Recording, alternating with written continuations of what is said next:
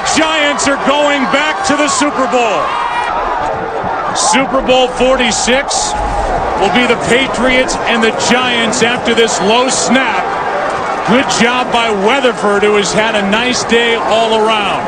Well, he sure has, and of course the way he punted the ball throughout this game, but to be able to secure a poor snap and get it placed then perfectly for Lawrence Tynes to kick the game winner. You know what? I appreciate the effort. I get the Giants are in town.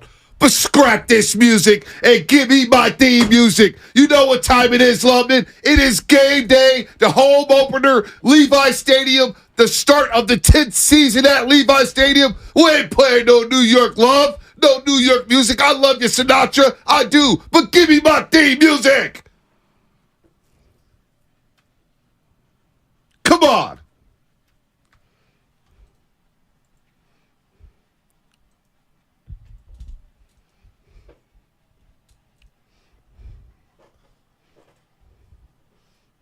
I got goosebumps!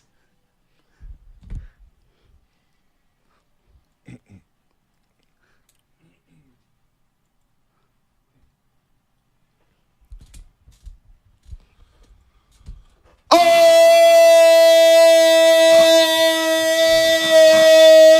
baby, what is happening, Roasters? Good morning, everybody out there getting off their graveyard shift. Good morning to everybody out there getting ready for work. Hopefully you're at work. If you are having a good day, be careful driving on those roadways, folks. We want to get you down to game day safely to watch the Niners beat up on the New York Giants today. Thursday Night Football, Brock Purdy. Will Brandon Ayuk play? He's a game-time decision. What about Nick Bosa? He says this could be the game where good things happen for that defensive line. What is happening, folks? Good morning, everybody on YouTube and Twitch. Powered by First NorCal Credit Union, the Xfinity Mobile Text Line. Lubman's doing solo dolo duty today on the board, taking your calls, 888-957-9570. What is happening, Shasky? It is game day. It is Giants. It is Niners. East Coast versus West Coast. I want this game. I will make it personal by 5 o'clock today at Levi Stadium. I cannot wait. You got me fired up. The Niners put out a hype video last night that I think got everybody hyped on their social media accounts. No doubt. I mean, I was hyped. When you give me the Golden Gate Bridge and a bunch of fog and Brock Purdy screaming into the crowd, I'm all there. And let me tell you right now, that New York, New York, I thought you were going to go straight to Snoop Dogg, New York, New York, right after Frank Sinatra. I love it. I'm here for it. The New York Giants, there's just something about them. They just, when we think of rivals, I'm serious. Yeah. We do not think of them at the top of the charts. But yet every time, every couple years, we get into the playoffs, it feels like we're fighting for the whole freaking ball of wax, right? Doesn't it? No doubt. I mean, this is a historic rivalry going back in the day here. They first played way back when, and I'll pull it up right here. They've played only 34 times in a regular season, which seems like a lot more. Can I guess the playoffs? They first played in 1952 when the Niners lost to the New York Giants 23-14. I'm assuming that was at Yankee Stadium. Stadium. One of the worst trades in 49er history, as we talk about all the different trades that have been great for them.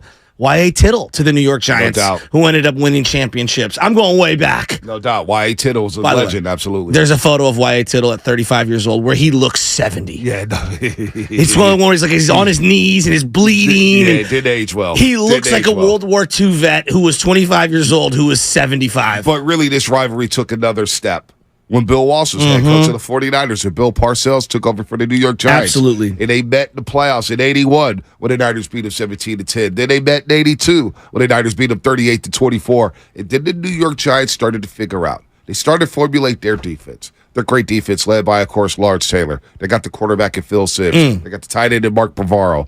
They had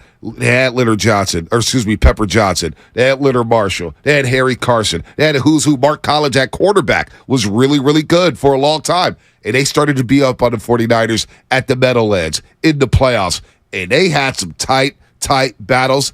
Carried over into the 2000s when Mooch and Jim Fossil was coaching the New York Giants, and the Niners come back in the wild card game. It happened in 2011 when Harbaugh took us on that dream season, that dream journey, that ride, that ended in an NFC Championship game, all due to turnovers by Kyle Williams. Lawrence Tynes makes it. Then, of course, they've had some battles in the past, but New York Giants, Niners, you really get some tightly contested bloodbath type of games, man. Backyard brawl type of games, man. The East Coast don't like losing to the West Coast. West Coast don't like losing to the East Coast. This is personal, folks. It is. New York versus San Francisco. Let's go. And it was interesting during the 80s when the rivalry really was at its apex. It felt like it was offense versus defense, even though it was more nuanced than that, acting like the Niners didn't have a defense or that the New York Giants didn't have a good offense, right? Like they were stymied opponents. They definitely, one got the best of one, the other got the best of the other. I mean, B, this is a fun one for me. This is a fun one for me tonight. And Brian Daboll, I think there's a lot of Kyle Shanahan, Jim Harbaugh in Brian Daboll. What he did with that New York Giants team and resurrecting Daniel Jones' career, it's impressive. From the outside looking in, I think most of us are like, Daniel Jones isn't good. Right, and they gave Daniel Jones a big money contract. What he's getting, $40 million a year. It's only a multi-year deal. It's only a couple years, 2 years, no doubt about that. But you look at what Dayball's doing and what the Giants are doing today. Look, the Giants don't have Saquon Barkley, and I'm talking about the New York Football Giants. And some people are saying, Bonte, why are you wearing blue? Well, there's a message I'm sending today. I got my Niners hat on. I got my Warriors long sleeve on, my dry fit on. These are the only two organizations that are worth talking about over the next 9 months. So I'm setting the tone like that. These two teams, the one on my chest, the Warriors, they're about championships. The hat that you're wearing, the hat that I'm wearing, they're about championships or trying to get championships. So that other team that laid down in Arizona, poor Logan Webb, I feel bad, shut them down. These are the only two organizations worth talking about.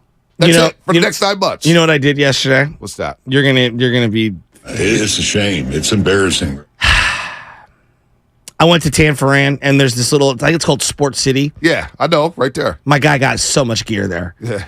I went a little crazy. Yeah, you're 5 minutes away from me. Tanforan's right down the street. I copped some new lids. Copped a new coat. Yeah, I'm ready for Niner season. Yeah, I haven't gotten any new gear yet. I still got my gear from last year. No new hats. I'm trying to save somebody here. But look, I ran into some roasters there yesterday. Yeah, they were all copping gear for tonight's game. Oh, yeah, no doubt. I bet it. We bought Baby Chaz some gear. She's ready to go. She said, Pop, I want popcorn, chicken, cotton candy. You know, I want the popcorn. I want ice cream. I want it all. And I want to go, ow. Really? She's ready to roll. So she'll eat popcorn? She'll eat everything. Oh, she'll eat everything. She loves snacks, of course, right? Well, every kid does. Yeah, no, exactly. You put a bowl of chips out, and it'll be half on the floor and half all over their mouths. Exactly. We got they filled this pile. What? We got the. Where's that from? The goo. No, we had our late night swim class last night. I saw some people.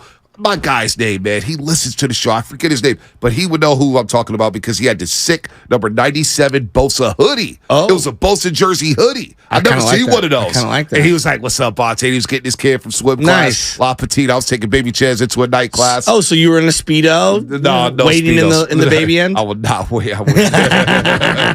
But here's I'm now imagining you 49er Speedo, Warrior skull cap to swim. Maybe I'll do that next week. That would be hilarious. I don't think Edda would approve that.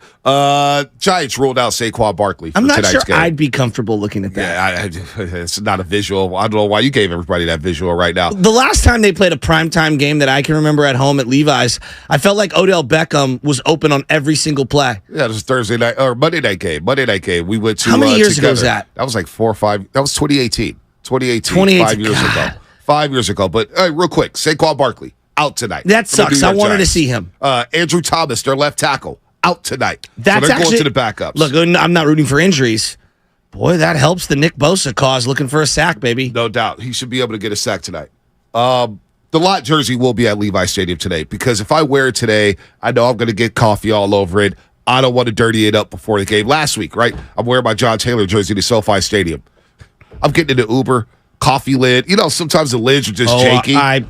Trust me. Coffee over the jacket, the North Face jacket from our boy Sleepy Floyd, and of course the John Taylor jersey. But I was able to get it out. But still, before the game, I got a coffee stain on it. There's nothing worse, and I'm not going to say which companies do this, when you squeeze the coffee cup and the lid just comes flying off. Yeah, we got to do better about the lids. We have to do better. Well, here's about what the I would lids. say to all these coffee cups. Stop filling me all the way to the brim. Right. Leave some room. Yeah, if I want a large, put it in an extra large cup and give me large amount, and then that way I could, add my fixings and stuff to it. Oh, it's so frustrating. So for the 49ers, what I'm interested in, And we'll break this down all day long, and we'll go into the rivalry. Because when I say New York Giants, what do Niner fans think about? 888-957-9570. And I want to hear from the OG Niner fans. The OG Niner fans know what we're talking about here. There's a lot of battles in the 80s and 90s between these two teams. You had some game winners that will play. We had some big hits. Montana got knocked out of not one but two playoff games against the New York Giants. Jim Burton and Leonard Marshall in 1990. And Matt was on the call for both of those games. Brian Young, I think, had a gruesome injury against the New York Giants on Monday Night Football. The same game, T.O. had a long touchdown in a quiet game. We talked about the wild card game coming back from 38-14 with Joe Buck, Troy Aikman, and Chris Collinsworth on the call. So there's a lot of history between these two teams, and I would love to hear from the OG Niner fans because I know how they feel about Big Blue coming to town. They travel. Those blue jerseys will be at Levi Stadium. When we went to that Monday night game in 2018, there's a lot of Big Blue fans there when Eli and Odell Beckham beat Nick Mullins and company 27-23. So I can't stand the New York Giants. I don't like anything about them. They think they're tough. They think they're New York. You're the third best team in the NFC East. The Niners need to show that tonight, that they are the third best team in the NFC East. But they're going to have to do it possibly without Brandon Ayuk, who's a game-time decision. And that's one thing we see Brock Purdy without Debo, but we haven't seen him without Brandon Ayuk, the best pure wide receiver on this football team. I'm very eager to see how Shanahan coaches this game if Ayuk doesn't play. I am too, and they have a rookie receiver who was busting out the New York Giants last week. They finally gave him some touches. So, I'm a little worried there because the secondary obviously had some exposure this last week. Can they, recapture that if you're the New York Giants? And you talk about Jalen Hyatt. Yeah. I think he had an end-around touchdown, and then he had a deep ball as well. So, look, man, This feels like one of those Thursday games where we also have to acknowledge Thursday's games are ugly. They are. Guys don't have the same recovery. You don't have the same opportunity to game plan. I respect both play callers on both sides of the ball. So I actually think this is going to be a little more offensive than we want to give credit for on a Thursday, but they're typically clunky. Right. I mean, these are clunky games, and they're also standalone games. No doubt. I'm here for it. And of course, the Niners, they've had this history, quote unquote, of struggling against mobile quarterbacks. Although I didn't think they struggled against Jalen Hurts last year in an NFC Championship game, but Daniel Jones will love to run. He's going to run that read option. He's going to run that zone read. And then Darren Waller. Identify where Darren Waller's at. He worries me. Darren Waller Hufanga. You're going to have to cover this guy. Is it Isaiah Oliver who comes in and tries to cover Darren Waller? Is it Avery Thomas? Where is he at right now? Diablo Lenore, did he pass concussion protocols? Will he be ready to go here? So, look, I don't fear any team. But it is a Thursday night, and you got to account for the sloppiness that comes with a Thursday night football game. Which version of the New York Giants, if we're going decades, do you have the most hatred for? Because I respected the 80s, and I put 1990 into the 80s. I couldn't stand those Kerry College Tiki. So I'm glad you said that. Jeremy Shockey. I loved Amani Toomer because he was local. But he talked a lot of trash. He did talk a lot. Could not stand Barber and Shockey. Kerry Collins, whatever. He to me was whatever. Sean Williams, the safety. Sean Williams wouldn't shut up. Antonio Pierce. Wow, you're going way back. Strahan was a talker, too. He was a talker. The best thing about that wild card game back in the early 2000s shutting him up. Was him walking off the field so irate. Because remember when T.O. scored a two-pointer and he put it at the scoreboard like, hey, we're still up. Well, not for long, Michael Strahan. And I couldn't stand Jim Fossil. Oh. I couldn't stand Jim Fossil. You know who was the offensive coordinator on that team? No. Sean Payton. Because he's a Parcells disciple. That doesn't surprise. Wow. I mean, I'm surprised that he was on it, but it doesn't surprise me when you do your little diligence. Really? Yeah, Sean Payton was the offensive coordinator. The other guy that I hated more than any other, and I look at we have Tom Coughlin in the beanie on the sideline with the jacket and the red face against us in Candlestick, and Eli Manning. I swear to God, we should have sacked him 50 times in that game. And he just kept throwing the ball away. He was outstanding in that game. That NFC, I know 1990 has its own baked-in trauma. You're going for a three-peat. Oh, no doubt. To me, the Jim Harbaugh, for me, walking out, as an adult, walking out of that stadium with that mist, it's one of the hardest losses I've ever had to swallow. We felt like a team of destiny in 2011. And to lose that game in overtime the way that they did, I don't know if I'll ever get over that game. No, I won't. I remember I started school the next day at SF State. It was second to last semester or something like that. I walked into class late. I walked into class late with pajama bottoms on. Oh. And a pullover. I did not get dressed. And the teacher looks at me and was like, hey, it's the first day. You may want to sit down. I said, I just need my syllabus today. I'll be back Wednesday. My sister, Brittany Hill, had to call me for me to wish her a happy birthday. It's like, I got to call you to wish you a happy birthday? Well, today, yes. Wow. That game depressed me. It's probably a top 5 loss. Oh, in Niner history? Fan. Absolutely. Hell, especially looking back, and then they win the championship. Like, it's hard not to do that comparative shopping. No, it's not. It really isn't. It really isn't. I mean, Bonte, let me give you some of these names on here. Brandon Jacobs, okay, who was started on the Niners that year, if you remember correctly. And then I thought he started on the Niners the next year. Oh, I thought it was 2011. Next year, yeah. Him and Braylon Edwards were 2011. Maybe I'm wrong. Maybe you're right. You're right. I could be Danny wrong. Ware, Victor Cruz, Steve Weatherford, the punter. Remember him? Yeah. Hakeem Nicks, Mario Nicks Manningham. That team, and then a former Niner, Bear Pasco. Yeah. He made a play in that game. Yeah, 2012, Brandon Jacobs. I thought he was 2011. 2012, and he played 2 games with the Niners. And he lasted 2 games. Yeah, he had. It was one more than I remember. Right. And he had one of the most atrocious touchdown dances in history. Do you remember his touchdown dance? He had scored a touchdown, and he was like I don't remember that. It was a mechanic. Go look it up. It was now I gotta look awful. it up. It was terrible. I was like, what the heck is he doing? It just never felt like he was a real Niner. You know, it just didn't feel like he was a Niner. So and Antrell Roll never shut up. I mean, that team was very unique. Lenville Joseph killed us. That's a good team. They had a really good team. Good team. I hate that 2011 Giants team. Then you go back in the day, the late 80s. You go back to the Monday night game when both teams were 10-1. And Ronnie Lott and Phil Simms are barking at each other after the game. Barking. Yelling at each other. These two teams, these two organizations hated each other. Remember Parcells, the famous clip where he's telling Bill Walsh, hey, knock it off. Because Bill Walsh was like, hey, the headsets are going out. A little gamesmanship here. When we go to the great montages of 49er history, is that the greatest, like, slow motion outside of the Super Bowls? The Joe Montana pass in the fourth quarter to Jerry Rice where the safety and the cornerback collide. Is that I'm giving up too much. You're smiling. Did I ruin something? No, you didn't ruin anything. Keep talking. Is that the singular moment when we think of the Montana-Rice connection? Love it. Do we got that on our board yet? Let me know if we got our sound here, because I was that 88? I want to play this. Let me know when you Jerry Rice 75-yard touchdown. Go ahead and play it. With less than a minute, he got pounded all game. Oh, yeah. He was awful. Yeah. He was awful. And Did Steve start that game? Steve may have started that game. That's great knowledge. And you know what's crazy?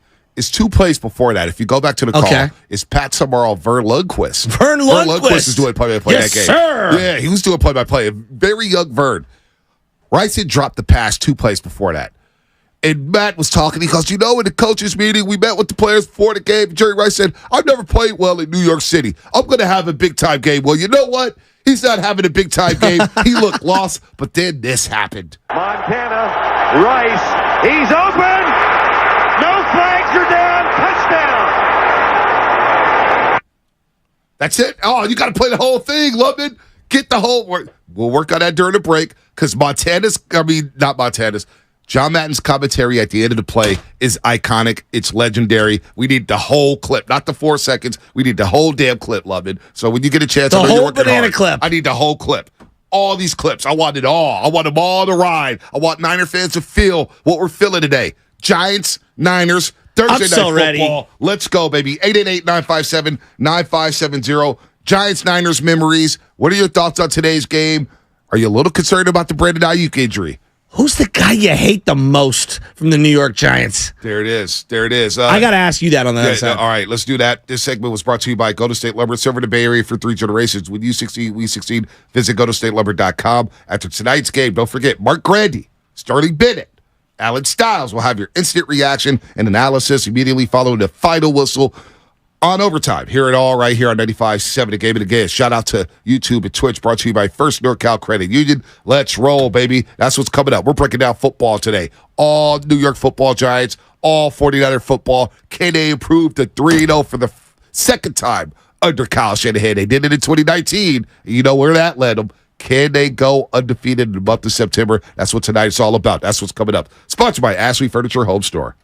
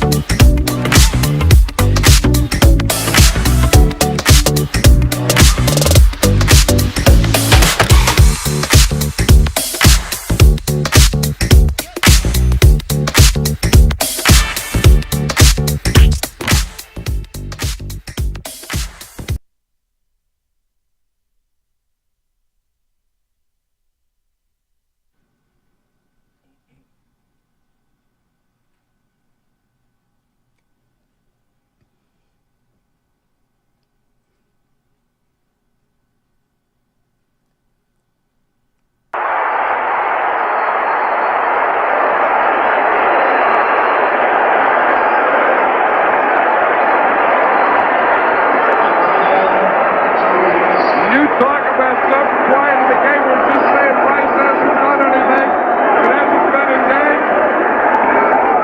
They get Jerry Rice out there on Mark Collins. He's covered him all day superbly. Montana, you worry, can he throw the ball? He was only 1 for 4 over 10 yards. He hits this one to Jerry Rice and breaks the game wide open. 70. What's going on, Roasters? I love it's Brian Baldinger with the NFL Network, and you're listening to the Morning Roast with Bonte and Shasky on 95.7 The Game. That was September 11th, 1988, 20-17. Jerry Rice scores with just a buck left on the clock. A 78-yard touchdown pass from Joe Montana. Steve Young did start the game going 11 of 18 for 115 yards. Joe Montana came in and replaced him, 10 of 18, 148 yards.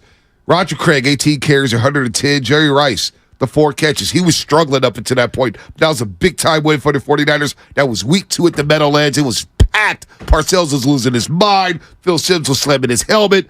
That's just one of the many highlights this rivalry has produced over the years, man. Niners and Giants tonight at Levi Stadium. So there's one player that I hate above all others, and I did not watch this guy live, but this is through my dad, and through my grandfather. It's Jim Burt.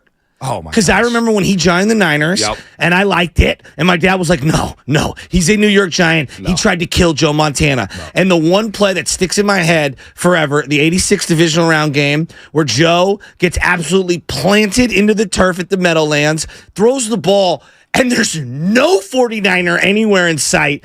And Lawrence Taylor runs it. They lost like 50-3. Lost 49-3. There you go. 49-3 at the Meadowlands in the divisional round. They got smoked. And I think Lawrence Taylor had it. I think he caught that was an interception and a return for a touchdown. Wow. On that play. Yeah, but Jim Byrd completely planted Joe Montana into the ground. He did. And Joe just lied there. Well, we'll have all these highlights. That was a different era, man. We got a lot totally of highlights different here. Era. We got a lot Could of you highlights. Imagine Brady playing at the Meadowlands against That's why Joe Montana's my GOAT. He had to go through that defense.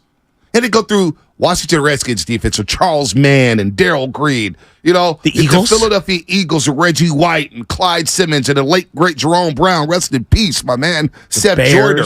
The Bears. I mean, you had some blue bloods. The Rams were no slouches with Kevin Green coming off that edge. No. So, you had a lot of good defenses back in the day. So, listen, man, we're going to go down memory lane. Daniel Brown. I remember when please stop with the memory lane radio. Such boring radio. We get it a long time. No, it has nothing to do with that. There's going to be some young. Here, let me explain something to you, Daniel Brown. I'm going to be very, very positive about this. There's a young Niner fan who's going to go to the game today. He's going to be about 9, 10 years old. And he's going to look up at his pop or his mom or his uncle or his auntie or his grandma or his grandpa. And we're like, man, why do Niner fans hate the New York Giants so much? And that uncle, auntie, grandma, grandpa, mama, papa is going to explain to this young 9, 10, maybe 8, 7-year-old saying, this is why we can't stand the New York Giants. Because of the history. Generational. What happened. Generational. So we educate everybody. You never know who's listening. Daniel Brown, you can talk about it. Hey, we're not going to do this all day. We're breaking down the game, but we're breaking down why this game means something to Niner fans. And if you don't want to tune in, then I don't like saying this, but you know what, Daniel? You could turn the damn radio, go listen to some other boring stuff. Well, and here's why it matters to the current 49ers, because these standalone games are viewed by everyone in the league. And it feels like to me early on in the year, Philadelphia had a standalone game. And if you don't think the 49ers are watching that with a fine, I'm talking about current players. Right. Forget the fans right. for just a second. I'm talking about the players. Right. And if you don't think they're making their own judgments based off these standalone games, it feels like college football for the Cowboys, Niners, and Eagles in the NFC. Not only do you have to win, you have to impress the other opponents. Mm-hmm. And you have to win with style points. Mm-hmm. Tonight matters a lot. And it also matters for people like Nick Bosa to prove TJ Watt has shown now on a national stage. Right. He's that dude. Right. You don't think Nick Bosa wants to answer back? There's no doubt. Micah Parsons has proven on a standalone game, on these primetime games, he's that dude. Yep. Bosa knows he's that dude. No doubt. But he wants to go out and show it. He wants to go out there and show it. And he's eager to shut people up about him having no sacks for the last 5 games. 925 is Swinging Bubble text line before we get to the lines. Shout out. Thanks for the trip down memory lane. I was 11 years old, and I'll never forget watching the game while my dad was listening while working in the backyard. Thank you for the trip down memory lane. That's what sports is about. 415, Jim Burt literally broke Joe Montana's back. Literally. 650. Literally. 650. I show my son all the big losses before any game. before any game. That's what it's about. When you think of like horrible playing surfaces in all of sports, Veteran Stadium's at the top, Meadowlands is right behind it, right? Right there. I mean, like, horrible. The old Meadowlands with that concrete turf, and now MetLife Stadium, which is even worse. They've always had dumps right there. Yes.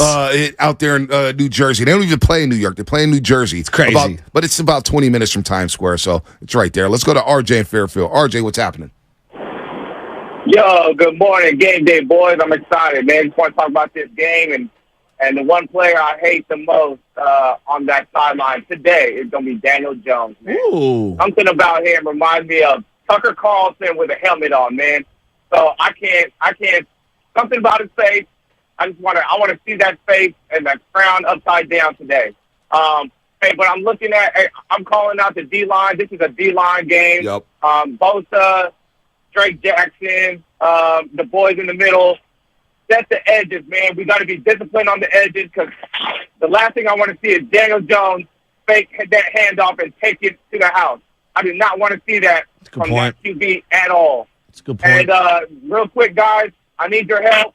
Brock Purdy, 227 yards passing, more or less? Thanks, guys. I'll take your answer off the air. You know what, RJ? I don't really care. I'm going to go under for him, though, because he's looking for some betting stuff, and I think under. Yeah. I mean, 217? Yeah, 227.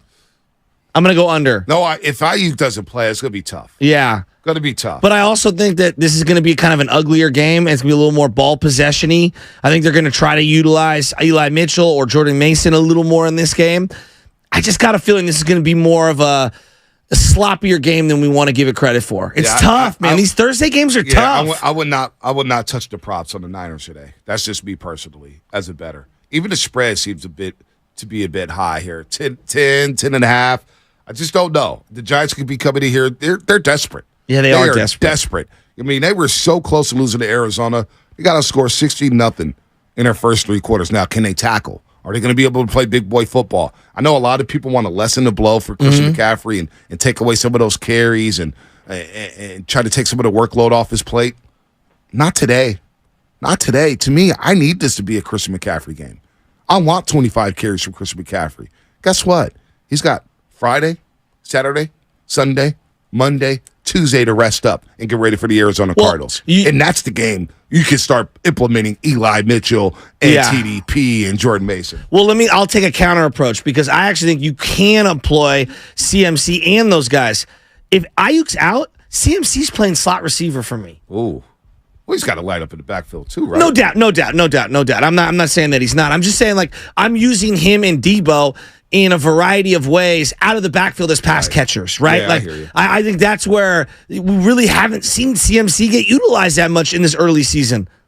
Yeah, 2 minutes. Oh, yeah, there we go, Love It. Love is back there. Can I ask you a question? I feel bad for Love It right now. He's running around. I see him just moving all around that studio. I give him so much sound. He is moving. He's sweating through that T-shirt right now. Go ahead, ask the Meadowlands, right? It's one of those kind of storied places, the way Candlestick was. Remember that logo in the middle? It was red. It said the Meadowlands. And it's the state of New Jersey. The blue just background behind it where like the pillars and stuff are.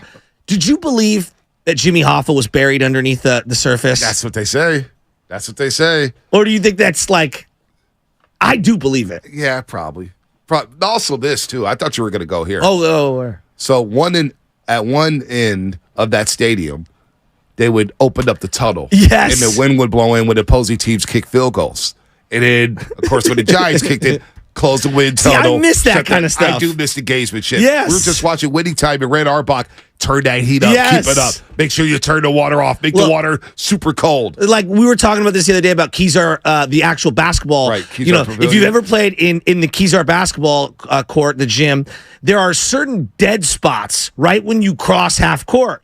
And you'd know that if a person's dribbling, the ball would just die because the springs or whatever don't work right there. I love those subtle nuances of the old venues. Right. All right, let's go to break here. We'll reset on the other side. 888-957-9570. What's your key tonight, man? What is your key tonight? Who is that New York Giant that you hate? It's Niners and Giants. And by the way, this is the start of the 10th season at Levi Stadium. 10th season. 10? Already. I have a shout out on the other side, too. Oh, it's not Friday. It doesn't matter. I promised some people I'd give some shout outs. Oh boy, let me guess. The Olympic Club. Well, you don't have to deliver on it. You don't have to deliver on every promise. You tell those jabronis, enjoy your championship. That's all you get. I under-promised and over-delivered. Oh, boy. No, you probably over-promised, and now you have to over-deliver. I know who you are. I got you. I'm going to say this and that, and I'm going to spend 10 minutes on you. All right, what's coming up in the game? Not service spending making 10 no minutes. compromises. More of your phone calls. Shout out to YouTube and Twitch. Giants and Niners coming up. Let's 5:15. go. We're setting the tone today.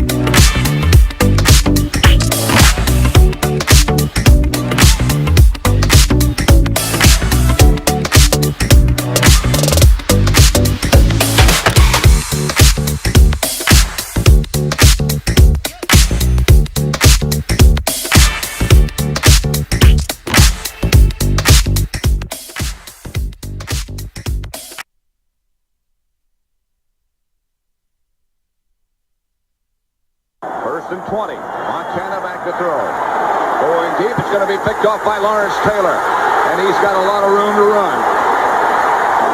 Montana is down. Taylor is in the end zone. But Montana is hurt. This was the intended receiver. Lawrence Taylor was the only man there as Montana took a shot. The hit, it was Jim Burt. Burt came through and unloaded on Montana. Montana just threw it out there. As you say, Lawrence Taylor was the only guy out there. I tell you, Montana was really bounced off that turf. It looks like they're checking his right shoulder. But you think again, Burt is going to come straight up the middle off Quillen's block there, hit Montana. I don't know, it could have been either shoulder the way he hit there. Woohoo! What's going on, Bay Area? It's your boy, Chewy Gomez from 102 Jams. Listen to me every day, 3 to 7, playing your best hip-hop and throwbacks. Now back to my boys, Bonte and Shasky, right here on 95.7 The Game. That was one of the lowest points for Bill Walsh, Joe Montana, the 49ers, January 4th, 1987, in a divisional round game. The New York Giants roll over the San Francisco 49ers 49-3. Joe Montana knocked out right before halftime. He was woozy. He needed 3 people to help him get back to the locker room. He was knocked out of that game. He was 8 of 15, 98 yards, 2 interceptions. Jeff Kemp had to replace him. He wasn't much better. 7 of 22 for 64 yards. They got shut down all around. Phil Simms had his way, 4 touchdown passes. Joe Morris ran all over him, 24 carries, 159 yards, 2 touchdowns. And that's just one of the many, many legacy games these teams have produced against each other. We got some Niner highlights, trust me. They've been on the good end of some good playoff games, including Ricky Waters, 5 touchdowns in a game against the New York Giants in a playoff game. Remember that? I'm ready for that one. Jim Burt, man, did you know what college he went to? I do not know. Sam Lubman. Did he go to the U? It's all about the U. Did he go to the U? Yes, he did. Wow. Undrafted. When I think of nose tackles from the 80s, like that's who I think of. Someone like him. Neck roll, giant, just the number 64 for crying out loud. No doubt. With the double rubber elbow pads, just a throwback player, crushed him. That's one of those, like, when we talk a lot about like the Niners, you know, when they won the Super Bowl in '89, they kicked the crud out of the Rams on their way to doing it. That's one of the signature victories of the Parcells era, No doubt. en route to the '86 Super Bowl. And they blew up the Denver Broncos. They beat up on the Redskins. I mean, that Giants, he was vicious there. Jim Burt, he explained that hit on Montana. Lubman, let me know if you got it ready to roll here. Jim Burt, they wanted to score 100 points on the Niners that game. Here's Jim Burt explaining that hit. Phil Simms gave us the confidence, scored 49 on him, and I wish we'd have scored 89 on him. So, pre-snap, right before the hit, take me through what happens before you blow Montana up. It was just before the half, and they were trying to get down and get a score just before half to try to get back in the game. What happened on that play? LT dropped into coverage. So I went in, and he was in the midst of letting the ball go, and he hit him right underneath his arm. So when I hit him, he kind of flipped, and as he flipped, he came down, and he actually came down right on top of his head. I knew it was hurt because it was a thump. It was one of those things where you kind of like get the perfect hit. Throws wildly, intercepted. There goes Taylor down to the 20. And touchdown. LT, way to go. Man, and when Jim Burt walked off the sideline, all these Giants all his teammates were like hitting him in the shoulder. Oh, yeah. Yeah, good hit. Hell yeah, good hit.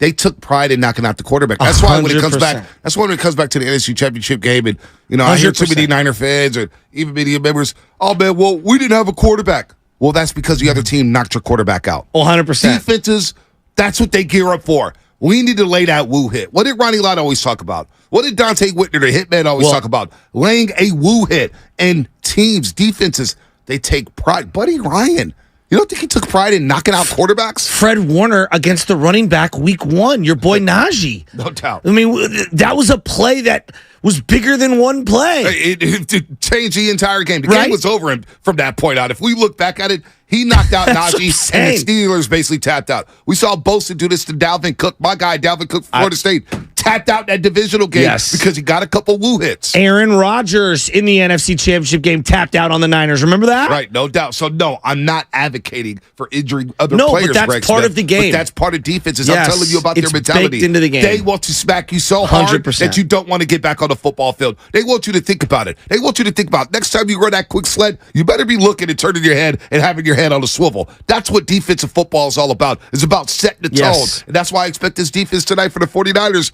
to pick up where they left off in the second half against the LA Rams and let Daniel Jones know it's not going to be a picnic tonight. You're not going to have your way. If you run out of that pocket, you will get laid out. I'm not saying injured, but you will get hurt and you will feel it. You know, I was thinking about how would they have reacted last year, 1 year ago, before McCaffrey with no Ayuk. I think they'd be in trouble.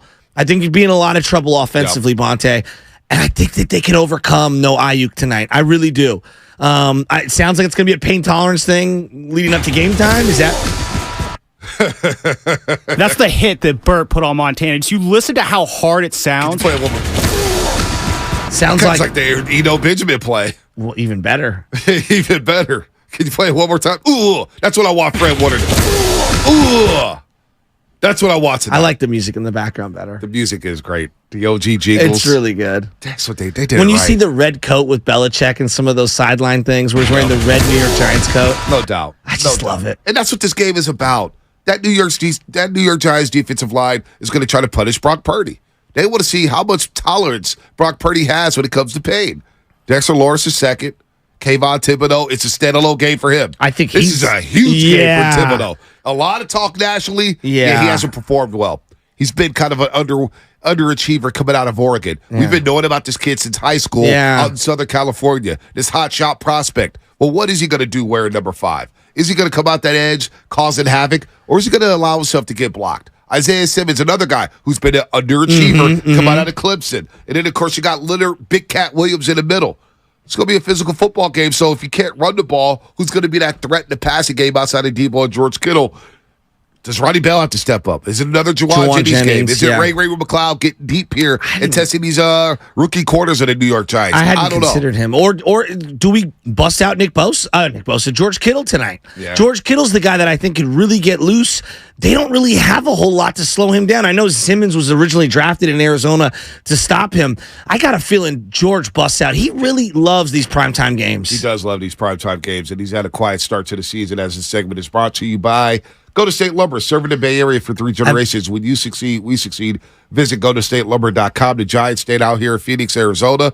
After playing the Arizona Cardinals on Sunday, rallying from a 20-0 deficit, they kind of staved their season from an early 0-2 hole. They missed a lot of tackles. James Conner ran all over them. Joshua Dobbs, quietly had a nice little day for the Arizona Cardinals, who are really, are they trying to win football games? Are they trying to stay competitive? I'm not sure. Yeah, I don't know what's going on down there, but they have a terrible, terrible roster right now. But the Giants, they fought life and death with them. Now they come in Levi Stadium without Andrew Thomas, their star left tackle. They come in here without Saquon Barkley. We all know who Saquon is. So now we're going to see Matt Breida, the Cheetah, former 49er. We're going to see Gary Brightwell, Eric Gray. Who are these running backs here? You know, who are these guys? Well, I know who Matt Breida is. When he was with the 49ers, he can hit a home run. But we found out he does not like physical football. He's a run to the edge, get out of bounds kind of guy. Not that he can't be effective. I just don't see how he's going to have a big impact on a game like this. No doubt. Yeah, not Breida the Cheetah, but if he does get outside, he does have speed. He has major speed. He has major speed. As you're listening to 95.7 again, KGMZ FM in HC1 San Francisco, always live on the free Odyssey app. Download the Odyssey app and favorite 95.7 The Game for the best and most up-to-date sports coverage. Do not forget, you can also watch us every single day on our YouTube and Twitch streams, sponsored by our very good friends at First NorCal Credit Union. And just log on to search 95.7 The Game. Be sure to like and subscribe to the channel. While you are there, don't forget, after the game, Mark Grady's 30-minute Alice Styles will have your instant reaction on overtime, immediately after the game. Hear it all right here on 95.7 The Game as we set the tone for Giants and Niners. Brendan Ayuk, game time decision. Ambry Thomas, we'll see if he can play with that knee. Diablo Lenore, we'll see if we get an update on him as well. He should be able to play because I think he's had a good start to the season. Yeah, I'm with you on that one. I was looking at some of the videos that Baldy was putting out again. The Trent Williams video is really impressive about just how they like to run behind Trent. Aaron Banks has gone really under the radar. I think people that are in the know that follow these things, that understand sophisticated line play, Right. know that he's a very good player. I just didn't realize how good he was. They really got a player in Banks. And a lot of people thought that was a waste of a second-round pick. Now, they held... Tomlinson was good for them. Tomlinson was really good. He was really good, but Banks got to learn behind Tomlinson. Yeah. He was able to learn behind Williams, Trent Williams, that is. And even then, Mike McGlinchey, I'll give him some credit there. Aaron Banks, he may not be mentioned now, but if you block Dexter Lawrence the second, and if we don't hear Dexter Lawrence the second name tonight, if we don't hear his name tonight, and if we don't hear Leonard Williams' name tonight, that means Banks did his job. And that's how you get credit nationally. Yes. That's how you get recognized by your peers. You talk about standalone games, Thursday night games, Monday night games, Sunday night games.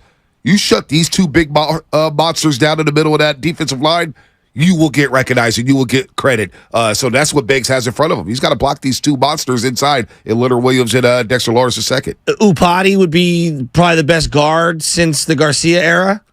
Yeah, probably. You think so? Yeah, probably. You weren't big on Upati?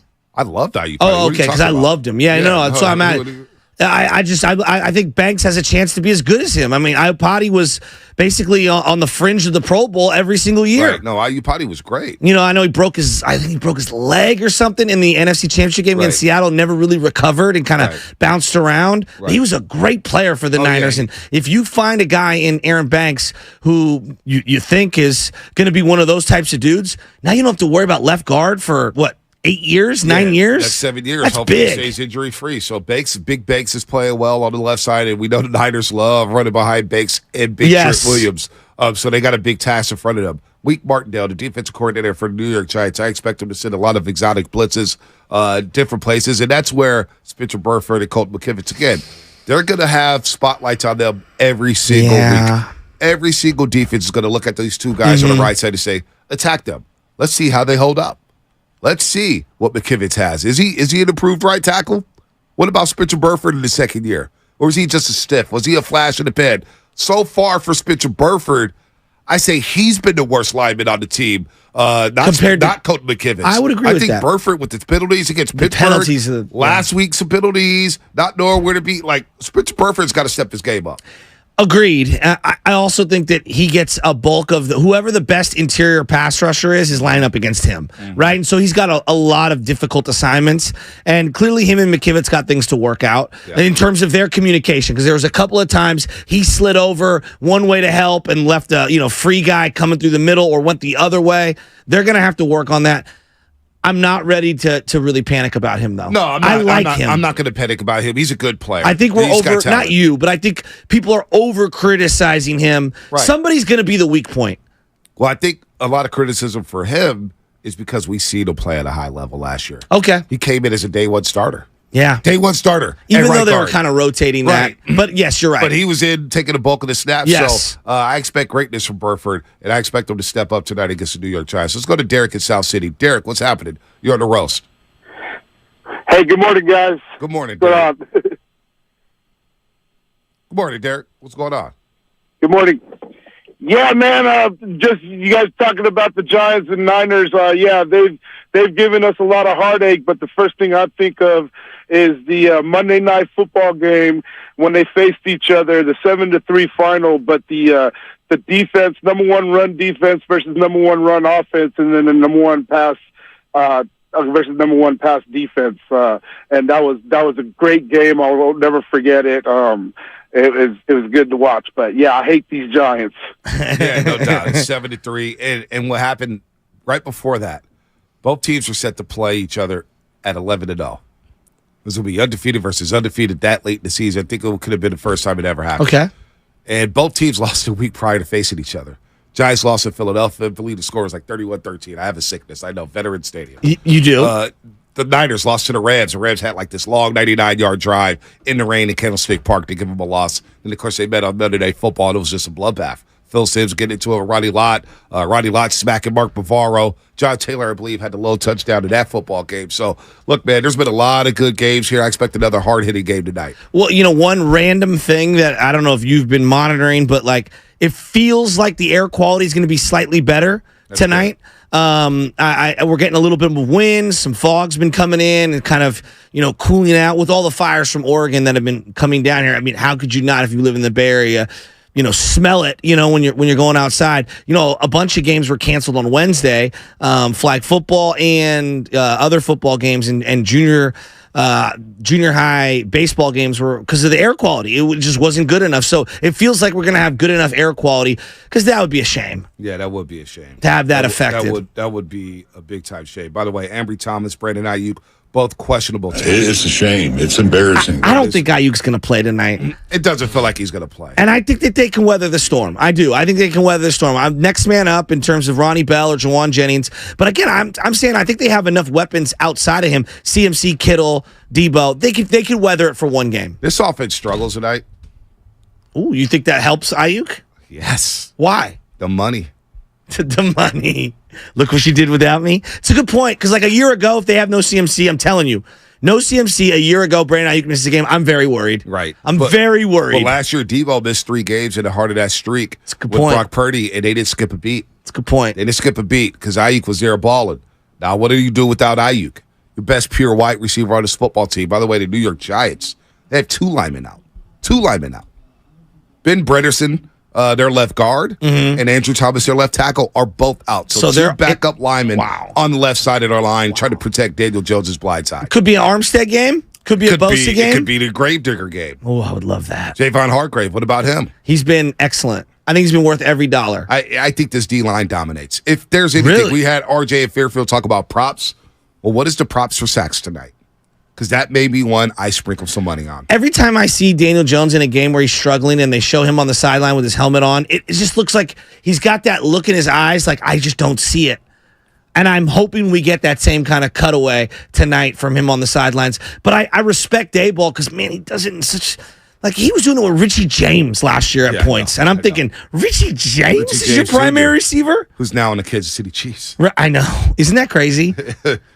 Andy Reid loves former Niners. But Darren Waller's the guy that I worry about. Not that, like, these guys can't cover him. He's just a very unique athlete who makes plays, and I respect his ability. And he's a guy that I think could cook on a night like tonight. Yeah, how do they have time to throw without Andrew Thomas and Ben Bredesen? I think it is a big-time ball. I think this defensive line can get after them. Even if you send a couple blitzes at Daniel Jones, I think it could be a long night for the New York Giants offense. You lose 2 linemen like that against this defense on a short week, try to prepare for these hogs up front, it could be problematic for the New York Giants to the point where offensively, where RJ Fairfield talks about the props of Brock Purdy, may not have to throw the ball a lot tonight. Well, run the ball, milk the clock, don't turn the ball over, get out of here healthy. Well, and when I'm looking at it from the New York Giants perspective, you got to think they're going to do what McVay's done this year and in the past when he doesn't feel like he has competent offensive line play. Screens, smoke screens, quick hitters, short stuff. Like, he's going to try to get rid of the ball immediately and use that pass rush against itself. Yep, no doubt. How about this? Our YouTube poll question of the day. Sacks for Nick Bosa tonight. Over, under, sack and a half. Over, under, sack and a half. So far, 67% says yes, he will have over a sack and a half. I'd love to see him have that Alden Smith Steeler game tonight. 4 sacks. Yeah. Prime time. Let the lights go out. Absolutely. Absolutely. By the way, shout out to the Xfinity Bubble text line. We see your text right now. 650. They better not struggle tonight after the Cowboys beat them 40-0. Well, they may not beat the Giants 40-0. Who knows? If they win 3-0, I'll take it. Yeah, I don't care. I really don't care. It's all about getting that W here. 888-957-9570. How do you feel about this matchup here? Any concerns about Brandon Ayuk's shoulder? Any concerns about Brandon Ayuk not playing in this football game? He's questionable right now.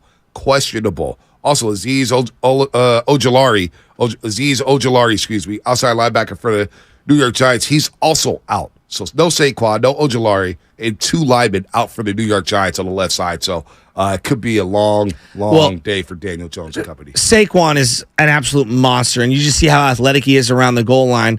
He's the guy you fear more than any, but you can't let up, and I don't think they will let up because these standalone games matter to them in terms of like, hey, we're going to get the W before anyone this weekend, and we're going to try to impress everyone. It feels like the Niners are on a mission, a business mission all year. You know, Saquon is such a difference maker. He's a stud. He is a stud. He's a stud. Now, 33rd team, week 3 quarterback power rankings. I don't even know who these guys are, but they have Brock Purdy ranked. 33rd what? 33rd team, week 3 quarterback power rankings. Derek Klassen ranked all those quarterbacks, and everybody does all these quarterbacks. And I kind of like it. Brock Purdy probably saw this last night. He's like, okay. Brock Purdy ranked the 19th best quarterback in the league. Daniel Jones, 20th in the league. You know who's behind Daniel Jones? Jimmy Garoppolo. 19? Who's in front of Purdy? Just Jordan Love. Tickle me a little here. Jordan Love. Okay, I mean... Six touchdown passes, no interceptions. No, he's been really good. But I mean, like, Purdy's won playoff games. Does the resume matter now? Derek Carr? No. Purdy's better than... Come on. Russell Wilson?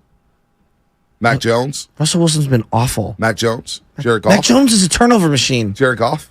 Okay, I'll listen to Jared Goff. But Ryan Tannehill ranked 13th. I mean, come on. Throw this. All right. What are we doing? You're gonna make my head's gonna explode too early. Joel in San Jose. Joel, what what's the happening? heck? Joel, San Derek Jose. Carr's where I draw the line. Joel, San Jose. What's Give me happening? a break. What's up, What's Joel? up? What it do? It is game day. We woke up. We're ready to go. Hell We're going yeah. to the game tonight. Brock Purdy's first home game this year. We're lit. We're excited for it. The Levi's crowd ended the season last year against Seattle, against the Dallas. We were hyped.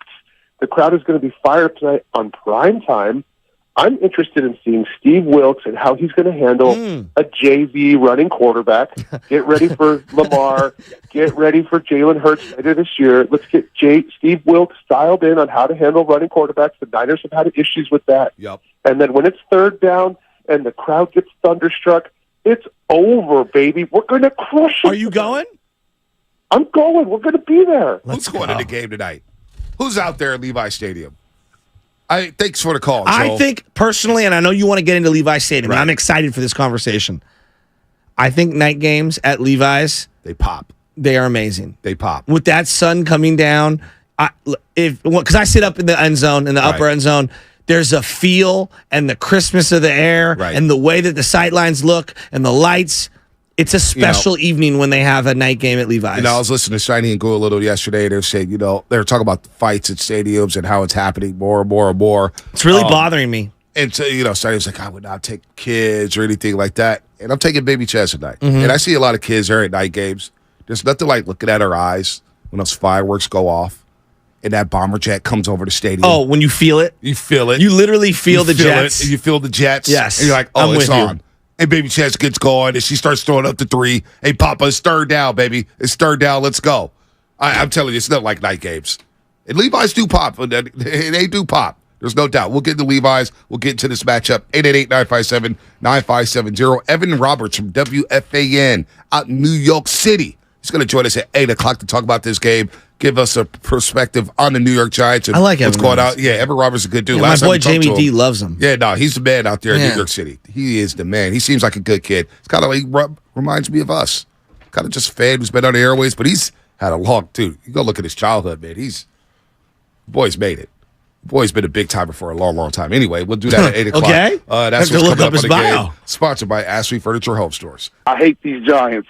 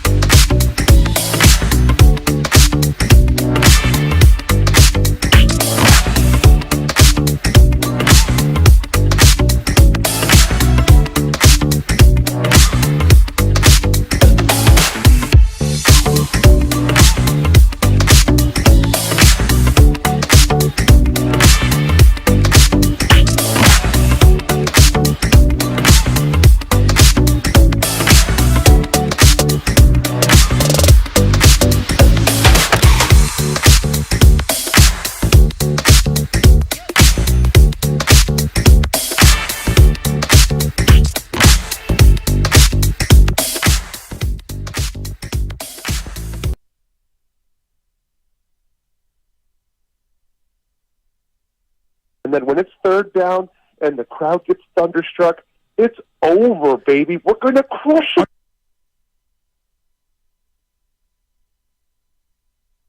Trey Lance, Deebo Samuel, Nick Bosa. Ooh, man, I can't wait to talk about the Niners. What's up, Bonte, Shasky, and all the roasters? It's Baldinger. I'll be back with you guys every Tuesday morning at 7:30 to break it down. All right, boys, take it away. You know, Baldy's watching this game. He was at dinner with his mom last night. These are the games he loves. This is third down. Can I do my AC/DC? Go ahead. And it right in the middle of the night. Thunder. Not bad, right? Keep it going. How about this thunder back in 03? Terrell Owens against the New York Giants. 10-10 left in the first quarter. Now the 49ers start with it from their own 24. That's Terrell Owens. That's Terrell Owens. That's a touchdown, San Francisco. No flags. How about that? Thunder. How about that? T.O. making his mark on the New York Giants. A lot of great games between these two teams in the past. Should be a body bag game tonight. And I don't mean literal body bags, but I mean hard-hitting, nastiness. Niners are trying to go to 3-0 for the second time under Kyle Shanahan. 3-0 for the second time under Kyle Shanahan. They did it back in 2019. Of course, Brock Purdy. Every game that he started, he's walked off the field as a winner. As a winner. Will that happen again tonight? Anybody concerned about Brock Purdy after he missed the 2 deep balls? I'm not worried about Brock Purdy at all. You know what I hope tonight? Like tonight's a great example. You got Daniel Jones against Brock Purdy. Who do you trust more? Right. But not only that, and I hate doing the whole versus. No, yeah. Because Brock Purdy's going up against their defense. I agree. But I do want Shanahan to call a play-action deep ball on the first play of the game. Just to shut everyone up. How sick would that be? Throw it up to Ray McLeod or Roddy Bell. How sick would that be? Maybe not. Maybe not. We'll see. Only God knows, right? I think you're going to get at least one smokescreen from Ronnie Bell tonight to give him an opportunity to run through someone's soul. Yeah, I want to just get him his space. Let Deebo run the smokescreen stuff. Ronnie runs it pretty well, dude. He runs it hard. But I like Ronnie. Ronnie's ready to kill, crush someone's soul. You're coming off. You're throttling down. I thought he made some really nice blocks in the game. He did. I also saw him get his helmet knocked off last week. That's part of football. You know what I'm saying? That's part of football. Did you see Shadur? Shadur's helmet got knocked completely sideways. Oh, yeah, no doubt. It's Xfinity Mobile text line, 209. Do a lot of Niner fans feel like this? What's that? Are we getting a little overconfident here? 209. This game is not going to be close. Not too excited if I'm being honest. But a win is a win. Oh, no, I disagree. I'm really excited about this How are you game. not excited about 1 of 17 football games that you get a year? Well, and it's a standalone game against a team that was a playoff team last year that we think is going to take a bigger step forward this year. I know they have underperformed early. Week 1 is different. Your divisional opponent, like we've learned last week, is different. Dallas is really, really good, okay? And they clearly present unique problems for the New York Giants. It doesn't mean that they can't match up well against the 49ers tonight. Right. I think it will. I do want to see, and as someone else had texted this in, will the Niners play up or down to their opponent? No, I think they're going to play. They know what time it is. You got to keep it in the back of your mind. They do not want to travel in the playoffs. No. They would love to stay. They would love to stay in the state of California. Yeah. And if they were able to get past, everybody in the NFC, well, guess what? You got a 2-hour flight to Las Vegas. Yeah. Hour and a half or whatever it is. So they're not looking ahead. They're not looking over the New York Giants. They watched what they did in the second half last week. They exploded for 31 points in the second half. I don't care if it is against Arizona. Y'all score 31-8. You rally. Daniel Jones played well in that second half. Obviously later on in that game, they lose Saquon Barkley due to the ankle injury. But how are you not excited? It is the official home opener. I know last week at Levi South, the SoFi Stadium, that was the unofficial home opener. There was nothing but red in that stadium. Ram fans that were outnumbered 5-1, maybe 8-1. But this is the home opener. This is the last time you saw the Niners on the field at Levi's. They were beating up on the Dallas Cowboys. All right? So you're not excited? Oh, should be jacked up about this. Think about the East Coast media. You lose this game, and what you're going to have to hear all week. Because I don't care, but a lot of fans do care. I care. Because I know they're going to call the show. Yeah. Oh, we can't beat the New York Giants, and everybody's going to be clouded all these networks you watch. That's why you don't overlook them. That's why you get excited. Whenever you get an opportunity to beat up on a Chicago, to beat up on the Philadelphia, to beat up on the Washington, Dallas, the New York Giants, the Patriots. You got to take that. The Pittsburgh Steelers. Those games mean something to a lot of people. Agree. Well, this is where you get your Pro Bowl votes. This is where the All-Pro voters, they think Thursday Night Football, wow, All-Pro Fred. Look at what he did. That's what I'm saying. They're going to roll out our lineup. Yep. They're going to go All-Pro Fred, Nick Bosa. He just got the bag. Wow, look how good Dre Greenlaw is. Talanoa Hufanga is making big strides. Let's see what's going on with this high-priced free agent and Javon Hargraves. Eric Armstead's been really good for quite a long time. What's going on with this young guy, Drake Jackson, who had 3 sacks in week 1? Like, there's a lot on that defensive side. Then you flip over to the offense. CMC. I mean, the guy is 80 yards up on everyone else in football right now. I think he's quietly having, through 2 weeks, put his name in the hat for MVP. No doubt. Right? Deebo Samuel. Last year it was different. Everyone knows who Deebo is, but like being a sustainable superstar, I think that's still questionable. I think that's fair. Anyone can have one great year. Can you have multiple great years? And that's how you put yourself in that Tyreek Devontae category, A.J. Brown category. Those guys have monster years year after year after year. And then Brock Purdy, right? George Kittle. How many George Kittle commercials are we going to get tonight? Yeah, I don't know. I'm going to be at the game, so. And then when I watch probably it back. 10. And when I watch it back, I'll be fast-forwarded to the commercials. I know. Listen, I just saw something here on the text line. YouTube. Sentinels football channel. If Dallas gave them a donut, we need to beat them 50-0. Why do we need to beat them 50-0? Why? Why do we need just the Niners are going to face Dallas in a couple weeks. Niners could win this game 16-13 and beat Dallas 31-17. Does that even matter? Does that even matter? Style when Dallas, points? Yeah, does that matter? Do you think going into this, wow, Dallas Cowboys beat them 40-0. Whoa. We need to do this, X, Y, and Z. I don't care.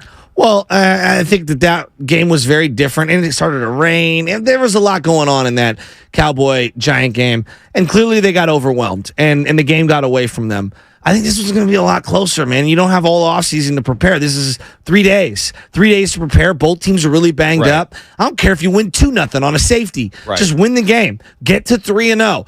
Get the 10-plus days of rest. Get ready for Arizona. Wow, G. Martinez, I want domination. I do believe this D-line will dominate tonight. But I think the New York Giants defense is going to come to play. The chess match between Wink Martindale, the D coordinator of the New York Giants, and Kyle Shanahan. Last time, Wink Martindale, he was a D coordinator in Baltimore for a long, long time. And Shanahan and the Niners played them, remember, in 2019 in Baltimore in that rainy game. That was a hard-hitting football game, 20-17. The Niners were able to move the ball at times. They had a couple fourth down shortcomings. Remember, 4th and 1. They blew it on a gun run. Akers missed a kick. Jimmy threw an interception in his own territory. Wait, Jimmy? Yeah, Jimmy.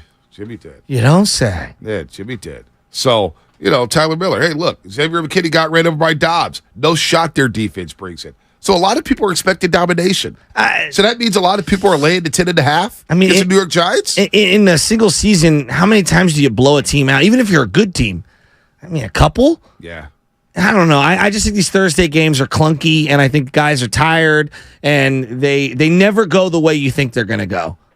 I don't know. I think this is going to be a stiffer test than people are giving it credit for. Why do you think that? Just because I respect Brian Daboll, and I think that they've clearly put their foot in the sand last week at halftime and said, we are not going to have our season be ended in the first quarter of the year.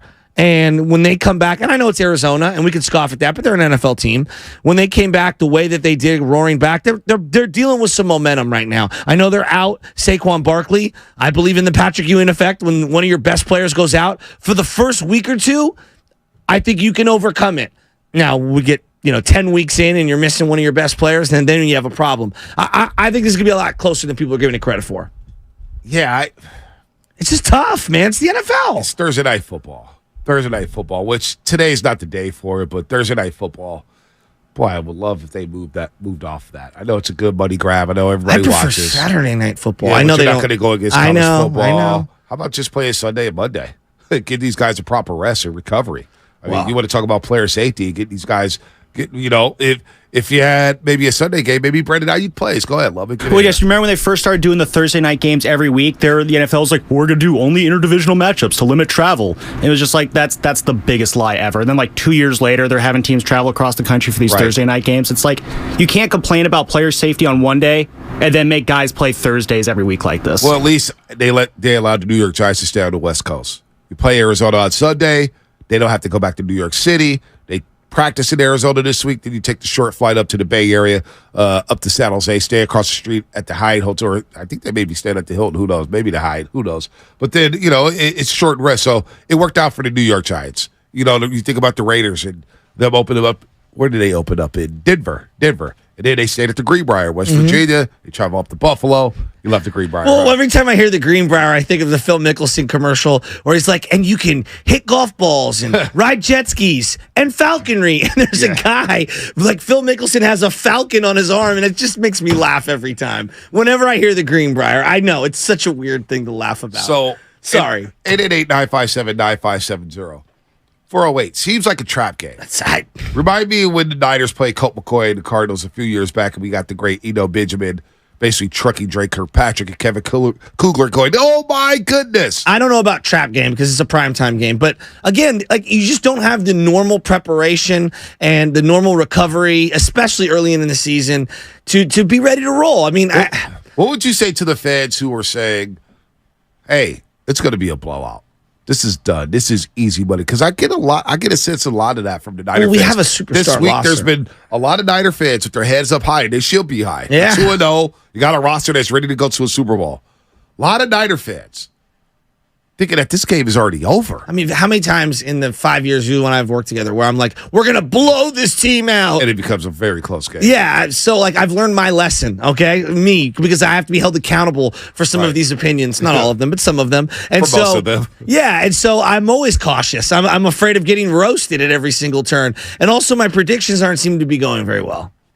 What was your, which predictions? All of them. What, you don't really make predictions. No, I'm not a big prediction guy. What predictions did you make? Well, I mean, I would get roasted for pivot, no panic. Oh. Well, I mean, treating my opinions like the stock market where one day it goes up, the next day it goes down. Next thing you know, I'm being called flipper, Who cares? I'm not a porpoise. Who cares?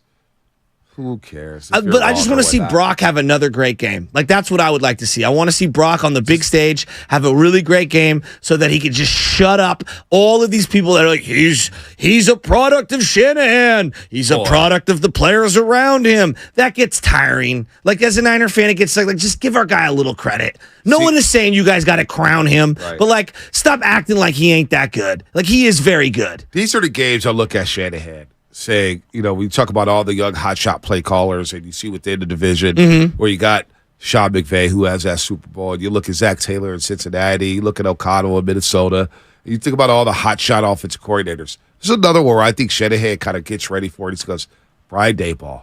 They've already put him in the same stratosphere as me. I know. Brian Daboll, because of 1 year, and also those years with Buffalo where he helped Josh Allen become an elite quarterback. And I don't want to say they haven't been the same without Daboll because they were cooking early last season. Something's off this year. A little off. But that elbow injury by Josh Allen last year really set them back. He looked incredible. But these are the games Shanahan, I think he looks across the sideline saying, I'm the guy. I'm the head honcho when it comes to play calling. I'm the dude that everybody wants. You're nothing. You're not on my level, Brian Daboll. So I can't wait to see his script early on. And I think these are the games Shanahan takes personal. Right. I think you're right. I absolutely think you're right. Especially when you just look around the league. A lot of people want to replicate what the Niners have done and what the Rams have done. Let me find the next offensive genius who's going to ride us into the next decade. Right. I want to find the guy who can fix our quarterback. I want to find the guy who can move the ball and score at will. I want to find the guy who's clever and creative and can get guys open and maximize talent. Right. That's what we found in Shanahan, and that's what they found in Daboll, at least they believe. I think Shanahan's better than Daboll, but I respect Daboll. I am very eager. Daboll, and I respect Daboll, and I like what he did with Daniel Jones, and I expect the Niners defense to dominate. But offensively, I do want to see it without Brandon Ayuk. What does Purdy look like without Brandon Ayuk? Because they have a connection that nobody's talking about here. Purdy loves him some Ayuk, and Ayuk loves him some Purdy. if Purdy has a 300-yard passing game, throws for 5 touchdowns tonight, gosh. all right, you know what the conversation is? Well, I mean, he does have CMC and Debo. I mean, he does have George Kittle. The guy literally has to throw to Lewis Murphy and Ross Dwelly and, pick Vinny Sutherland and Quentin Patton and Bruce Ellington. That's the only way he can get respect nationally. And that sucks. It sucks. Honestly, it kind of sucks. I thought you were going to go in a different direction. What do you mean? I thought you were going to go, see? You don't need to pay IU. Just go draft another wide receiver. No. I want as many weapons as possible. What are you talking about? Yeah, no, what are you talking about? I don't want to subtract from my team. We are an all-star squad. Right. The top level talent on this team is ridiculous, right? Why would I want to take from that? I want to add to that. They created $42 million in space for this year, and they're going to roll it into next year, apparently, which is good. And I assume they're going to pay Ayuk. Yeah, I'm assuming they pay Ayuk as well. Since Brock Purdy has become quarterback of the 49ers, replacing Jimmy Garoppolo last year against Miami back on December the 4th, Ayuk has done nothing but ball out. Ayuk, in those games, 8 games, 54 targets, 38 catches, 535 yards, 4 touchdowns, 1 rush for 16. Hey, look, they've won some of these games going away. Think about Arizona, 38-13. Think about the Washington Commanders, 37-20. Think about Seattle up there where they didn't really pass the ball a lot. Ayuk had a quiet game then. But Ayuk against Pittsburgh, 8 catches, 129. Last week, 3 for 43. He had to gut it out with that shoulder injury. Any long-term concerns with Brandon Ayuk and his shoulder? Because a lot of people are saying, bench him. But what if Ayuk wants to play? Because this, as you keep saying, this is a standalone game. I know. This is a game for Brandon Ayuk can say, hey, world, here I am. I'm the other wide receiver that was drafted alongside CeeDee Lamb, Jerry Jeudy, Henry Ruggs, Justin Jefferson, Rieger, and Chase Claypool, and Michael Pittman Jr. I'm that guy here. I'm still around. Seatbelts are there to help you from yourself, right? And so this is what coaches and training staff and all the health officials, they need to be there. If indeed he can re-injure himself severely, that's what they're in place for. You have to save the player from most players are going to want to play. We saw Mahomes on the sideline of the QB doc. No, he's screaming at Andy Reid. And Andy Reid had to save him from himself. And then Henny goes on to have a 90-yard drive for a touchdown. So, if there's any chance or they're skeptical even a little, I'm sure they'll sit him out. But the other side of this is he does get 10 days of rest after that. And so maybe he can get right. B, there is something to be said. I do think there are a collection of people going, they won games without Debo last year. Right. How important is Debo to the team? Can they still win games without Ayuk? How important? Not that they want to move off him. They just want to quantify importance. They've won games without George Kittle. It's been difficult. They've also lost a lot of games without George Kittle. It's been difficult, but it can be done. I forget the moving off of someone or quantifying their value. I think they just want to see what their importance is to the offense. Yeah, no doubt. Here's a question I had. 888-957-9570. If everyone is so confident, what will be the tone tomorrow if they don't blow out the New York Giants? Will you be questioning this team and how good they are, even if they are 3-0? 888-957-9570. What if they struggle? Well, I'm very interested to see if this secondary, against what I deem to be a weaker offensive passing attack than the Rams, I want to see if they can rebound. I want to see if this pass rush can get home. I know they had some pretty good pressure in the second half, but can we sack the quarterback? What would the tone be, though, if they don't blow out the New York Giants tomorrow? Well, again, what does it look like? So, are they in the backfield every other play? Right. Or are Daniel Jones and a bunch of no-name wide receivers going for 320, all on the underneath stuff, and we're looking, like we're a little soft in coverage, and they're picking us apart? I think how it looks matters to me. Does Jake Moody miss a kick? Right? You know what I mean? Because you know what's going to happen there. Right. Do the Niners offense, do they turn the ball over? Are they a little constipated offensively? I'm with D-Lou, the boss, and Juan. And win is a win. Win, and I'm happy. And you're 3-0, and you get a long break before playing the Arizona Cardinals, and then you get ready for the Dallas Cowboys. Short week, just get the W. I'm with you, Verducci. Just get the W. Come out healthy. Now, here's Shanahan. I'm feeling rushed on a short week. Feel extremely rushed. I saw the players a few hours ago, and it was the first time I saw them. I told them it was Wednesday morning, and by the end of our first meeting, it was Thursday. That's kind of how we explained it. And tomorrow morning is Friday. But by 10 o'clock, it's the day before the game. So it's weird. We're throwing 4 days into 2 days. As coach and staff, we throw 2 days into 1 day. So it's kind of a lost for words when I can't swear up here. It's a something show as we do it, but then it's about retaining it when it slows down. Like, we got to put them all through it, the players, so we just throw it all at them. We go on and walk through it twice. We go watch it. It's just, and then it'll slow down tonight when they leave, but that's usually about sleeping and catching up. And then tomorrow, kind of when you get to the hotel, it's like, all right, now it's normal, even though it's not. But now it's Saturday night, and slow it down a little bit. I always love Thursdays or night games because I think it's important on the day of the game to kind of review your whole week, which is the day before. On all the stuff that came in, so you don't hesitate in the game. Did you guys all follow that? It could be you could get lost in that Shanahan answer there, but he's the run-on sentence. I think you can get the point. It is a bleep show, Thursday Night Football. That's what I'm saying. You got to cram everything in. By the time you beat the Rams on that flight home from L.A., you're already prepping for the New York Giants. I will guarantee over/under of 2 tweets from Richard Sherman about how the NFL does not care about player safety. Yeah. You know what? This is so true from the 408 Xfinity Mobile text line before we go out to the lines. Vontae, folks were questioning the Niners last week because the Rams played up close. Niners are in a no-win situation until they win the big one. And the big one is the Super Bowl. What we're not going to do tomorrow, and I'm telling you what I'm not going to do. Fans are allowed to fan however they want, but what I'm not going to do is if Brock has a poor game, turns the ball over a couple times, maybe he turns the ball over on the final possession, right, to lose the game for whatever reason. What I'm not going to do is overreact and then start calling for Sam Darnold to come quarterback.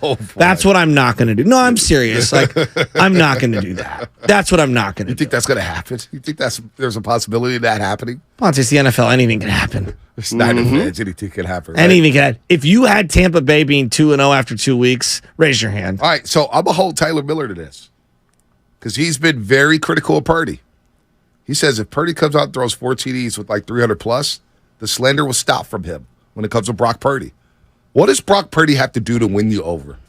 Because it feels like he hasn't won everybody over. The 2 deep balls, oh my God. But what if you don't make those in the playoffs? What if those 4 touchdowns are all on screens? Yeah, I know. Well, exactly. How does it look?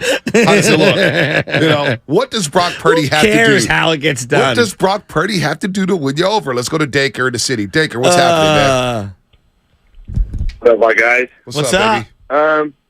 What up? I mean, a win's a win. I'll take anything that happens as long as we get a win, you know, and no injuries. That's key. That's key to the Super Bowl, period. But, I mean, when it comes to Brandon Ayuk, I mean, Bonte, you called it. They have chemistry. Brock likes to look for BA all the time. And the thing is, it only takes 3 pounds of pressure to break that collarbone. So I don't know the extent. I don't know if it's a muscle strain or a bruised bone or what, but I would let him rest if that's, you know, kind of a fragile situation. And, I mean, this line, too, this line is young. If you remember when the 95 team pretty much had to fall apart, we didn't have the money to keep the line together. This unit is pretty special. But I think last week we set up the play action. I think this week's a big game. I think we want to rest for Dallas. Let's put them away early. Run it up early, and pretty much try to sit back and rest. Try to maybe use Mitchell second half, but no, I think we put them away, guys. I think this is I don't want to say it's an easy win, but we can't get cute. We know this. We need to stack these wins, so we got to lock it up. Good call, Dacre. Good call, Dacre. Mike Rotonda on YouTube. Purdy doesn't win people over. He just wins games. I mean, that's factually correct. Right. Just wins games. But I think he's won over this fan base. I think he's the darling right now. Yeah, he's the darling right now of Bay Area sports. I know he's won over the locker room. Has he won over every single fan? I mean, people. I'm not, because I walked down the SoFi Stadium. Purdy, but and I know it's only the internet, but there was a lot of text messages I received. Boy, Purdy kind of reminded me of Jimmy G with the way he missed it. And I'm like, whoa, I thought Purdy played a solid football game. I mean, I'm not sure if he's won over on this. I'm not so sure about that. Would we agree that you just said it too? If he struggles and they lose, well, that's football. No, that's his fan base. Well, that too. But like Taylor Swift is wildly popular, and even she has haters, right? Brock Purdy is as close to the darling of Bay Area sports because Steph's like icon status. It's like it's a whole nother stratosphere. Yeah, you slander Curry. You better watch yourself walking out the building. No one does. Yeah, exactly. Well, there was a guy here who was here for 5 minutes in radio. Remember his first day, his first show. I forget the guy's name. Oh, He's Jason Page. Yes. Oh, Steph Curry's not any good. Yeah, he's gone in a week. But come on, man. You just what are you doing? You're an idiot. I mean, you can't even bend over at the waist, and you're out here ripping the greatest basketball player of all time in the Warriors' history. You don't need to go that far. No, I am going that far. Guy was a jerk. He treated people like crap around here. And then Purdy is the darling of Bay Area sports. He is. He's the darling of Bay Area sports. Who's even close? Outside of Curry, Joey Bart? Robin in the city. I'm kidding, Shasky. Robin in the city. What's happening? Hi, Sugar. Listen, I had to get my jab in. Beyonce's popular, too. The reason why Taylor Swift is popular and she's a hater. Maybe I'm one of them because she sucks. She can't sing. But anyway.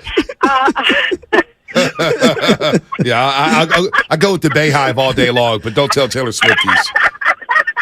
I had to do it, Shasky. Hey, Robin, you post. Hey, listen, guys. So listen, Purdy. Everybody love the new kid. It's the first, like when you're in a relationship. Think about the first 6 months you dated Anna, dated Michelle. I mean, the honeymoon was great, and luckily it's lasted for you guys because after the first 6 months, you usually turn around and go, "Who the hell is this person?" Okay? Does anyone have a choice? Here's what I want to say, you guys. I don't care how it gets done. I know I'm old school.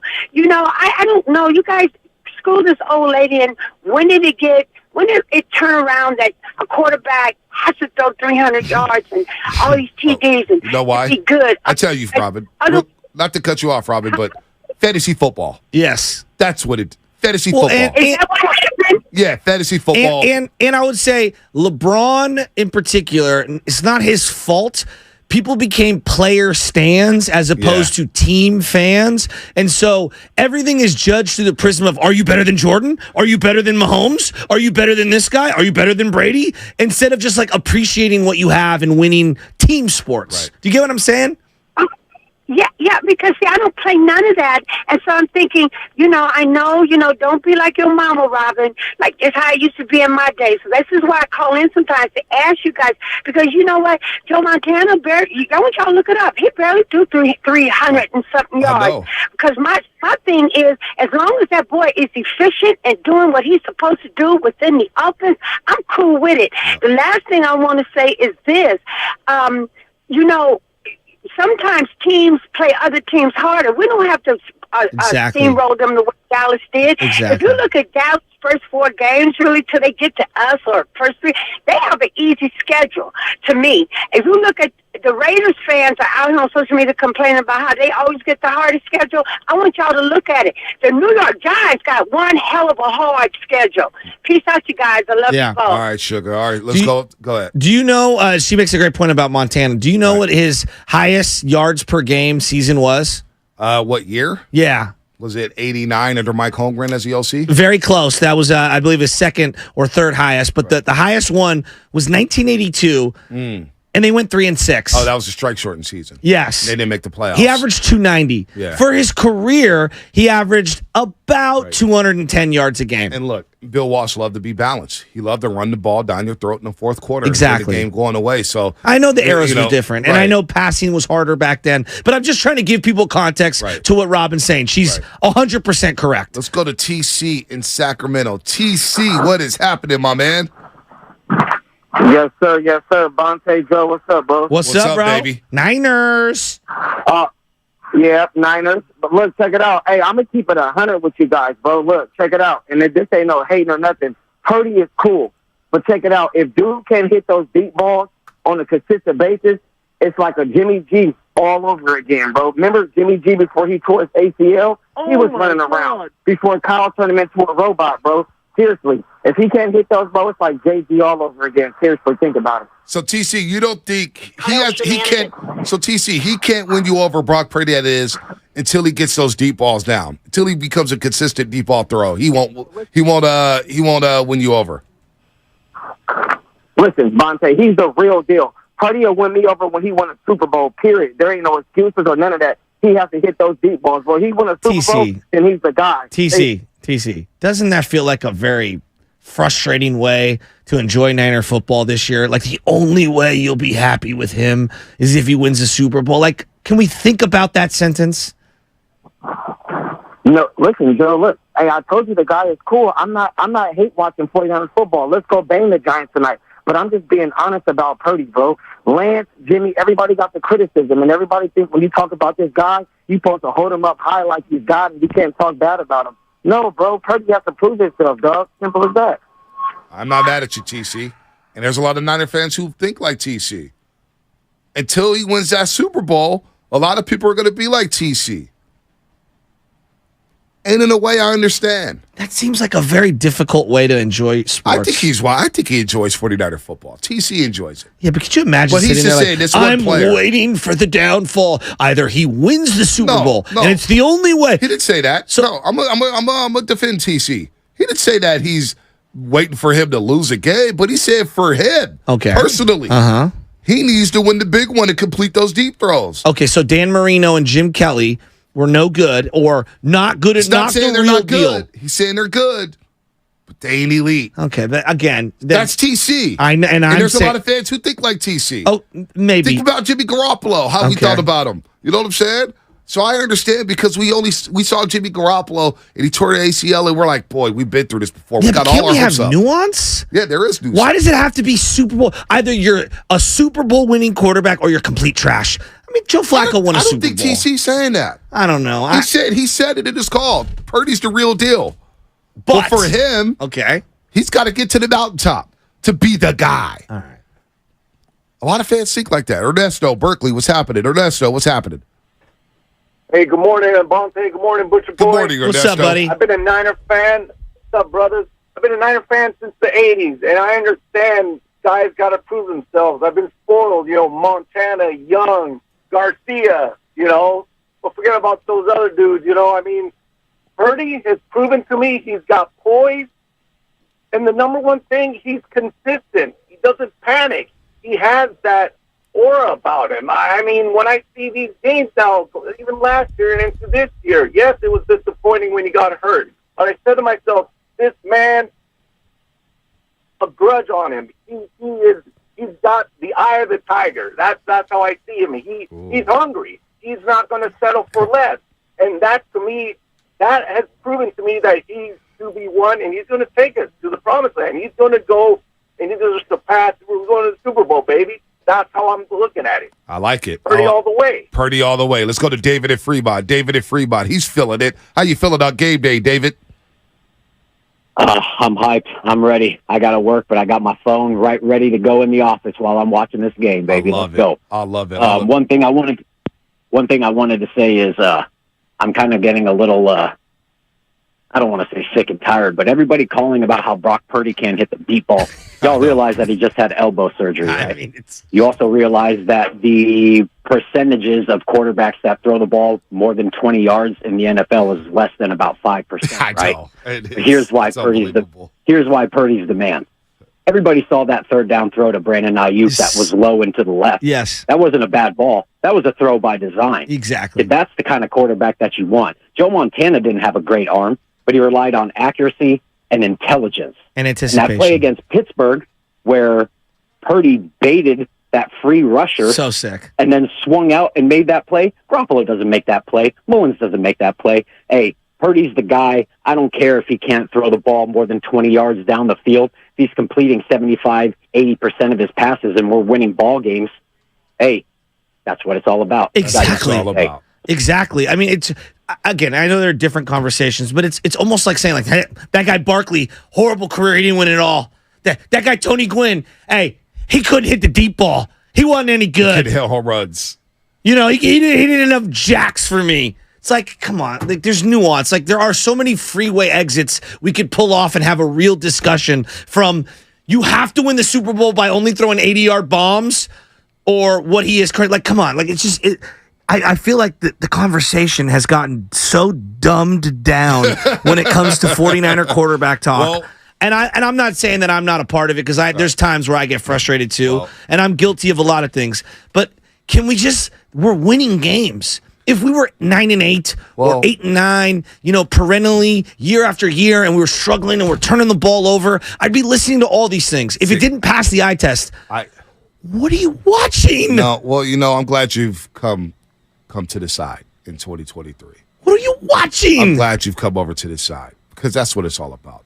It drove me crazy in 2019 when people started nitpicking with Jimmy Garoppolo. It's like, we got home field advantage.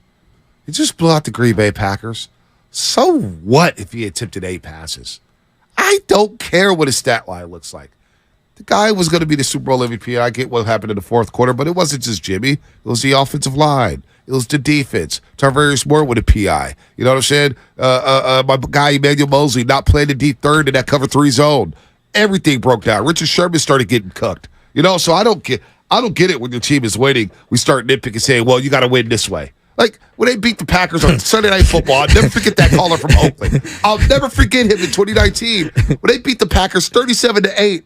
And the guy was like, well, Jimmy didn't make those throws, and it was a closer game in the third quarter than they needed. I was like, they just won 37-8. No, they should have won 70-6, like it's Florida and Steve Spurrier back in the day. I guess, man. I guess. But you know what, B? You know what, B, though? Like, honestly, when they start to lose, when it looks like I'm using my eyeballs, I'm not saying we can't critique, and I'm not saying we can't have healthy dialogue, but to use this, like, you have to win the Super Bowl this way, throwing bombs. Now you're a little absurd. Can we just deal in normal fan conversations? No, we can't. This is fan conversation. What TC brought to the table, unfortunately, and he didn't say again. TC, I'm a defender. He didn't say Purdy was bad. He said Purdy's the real deal. But he said in order for him to be the guy for him, he has to win a Super Bowl. I get that, but part of being a fan is being a lunatic. That's true. There's these conversations that we're having right now. They're having in the barbershops. They're having at the bar. Boy, Purdy doesn't hit those deep throws in January. Blah, blah. They're having those conversations. It may sound ridiculous, but those conversations are being had. But here's where I get frustrated. We won going away. Okay? We won going away. When it starts to get really tight and it's like a one possession here, he hasn't even turned the ball over yet this year. Well, you've come a long way since that Minnesota game. No, but because Jimmy Garoppolo would literally not see the field at times, and you could see like, oh no, he doesn't see the safety, he doesn't see the linebacker. Right. When you're watching Purdy, that doesn't happen. No, if there's a game that comes up, now we can. There's a time and a place, and what I'm saying is, today's not that day. Right. That's all. There's a time and a place. You come a long Timing way. is everything. I'm so proud of you. I mean, the boss is in the back. I'm trying to appease him. You come a long way because I was ready to choke you out after that Minnesota playoff game. Anyway, everybody, we're going to get you all. Niner Al, Buddy Bo, it's like my softball game, Bonte. When we win the championship, who could be angry? There's a time and a place. Shout out the Olympic Club softball team, Masters, San Francisco champions, back-to-back. Mark Graves, I kind of agree with him. Most of these takes are based on people gambling and playing fantasy. Was that a walk-off to shut them out? Why'd you walk that off? What are you doing? Shout out Ryan Crowley, Anthony Ray, Lou Alessandra, get to them later. Dan Vincenzi, Who cares about Crowley? Chris Cagero, Injury Report. Kevin Barry, Brought to you by Boxer and Gerson, Omar, Northern California's premier workers' compensation law firm. Sean Dahlem. Injured workers get their lives back for over 40 years. They pay for that spot. You know that, right? Sorry, Jamie Dimond. They pay for that. Shout out everybody. And none of us were injured. Oh, Kevin Barry was injured last night, but now we're healthy. Ryan Crowley, I can't wait for USC to go down. Y'all need to calm down. He balled. Especially after what y'all did to that reporter down in Southern California. Lincoln Riley, little sensitive? Lincoln Riley? Hope primetime gets in her butt in a couple weeks in Folsom. All right, anyway, we talked about the injuries for the New York Giants. Saquon Barkley, he will not suit up. Andrew Thomas, he will not suit up. Their left guard is also out. Ojulari's also out. Giants are banged up. Now for the 49ers. Brandon Ayuk is a game-time decision with the shoulder injury, and Ambry Thomas also questionable with the knee injury. Niners expected to make a final determination on Ayuk about 90 minutes before kickoff. We'll all be glued to our phones. We'll all be glued to the football field to see whether or not Brandon Ayuk plays tonight against the New York Giants. If he's short, if he can't go, who's going to step up in the wideout spot? Is it going to be Ronnie Bell? Is it going to be Jawad Jennings? Ray McLeod? Who knows what's going on with the Niners receivers if Ayuk cannot go. The injury report brought to you by Boxer Garrison, Northern California's premier workers' compensation law firm, helping injured workers get their lives back for over 40 years. What's coming up on the game? Sponsored by Fremont Bank, full service banking, no compromises. Your calls, Money Mo, Vernici, and John. But we have to get to Evan Roberts of WFAN in New York City. He'll break down the New York Giants for us here on the Roast.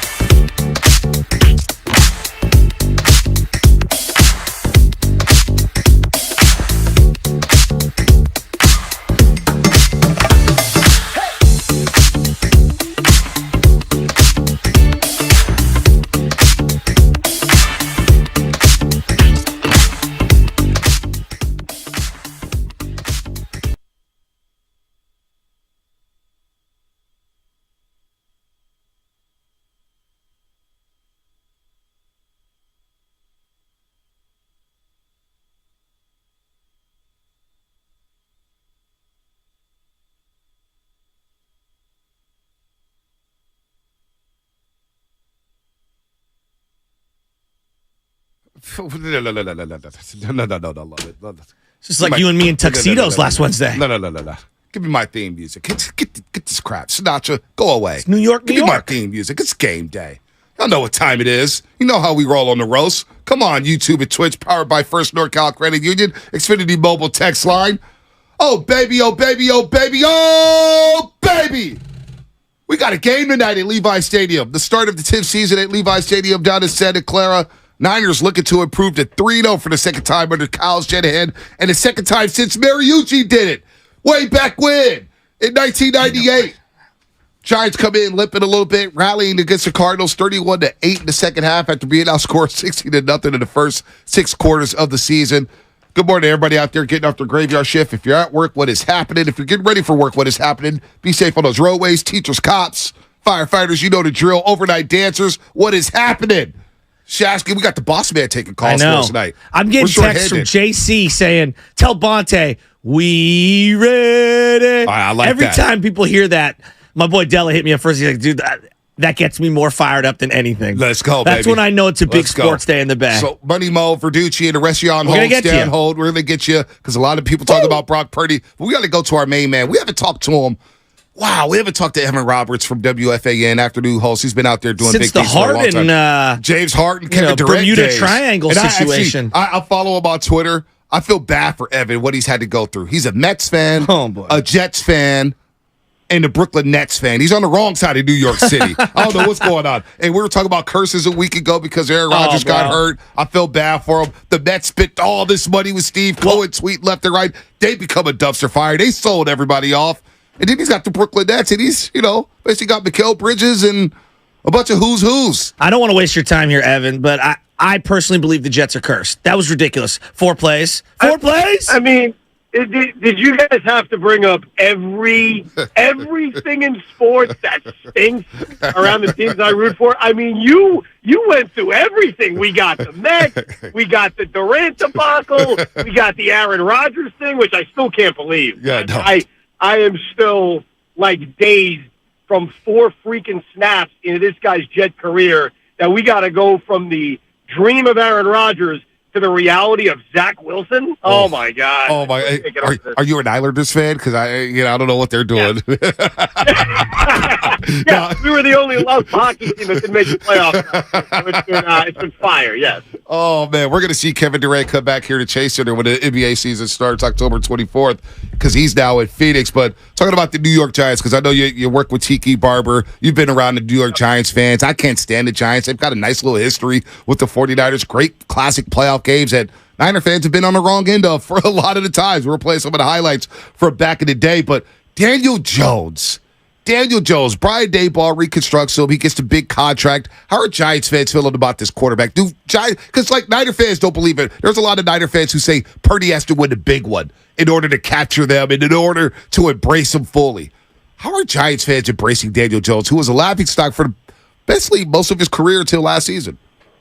So we are a roller coaster, our city. In the first game against Dallas, even though it was not all Daniel Jones' fault, he had no time to throw. They had the special teams debacle. Saquon had a ball go through his hands. So it wasn't Daniel's fault, but you know the drill. He was blamed. So I think coming out of the Dallas game, Daniel Jones was the $40 million boss. Why did we give this guy the money? What the hell's wrong with him? First half against Arizona, same thing.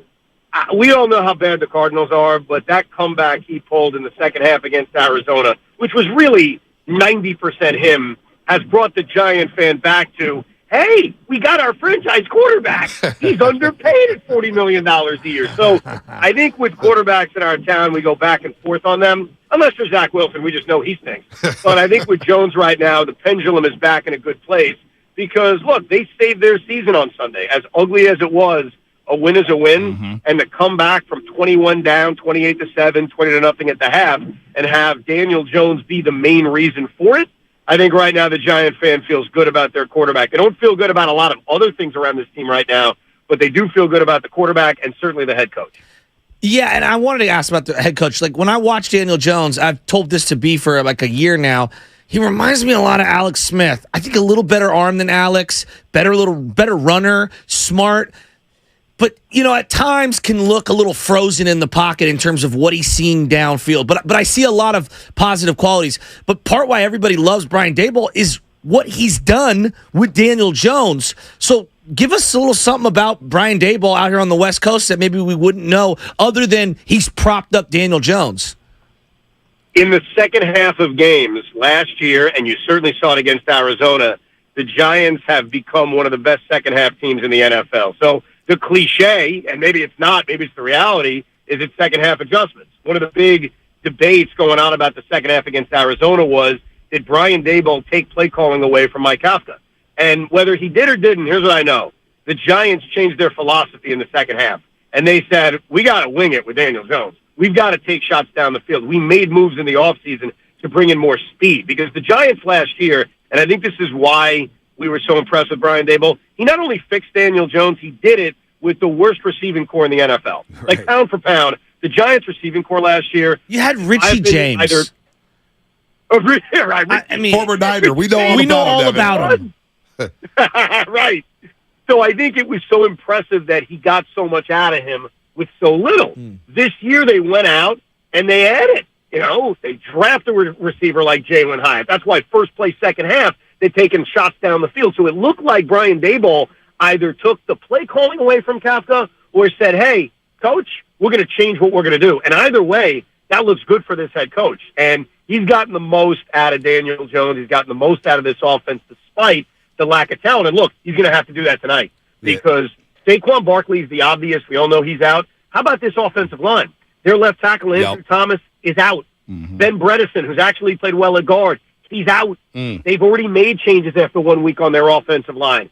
They're going to have to somehow overperform without their star running back and an absolute makeshift offensive line. And I hear your team is good. They're not bad. They're not bad. Evan Roberts, the king of sports radio out in New York City, WFAN, our brother station out there. And by the way, I heard some clown talking about you guys are going out of business. WFAN was the pioneer of sports radio, so I don't want to hear that crap. We can get to that at another time. But a lot of Niner fans, Evan, we're trying to say, hey, man, it's a short week. Thursday night football is usually sloppy. These teams, this defense with weak Martindale and that defensive line, they can keep things interesting. How can the Giants keep this game close? Because a lot of Niner fans today are calling in or texting in saying, this is going to be a blowout. I'm not even excited about this football game. How do the Giants keep it close? I think Giant fans feel the same way, by the way. Really? The Giant fan expects, we expect to get blown out because of what I mentioned with the offensive line. And also, this defense has been terrible. Like, outside of the final 3 drives against Arizona, they made Joshua Dobbs look amazing. They've gotten 0 pass rush. They're the only team in the NFL without a sack this season, and Wink Martindale's blitzing plenty, so he's trying to get to the quarterback. So, look, how do I talk myself and Giant fans and even you guys into how this game is close? You laid out number one.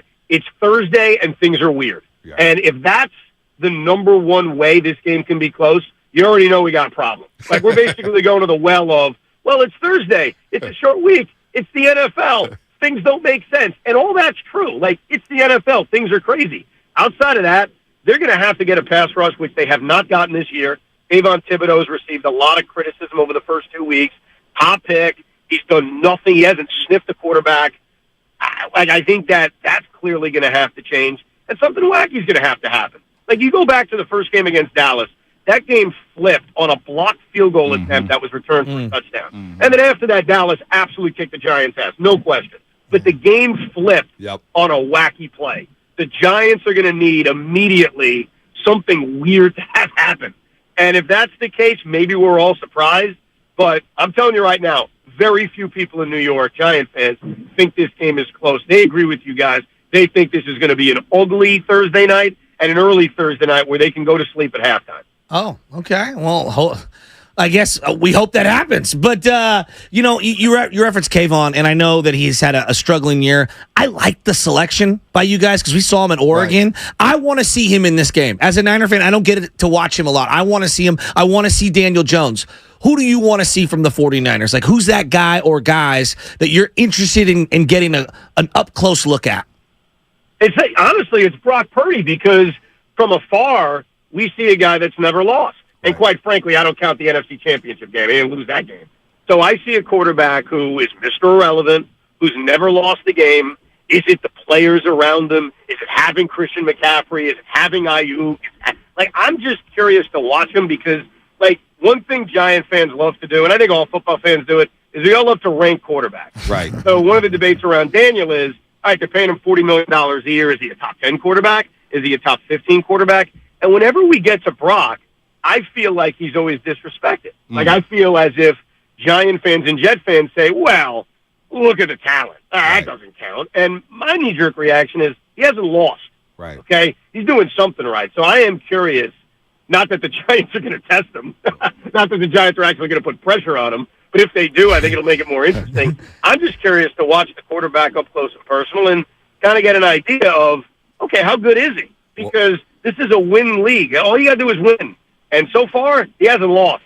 And I take that. I take that for my quarterback any day of the week. Well, you should have saw the Rams game where afterwards he overthrew 2 deep shots, and Niner fans like, oh my God, he can't hit the deep throw. That's going to cost us in January. So we got a sickness out here too, Evan. We're talking to Evan Roberts, New York City, WFAN afternoon host, the king of New York sports radio. I believe, man, he does a lot of great things out there. What's the impression of Kyle Shanahan from out there in the East Coast? Because we're in our own bubble. We think he's one of the best play callers in the NFL, even though we have our criticisms for him with the way he's handled the quarterback situation. Trey Lance, Jimmy, you name it. What's your impression of Kyle Shanahan? I think our impression, like, we're very simple when we look outside our own bubble, and that's, do you win games? Are you in the playoffs every year? Like, obviously the quarterback situation's been bizarre from afar, right. The whole Trey Lance thing. But this is a win-loss league. And remember, we're in New York where we never win. Like, think about it. Other than the Giants' stunning year last year where no one expected them to make the playoffs, they did. They win a playoff game. We have watched a lot of horrific football over the last few years. We have watched a lot of horrific coaching over the last few years, whether it was Pat Shurmur or Adam Gase or Ben McAdoo or Joe Judge. Like, the list goes on and on. Jeez. So from afar, we probably view him mostly as just a genius because he's won. Maybe not the ultimate win, but for us, making the playoffs is pretty cool because we don't experience it very often. So I think we look at him as a guy we would love coaching our teams. Maybe not Daboll because I think the Giant fans went on a honeymoon with him. 1-for-1, they made the playoffs. But certainly on the Jets side, Robert Saleh hasn't won a damn thing. I like Robert Saleh, though. He was a good DC for us, you know? Well, Me and B are... Guess what? I'm glad you love him as a DC. He's a head coach.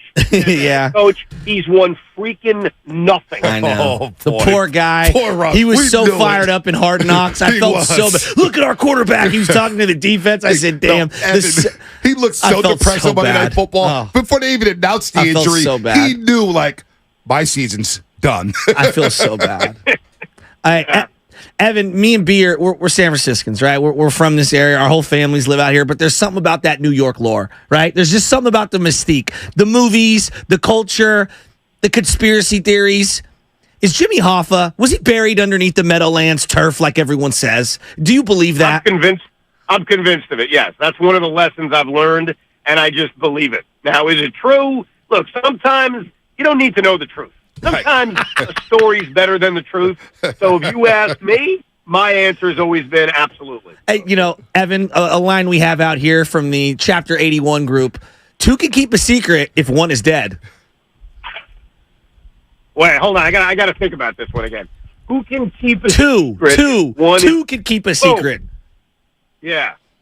Oh, I should make a T-shirt of that. I got to think. Oh, there's plenty of them. Yeah. Well, give us some your percentages there, man. Some royalties. You know, we're working radio, man. We don't make a lot of money here. If you take that idea and roll with it, anyway, man. Giants and Niners tonight. We got a lot to talk. We would talk baseball with you, but both our teams are depressing, so we won't bore you with that one. Evan, always good to us, man. Thanks for hopping on such short notice. We appreciate it. Enjoy the game tonight. Hopefully, it's a good game. Giants and Niners, man. A long history of great classics. We'll see about tonight, but should be fun while it lasts. Hopefully, New Yorkers aren't going to sleep at halftime. That's cool. I want you guys to be up at midnight saying, boy, we almost had him. All right, Evan, good stuff, man. Have a good one. Thank you, guys. You too. Evan Roberts, WFAN. We'll get right back to the phone lines here. He wants to watch Brock Purdy.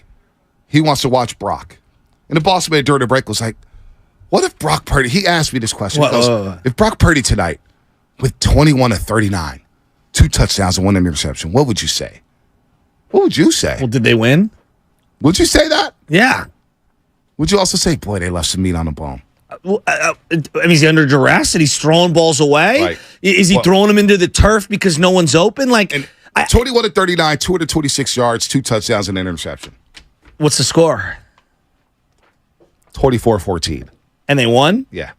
I mean, there'd be some stuff that they're going to have to work on, clearly. All right. Whether it's pass protection, separation. These games are a little ugly. Tyler, I would say I'm a big believer in, I got to see it, right? I'm an eye test guy. You just give me a bunch of data. I'm giving you that data. You know why I'm giving you that data? Because that's Patrick Mahomes' stat line from week 1 against the Detroit Lions. And I know what you're going to say. Well, we see Patrick Mahomes with a quarterback. He's the top guy. But that's a great example. That was his stat line. But that's a great example. They didn't have Travis Kelce. Right. And, right? So, that matters, So, I don't know, man. Tyler Miller, this is funny. On YouTube. Powered by First NorCal Credit Union. I would say it sounds like a Niners quarterback in the last decade. Look, when you look at a box score, you could say oh, this guy went 1 for 4 and whatever. But what if you smoked 3 balls right to the third baseman and you never got out of the batter's box? Right. The data doesn't give you that context. When you look at a golf sheet and you're like, oh, 312-yard par 4. This will be easy. What if it's straight uphill surrounded by trees, right? Yeah. There's nuance to this. So if you're giving me the data of the quarterback, I have more questions. Poor Evan Roberts, man. Rooting for the Jets, Mets, Nets. That's Poor my guy. boy Jamie D. Jamie D, who's on our softball team. We call Jamie and the Jets. Oh, gosh. Instead of Benny and the Jets. Yeah, I know. And the poor guy, he was so fired up about Aaron Rodgers. They hate Zach Wilson so much. I'm so glad Niner fans move on to Zach so Wilson. much. Remember, he was the talk of the town. You think Jordan Poole got criticism? Well, no. Zach Wilson gets crushed out there. But he doesn't help himself. He doesn't help himself, though. No, that I agree. He doesn't help himself at all. At least Jordan Poole helped win a championship. You could put champion next to Jordan Poole's name. You're not doing that with Zach Wilson. I'm telling you, Coastal Carolina, day after baby Chaz was born, told me all I needed to know about Zach Wilson. No, I don't want him. And who was texting you during that game? You were. Because you were like, I'm the first guy on the railways. And I'm saying, that was just weeks wait on before. Zach Wilson. And then that game, what did I say? He's jarring with those opponents. Yeah, He's rattled. He got rattled. I said, I'm out on Zach Wilson. He got rattled. I jumped off that boat like it was the Titanic. After tonight's game. The band game. was playing going down, and I was like, bye, Zach. After tonight's game, Mark Grady, Sterling Bennett, Alice Styles will have your instant reaction and analysis immediately following the final whistle on overtime. Hear it all right here on 95.7 The Game. Let's get up to the El Dorado Hills. You need to get fired up. Well, it's Verducci time. He'll get you fired up. What up, DJ Ducci? Dooch. What's up, fellas? Good morning. Chasky, congratulations on your softball win. I saw you post that. Thank you. Congrats. Thank you. I had never smelt that here in the El Dorado Hills. We're still waiting for ours, but congrats. Now, talking about friggin' Jimmy G and Purdy, there is no comparison. Come on, we've all been there with Jimmy G. He was a game manager. There were the oh-no Jimmy throws. Even when he came to the line, you just knew from the eye test he didn't really, I felt, have control of being able to read the defense and then being able to kind of go off script. Where you see with Purdy, he's 8-0, baby. He hasn't lost. He controls the huddle. And let me tell you, he's got that swag where he has that trust with the teammates. And come on, the teammates can tell me all they want about how they were supporting Jimmy.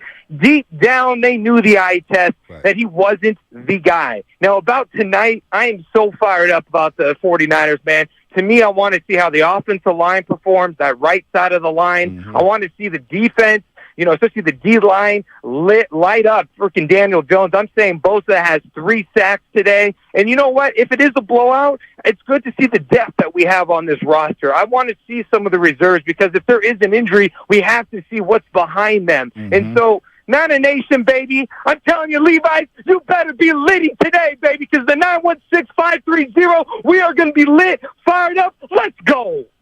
DJ Ducci. He's always turned up. He's always on the 10. Let's go to Money Bo in San Jose. Money Bo, what's happening? What's happening, fellas? So, first-time caller here, man. Just want to speak on this Brock Purdy situation. Everybody that's calling in, losing their minds because he missed a couple deep throws. It's like, get it together, guys. This guy was the last pick in the draft last year. He's been Mr. Irrelevant. He had nothing to prove coming into this league. and here he goes. He's winning, you know. Football is football. You're going to have good nights, you're going to have bad nights. There are no easy games. There are no blowouts that we can just say, hey, it's going to be a blowout. You never know what's going to happen when that game starts. So put some respect on this man's name and give him a shot. He won me over. I think the fans that really complain a lot are the same fans that drove ticket prices down 4 years ago to $25 and weren't going to the game. Fair weather fans. Yeah. Get with it, man. Show some respect to this man. All right, Buddy Mo. Well said. Well said. Let's get to Scott Livermore real quick before the break. Hi, Scott. Scott, call back, Scott. We quick trigger on that one. Quick trigger. Call back. We'll get you to the top of the line. 888-957-9570. What does Brock Purdy honestly have to do? Is Super Bowl the only way he can win you all over? Why do we have doubts about this guy? This guy went to Pittsburgh, 4th and 3 to George Kittle. Great throws to Brandon Ayuk. Brandon Ayuk catches 8 passes on 8 targets.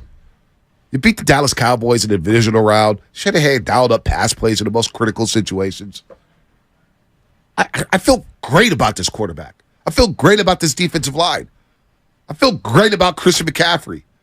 Everything is set up for the 49ers. Now, we're going to get to DJ Vallejo, and I agree with them. But I expect Brock Purdy to just be Brock Purdy. Don't turn the ball over. Protect yourself. Don't take the big shot. And you come out of here with a dub, and you're undefeated in the month of September. What does he have to do? What does he have to do? When he scored that quarterback sneak against the Rams, did you see Trent Williams? Fired up. I thought Trent Williams was going to hurt someone. Yeah. He was so fired up. And the look that he gave to Brock Purdy, he's done it a bunch of times. Yep. But I'm thinking, like, Trent Williams, think of the quarterback existence he's had in his career. And the way he looks at Brock Purdy, it's like the only love he's ever known. See, before we go to break, I got to read this text. It's 50 mobile text line. 405. He has to lose 2 games in a row. Purdy, that is. Then bounce back and fix whatever caused the L's. See, I call cap on that. Because if he loses 1 game, you guys are going to be losing your minds. And if he loses 2, you're going to be calling for number 14. And you know who number 14 is. And God forbid we have to see him on the football field this season. God. Why don't you like USC?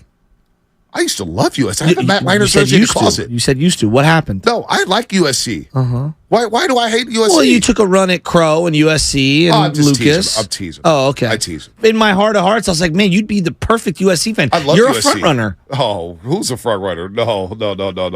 I'm teasing. I used to love USC.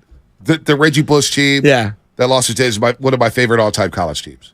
I got the Matt Leinart Orange. Okay. I'll wear it for you tomorrow. I need a flow chart of your teams right now. So it's Colorado. No.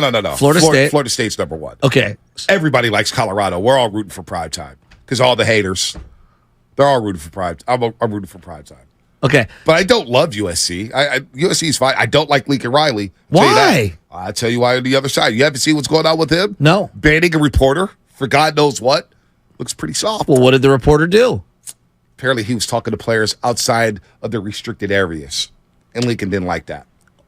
I'd like to learn a little more about the situation before I make a declarative statement. Well, when you do, holler at me, and then we can discuss.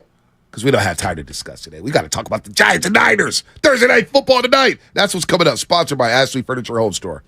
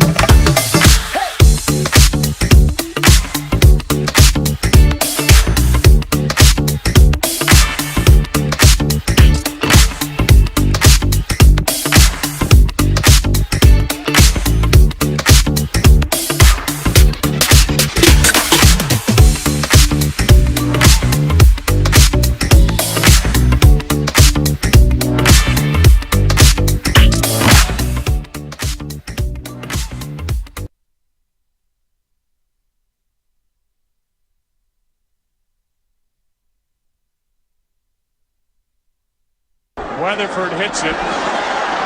Kyle Williams lost the ball. It's recovered by the Giants. Jaquan Williams, the rookie, knocked it out. What's going on, Roasters? It's Brian Baldinger with the NFL Network, and you're listening to the Morning Roast with Bonte and Shasky on 95.7 The Game. Oh, that's a terrible flashback. Name the band. That's a terrible flashback. Earth, Wind, and Fire. Let's go. Terrible flashback. Oh, my gosh. Oh, my gosh. What know what they say? What's that? They say that Andre 3000 ripped off a lot of Earth, Wind, and Fire's outfits. Well, it's fine. Just giving you some. Hey, it's OGs. Yeah. You pass it down. We take from our OGs. That's what we do. Yes. I'm not mad at that. Which fumble is worse? That fumble by Kyle Williams or this one back in 1990? 1st and 10. Again, hit behind the line of scrimmage, and the Giants have the ball. Lawrence Taylor out of the pack with the ball. That's the first turnover today. And you knew that the Giants were going for it, and that's what Bill Parcells is saying. Yep, we need it. So who should get it? Lawrence Taylor, number 56. They want a trap play. Now watch, the ball just pops out the side. The ball's just popped out before Taylor gets there. He doesn't take it away. The ball was coming out. He just caught it in the air. Oh, that's sickening. Do I have to choose?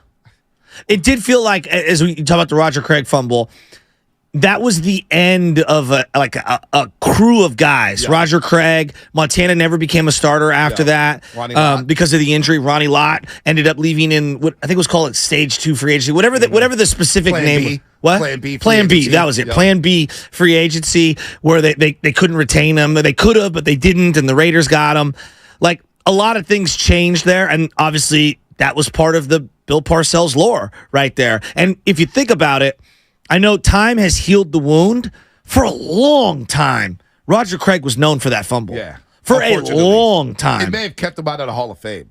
You think? It may have. I can't think of another reason why he shouldn't be in the Hall of Fame.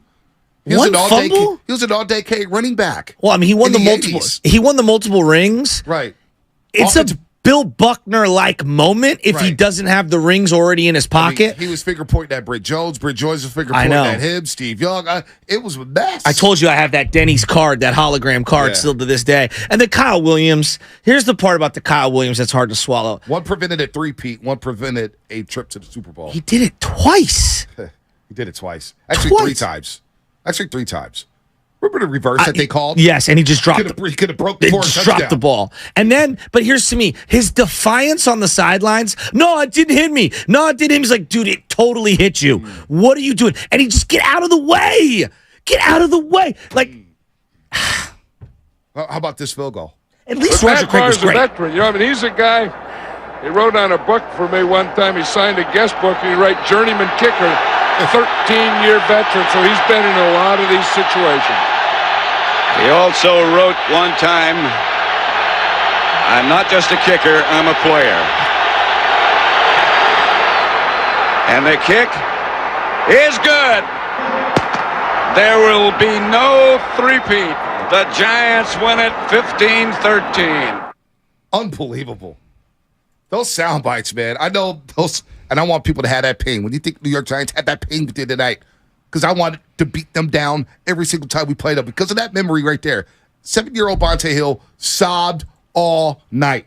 Literally sobbing. Sobbing. Mom, you want to... Literally hyperventilating. How's that any different from this week? What do you mean? Just teasing. I mean, literally... That was rough. The way they just sat on the ball and then just, it was really, really, really, really tough. And to see Parcells win at Candlestick that way. Oh, man, did I give somebody a soundbite? Jesus Christ. How about this? I want to play this one here.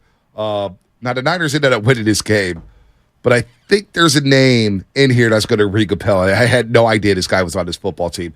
0-3 wildcard game. Giants-Niners. Giants are rolling here after the Shockey play. 2nd down and 5. Collins, Shockey, hands on, still rolling. Down to the goal line. but brought down right at the goal line, and Shockey is talking now. And you know what? At the end of that play, Jeremy Shockey intentionally went after Julian Peterson. I thought he could have had a touchdown, but he saw number 98 over there and headed straight for him to try and knock him back into the end zone. Here's just one-on-one, exactly what they were hoping for. Julian Peterson, they thought they could get him. Look at him. He just goes right after Peterson, spins, and comes right back into him to give him a shot. Young Joe Buck, young Chris Collinsworth, young Troy Aikman on the call for Fox Sports. Later on, they scored on the touchdown, Tiki Barber, and Troy Aikman was like, well, he doesn't get a lot of credit here, but look at backup tight end Dan Campbell. Oh, my lead God. block for Tiki Barber. Dan Campbell's a backup tight end on that New York Giants team.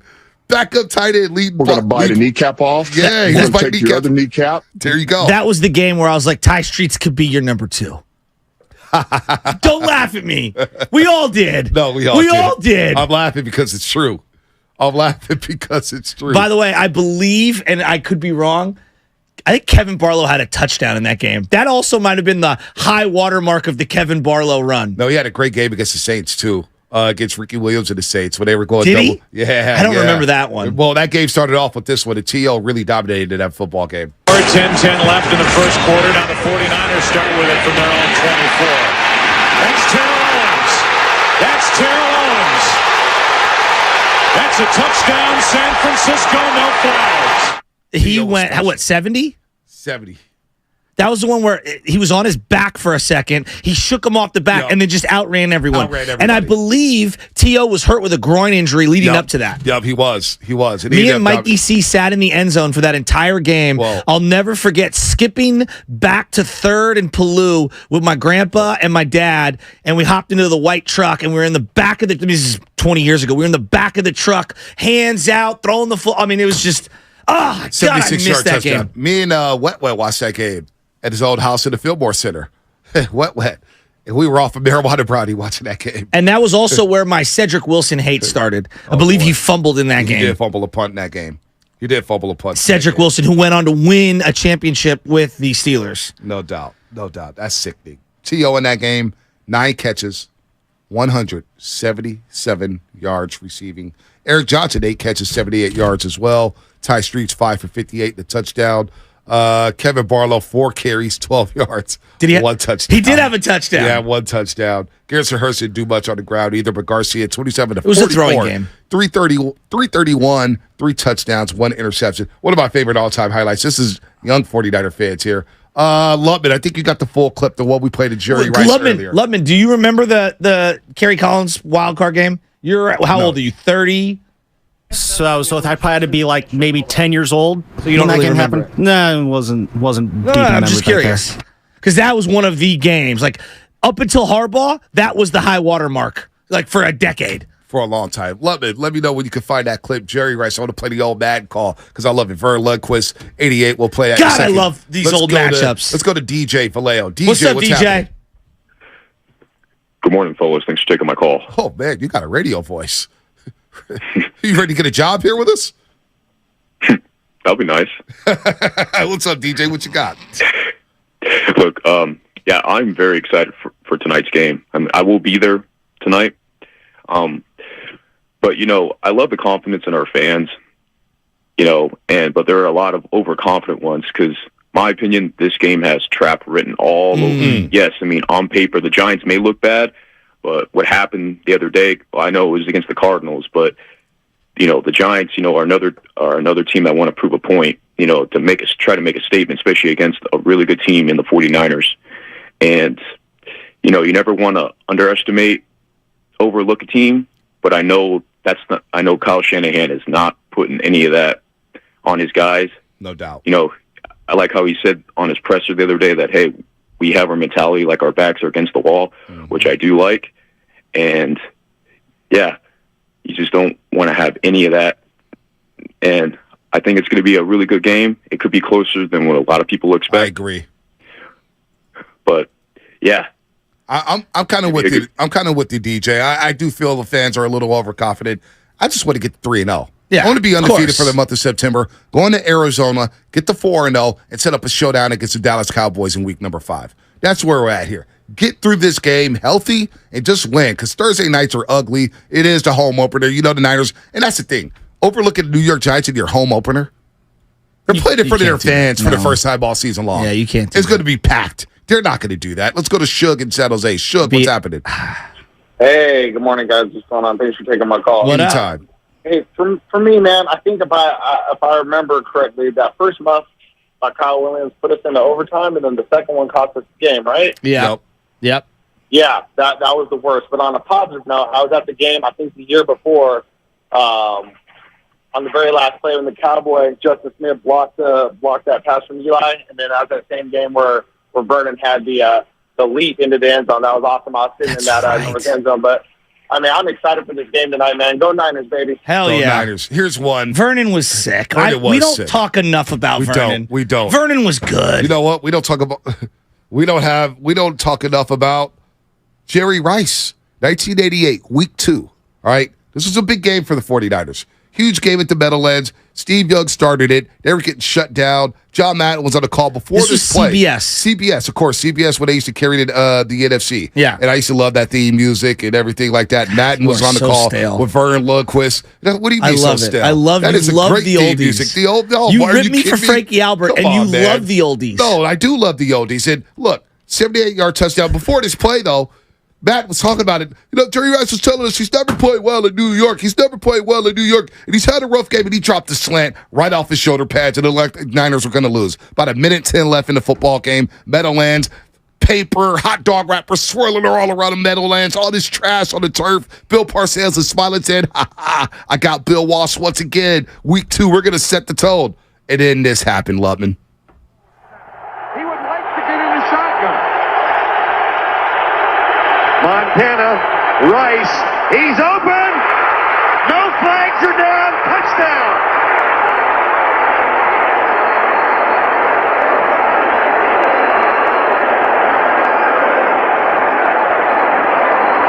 Yeah, baby. Yeah. You talk about something quiet in the game. We're just saying Rice hasn't done anything. It hasn't been a game. They get Jerry Rice out there on Mark Collins, who's covered them all day superbly. Montana, you worry, can he throw the ball? He was only 1 for 4 over 10 yards. He hits this one to Jerry Rice and breaks the game wide open.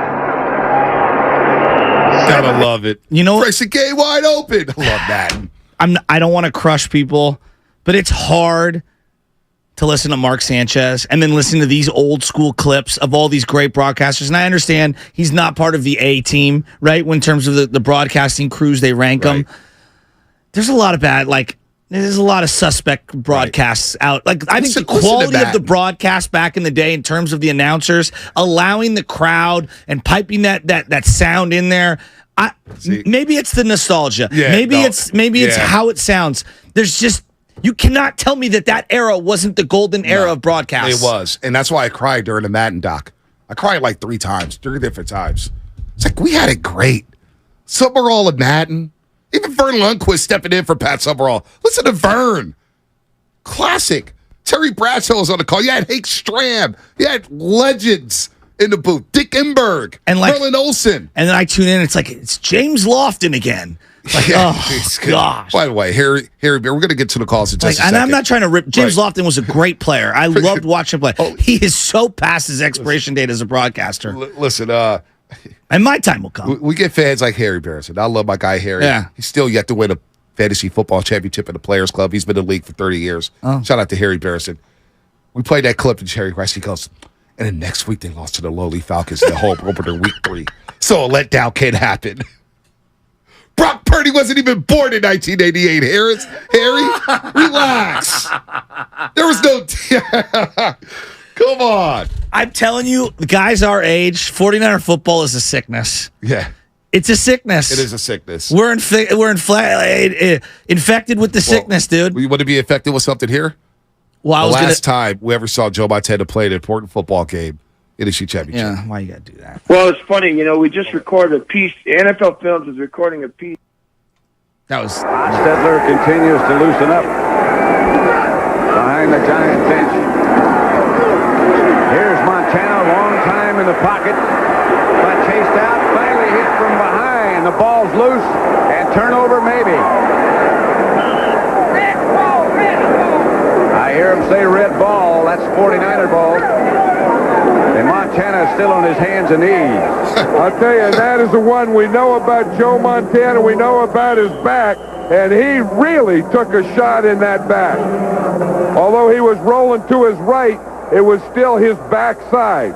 Steve Wallace made the recovery for San Francisco. Montana with all kinds of time early. Well, watch it here, but it was good defense downfield. He had no one to throw to. They knocked him out of the rhythm. Then you see Taylor miss, and right there as they hit Leonard Marshall coming from the backside. Boy. It's the last time we saw Montana play an important football game for the 49ers. The second half against Detroit in 1993, but I get your point. That was not an important football game. I know they had already clinched everything. Yeah, exactly. So stop. That game meant nothing. All that game did was make your father and your grandpa say Montana should start in the playoffs. Well, no, they said the second Steve struggles in the playoffs, they should go to Montana. And what did they say at the NFC Championship game? He would have won that game. You would have beat the Cowboys. And I go, Dad, he was the MVP of the league. I don't care. And I'm glad you bring up Steve and Joe. If there was a Joe Montana on the roster, I would understand the calibration of, Brock's got to win the big one. And if he doesn't, and blah, blah, blah. And I understand the roster's great. It's hard. Look around the league right now. Mahomes has some championships. Who else has championships? Matt Higgins had some sound from Sean Salisbury I want to get to. Because he talked about Brock Purdy, just make the ordinary play. But if you watch Joe Montana, if you watch Steve Young, if you watched even a young Tom Brady, they made a lot of ordinary plays. Quick slants, dump offs. Yes. That's what football is. Make the simple play. Brady we hear it in too. basketball, right? We got the Warriors coming up in less than 2 weeks. Training camp's going to start. Make the simple play. What killed them last year with all these turnovers? Not making the simple pass. Trying to be too cute. Right? Trying to be too cute. Make the simple play. Peyton Manning was defined by making the right play. Wouldn't you agree? Yep. I think Favre left championships on the table because he was trying to do too much. No doubt. Right? Yep. When John Elway started to just make the simple plays and obviously had a run game, what happened for him? So where I'm going at with this is everyone wants, Brock Purdy to throw for a zillion yards. Right. He doesn't have to. And just because he doesn't do it now doesn't mean that he can't evolve into a guy who does it more often down the line. Was Brady in year 1 the same player as Brady in year 11? No, of course not. How about Brady in year 20? What happened there? What the heck is going on? I heard the look. Let's get Scott Livermore. Scott, there's a lot going on in the back right there. Well, I'm looking at you. You're pointing and you're doing this. I don't know what's looking at London. We're trying to Scott Livermore. What's happening? What's happening, my guys? Happy Jersey Thursday. You ready for tonight's game? Hell yeah. Hell yeah. It's about to be, oh my goodness, man. It's going to be so fun to watch tonight's game. I'm super excited. Couple things to say. With all this Bosa holdouts back in the preseason and everything, Kyle Shanahan gave us a clue and said it's going to take him about 3 weeks to get him up to par, ready to go. Guess what? It's week 3. Bosa's coming out. The chains are unleashed. He's going for not 1, not 2, but 3 sacks. It's going to be a beautiful, beautiful game. The San Francisco 49er Giant Killers are here. We're in town. We're taking out the Giants, and it's going to be beautiful. Moving on to Brock Purdy, all the haters can jump off the train. We don't need them. We're faithful to our team. We're faithful to our quarterback, Brock Purdy. I had the pleasure of meeting him over the summer at a 49ers flag football training camp. My son got to take a picture with him. He was one of the only kids that got to take a picture with him, and his PR rep that was with him at the time was like, oh, no, we're going somewhere else. Purdy turned around and said, no, I can take a picture with the kid. The guy is a gem. He kind of reminds me of that one guy that was always in high school that you kind of looked at him like, man, he's just got it. The girls like him. He's smart. He's athletic. He's got this going on for him. That's who Purdy is. He makes smart decisions. He plays football. He leads his team. You saw last week he was calling guys because they were in the wrong position. He takes the man. He's assertive, and he doesn't make stupid mistakes like we used to for the last 5 years. So I can understand why the faith is uncertain about what Brock Purdy's going to do. Well, again, we don't need them. Brock Purdy's the truth. Good call, Scott. You're not the only one who believes Brock Purdy's the truth. Listen to J.J. Watt on the Pat McAfee show on how he described Brock Purdy. I want to talk about Brock because of what he's able to bring to the 49ers in terms of skill, but also ability to create a team around him. Is obviously you're going to see right here. He's poised in the pocket. He makes incredible throws, and he can really handle that Kyle Shanahan offense well.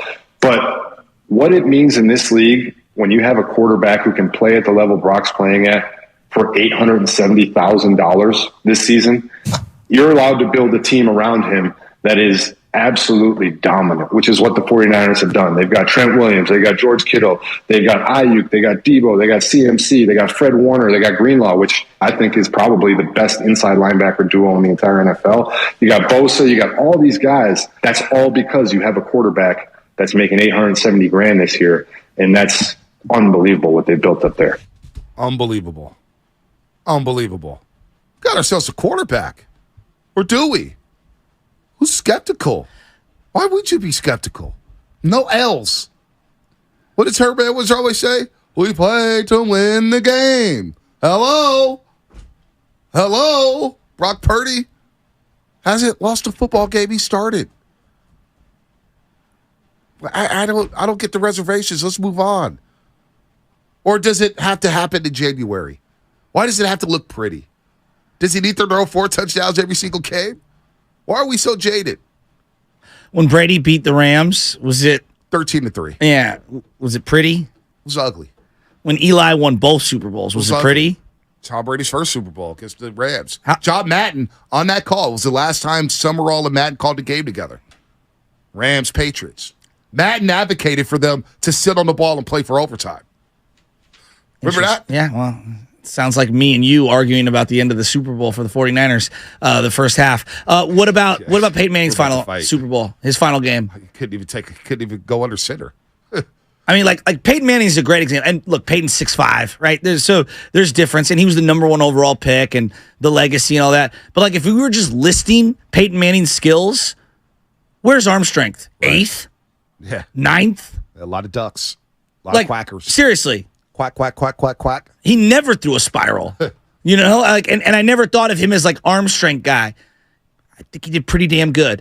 Yeah. In the John Madden clip that you're playing us with the New York Giants, he's questioning Montana's, or people are questioning Joe Montana's arm strength. And he got rocked by Jim Burt. He threw a pick to LT, and LT walked into the end zone.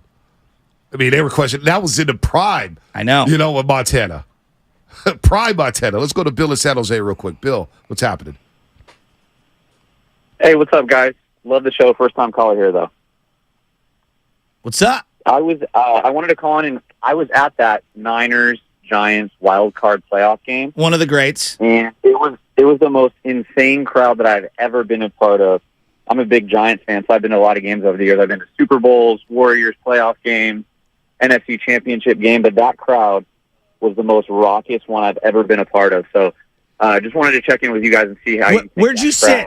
Because I sat underneath the Jumbotron where it would be where the left field bleachers were, okay? The pullouts would be behind it. The bleacher pullouts, not the right field pavilion pullouts. I'd be at, like, basically the south end zone, if you will, left field. That's where I sat with my boy Mikey C. And a giant heavyset fan in a white Lawrence Taylor jersey wouldn't shut up the entire time. Where'd you sit? I was on the opposite side of that, not from that corner where those pullouts were, but the opposite side of the field. I just want to see where you thought that game stacks up against other Bay Area legendary games. So, for me, for my money, home games. We're going to go home games. There's some great Giants games. I'm going to strictly stick to football, though, here. I personally believe the greatest football game I've ever been to, 94 championship game. Number 2 would be the New Orleans 49er game. And then the number 3 is that Giants-Niners wildcard game, in order. That's a for good me. one. The games I've attempted. Yeah. And I would say that the New York Giants-Niner game, the wild swings of emotion back and forth were incredible. The way the game ended with you didn't have social media. Right. So you had no idea what was going on that final kick situation. Right. They had the meeting in the middle of the field. Luch is running around. Guys had transistor radios on their hips and were trying to listen to Joe Starkey as to whether they won or not. And then game's over. Niners win. There's no penalty. You go sprinting out. That was incredible. But there is, like, the finish to New Orleans Niners is the greatest finish of a football game I've ever seen in my life. It was a great finish. Now, the first playoff game I've ever attended was actually the Minnesota game. Really? Yeah. I didn't have tickets. I didn't know that. I didn't have season tickets. First Niner game I ever attended was a Buffalo Bill game on a Sunday night. It was raining. Free tickets. Got them for. Was that the Lee Woodall game? Lee Woodall game. We came all the way back. Ran that touchdown. That was a great play. That was my first ever 49er classic game. What a game to go to. First ever playoff game I attended was the Vikings-Niners 2019. First ever playoff game. But I've watched them all. So I was there in spirit. So in terms of just playoff games watching, on my television, how do you not put the Packers wild card game up there? TL catch 2. Well, he was asking me, games that I attended. I didn't go to that game. You didn't go to that game? All right. But that's a classic. It's one of the ones. That's a classic. One of the ones. By the way, you're listening to 95.7 The Game, KGMG FM and HG1 San Francisco. Always live on the Odyssey app. Download the Odyssey app and favorite 95.7 The Game for the best and most up-to-date sports coverage. Don't forget, you can also watch us every single day on our YouTube and Twitch streams, sponsored by our very good friends at First NorCal Credit Union. Just log on and search 95.7 The Game. Be sure to like and subscribe to the channel while you are there. And don't forget, after tonight's game, Mark Grady, Sterling Bennett, Alan Stiles will have your instant reaction and analysis immediately following the final whistle on overtime. Hear it all right here on 95.7 The Game. King of the Hill coming up at 9:30. My top 5 moments between the Giants and the 49ers. Real quick, you asked me whether or not I hate USC. No, I don't hate USC. But you know what I'm starting to find out? The Ryan Crowleys, the Lucas Alexanders, the Joe Spinodis. USC fans, the University of Spoiled Children, they're a lot like Cowboy fans. You're so damn sensitive. We can't critique your team one bit. If I say, hey, you beat Nevada, who cares? Oh, well, Caleb. Just calm down. Your day's coming. How about you try to beat the Utah Utes for once? Huh? How about you try to go undefeated and represent the Pac-12 in the playoff? USC fans are so damn sensitive. They get on my nerves. Can we go to the 10 years of Levi's?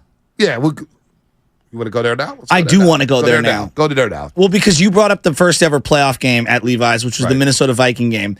It's been a stadium for 10 years, up and down. There's a lot of emotion wrapped into Levi's. Some love it, some hate it, some in between, some indifferent, whatever. In terms of the expectation and the buildup, I think we can all agree it's probably a little underwhelming for how much we hyped it up and all the amenities and everything, and then you kind of juxtapose that with SoFi and some of the other new ones. Yeah. Doesn't mean it's not a good stadium. I'm not saying it's the worst. No one is saying that. The locations is a difficult one. That's a reality. Getting in and out's not the greatest. You know what they've done? But there's been some great memories. Well, you know what they've done with this under Shanahan? They've created a very good home field advantage. They have. Did they lose a home game last year? I don't know. Did they? No. Didn't know that. Chiefs game? Oh, Chiefs. Yeah, that was the game I went to. Chiefs game. Yeah, Mahomes. Oh, my God. Game. He flipped the hips. So they lost one game. Yards. They lost one game that year. Okay. At home. Look at Sam auditing you. 2019. I think they lost two the games Seattle game. And the Atlanta Falcons when game. McLaughlin kicked the worst kick I've ever seen. Another game my grandpa went to. And they lost the Falcons game as well. With me.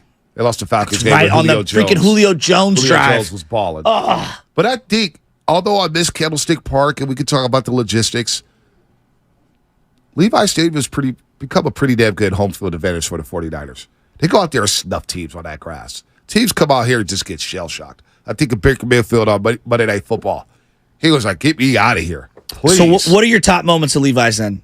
Niner-related, not championships and Beyonce and Taylor Swift. Niner-related. Beyonce and Jay-Z was pretty good. That was pretty good. Pac-12 Championship, USC Stafford, pretty good. College National Championship, Clemson, Alabama. That was pretty fun. All right, Niner-related. I love the Niners beating Alex Smith in his first game back in the Bay Area when he was a Chief. I love Jim Harbaugh going for the fake punt late in that football game to make sure that we were not losing to freaking Alex Smith. That was not going to happen. Okay? All right? That's one of my top 5 memories. Obviously, beating up on Aaron Rodgers in the NFC Championship game. That was a lot of fun. A lot of fun. Beating up on Minnesota was fun. Beating the Cowboys last year at Levi Stadium was right up there. That's one of the great games. That is one of the great Green games. Bay party in the second half in the NFC Championship game It's about as good as I can remember the vibes being. Walking into that game, it felt like a party. There's not one bit of me that thought they were losing that game. Well, I was more fearful of Minnesota that year than I was in Green Bay. Yes. All right? So what's the best game? Forget playoffs. What do you think the best game was? Because that Seattle overtime game was wild with Russ. When Drake Greenlaw intercepted him. That was his coming out party. That was it. That was a great game. I don't know how many people put that up there. That was a great game.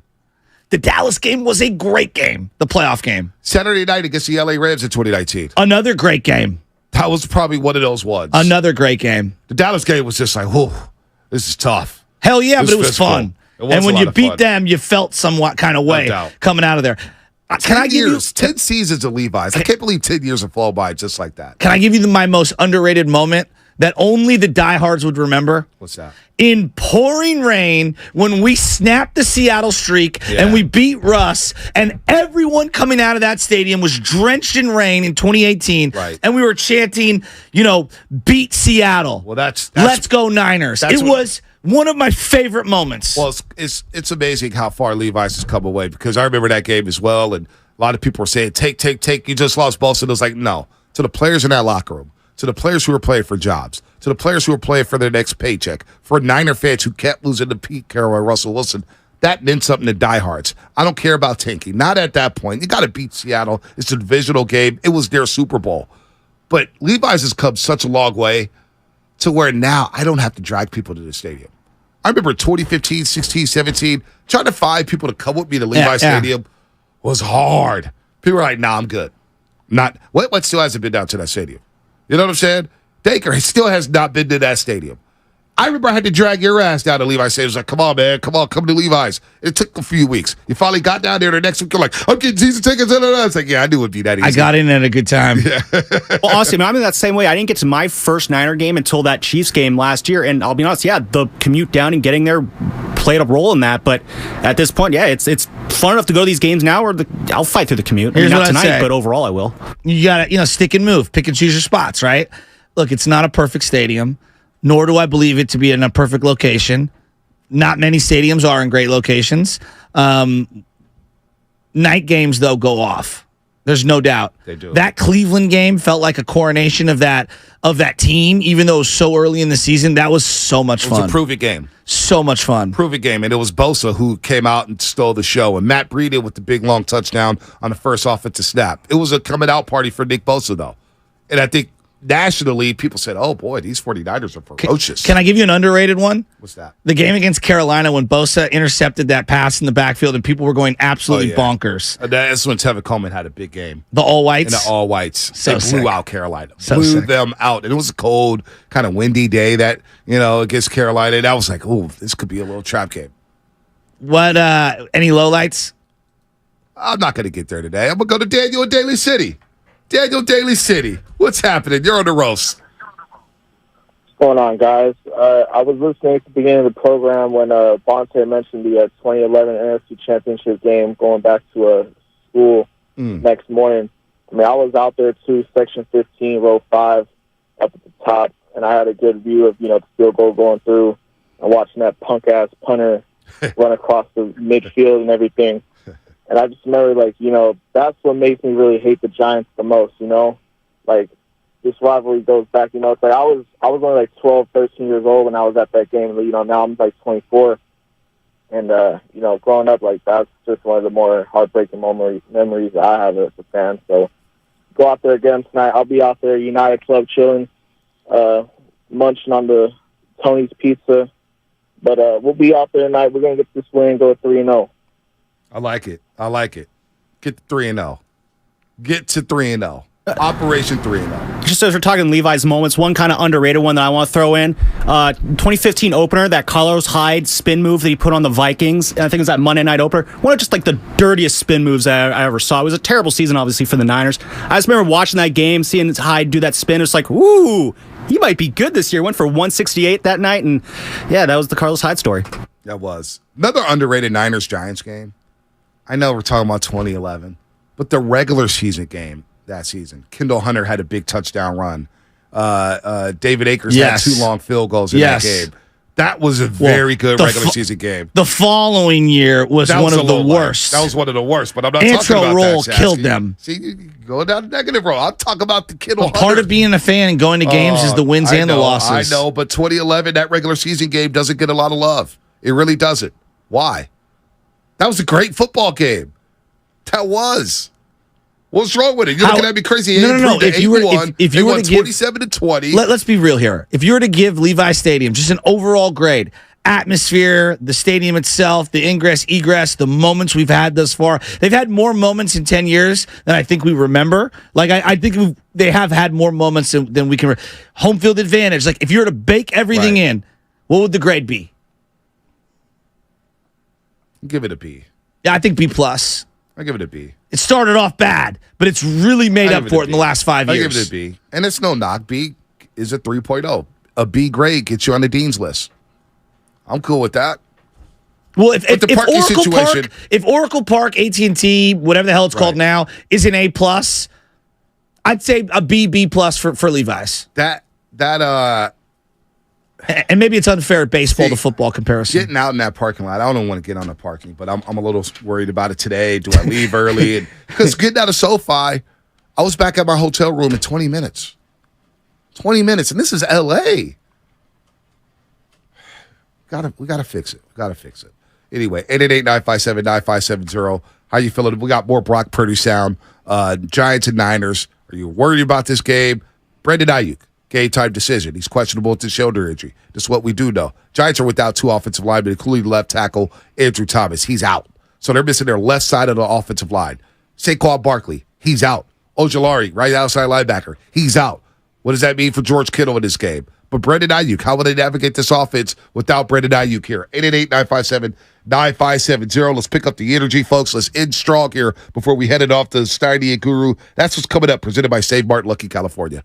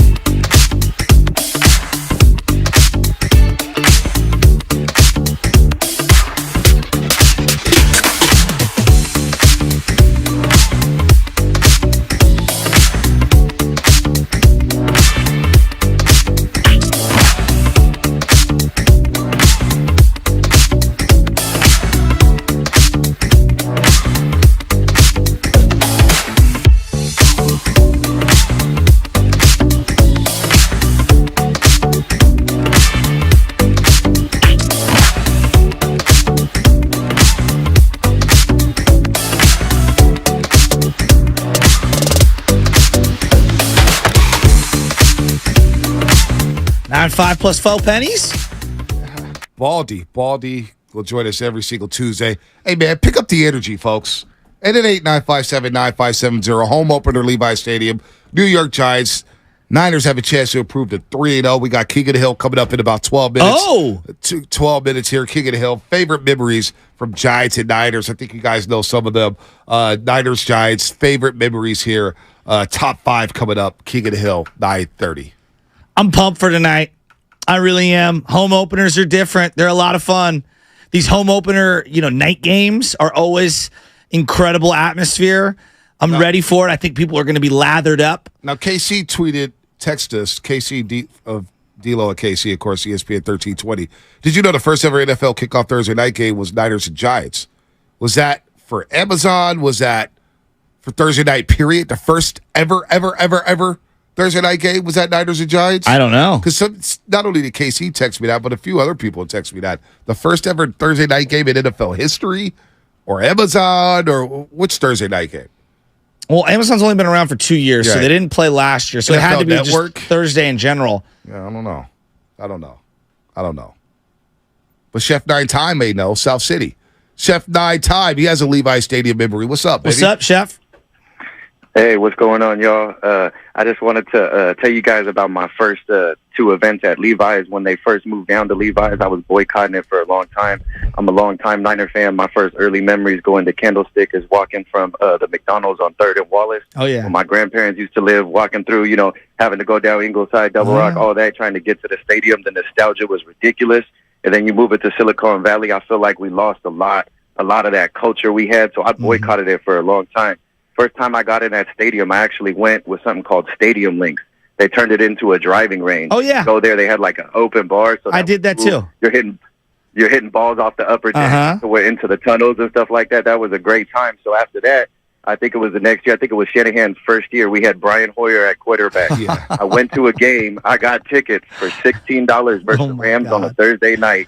I got in for $16. I paid $60 to park. I went with my boy Spread'em. We went out there. We got sauce and toss, man. It was a great time. We almost had the Rams. I don't know if you guys remember that game. Oh, yeah. We had a terrible team, but it was like Marquise Goodwin. We lost 58-43. Yeah, 41-39. 41-39. Brian Hoyer threw a pick on the first play of the game. Yeah, he hit towards the end in the second half. He hit Marquise Goodwin on like a 50-yard bomb down the field on like a 3rd down. We had a great view of that pass. We had a comeback going. Unfortunately, us in the stands, we're real, what is it called? Superstitious. So we had everything, going on. We had the comeback going on. And then towards the end, we lost the game because we got kicked out for smoking a blunt. But that's what happens. Hey, where'd you grow up? Tonight, baby. Let's go. Where'd you grow up? I grew up in the east side of South San Francisco, Grandin Linden, man. Let's go. East side, South City in the house. Linden and Aspen, man. Shout out Alfredo's, our corner store, man. Yeah. Go get your meats, man. Shout out the Dackaday brothers, man, holding it down for South City. KC's bringing up that Thursday night game at the Meadowlands when the Meadowlands went to grass. Oh. Taylor and Garcia, they had a late touchdown. It was the same season. They won that wild card game, 39-38. So he's talking about that game. That was an ugly one, too. First ever Thursday night kickoff for the NFL when they start doing these Thursday night kickoffs. Interesting. The Meadowlands going to grass. East Coast, Was West that Coast. for like a soccer or something? No, they just went to grass. They got rid of turf because the turf was so bad. Okay, I was just assuming but they that there went was to grass for a couple years. Because I know that they had I think it was World Cup '94. Yeah, 96, but this is 2002. I know, but they didn't have the World Cup there. No, but I know that there are World Cup rules that you have to have grass. Right. They want to play on grass. Yeah. But soccer should be played on grass. Football should be played on grass, for crying out loud. Salisbury said this on Willard and Dibs. What Salisbury said? And I want people to listen to this when it comes to the quarterback of Brock Purdy. And tell me what you think of it. Purdy will make the ordinary play the majority of the time, and that's where you're going to live most of the time. So do I ever think he's going to lead the league in passing? No. Do I ever think he's going to be Joe Montana or Steve Young? No. Do I think he's got a long career if he stays healthy in the league and I don't need him to be 6'4", 225? Absolutely. I think he can sustain, like those guys know, but can he sustain an outstanding career and be the starting quarterback for the 49ers for the next 5 to 10 years? Yeah, especially with that team and that coach. If the personnel stays good, why not? On that team, all you got to do is make the ordinary play. You know, it's interesting that he brings that up because ordinary play. No, the ordinary play, but the 6'4" thing, like prototype, I guess is what he's going at. Like what people are coveting. Aren't our favorite athletes of the last 25 years in the Bay, aren't they all non-prototype guys? Yeah. Lincecum, Pablo, Steph Curry, Draymond Green. None of them fit prototypes. So then why are we trying to put Purdy in a box? Right. And how many times do we have to see a 6'4", 230-pound quarterback with a rifle arm fail in the league? Over and over and over and over again. I give you Rob Johnson. You probably give me Jim Druckenmiller. I mean, how many guys have we seen? Jeff George had this rocket arm. Oh, my God, he could throw it 80 yards. How about Jamarcus Russell? Doesn't matter. Kyle Buller. How do you process the game? How do you think the game through? Yes. Can you make the simple play? Details. It's all about the details. Brock Purdy checks the box when it comes to the details. Ordinary plays. Joe Montana lived on ordinary plays. Tom Brady lived on ordinary plays. John Elway, when he won those Super Bowls, made the simple play. And then the simple play will lead to some big plays. Just get the ball to your playmakers. Joe Montana figured that out early. Let me get the ball to Jerry Rice and let him do the work. Oh, Freddie and Dwight Clark before that. But yeah, 100%. There's no doubt about Jerry it. Rice has YouTube videos that are 8 minutes long on just quick slants, taking them over 50 yards. Yeah, right? well, this is why this team has the top bros. Yeah, for the last 5 years, led the NFL every single year in yards after catch. And they've got an entire team built after yards after catch. They're not an entire team of 6'5" wide receivers who are possession guys who are just going to go up and get it. Like when I look at Tampa Bay, Mike Evans, part of why Mike Evans has been so good for so long, Jameis is just going to throw it up to you. Right. Tom Brady trusts you. He's going to throw it up to you. I don't know if I think Mike Evans would be good in a lot of systems, but I don't know if he'd be the perfect fit per se in what the Niners are doing. I think he would complement it really well. But Tebow complements it a little more because of what Shanahan's looking for. Yards after catch. Scheme fit matters in football maybe more than any sport. No doubt. So making the ordinary play is okay. It's okay. But is that it for Brock Purdy? Like tonight, if he stumbles, and there may be no Brandon Ayuk. He's your number one wide receiver. You just don't replace your number one wide receiver. No. You take Mike Evans off. Tampa Bay Buccaneers, what does their offense look like? You took Travis Kelce off the Kansas City Chiefs in week 1. What did their offense look like? Bad. It looked terrible. But I would say that Kansas City also lost Juju in the offseason. And you look at their core of wide receivers. But I don't think there's a guy as good as Debo. But we thought that about Kansas City's wide receivers last year. We thought Juju was cooked. Well, I didn't think he was cooked. I just think a lot of people thought he was washed. I think he's better than what they've got, and I don't think highly of what's 24. Come on, what's his name? Skylar Moore. Yeah, everybody likes him. I'm not huge on him. But you put Kelce in that game. Is there any doubts they beat Detroit? No, Kelsey's an all-time player. Yes, exactly. You're right. You're 100% correct. Exactly. So you lose DK Metcalf up in Seattle. What does their offense look like? So that's why I'm eager tonight. That's what I want. If Ayuk doesn't play tonight, and he's 50-50, they're going to figure it out at game time. If he doesn't play tonight, if Purdy struggles, I just want to brace fans and say, look, it's not the end of the world. He lost his number one wide receiver. Now you can say, well, they still have George Kittle. Well, defense may roll their coverage at George Kittle. So let's play it the other way around. If he doesn't struggle and he doesn't have his number one wide receiver, isn't that a feather in the cap? Absolutely. Yeah. Then it's like, oh, whoa, Brock Purdy could do no wrong. Well, I mean, the guy hasn't lost a game yet. He's living a pretty charmed existence. Yes, and he will lose a game. There will be a game he loses. Nobody goes undefeated in the NFL unless you're the 72 Miami Dolphins. Mercury Morris. I love Mercury Morris. Love him. Love him. Love him. Oh, I love those old clips. You want to talk about old clips in his sound bites? Larry Zonka. Oh, man, I love it. Rob Creasy. Come on, man. You have too many teams. I'm going to have to start limiting you. They're not. What are you talking about? You can't love all these teams. I love the players. I love those players. I respect history. What number was Mercury Morris? What number? Was he 22? I don't know. I think it was 22. Zonka? Zonka 39. Yeah, I know he was 39. I know that. I think Mercury Morris was 22 if I'm Was not Zonka mistaken. best known for Gladiators to the modern era? For the kids, yeah. For the kids. But I knew Larry Zonka. Now look up Mercury Morris. Dude, he's going for it. No, just because I think you're right. You can't just hate every player. That's no, no I don't fun. hate them. That's just no fun. You also can't love them all. I love players. I love characters. I respect greatness. So in the 70s, you loved the Steelers, no, the Raiders, and the Dolphins. I wasn't even born in the 70s, but I respect those teams. Art Shell, Gene Upshaw. Are you kidding me? Al Davis. I John love the Madden? Phillies, the Braves. I don't love the Phillies at all. Never said that. Don't love the Phillies. I don't love the Braves. I respect what they do, though. They try to win. These teams that are wearing the Warriors, the Niners, they try to win. I love you, bro. Super I do. Bowls. The Giants. So I don't love these teams. I don't like, oh, let's go Steelers. I'll never fist pump over a Miami Dolphin touchdown. Are you out of your mind? Like, what is this? Paul Warfield was my guy. Paul Warfield was great.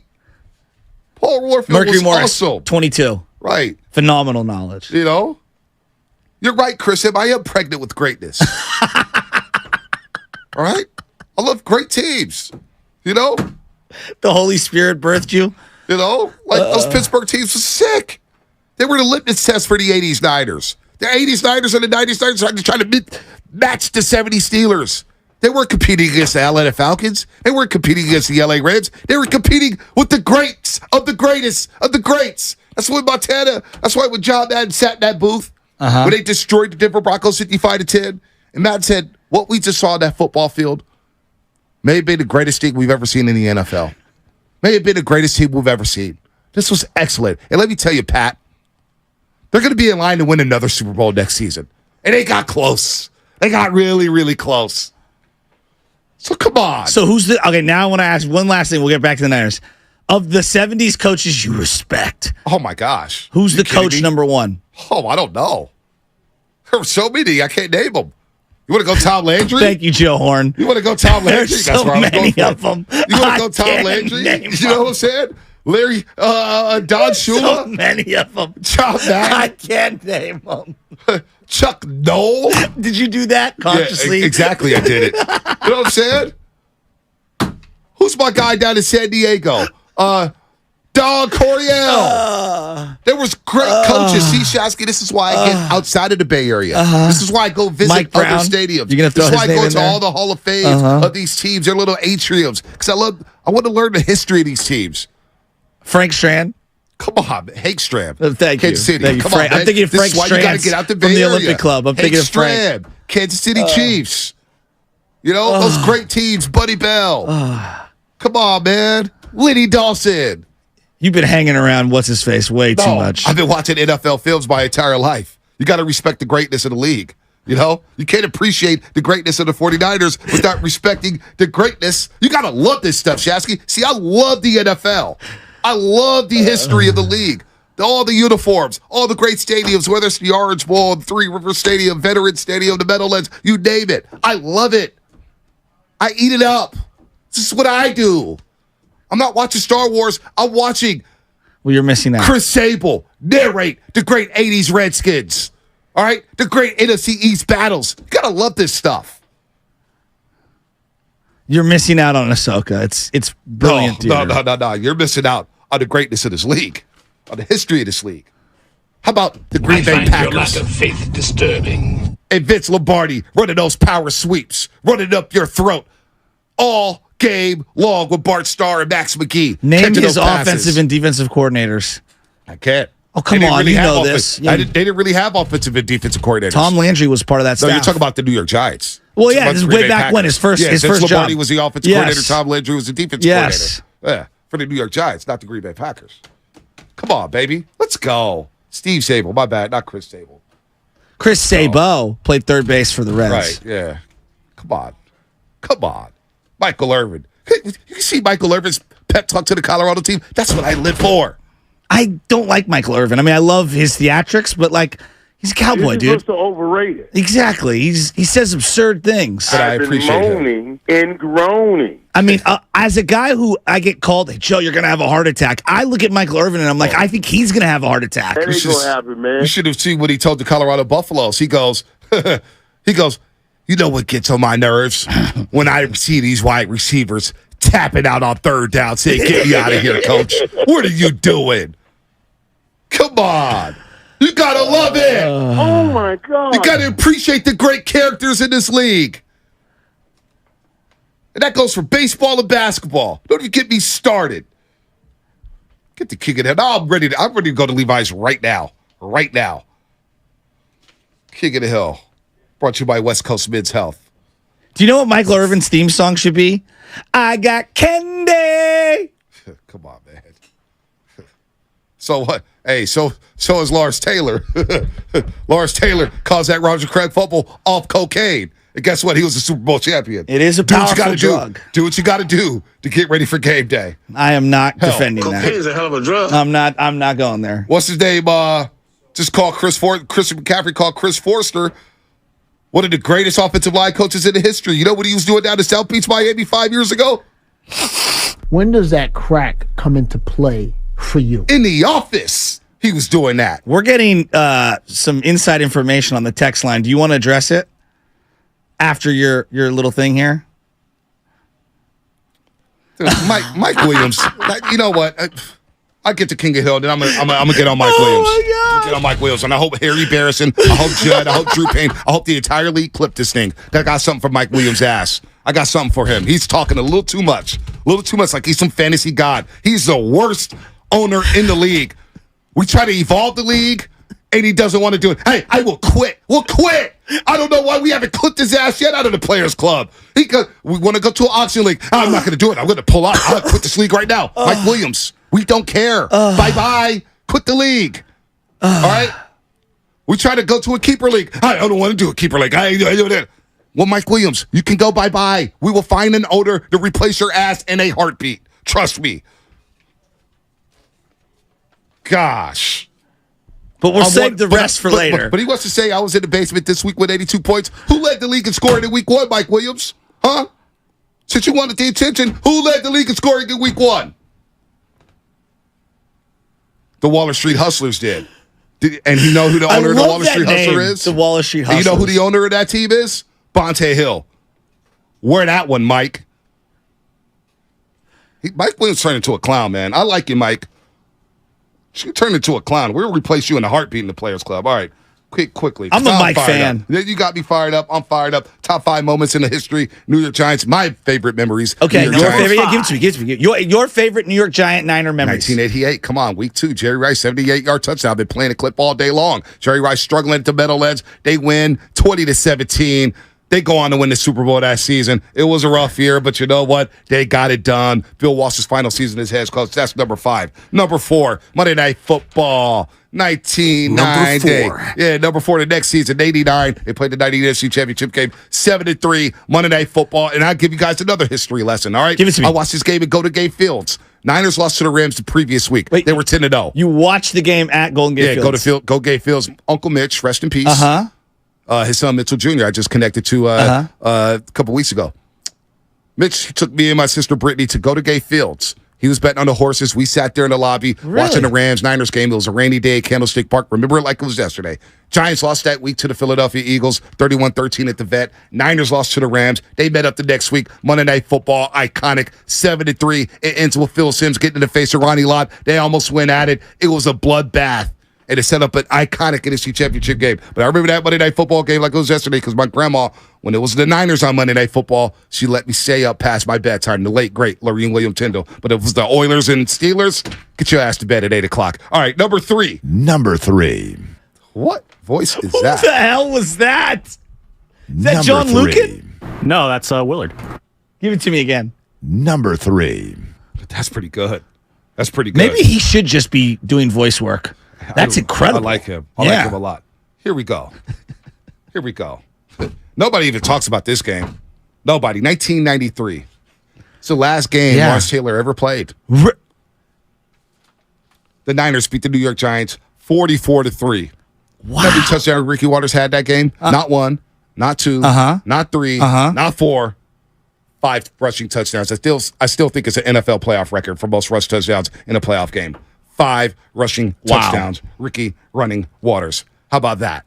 Wow. 5 rushing touchdowns. Yeah. How about that? All right. Number 2. I didn't know that was his last game. Yeah. Number 2. He was sad on that sideline, boy. He had the big thunder, the lightning earring. Look, cocaine helps a lot of great players. Michael Irvin, Lawrence Taylor, you guys talk about it like it's a bad thing. Helps some people. Like those great players in the Hall of Fame. All right? Number 2, underrated. This was when Harbaugh really won me over. It wasn't really the Detroit game. It wasn't the Philadelphia game. It was when Tom Coughlin came in with the big, bad, blue New York Football Giants, And Frank Gore had a real quiet day. He got hurt in this game, 6 carries. Kendall Hunter stepped up. Alex Smith stepped up. The Niners win 27-20 in one of the best regular season games that season. They improved to 8-1, and I was thinking, okay, we got something here. Now I'm starting to think Super Bowl. Now I'm starting to think about it with Jim Harbaugh. And you know what? You got seminal moments of when you start to think Super Bowl. Hey, you keep I love it. Hey, listen. It's like you getting your flux capacitor moment, like Doc. Just bang, I hit my head and I came out and I invented the flux capacitor. Mike Williams wants some attention so bad. Call your wife, man. Number one. 0-2. Dude, he sounds like he's doing a porn. What is Willard doing with the number 1? Go back to the old number ones, please. What is that? I don't know what it is. Thank you. Thank you. That feels number better. 1. How could it not be the 0-2 wild card game? 39-38. Niners rally from 38-14. T.O. Jeff Garcia, we played it. I wish we had the Trey Junkins sound. The last play there, the field goal, which was a pass interference, but they missed the call. Niners go out to escape the win, and Michael Strahan stormed off the field irate. Hell of a comeback. Those are my top 5 memories when it comes to Giants and Niners. Now, I would have threw some losses in there, but I want to keep it positive. I should have went all bad. All right, King of the Hill, brought to you by That was incredible. West Coast Men's Health, successfully treating men for ED and chronic pain. Visit westcoastmenshealth.com. Number 1. Dude, why and where did he start to do those? I don't know. You know what? I feel like your energy's a little off. I feel like Loveman's a little. Y'all need to catch up to me. Y'all need to catch up. I'm on a 10 right now. Well, yeah, Getting ready for a home you opener. remind me of the Joker when he's like broke out of the jail and he's got the police car and his head's out the window. I am out the window. Yeah, right now. like that's how you feel right now. I just saw baby Chaz. Uh-huh. She was up at 6:45 this morning. You know the first word she said this morning? Mama. We go to football game. I thought it was. She's ready for Big Blue. Shasky Carrie's daddy. No, she knows. She knows. She knows that ain't the truth. Listen, baby Chaz woke up at 6:45.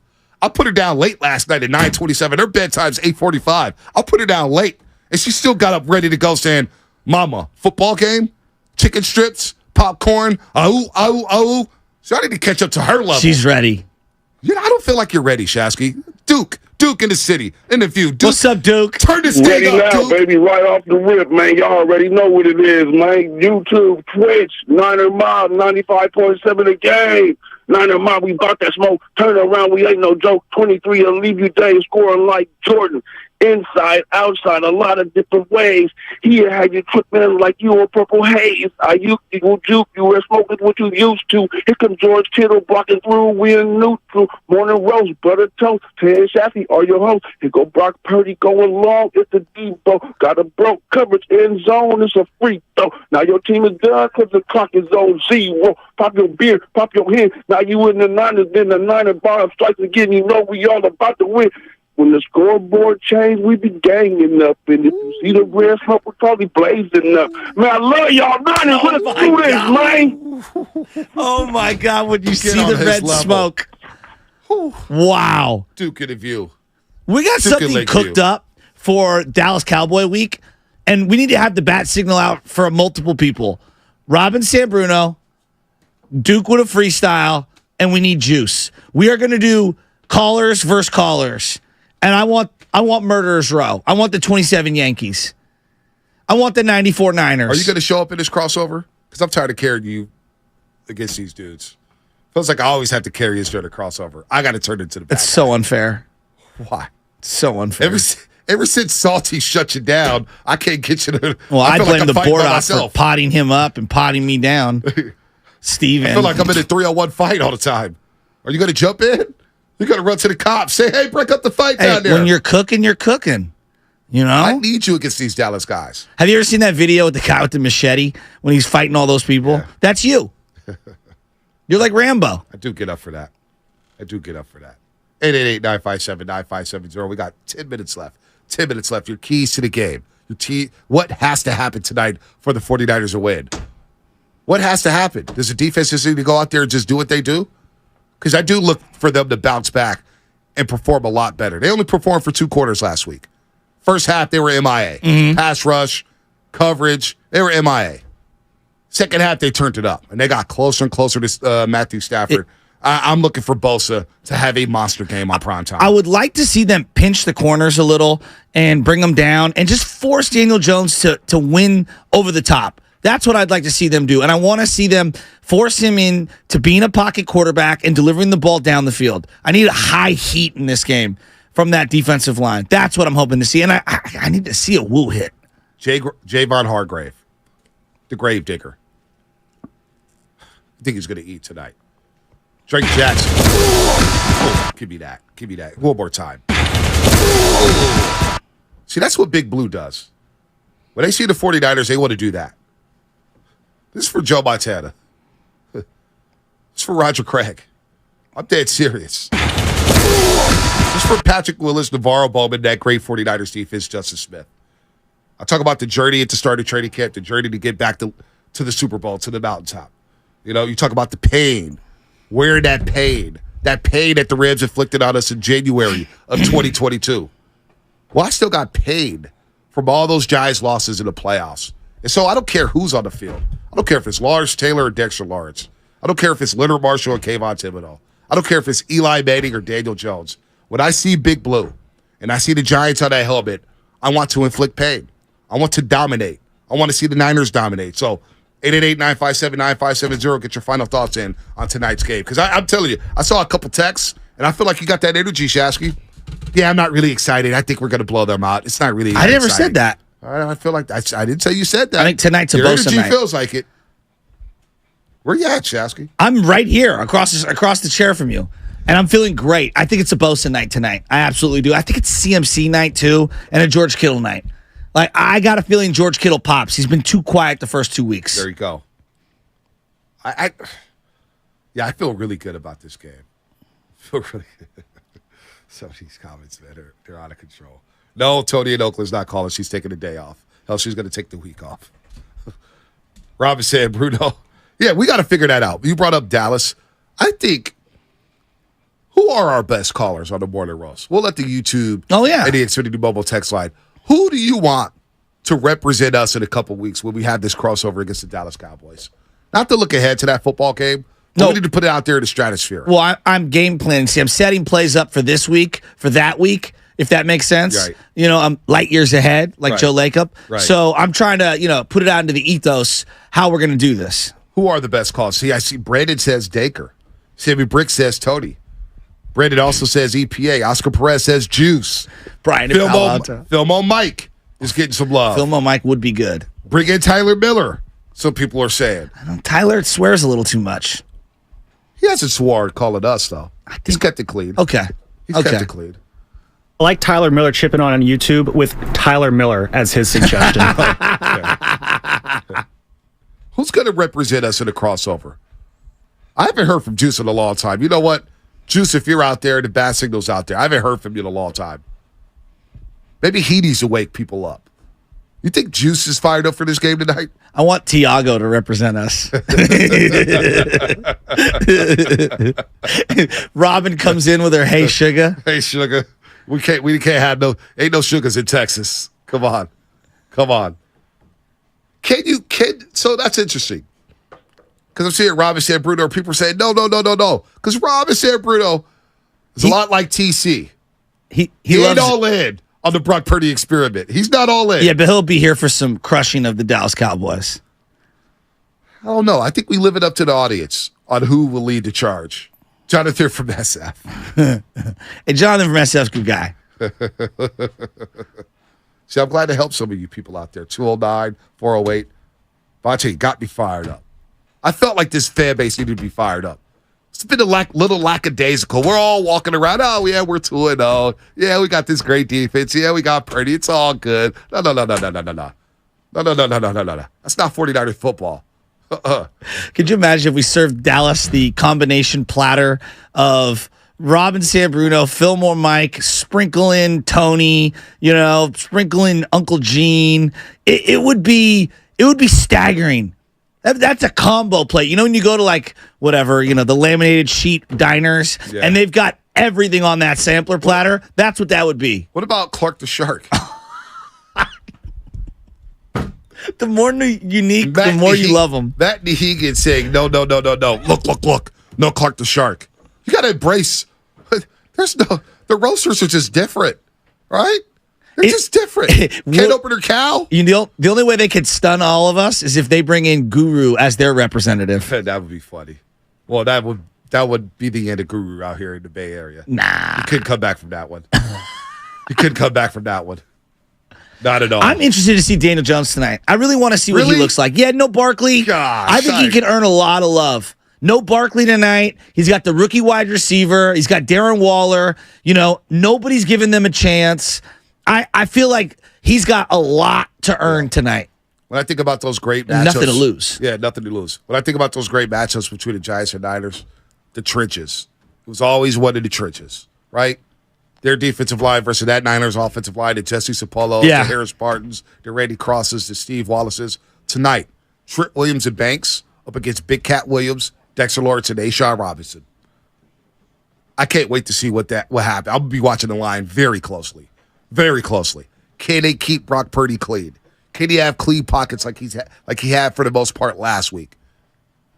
That's what I'm looking for here. The trenches. Who's going to dominate these trenches? Will Christian McCaffrey end up being a rushing leader after week 3? You know what I'm saying? Yes, I do. And you talk about the trenches.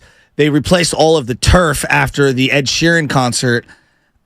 We haven't talked about Levi Stadium grass in a long time. No, we haven't. It's held up very well. But it is something to monitor. Because, when you put in fresh turf, it can get clunky. You have to let it sit. I don't know if you've ever done turf in the backyard. You're not supposed to walk on it for X amount of days. I'm sure they're way more sophisticated than Joe's backyard here in the city. But it has been something to monitor. And we know that even in the Super Bowl, when they have the most money, into it, they had problems with the turf. Philadelphia, maybe get the right cleats. Well, the turf was an issue. It wasn't an issue for the Kansas City Chiefs. No, it was an issue for both teams, was what my point was. No, there's more of an issue for Philadelphia because they cried about it.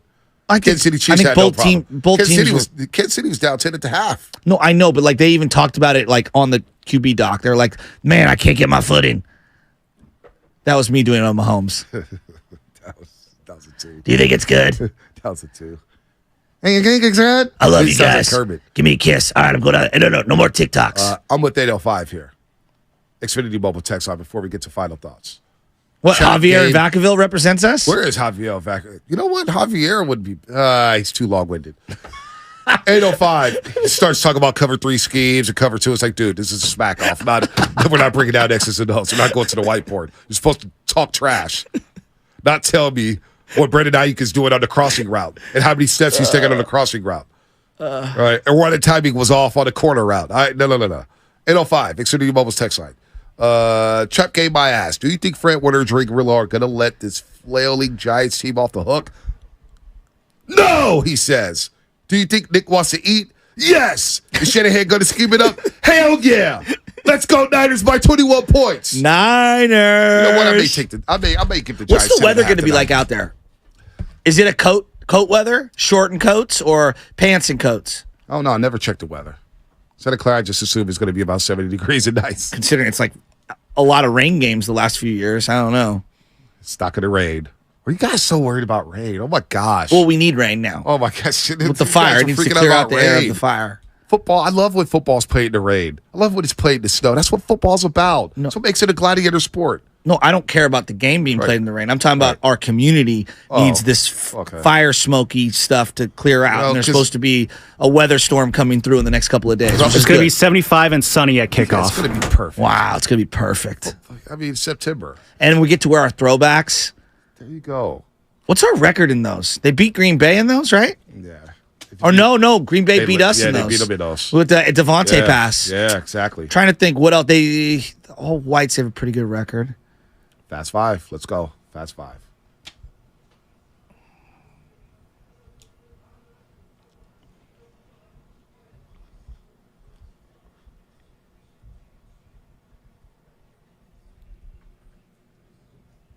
All right, my final thought is it's a Ronnie Lott jersey day. It's a bloodbath game. I want woo hits all over the place. I want decletions. I want hard hitting. I want the New York Giants to know that, man, let's just get back home. I want them tapping out. I want them thinking about that first-class meal at halftime on the way back to New York City. That's my final thought. My final thought is say thank you to officials. they don't get paid a whole lot. I'm talking about at the youth and adult level when you're playing in rec leagues. Like, these people are out there. They're not making a whole lot of money. Be nice to them. All right. Sometimes we just don't appreciate people, whether they're volunteering or getting paid their time. Nobody wants to argue and scream and yell at officials for a little kid's game. I don't care if it's soccer, baseball, basketball, whatever it is. Just be a little kinder to some of these officials. Did they make the wrong call? No, I see a lot of people like just being ridiculous. And like, you know what? At the end of the day, like, can we all take a deep breath? Like, come on. Come on. The hell with the officials. Go ahead, love it. Be nice. And Curtis, you're the best softball official umpire out there. Love you, buddy. What the heck with the officials? All right, my final thought tonight, who's it going to be tonight? It's going to be a Bosa game. It's going to be a Debo game. I want this to be a Steve Wilks game. They got a little bit more aggressive in the second half against the Rams. Stephen started playing a little bit better. I want to see Steve Wilks really dial up the aggression tonight against the Giants, really force Daniel Jones into a lot of mistakes. He's not going to have Saquon to bail him out. Look. You got any final thoughts? Look. My final thought is you guys are very lucky and your audience is very lucky to have me in the studio right now. I'm giving out a shoebox bet. You know what a shoebox bet is, Shasky? No. That means every single dollar you have in the shoebox that you hide from your wife, you're putting it on this game.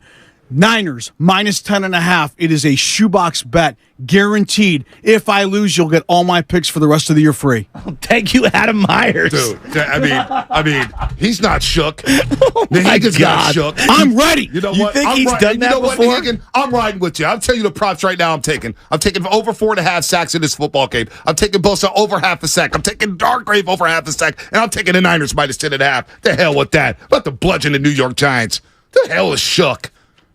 We're on the domination tour. This Operation Las Vegas, as Guru would say. What the hell are you guys worried about? Forget the Giants. It's a lot of fun today. I can't wait to take the calls tomorrow and react to this big-time dominating game. Niners will be 3-0 by the time we step in the studio tomorrow morning. Let's go. That was Fast Five, brought to you by Xfinity. Shoebox bets for everybody. I'm with you, Negan. I'm with you. Brought to you by the Next Generation TG Network, only from Xfinity. And guess what? You know what they're calling him? What's that? Nike Box Nahegan. I like that. You know what? Shasky, homework assignment for you. Go watch some NFL films and learn to appreciate the history of the game. The future starts out with starting. I love Frankie Albert.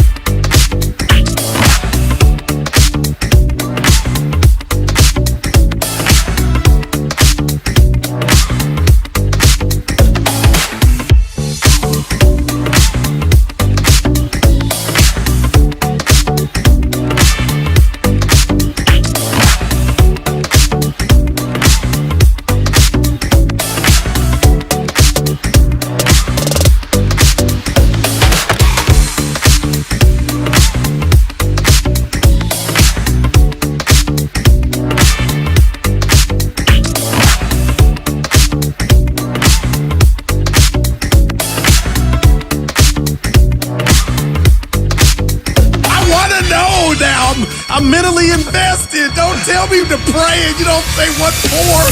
He brings the perspective. Yeah, I think they both have a great point. Get off me, text line. He's truly one of a kind. That is wow. Oh, my God. And he's doing a great job. I need you to man up and say what you really want to say. Simon, you're doing a great job. And together, they're Steiny and Guru. Yeah. On 95.7 The Game. Jimbo, how am I going to rain on your parade, Jimbo? Come on now.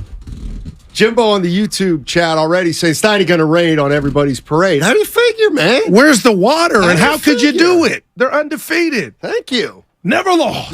We got one of the best quarterback stories in the NFL. I'm going to go take care of the Giants tonight. Come on. Do you feel like Niner fans are getting big heads because it's like light work, as they say in the streets? The Giants are light work? Yes, 49er fans. There's nobody that can smell what a fan base is thinking like Steiny. And admit it, you guys are confident. You guys are a little cocky. But you should be.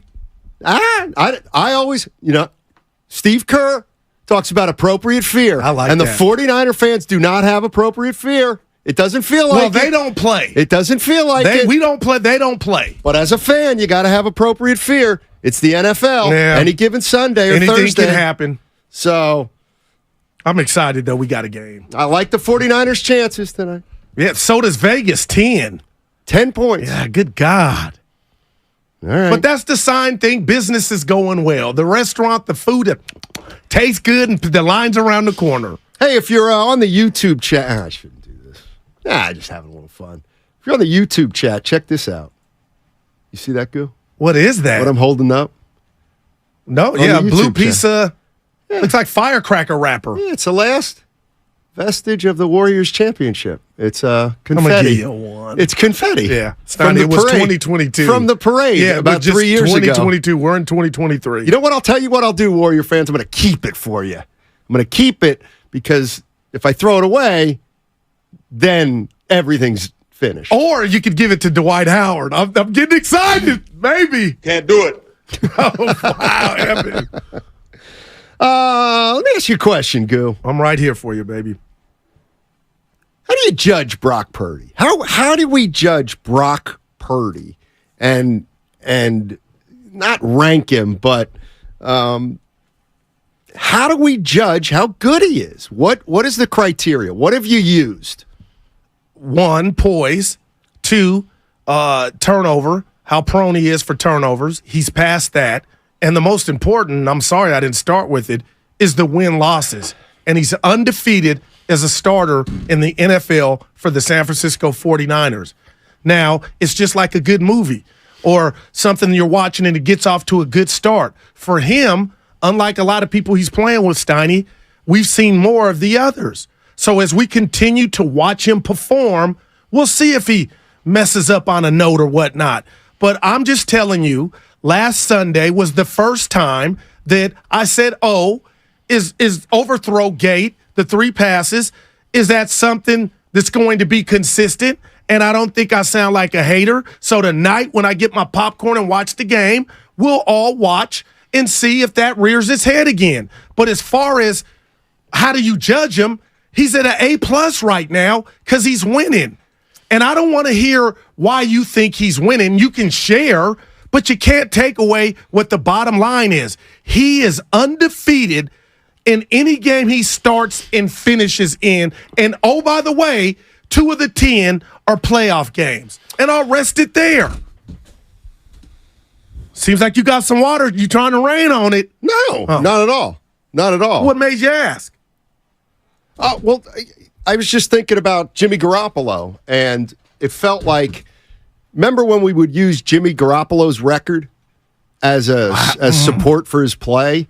And to a certain segment of people, all that mattered about Garoppolo was his record, while there was a whole nother group of people that were saying, I don't care about his record, he's leaving stuff out on the field and he's not good enough.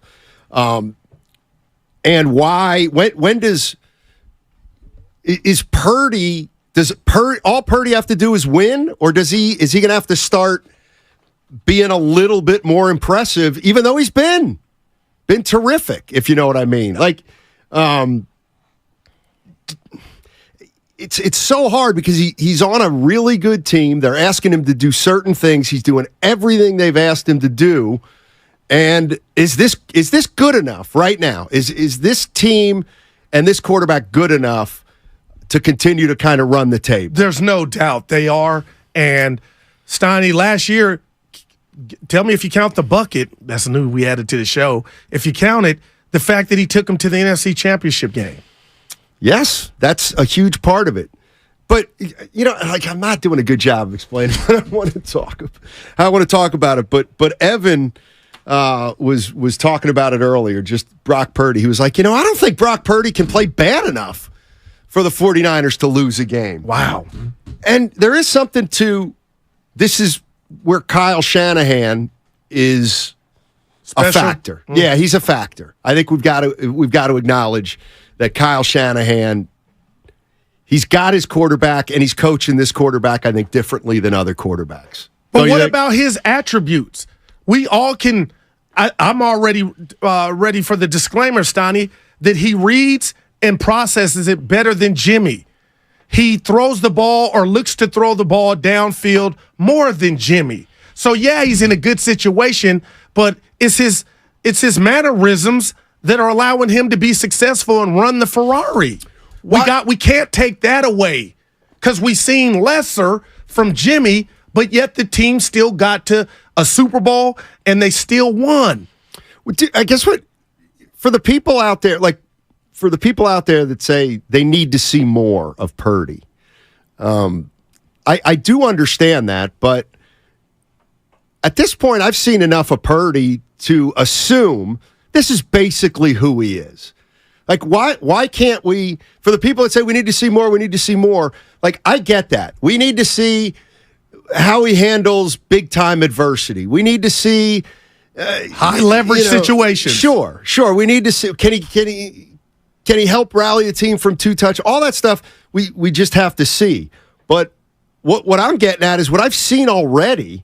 Like, he's not going to he can't fall off a cliff at this point, I don't think. He's not that kind of quarterback. Okay, and I'm on the side of I think I've seen enough, but for the people, I won't call them haters, the Peter Kings that say they need to see more, wouldn't you think you got a sign, a drop of the 3 overthrows to where now you finally have something, a substance to say, there it is. Nah. That's it. That's not me.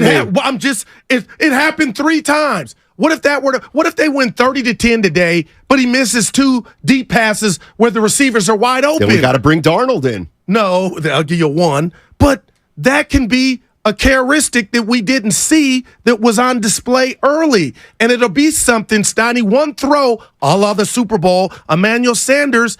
No quarterback can make every throw. There's no doubt. But there were 3 in one game. Don't call him then.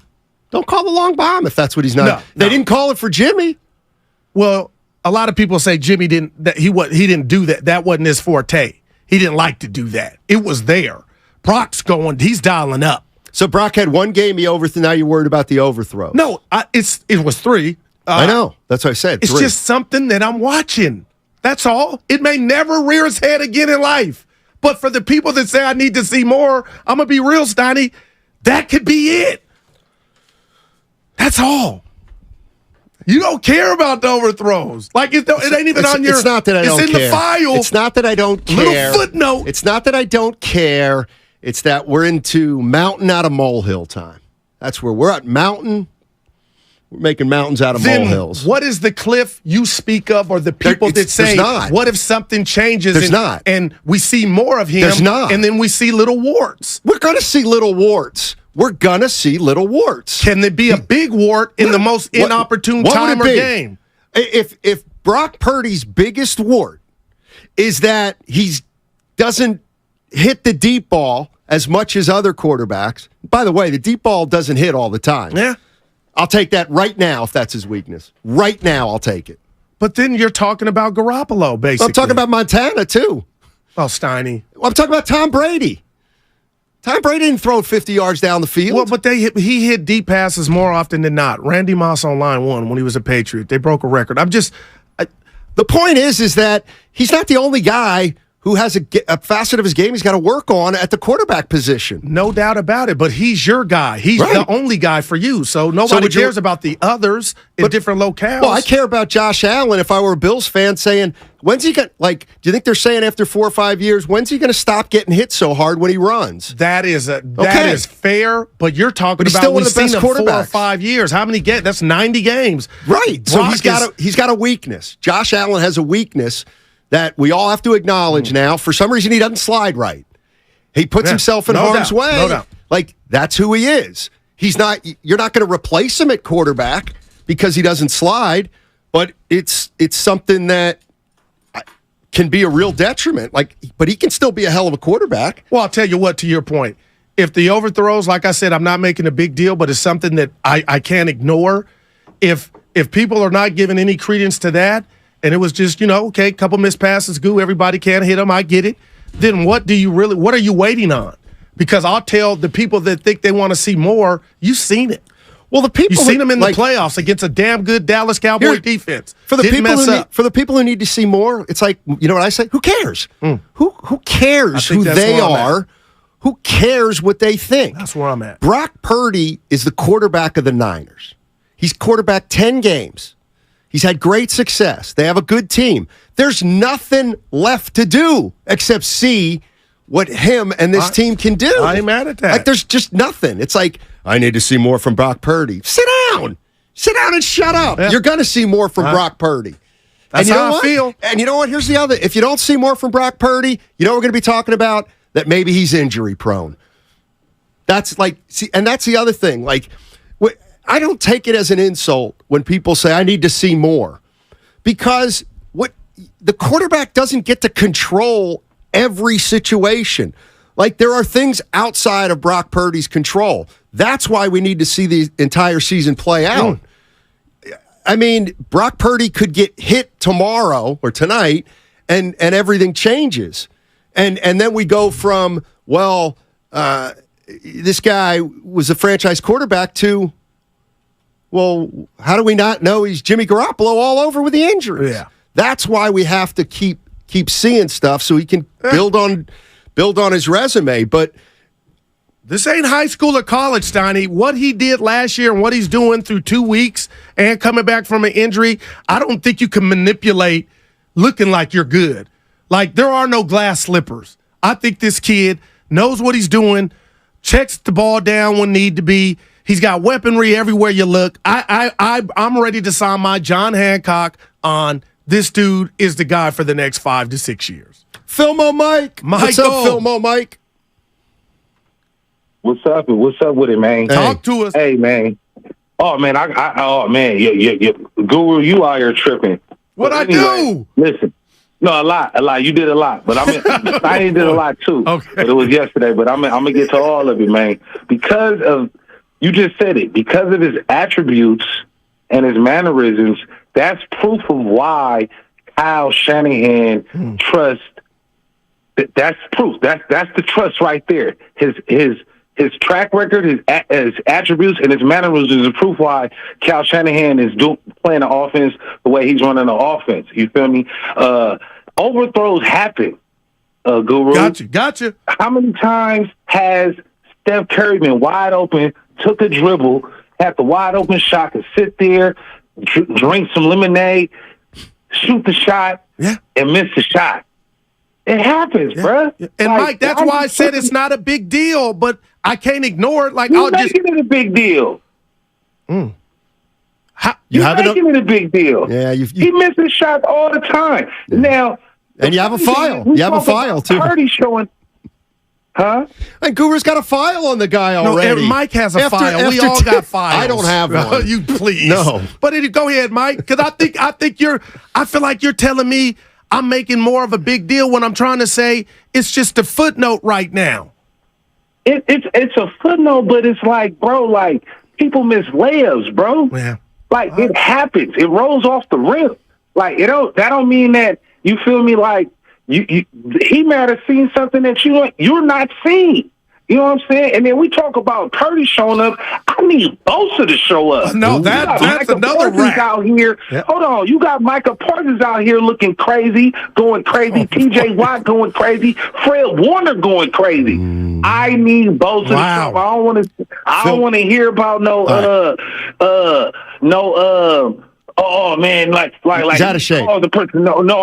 I need him to get to the quarterback in 1 second. Philmo, let me preempt something. I know you're going to get on me because I think I disparaged San Francisco yesterday. Is that why? And I didn't mean to do that. You disparaged the reporter. You acting soft over the reporter getting kicked out. If he violated it, he didn't violate anything. Oh boy, Mike, Lincoln get him Riley. out of here. Oh, Kick please. his ass out of here. Oh, kick your ass out of here, Philmo. Oh, please. That coach doesn't deserve respect. Mike, before you go, let me ask Mike this.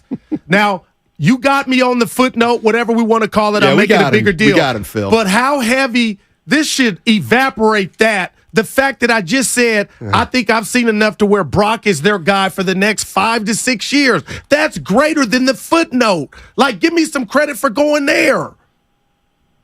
I give you credit for going there, but you got to remember, Mahomes ain't perfect. Steph Curry ain't perfect. Shaq ain't perfect. And he's only no one can be perfect. Everybody has flaws in their game. It's up to that player to mask them, and it's up to the opponent to uncover the flaws. Wow. You feel me? It's going to happen, baby. I appreciate it. You got to work with it. You got to deal with it. Everybody have flaws. Brady couldn't move. What did he do? Throw quicker. Exactly. Peyton Manning, quote unquote. Thank you. I heard Shasky say Peyton Manning didn't have a arm. What are you smoking? Hey, take that up with Shasky. Take it up with Shasky, Philmo. Hey, Philmo, thanks a lot for your call. I really appreciate it. And you know what? You put enough pressure on Goo that he gave in. I didn't give in. You gave in. Oh, now Purdy's going to be the franchise No, I went to something else that came out of my pie hole. He backed you into a corner. No, you gave in. That's what Philmo does. He's tough. I made him submit. The UFC, he tapped out when I said that he's the quarterback for the next 5 to 6 is greater than the footnote. That's Philmo. That's Philmo making you do it. But that's okay. He's making me say that San Francisco's a world-class city. Like, he intimidates me, so I'll give him that. Okay, San Francisco's a world-class city. That's my guy. Are you intimidated? No. I think you are a little bit. People want to know about the mouse. Before we get out of it, did you catch it? Mouse is still on the loose. Oh, boy. Anaconda. I know it's a mouse. Believe it or not, I was thinking a lot about getting a snake yesterday. Problem is, I don't like snakes either. Why'd you think about it? What's the biggest animal that the biggest snake can eat? Like, can the biggest snake eat a rabbit? It could eat a deer. I believe it could eat a deer. Not in one swoop. Yeah, I've seen it. Yeah. Well, I've seen it on video. No, he takes a leg at a time. The biggest snake in India ate a deer. Don't say a baby. No, it was a deer. I saw it. The mouth. It might have been AI. Yeah, they're. Oh boy, it's Allen Iverson. Oh yeah, boas can eat large animals whole. That's amazing. It just takes some hours to kind of digest. Then what are we doing? Here's where Goo goes. Life. Martin Lawrence. Let's go, Mr. Jones in Atlanta. How you doing, buddy? What's up, fellas? Yes, sir. Hey. Hey, don't tell me we over here belly aching about W's again. Thank you. Here y'all go. Yep. All over here belly aching about W's. We on this. I swear, is this not Jimmy G #2 again? Thank you. Oh, he might be injury prone. He can't hit the deep ball. He can't. What does he do? Wow. He wins. He's undefeated. He's undefeated, man. Undefeated, except for the game he got knocked out of. Yeah. We're not even going to count that one, right? Yep. Remember, here hey, don't let me bring up your boy crush Trey Lance. You sent him to the enemy. Yep. Yeah, Trey. Can we just please enjoy our W's? Thank you. You feel me? Like, we ain't got to have the guy with the big arm, Josh Allen, that throws all the interceptions. You feel me? We ain't got to have the guy that, that can run all over the field, a.k.a. Michael Vick, or, I love my boy Jesse Fields, but he wasn't raised right. You feel me? Can we just have our pretty boy? Y'all done ran off the one pretty boy. There it is. Yeah. Appreciate the one pretty boy we had. You know what, though? Well, yeah, Garoppolo's in a category by himself. I think Garoppolo's a pretty boy, but I think Brock Purdy's more cute. He's cute. Nah, it ain't even a contest. And Brock ain't ugly. Jimmy is. No, that's what I'm saying. Jimmy's a notch. Jimmy's a level above. Yeah, he'll take your girl. No, he looks good. Still handsome. Good. Boy, Jimmy can get anyone he wants. Great, baby. My question is this: if let's say you're a person who needs to see more from Brock Purdy, that's you. No, it's not. It's Evan. Well, a couple of days ago, you're like, "Goo, I just need to see." You told all of us, "I need to see more." What we need to see more of is what he can't control. Like, we need to see more from Josh Allen in a playoff game in certain situations. What I'm saying is, we need to see how, yes, I do need to see more.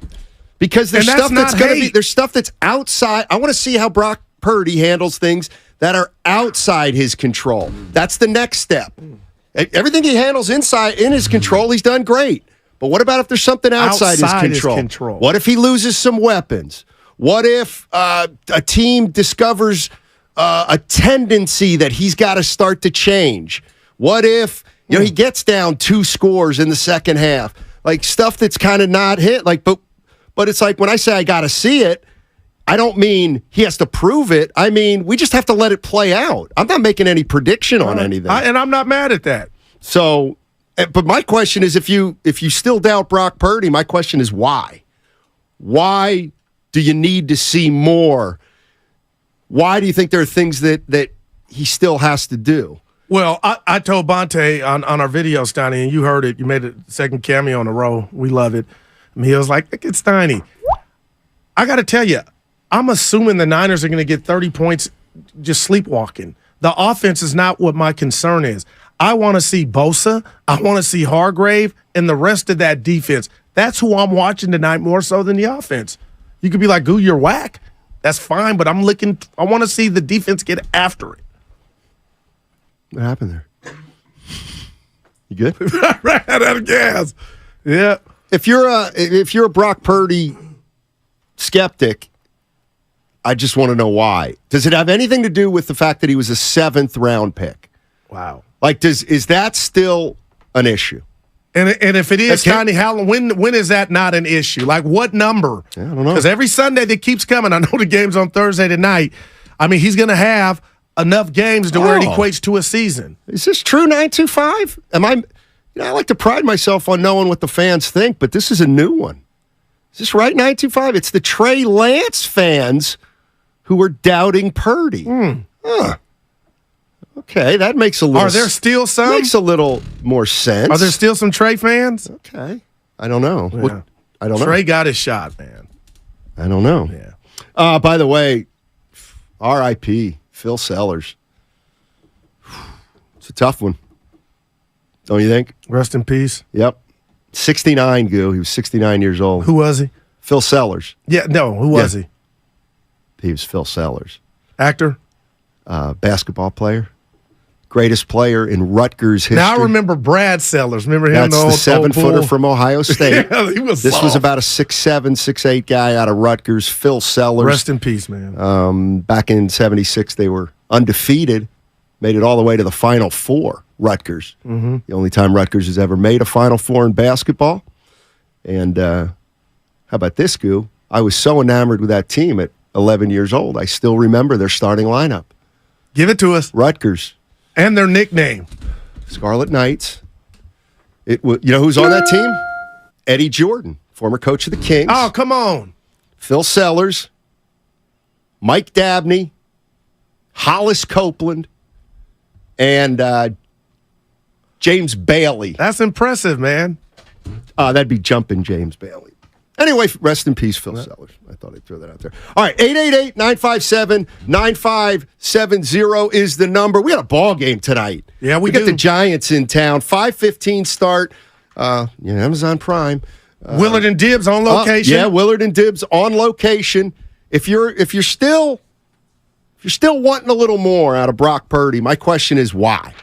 Because I'm going to tell you why his draft position actually makes me feel better about where he is. It's all sponsored by Ashley Furniture Home Stores.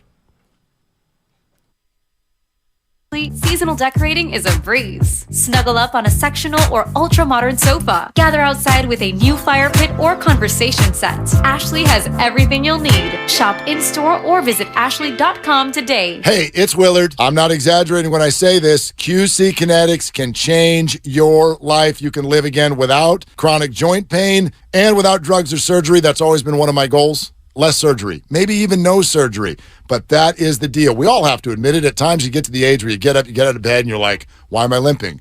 Why does that feel that way? What is going on? Well, QC Kinetics can attack that. The world's largest advanced regenerative medicine practice. They take your body's own concentrated healing properties and put them right into your joint to restore and repair that damaged tissue that's causing all the horrible pain. They do it without surgery. No downtime with QC treatments. Call QC Kinetics and see how the latest advances in precision regenerative medicine can attack your pain, bring you lasting relief. Now's the best time. Call 877-70-REGEN. 877-70-REGEN. That's 877-70-REGEN.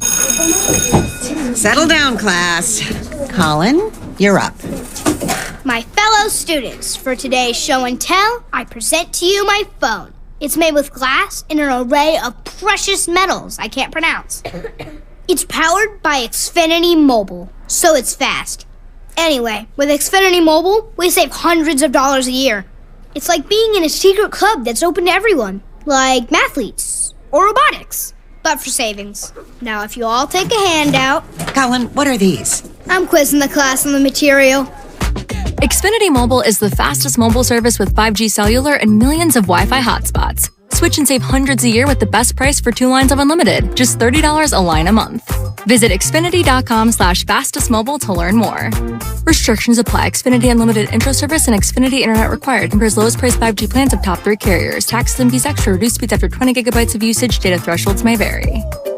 Finding great candidates to hire can be like, well, trying to find a needle in a haystack. Sure, you can post your job to some job board, but then all you can do is hope the right person comes along, which is why you should try ZipRecruiter for free at ziprecruiter.com/free. ZipRecruiter doesn't depend on candidates finding you. Its powerful technology identifies people with the right experience and actively invites them to apply to your job. You get qualified candidates fast. So while other companies might deliver a lot of hay, ZipRecruiter finds you what you're looking for.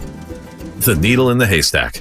4 out of 5 employers who post a job on ZipRecruiter get a quality candidate through the site within the first day. ZipRecruiter, the smartest way to hire. And right now, you can try ZipRecruiter for free. That's right, free. Just go to this exclusive web address, ziprecruiter.com/free. That's ziprecruiter.com/free. ziprecruiter.com/free. Hi, I'm Nabil Ahmed. At East Bay Law Practice, our mission is simple: to secure the best possible outcome for you. Whether it's getting your case dropped, avoiding prison time, or safeguarding your job, East Bay Law Practice is your go-to defense. If you're facing serious felony or misdemeanor charges including violent crimes, vehicular offenses, DUI, drug crimes, or a neighbor dispute leading to a civil harassment restraining order, then East Bay Law Practice is your go-to defense. Learn more at eastbaylawpractice.com. That's eastbaylawpractice.com. Finding great candidates to hire can be like, well, trying to find a needle in a haystack, but not with ZipRecruiter. Its powerful technology actively finds and invites qualified candidates to apply to your job. So while other companies might deliver a lot of hay, ZipRecruiter finds you the needle in the haystack. See why 4 out of 5 employers who post a job on ZipRecruiter get a quality candidate within the first day. Try ZipRecruiter for free at ziprecruiter.com/free. That's ziprecruiter.com/free. An A-piece of Kentucky Fried Chicken's new hot and spicy wings is just $4.99. Prepped in secret spicy marinade, hand-breaded until crispy perfection. They're a delicious combination of heat and flavor. Kinda makes me want to celebrate. Hit it! Tasty, heat, tasty, heat, tasty, heat! Wings, am I right? You're right. Grab an 8-piece of KFC's new hot and spicy wings for just $4.99. Prices and participation may vary. Taxes, tips, and fees extra. eBay Motors is here for the ride. So minivans, sedans, JDMs, roll out. Go ahead, feel your engine. Admire that perfectly installed exhaust. Your vehicle's moving along this freeway like it was made from fresh installs and a whole lot of love. And with eBay Motors, you get over 122 million parts to keep it running. And with eBay Guaranteed Fit, they'll be the perfect fit every time. Plus, at these prices, well, we're burning rubber, not cash. Keep your ride or die alive at ebaymotors.com. Eligible items only. Exclusions apply. Get in zone, AutoZone. Welcome to AutoZone. What are you working on today? My check engine light's on? That could hurt your gas mileage. The AutoZone free Fix Finder service can help find the fix for free. Get in zone. This whole report for free? That's right. Printed and on your phone for free. Get in zone. But what if the fix is too tough? We'll recommend a local shop. Fix Finder, only at AutoZone. Get in zone, AutoZone. Restrictions apply. Have you been in a car accident? Chilton Auto Body has 15 convenient Bay Area locations to help restore your vehicle to pre-accident condition. Chilton Auto Body is also actively hiring for all positions. For more details, head to chiltonautobody.com, the Bay Area's leader in collision repair. 95.7 The Game is streaming live on Twitch and YouTube right now. Powered by First NorCal Credit Union, the smart choice for low auto loan rates and super simple online application process.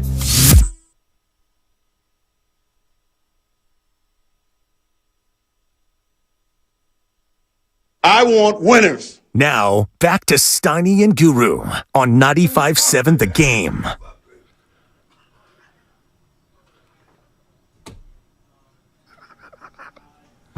Oh boy, the behind the scenes. Oh boy, that's on me. Right. So let me get this straight. What you got, partner? You have a sponsorship with, you got a relationship with Atco Pest Control. Oh, you're counting chips again. No. Okay.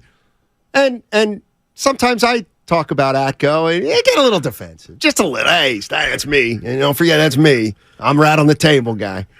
Okay, well, I have a small brand that I like to work on occasionally. And you got the mouth. And, I gotten into this little habit here and there of jumping on KTVU with my friend, Sal Castaneda. Yeah, your boy. He's the man. He's such a good friend that I was over at his house yesterday, socializing with another guy, and he told me that you were going to be a guest on the show this morning. Which just aired, a couple minutes ago. So you went on KTVU at like 9:35? Yeah, 9:45. Yeah. I came to tell you so I wasn't stepping on toes. I thought you might have turned it down. You're stepping on toes. No, you're stepping on toes. Yeah, Sal, he was great. Next thing I'm going to hear is you got paid for it. Oh, nah, I didn't. Yeah. I'm man of the people. But our friend, Did you at any time say, well, Sal, doesn't Steiny do that? No, I know you guys are such friends that I figured you signed off on that. No, I didn't sign off on anything. Evan's proof. I came here at 8:90. They invited me. Yeah. Sal's fun. It was a great time. Nothing to worry about, Steiny. I work really hard for the career that I've gotten to. I've gotten to this point. You know what? I'm on the downside. It's fine. I thought you were going to say, well, I didn't want to do it, so. Right. Oh, no. I think that's what popped off. Yeah, maybe Sal knew you didn't. He's getting the feeling you didn't want to do it today, so he decided to ask Goo. I'm like, is it me and Evan today? Did Steiny call out? Like, I really was, when I walked in, I was there. I saw your hair. I said, there he is. Maybe I wanted to say no, but then I wanted Guru to say I'm not doing it either. If my guy isn't doing it. Well, I didn't crush your mind. I'm that guy. That I never didn't crush date my friends' girls if they break up. That's just that's number one rule. Some people don't care. I'll never take anything from you, Steiny. But might be the evidence that Goo wouldn't walk out. Steiny done got cheated on. Veggie Delight. No, I hate insecurity. Come on. Dave's in Fremont. Hey, Dave. Hey, Dave, did you catch Guru on KTVU this morning? Something else. Hey, guys. So I wanted to, you had a text a second ago that said, it's only Trey Lance fan. Look, I'm a Trey Lance fan. Okay. I don't necessarily doubt Brock Purdy, but here's the thing. Pre-Jimmy Garoppolo, and I do blame this on him, absolutely 100%. My mentality when I watched Niner games, when it was Harbaugh, I jump up for joy when we scored a touchdown or got a big hit, right? But ever since Jimmy, because he went back and forth with how good he performed, did a stupid play here, did good here, like my excitement level dropped 70%. So I don't jump out of my chair anymore. So it's hard for me to get excited about something at post Jimmy. It just really is. Wow. And, Okay, well, you know, maybe I need medication for that. Well, Who knows? hold on, Dave. Let me ask you more about this. So, pre-Jimmy was what? Kaepernick and those guys? Yeah, and I wasn't a huge fan of Kaepernick. We all know he died down a little bit after, you know, the big run. So you don't think these 49er teams are exciting as those? Is that what we're what we're saying? No. I'm not saying that at all. What I'm saying is it's my mentality is different now. Like I used to be sick for a week when we lost. You see what I mean? Jimmy kind of ruined that, like live or die 49ers. I'm still diehard, but like I can get through the next day with no problem because Jimmy made me so used to, oh, did he really just do that? Oh my God. Oh, he scored a touchdown. Oh my God, he just threw a pick. I got you. Wow. So, yeah. All right, guys. Thank you. You have a great day. Where are you watching the game tonight? Man, I got to work my second job. The first half, I'm watching at home. That's it. There you go. All right. Yep, tape it. Yeah, I got to work tonight, too. What you got? The game. Oh, yeah. That's not work. Yes, it is. Dude, we are just it's the work. toy department of life. You know what? Don't you realize when you say that, people assume you don't take it seriously.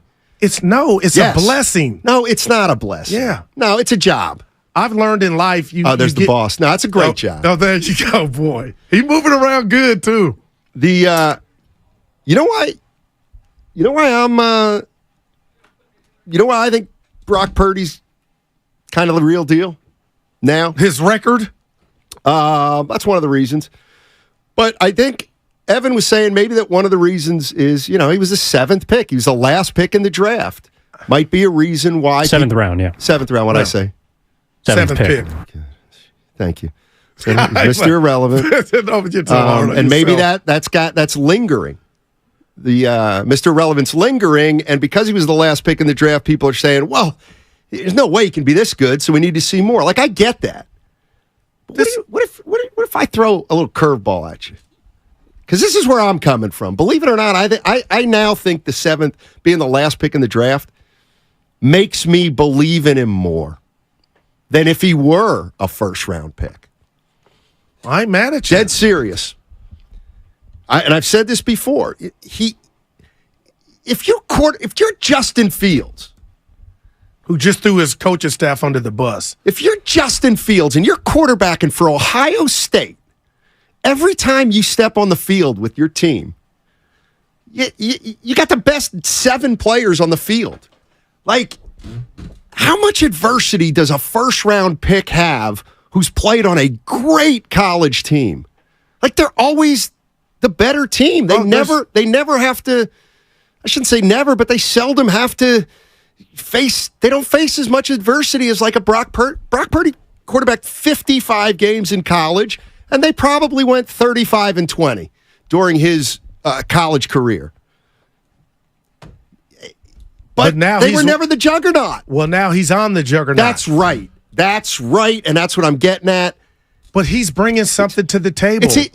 This is easier for him than this is easier than him than Iowa State. Then why can't people? I mean, but we heard Bonte say this might be the most prolific Niner offense since '94, the Joe Montana days. Yeah. So when I hear that's why that it's easy statement, for Purdy. Whoever the quarterback is, I'm like, he's a stud. I would never say, oh, well, let me tell you who gets the most credit. It's not. The dude looks like he's the guy. I just don't. I gotten past Mr. Irrelevant, but the truth is, where he was drafted will be why the movie was made if he continues to ascend the way he's doing. Let's go to Tony in South San Francisco. What's up, Tony? Good morning. How you guys doing? Hey. Dynamite. Yeah, I'm looking forward to the third home game tonight. That's going to be fun to watch. I saw what you did there. That's a 4. And the little after. I got you, Tony. Yes, sir. Home games, it seems like. I don't think it's unreasonable to be skeptical of a successful new quarterback. It's not uncommon for a quarterback to come in with a different style. He doesn't have a different style, but to come with a different style and kind of confuse the league, and it takes time for the league to catch up, and then they got the target on their back. I don't think it's unreasonable to be skeptical, but I think he's the guy. He plays like a seasoned, successful veteran. But I think like with any, let's see how he goes with a target on his back, and a couple more injuries, and let's see how he goes. I think he's fantastic. I'm all behind him. Appreciate the call, Tony. It's almost like last year didn't happen. No, that's the 2 playoff wins, his emergence. It's like people are acting like they didn't go to the NFC Championship game. Like this is game 1 or 2 for him. It is shocking to me because this is how I judge a player that's in a good situation that the world didn't know was going to be a blue chip. Are you going to mess it up? Brock hadn't messed it up. He's added lighter fluid to the fire. They're scoring 30 a game. I'm shocked. I think we've mischaracterized it. Like, I don't think there are a lot of people out there that don't believe in Brock Purdy. I think there's people out there, like, you cannot have a feeling about Brock Purdy and be like, I cannot believe this. It's the last pick in the draft. The whole world and the saying 49ers are 10-0 when he quarterbacks. That's crazy. Like, it's okay to say, can this continue? Is this really who he is? Can he really lead us to the Super? Like, that's not hating. Man. That's saying that what we're watching is more unique than anything we've seen in a long time. Yeah. So anytime you see something you'd never seen before, you wonder if it can last. It's not hating. It's not hating. But that will eventually run out, and we got to really give the guy his flowers. No. It's never going to run out. You know why? Once this season's in the book, however it concludes. We have a whole nother level to get to with Brock Purdy. Pro Bowl. No. If he wins, you realize, and this is going to be the big fight, you realize that if the 49ers win the Super Bowl, he will go down, like it or not, as the greatest game manager of all time. I honestly will disagree. be the next debate, unfortunately, whether he's a game manager or not. How can you predict that with so much left to see? I know sports. Well, you're saying you know people. Because I do. Because if I know everything. Because if he quarterbacks exactly like he quarterbacks now, and they win a Super Bowl, you better believe people will come out of the woodwork and say, dude, he's no different than a game manager. What's he do? Throws dinks and dunks? That would be haters. Well, would it? Those 3 passes weren't dinks and dunks. What if he connected on those? We're talking about, oh my God, and he still can make a Pro Bowl this season. Like those weren't 5 years. Those were long passes that his coach has confidence in him making the throws. We're going to see many more of those starting tonight, I believe. How can you not use Brandon Ayuk when healthy downfield? How can you not use Kittle? How can you not use Debo? We're going to see, this is the Lakers with Magic Johnson. This is the Showtime Lakers in cleats. I really believe that, and that's why they're scoring 30-something a game. 30. I don't believe. People saying, comedy, not sports.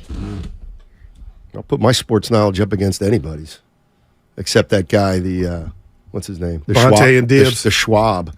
Well, what happened to him? I don't know. I'm 1-for-1 against Draymond Green in basketball knowledge. Well, all I'm saying is,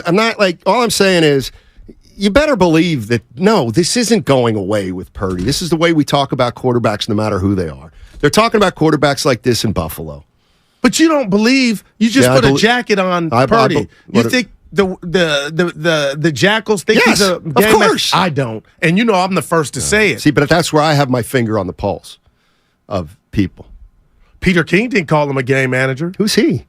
He's one person. He's been around a long time. He's one person. And that's the other thing. Baldy. Nobody's putting that jacket on Brock Purdy. But that's what they think. That's like what he was 17 for 25 for 200 yards, no touchdowns, no picks. Had a chance to maybe get 2 or 3. Fine, he didn't. That's a game manager. You know why? But what if game he hits managers those throws? can't throw bombs. That's why he was a game manager. All right, well, now you're proving my point. If that continues to be the case, then you're on to something. They're going to say if he throws one bomb, he's still going to be called a game manager. And you know what? They wouldn't have called 3 bombs if the first one would have worked. Boy, Stotty, stop. You dial it up again until the other team stops it. They don't need to stop it. Mark's in Idaho. What's up, Mark? How you doing? Good, guys. How you doing today? Hey. Yes. I just want to touch on the Brock Purdy conversation that's going on. And while I was on hold listening to you guys, I probably heard one of the most ridiculous comments from Guru that I've heard anybody say, that at some point Purdy's luck or whatever is going to run out. And I did not, caller. It's game day. Real quick before you finish. I did not say his luck is going to run out. How dare you put that on my ledger? What do you mean by run out? What do you mean by? I didn't say it. I did not say what he's doing is luck. No, you said run out. Run out of what? I wanted to know what your definition Steiny, speak up and start helping me. I didn't say that, caller. What he's doing is past luck. I didn't say it. There's one black guy on the show. Get him right. I didn't say that, and it hurts. Get it right. I didn't say anything about luck. You said it's going to run out. What does that mean? I did not say that. I didn't say it. So tell him, Steiny, I said it on the air. He didn't say it. But I said he didn't say it before. Steiny? I think he did. I didn't.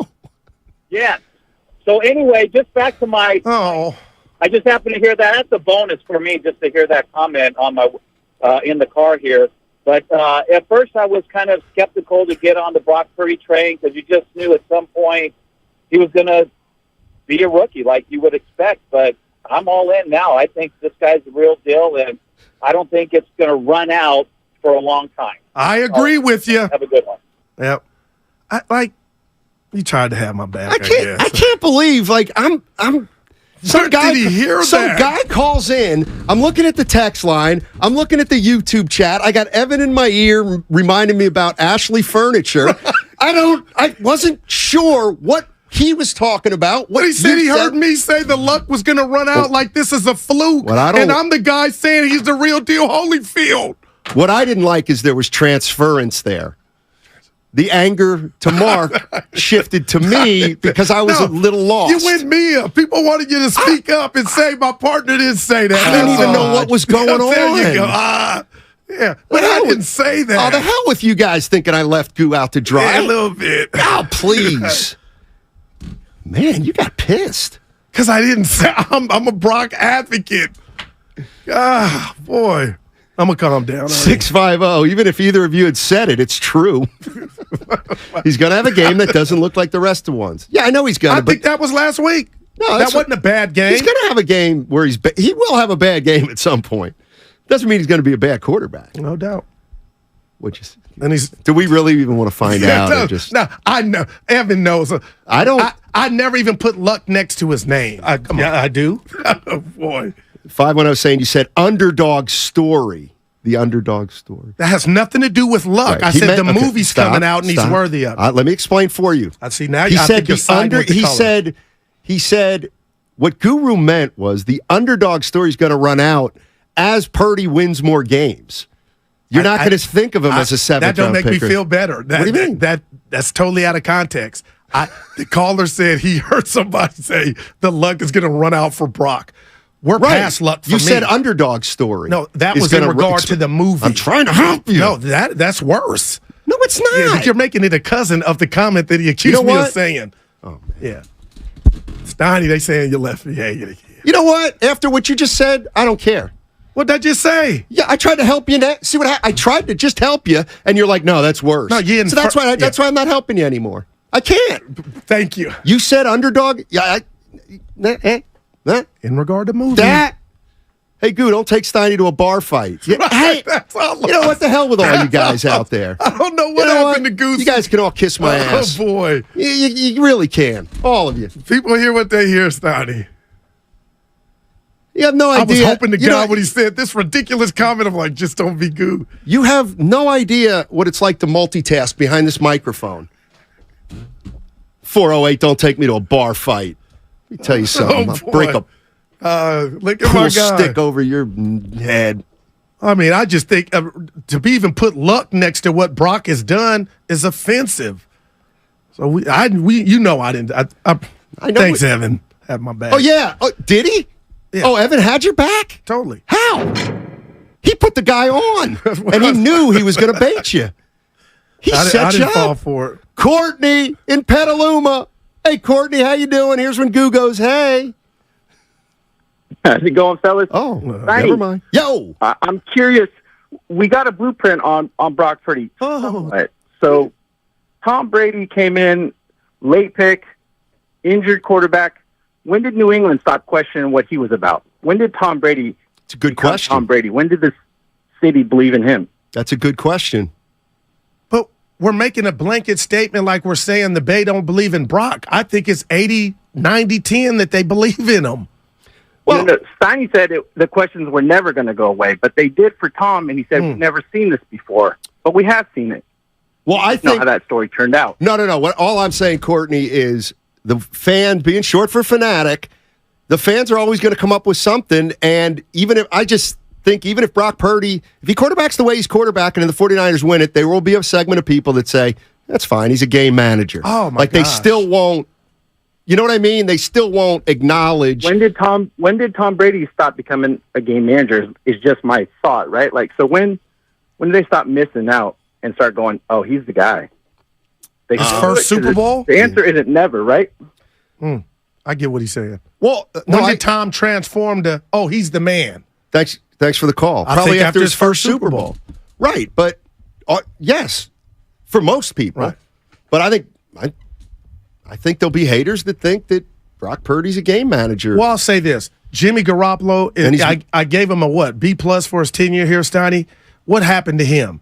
He was the man, and then we start saying Jimmy no throws. That was legit because you know what we saw every Sunday from Jimmy? At some juncture in the game, Steiny, no throws. Some that bit him in the ass, some he got away with. Brock doesn't have those negative traits next to him. So that's why I take offense to the people saying he's a game manager. I don't think Kyle thinks he's a game manager. And I think tonight we Kyle see some wants a game manager.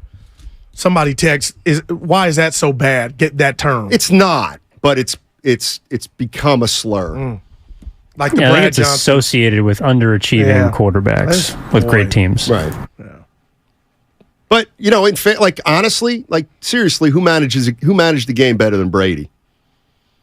Those are the GOAT, the good ones. Right. So I can't believe I'm still shook. Well, I'm the one that should be shook. No, I'm shook because of your... It's obvious you don't believe in me. Please. You know what? And it was I talked to your mom. Evan. Yeah, you need to stop that too, buddy. She talked to me too. We're friends. Evan, Auntie. Evan, what was the...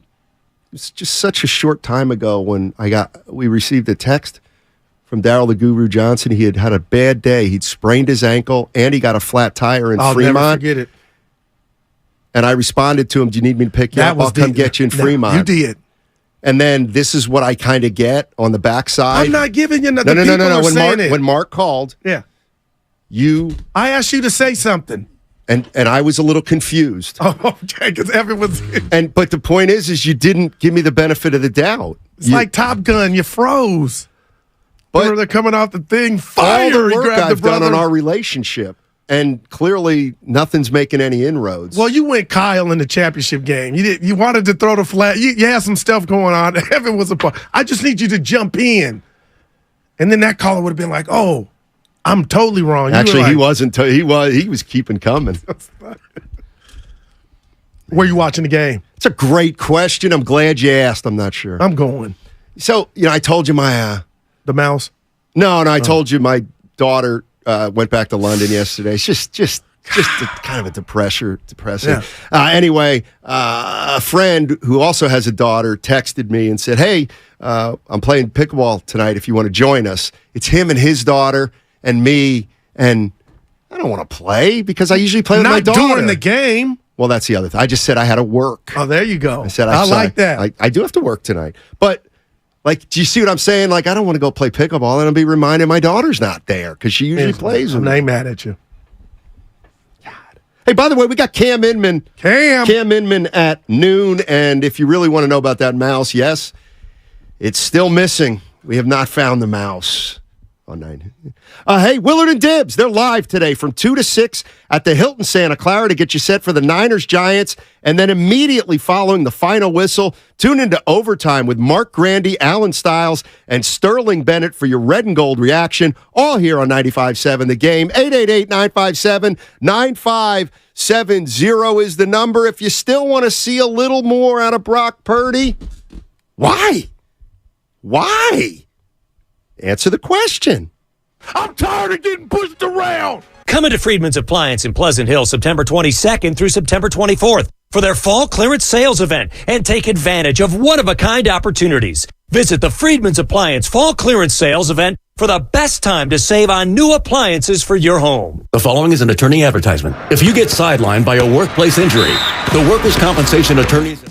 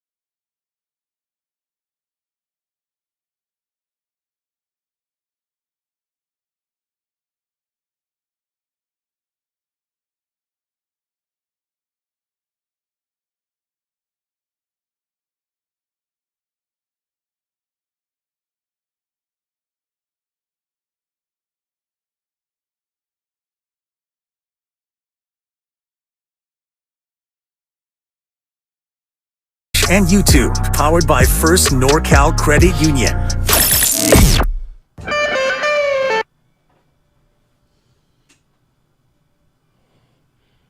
What happened to Goose? You guys can all kiss my ass. Oh, boy. I'm in the power chair. Now, back to Steiny and Guru on 95.7 The Game. The Steiny Guru with you on 95.7 The Game. Giants-Niners tonight, 5:15, Levi Stadium. Let's That's go. an Amazon Prime game. Mm-hmm.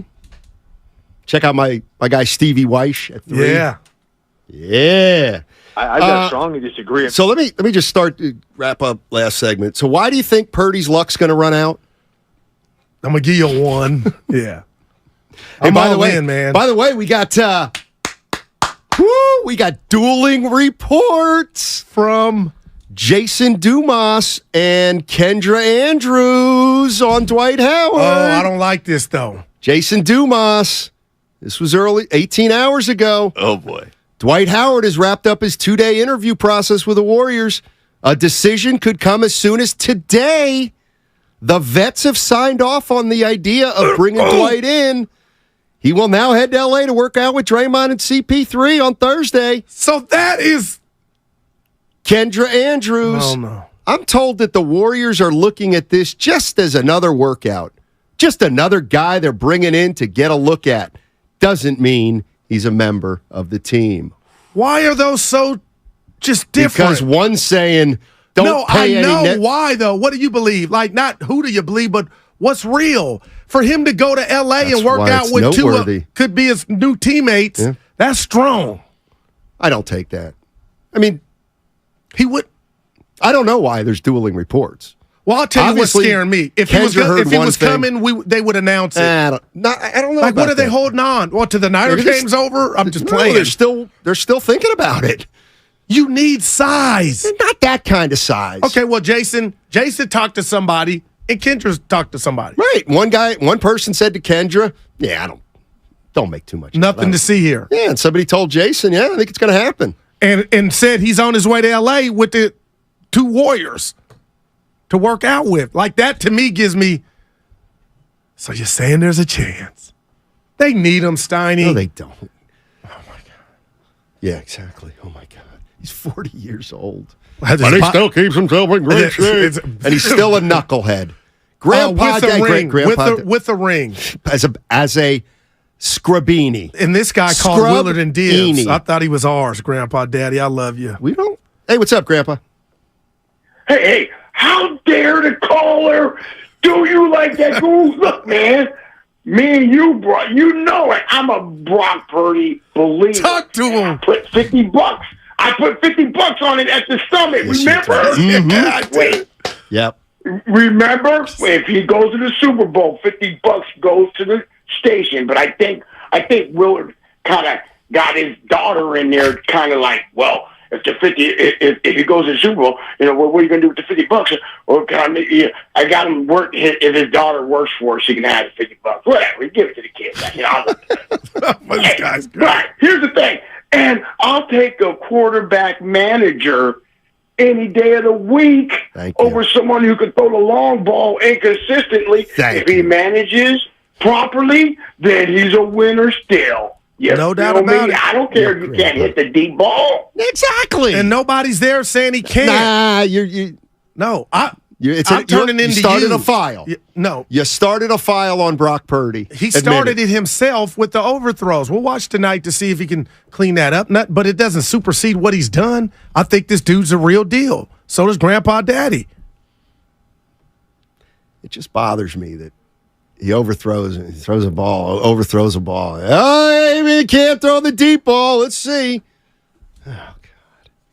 Don't we learn from our past mistakes? Don't we learn? I know we don't, Evan. By the way, Brock Purdy, 9-0 as a starter when he finishes. Mm-hmm. Exactly. I don't know, and this is kind of what I mean about it. Last week. Gotcha. The 49ers Rams, who played better at the quarterback position? Matt Stafford. Yeah, I think we can agree on that. But he had to do more for his team to be in that game. That's right. But Matt Stafford, as a quarterback, performed better than Brock Purdy. Yeah, no doubt. Okay. And the reason is, if I can just be a broken record, Steiny, if Purdy hits those 3 throws, can I say that as confidently as I'm saying? I think I may be like, Brock had the better game. But he didn't. Because your boy threw 2 picks. Your boy threw 2 picks. He threw 1 The ledger pick. says 2. Threw 1. Dude, they might have to fix that. But he threw 2 picks. Threw 1 pick. If you can say the Warriors have won 5 Super Bowl or whatever, yeah, I'll get a sentence out soon. No, Stafford threw 1 pick. Yeah, because Williams. The ledger says 2. The ledger says 1 in my book. It's my ledger. One pick. But anyway, my point is yes, that's people get so offended when you say that Purdy's got so many weapons and that's unfair to Purdy. Well, it's not unfair to Purdy. It's the truth. Purdy doesn't have to do as much as, dare I say, is there any quarterback asked to do less than Brock Purdy? Forget whether you think he's good or not. Is there any quarterback asked to do less? This is so dangerous because it's almost because like people are afraid of words. No, as Evan and I were talking during the break, if I'm born into parents that are rich, I got a silver spoon. Mm-hmm. And if I'm born into 2 parents that, money's a problem and we're broke and we struggle for everything, I have no control over that. But Brock Purdy inherited a great system around him. Right. And if I got some stats for you, Steiny, if I asked you right now through 2 weeks, per pass attempt, yards per pass attempt, who do you think, what quarterback has the most per pass attempt in the NFL through 2 weeks? Because I'm going to try to dispel this game manager for the people that think that's what Brock's doing. Well, it's obviously Brock Purdy. No, it's Tua. Oh. And it's at 10.3. So every pass attempt is average 10.3 for Tua. Okay. Where do you think Brock Purdy's at? And that's number 1. 10.3 is number 1. Hold on. Okay. In game 1, I believe he was, That's was he 20 for 29? Can you go you? So 250. So 20, 30. He's probably at about 9. You're phenomenal. 9. You're wrong, but he's 8th at 8.7. No, I meant 9 yards. Oh, okay. Well, damn, you're almost there. Either way, you're almost there. He's 8th at 8.7. Put my knowledge up against anybody. So that ain't a game anybody. manager. They're throwing the ball. Kyle's dialing up. He's dialing it up. That's not true. What? Now, give me the stat. Who leads the league in yards after catch? What I don't team? have that. Well, that's important. Stafford did not outperform Purdy. 2 interceptions. I just had 1. The other one was a drop. It was a drop. Boy, that's a tough one. Nah, not really. He threw it right on the money. I don't know what people want from a kid that's quarterback this many games. They want you know what? You know what they want? They want what you want, which is 4 touchdowns, no interceptions, and 423 yards through the air. You want to forsake the run game, and you need. And Debo's the one that said they could have 4 more touchdowns. Steiny, get off Brock's case. I'm standing up for him. Well, knucklehead. I think you're doing it in a different way. You think you are, but no, I know I am. Brock Purdy does not have to be the best quarterback in the league for the Niners to win the Super Bowl. That's just the bottom line. Does Patrick Mahomes have to play great? No doubt. Patrick Mahomes got to play great for the Chiefs to win it all. But Steiny, if we get to the Brock playoffs, Purdy doesn't. That's why the 49ers are really, really good. Yeah, and that comes with the territory. But, man, come playoff time, and I know it's the Giants. It's Giant Day. But, Steiny, you don't want him to have that bad day the first round of the playoffs or the NFC Championship or even the Super Bowl. That could cost you. Right, and it probably will. It probably will. If the 49ers don't win the Super Bowl, that probably means Brock didn't have a great game in the postseason. What if he throws for 350, 3 touchdowns, but the defense just has its worst game? I'll tell you what about the Niner season. We got our quarterback. You just said we have our quarterback anyway. Yeah, no, but I'm talking to the ones that don't believe. Yeah. I don't think there's many out there that don't. And I don't think they're the Trey haters. Because that's over. Will's in Marin. What's up, Will? Hey, what's up, guys? Thanks for taking my call. Yeah. My thing is I don't really understand the fan base and like why they're hating so much on like Brock Purdy. Like he's undefeated. He has about 15, 16 touchdowns to 3 interceptions and like a fumble or so. He's a winner. He's never in a negative limelight. He's come as a business guy. Like he's taking it all serious. There's no jokes with him. The team believes in him. I just don't understand why the fan base doesn't believe in him. Like, you know what I mean? Like it's ridiculous. Like my guess is like he's probably gonna have to part the sea like Moses, build an ark like Noah, be the talking bush that leads them all to everything, and then what does he have to do? Like overcome Tom Brady until we realize this is real? Like I just want everybody to enjoy what we have right now and remember the Tim Rattay days. Let me ask you this. Remember 2 years ago when Brian Hoyer started? Yeah, that was fun. Spike. Dude, I'm just so pumped that we have Purdy. I'm not coming down anybody's road. I'm not pointing the finger at Steiny. I'm not pointing the finger at Guru. I'm not saying that. I'm just saying the fan base as a whole, everybody is acting so nitpicky and soft. It's disgusting. We have a legit football team with a legit quarterback that is getting the job done. There's no Jimmy O-Nos. There's no lazy rolling out of the pocket.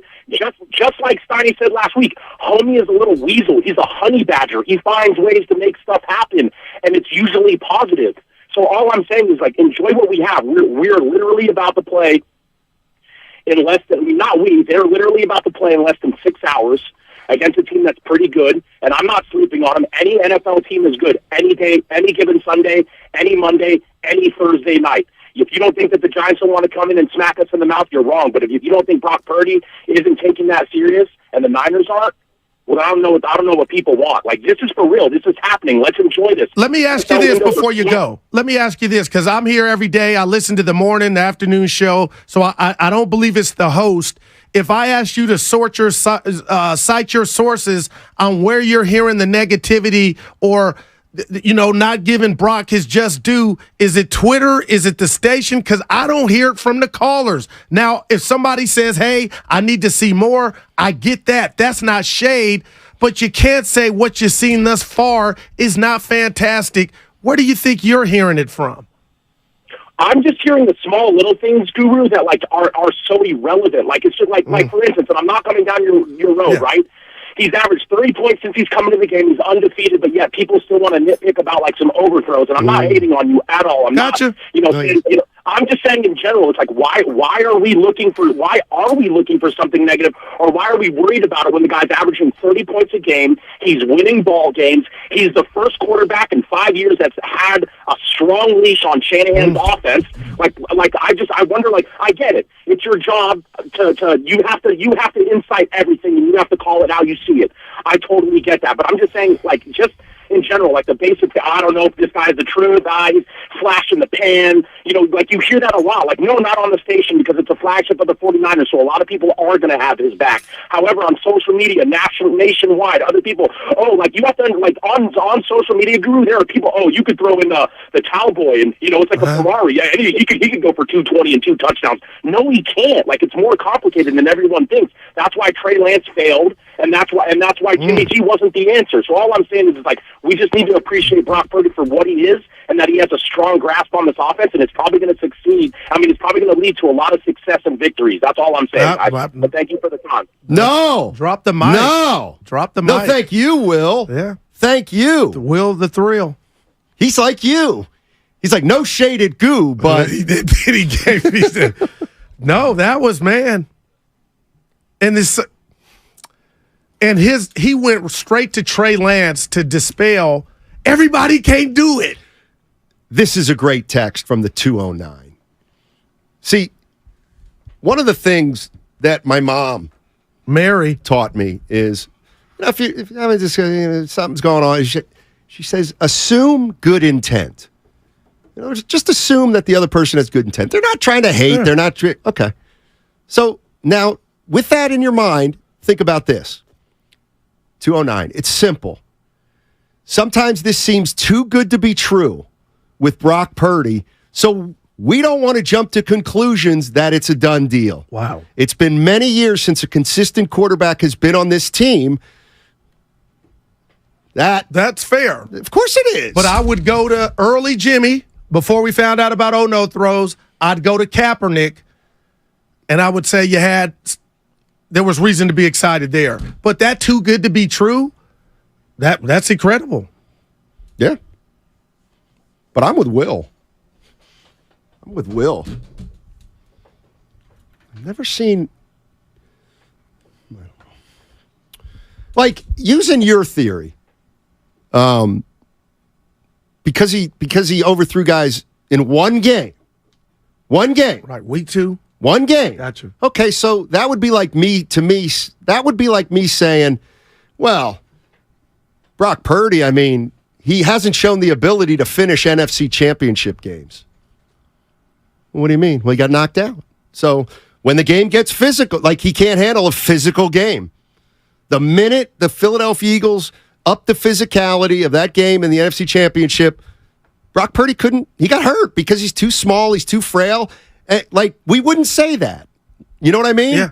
So why are we saying after one game, well, now we got to see, now we're not sure if he can make the deep throw. It was just one game. Yeah, I'm not, and when I went on KTVU with Sal this morning at 8:45, Snotty, I didn't, 9:45. I didn't say that to Sal. I just said it was something for the people that want to see more. Something will rear its head, and then something may not, and we're like, this dude has it. And I believe he has it, but whether he hits the long ball or not, I think he has it. How about that? Then what is he? He's Joe Montana. But you can't be Joe Montana and miss open receivers. No, Joe Montana consistently. Well, he doesn't miss open receivers consistently. He is unbelievably precise. So what if he can't throw the long ball, which we don't even know yet? Right. Like I said, how mobile is Brock Purdy? More mobile than Tom Brady? Yes. Okay, so then one thing Tom Brady wasn't great at was mobility. Then one thing Brock Purdy might not be great at is the bomb. Okay, doesn't mean you can't win. Then what would you're at a seminar, you're talking to Niner fans, and you're admitting it's okay to want to see more. All I would ask you, Matt Steinmetz, is the bomb's not part of their resume. Okay, but then what are we looking at? I'm asking. Looking at everything but the bomb. Now that's ridiculous. No, it isn't. Yeah, for me it is. Nobody relies on the bomb. It's a play you use once in a while. I would rather have Purdy be automatic from 15 yards and shorter than he can throw a great deep ball. Then there's nothing you need to see from Brock Purdy. That's right. Well, you said you need to see more on Monday. You've been saying it. Well, now where those are are things outside his control is what I want to see. I want to see when things happen to him that he doesn't control. Now, why would that stump things in his control, like being able to hit a free throw or a wide open receiver running downfield? How can you just throw that out and feel like it's nothing? That makes no sense. I'm not throwing it out. Well, you said it doesn't matter. I didn't say it doesn't. We don't even know if he can't. We don't know if he can throw the long ball or not. But it's already out there. Well, now we got to see if he can throw the long ball. And why is it out there? And I'm here to tell you, I don't care if he can throw the long ball. Thank God you're not coaching. Because Super Bowl quarterbacks, there's been Super Bowl quarterbacks who don't throw the long ball. There's been Super Bowl quarterbacks that are stationary. There have been Super Bowl quarterbacks that have a little more mobility. It's like he's got to find what he can do, and if he's precise from 15 to 20 yards, but he's not good at throwing the long ball, it doesn't mean we can't win a Super Bowl. Well, so what? Steiny, can't throw the long ball. We're not talking about an 80-yard bomb. All the Super Bowl winners hit open receivers more often than not. That's a trait. And Tom Purdy Brady does too. Patrick Mahomes, Aaron Rodgers, Big Ben. Don't say guys at a grocery store. Come on, I got to slow down.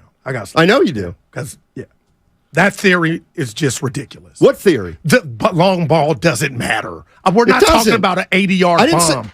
We're talking about hitting. And those passes on the overthrows, Tiny, were not 80-yard bombs. Those are the ability when the offensive coordinator calls a great play and your great receivers or talented receivers cut a man and he's open. It's not asking too much for your quarterback to hit him in stride and cut him for a touchdown. And all the Super Bowl winners are able to do that more often than not. I don't know. I don't know what. What you're neglecting is, okay, let me ask you this. Would you rather Brock Purdy can throw that ball, or would you rather have him be as escapable in the pocket as he is? Throw the ball. You'd rather have him throw the ball all day, every day. I completely disagree. So now disagree. You're saying he's Michael Vick? No, what I'm saying is It's a combo, Steiny. That's right. But and I so feel he's like good you're at- dismissing the ability to hit an open receiver. Right, Those passes last week were not 80-yard bombs. I feel like you're talking about a bomb like it's 80. No, it's the ability when your coordinator dials up the play, hit the home run, do your part. Again, and you're worried about the stuff the player can't control, which is just amazing to me. I get it, but No, that you don't. shouldn't You don't trump get it. what you should be able to do. You don't get it. Because it doesn't make sense. Throwing the deep ball on my quarterback list is like priority 12. Right. I want to have a guy who's smart. I want to have a guy who's accurate. I want to have a guy who can get out of pressure, extend plays. So do I. Okay. Well, why does the we deep got all ball or those. what we deem deep ball? Because you don't know it's a problem. You're just making it up right now because he threw 3 long passes. And I didn't come in here and say that I'm already convinced he can't do it. It's something that happened, and we'll watch accordingly. And if he can't do it, they'll work around it and still may win a Super Bowl because every quarterback has weaknesses that great coaches work around. If I told you right now he'll throw the long ball like Jimmy Garoppolo, would you get rid of him right now? Yes. And that's why Jimmy's gone. I wouldn't. Okay. But Brock can do things. Brock can get out of the pocket better than Garoppolo. No, I want my quarterback more often than not, Steiner. You got to dial up when the guy's open and you throw it, you can't miss him every time. And that's why if you're saying he's a game manager or we're talking about the top tier quarterbacks, the Montanas, the Youngs, the Aikmans, the Rodgers, they hit that pass, the Staffords more often than not. But I feel like you're just throwing it out. If we found out he could miss, that's everything. I'm feeling, and it's why Jimmy doesn't have a Super Bowl, right? He couldn't hit Sanders. It's other reasons too. Yeah. You pick out one play. Like what if you throw 30 times and 27 times are 20 yards and closer and 3 times are 30 yards or more, I want him to basically be much better at the pass you're going to throw 90% of the time. But your hair wouldn't fall out as a coach when you dial up a play consistently and your guy's missing. Okay, now it's drawn up a play consistently. What are you doing? Really? Listen to what you just said. Kyle has drawn up a play consistently that Purdy can't hit. What you're saying is you're okay with a half-ass quarterback. You don't know. Not saying that. That's what it sounds. Of course not. Because my biggest concern would be, and I'm not saying Brock can't throw the deep ball. I'm asking for the people that say we need to see more, and I'm lightweight there, but I'm giving this dude his just due because it hasn't shown his head hardly at all except that game. It's fair to say, okay, just something I'm watching. Yeah. But for you to say if he can't fix that or that's who he is, they'll figure something out. Hell no. Jimmy's in Vegas. Get out of here, man. You get out of here. Come on, Goo. You're just disrespecting the position, Joe Montana, man. You are disrespecting Joe the position. Joe Montana was not great at throwing a bomb. Oh my gosh. You know I'm right. Oh, my gosh. So Jerry Rice hated playing with him, and he ran 80 yards every time. That's right. Dude, Stoney, 30 yards is a bomb to me. Well, it's not, but... I mean, you're acting as though you can't win a Super Bowl unless you have a perfect quarterback. We know I'm not saying that. Okay, well, what is Brock Purdy's weakness? Throwing the deep ball, which we don't know. It's not a weakness to you. No, I'm not saying it's not a weakness. I'm saying every giving coach Brock Purdy a license to overthrow, touchdown, big plays, and you're okay with it. Hey, come back to the huddle. Yeah. Hey, nothing to see here. Please. And Bill Belichick gives Tom Brady. Steiny. And Bill Belichick doesn't ask Tom hard Brady. It is to be a top-tier quarterback. You don't even know what you're saying. You're embarrassing the quarterback position. And I feel like you're just doing it to do it. No, I feel like Bill Belichick's like, I got to make Tom Brady can't run, so I'm going to ask him to run. Let's ask our quarterbacks to do what they don't do well. Who cannot throw the deep ball? Yeah. You can be my quarterback. Plenty to see here. There's Super Bowl winning quarterbacks who couldn't throw the deep ball. Name 2. I will on the other side. On 95.7, The Game. Are you facing the daunting aftermath of a DUI arrest? Your life doesn't have to spiral out of control. Take action now and regain control of your future. I'm Nabil Ahmed, your trusted partner in the fight against DUI charges. I'm a dedicated DUI attorney that is ready to stand by your side, working tirelessly to protect your rights and your freedom. Don't let one mistake define your future.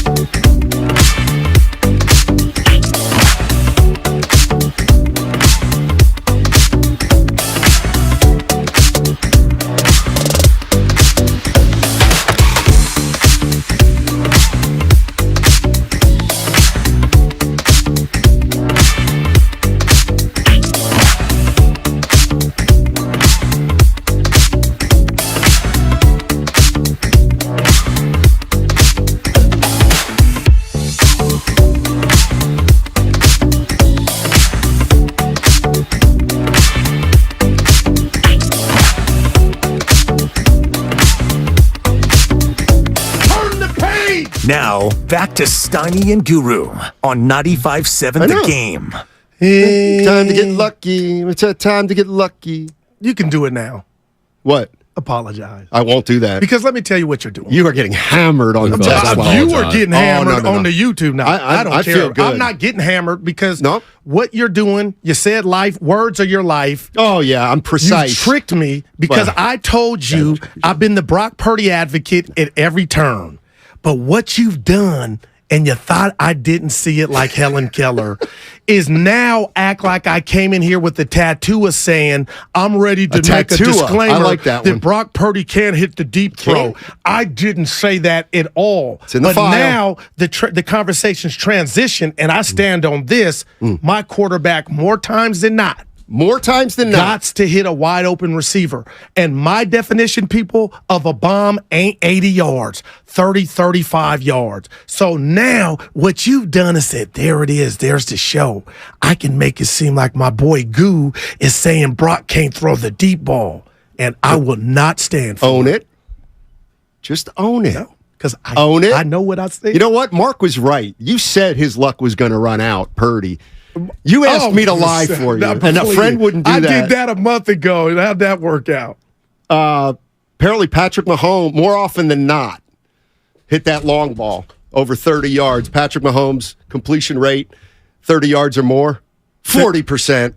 The good ones 40. That's under 500. The good ones That's more. That's misses more often. The good ones do it. The good ones do it. Oh, text box.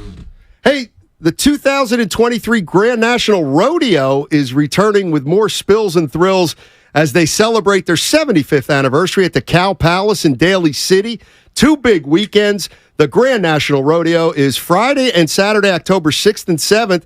And the following weekend is the Women of Rodeo and Fiesta del Charro. Get your tickets now at cowpalace.com.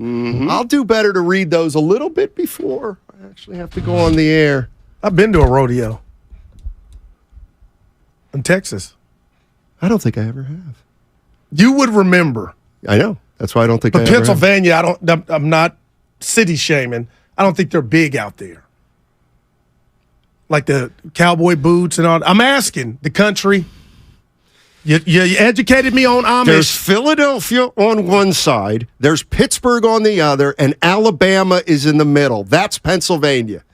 Okay? Bama? Some southern state. A lot of texts here. I'll read this one. Steiny is the man. Boy. You know you lie. Let's get some calls here. Let's do it. And we got our picks. Dave in El Cerrito wants to talk about why the long ball matters. Let's go to Maurice. Maurice in Pennsylvania. He's not fretting over the deep ball. Man. Hey, what's going on, Maurice? How you doing, buddy? I'm doing good. How about you, Talk to us. Guru? Hey, baby. All right. Well, yeah. You know what, Brock? I'd rather have the short ball. I'd rather have the flat, the out. I'd rather have all that. I remember a quarterback, Jamarcus Russell. Oh, what an arm! Throw an unbelievable deep arm. Oh boy! But the guy couldn't hit it out or a flat. I'm good with Brock, and I'm not worried about the overthrows because he's hit those throws in other games. I'm not worried about it either.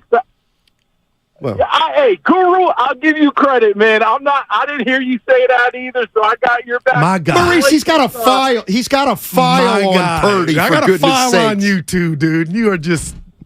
This is amazing. I love you, brother. Hey, Maurice, I thought you were going to be on my side. Hit the pipe.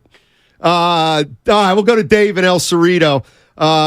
You don't think it's a problem that Brock Purdy can't throw the deep ball? See, nobody's saying that to you. Stanny, first of all, it's called Pennsyltucky. That's the first thing. Oh. Second of all, I haven't been there in a while. You sound like an attorney with a bad client. Dude, that was great. any argument you can to push Oh, yeah. whatever narrative it is for your Wow. No doubt. This is the reality. Isn't that what everybody reality? does? Okay, go ahead. It is not entirely necessary for him to be able to throw the deep ball in all of the games. See? But in the games that matter most, in the game that they let the other team prepare 2 weeks for to win, in the game that matters the most, which is what the game is that this team wants, it is important because the opposing team will find your weakness and they will make you beat them with it. And if he cannot beat you with that weakness, it's irrelevant if he does other things well. Other quarterbacks do other things exceptionally well. He has to be able to do it because to win the most important game, they will make you beat them with that thing. Do that. Drop the mic, baby. The mere fact that they go for those plays stretches the defense. The mere fact that they go for those plays. Okay. You are talking to yourself because what you're acting like I said, I didn't say. I'm a Brock Purdy stan in the sense that I think this dude has the goods. He has the moxie, the smarts. I'm saying moving forward, any quarterback in any league in my world, you got to be able to cut the defense when you got an opportunity. Now, are things going to happen in misses? The great ones have. Thank you. A majority of the time, the great ones deliver and hit that shot. So let's just say it's fast forward to NFC Championship here in San Francisco. It's Niners, Dallas, and Debo gets behind Diggs, and the game is tied. Okay. And he's got about 3 yards separation. What happens? You got to hit that throw. Oh, yeah. For any quarterback. Right. And I ain't telling you Brock can't do it. I'm just telling you I watched that game 3 times, 2.5 fellas league. Oh, boy. You know, Buffalo Springfield, don't play that song because nothing's happening here. But if this were to be something every week we saw, he would then be Garoppolo. And here's where I differ from you. Yeah. If you tell me right now that Brock Purdy throws the deep ball like Garoppolo, would you lose him right now? I would not. My follow-up to you would be... He does enough. Okay. And when we say can't hit the long ball, that doesn't mean he's going to go 0 for 97 in his career. It just means that's not going to be the strength of his game. What would you say turn Kyle on Jimmy? Like, why is Jimmy not here? Can't make reads. All right. Well, has no mobility. All right. So, like, I really think that... I'll give that to you. If we find out that Brock Purdy has a weakness throwing a 40-yard bomb, I still think we can win with him. Well, they won last week. No, but I can't hit. The games are going to get more important and got to make plays in bigger games. DJ is on 280. What's up, DJ? How you doing, buddy? I'm doing pretty well. How are you guys today? All right, well. Game day. Fantastic. I love it. Game day. I'm headed out myself. But Cool. A lot of people are. Brock Purdy and the deep ball, perhaps they say when you get that UCL repaired that it's a little tighter and your arm could be a little bit stronger. Ooh. So maybe he just hasn't rediscovered his touch on that deep ball yet since the UCL repair, and he just needs a couple games to work it out. No doubt. Hey, what about it could also be timing? He ain't been throwing a lot. But I'm not telling you he has a problem like you're making it out to be. So the joke is on you, Jack. It could be timing. 888-957-9570. Is Guru making too much out of Brock Purdy? See, that makes me want to radio wrestle. Who you got? Rossi in Berkeley. Hey, Rossi, how you doing, buddy? I'm doing all right. How you doing, guys? Doing well, man. Usually I call about basketball, but today I just... Dwight Howard, baby. Good. Well, that's a whole other story. But Guru, what's up? Man, talk to me, man. I don't even understand how this can be a topic of conversation. We've seen one game that was his worst game as a professional. I agree. And he missed 3 deep balls. There is no data to say that he cannot do it at any other time. And I did not say he couldn't do it. Steiny is trying to trick you into making it seem like I said that. Only a fool would say he can't do it. All I said was it happened on my television. About it is ludicrous. He just said, you don't like my file. It's still in the file. Can you take it out? I just don't. I don't quite understand how you'd be concerned about something that has no data in being a demonstration. Well, there is data. There's 3 examples of it. It's one game. Okay. The Pat Mahomes 40 is accurate at 40% of his deep throws. What a crazy statistic. Baldy was on with the morning roast. He said the deep ball is the last thing that a quarterback really dials. Gotcha. He's a rookie. And he's in his rookie season for the love. Hey, Bud, I'm not saying he can't do it. Relax. Yeah, he just wants to see it. Yeah, just That's relax. Your buddy Goo is not saying he can't do it. But for me to say it happened in the game, and you just Get with it your out of the little file. whatever wand. Can you take it out of the file? Quarterback can overthrow and be my number one any He can. game. Get out of here. I will take a quarterback you would who's get laughed at in the quarterback room. Hell, you talking about? No, I wouldn't. Oh, my quarterback can have the trait of missing open receivers. That's Nothing different. to see here. No, see, there's Here's where you your put contract. That's where you put So words into my mouth. Well, you've been doing it to me all show. No. And now you got a stampede coming at me, and I ain't got no business defending myself. Jesus. Yeah, Steiny gaslighting. Thank you, Luis. I don't have you that gaslight like anybody. Boy, it takes. I don't gaslight. I say what it is. I don't understand why. Like you actually think like I'm trolling, and I'm not trolling. I'm saying. If a guy, how many traits make up a quarterback? Let's say a dozen. 7. Okay, let's say a dozen. I got you. Okay, and one of them is throwing the deep ball. Like, if you have 10 quarterbacks, like one of those 10 is going to be the worst of the 10 at throwing the deep ball. Listen, because a lot of people out there are thinking the deep ball that I speak of is an 80-yard bomb. It's not what I'm talking about. I'm talking about the ability to hit an open receiver past 20, 25 yard, 15. Brock, he's not shown that. It was something that we saw for the first time against the Rams. And I'm not telling you that's who he is.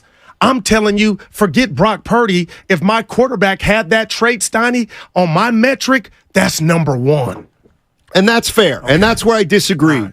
What's the so your most important, come on, do you believe that? And I swear to you. Your most important trait in a quarterback is throwing the long ball. Hitting a wide open receiver, Steiny. Well, he does that. That costs you games. But Purdy's done that outside of like the 30-yard And that's pass. why I took Purdy out of this conversation, because now we're just talking about the ideology of the quarterback position. I'm all in on Purdy. And you got a way of making it seem like I'm not. Beautiful. Well, no, you just need to see more. No, am I wrong? Yeah. Thank you. You are wrong. Cam Inman, 12 o'clock. 12 o'clock. And don't you dare bring this up with him, because I can see you. No, you do that. No. I know. Well, why should we bring it up with Cam? Because he's our 49ers insider. Oh, well, there you go. I've seen Aaron Rodgers, Aaron. Oh, 2 o'clock can't come fast enough. Oh, my gosh. Yeah, I thought the pressure, the offensive line didn't hold up, and it made him throw it earlier than he wanted. That's why. He actually threw the perfect ball. He just threw it a second too soon. And that's why we said it could be timing, and it's nothing. But don't make me seem like I'm Darrell L. Johnson the first, coming in here on 95.7 The Game, saying Brock can't hit the deep ball. No, but you're concerned about him. No. Well, what are you then? I'm citing that I saw it happen 3 times, and so did Deebo Samuel, so did Kyle. As for the people in the back that want to watch this kid more, if this were to happen every week, then Houston, we got a problem. But I don't think it's going to happen. But has it happened the first 10 games? Not once. Well, not enough for me to be like, oh, they missed that. What I can't get past. I can't get past this damn file. Can he ever have it expunged? How about this? If Brock Purdy throws a 40-yard touchdown tonight, we'll expunge his file. No, he hasn't signed anything. There's no contract in the file. That's when we know it's a staple of who you are. Right now, this is just a footnote. He don't even know it's in there. But remember, my old corporate job, when you did something twice or 3 times, you would have to sign. No, honestly, this could get you up out of here. I thought you had to tell an employee when they're in the file. No, when you have to sign your John Hancock on what's in the file, that's when you're on notice. Yeah. No way Kyle's got a file on Purdy. Well, he's got a good file of this dude's badass. There's no such thing as a good file, is there? You don't have one. Dude called you, said you got a bad client. God, that's on my that's my vocab, my lexicon. Anyway, Bosa over 2 sacks or under. They put it on the poll tonight at a half. What? 67%. Who's going to win the game? That's all that matters. Hello, I think we all know. Tomorrow is Freestyle Friday. No, it's not. They're going to kick the Giants' I'm not coming in tomorrow. Good. Don't come in. Barely a year. Nah, I won't do that. No, read it. Barely a year in the league. Guru already crucified Purdy. That's your concoction. 888, is it my concoction or Goose? Gary's in Santa Rosa. What's up, Gary? How you doing? Gary. All right, let's go to... okay. You okay? We got you. you. Only started... this guy's only started 8 games. Yeah. You know, how do you guys know that the timing's not right with the wide receivers? How do you know that? Well, we just brought that up. That very well may be it, sir. Say that? That very well may be it. Nobody is saying he can't throw the deep ball. Well, you know, I mean, obviously, if you went back in history and you looked up, you know, like how Tom Brady started, I remember, like, the first Super Bowl, he threw interceptions, he threw all this and that, and he's a GOAT. And, you know, I'm not saying that you guys are crucifying this guy already, but, you know, maybe he just needs some more time to get his timing right with the wide receivers. No doubt. Thanks, Gary. And Appreciate the call. Let's keep it real. When I walked in the green room today, you, Evan, and I were talking about why does it feel like not I, not you, not Evan. We talked about it on a grand stage. Why does it feel like Niner fans are not all the way in on Brock Purdy yet? That's what this is about. And then somehow you made it about the throws. Well, that's why they're not in, because he hasn't made throws But enough. he's winning. So is the verdict out on him or not? I told you I think he's the real deal Holyfield. How many times do I got to say that to people? Well, sounds a little like a, you know. Verdict's not all the way in for you, right? If my ears are correct. It doesn't matter. That's how I would answer. That's a cop-out. Are you on record? We're in a courtroom. I'm all in. What does that mean? I'm all in on Purdy. You tell me what that means. This is what we're going to see for the rest of it? I think so. Well, it's different than a couple on Monday. You were like, it's just naturally, I need to see a full season. Can he remain healthy? All of it. Well, yeah, I mean, like, that's what I mean. I mean, what I can be sold on him and say I still need to see more. He's our quarterback. Like Peter King said. He's our quarterback.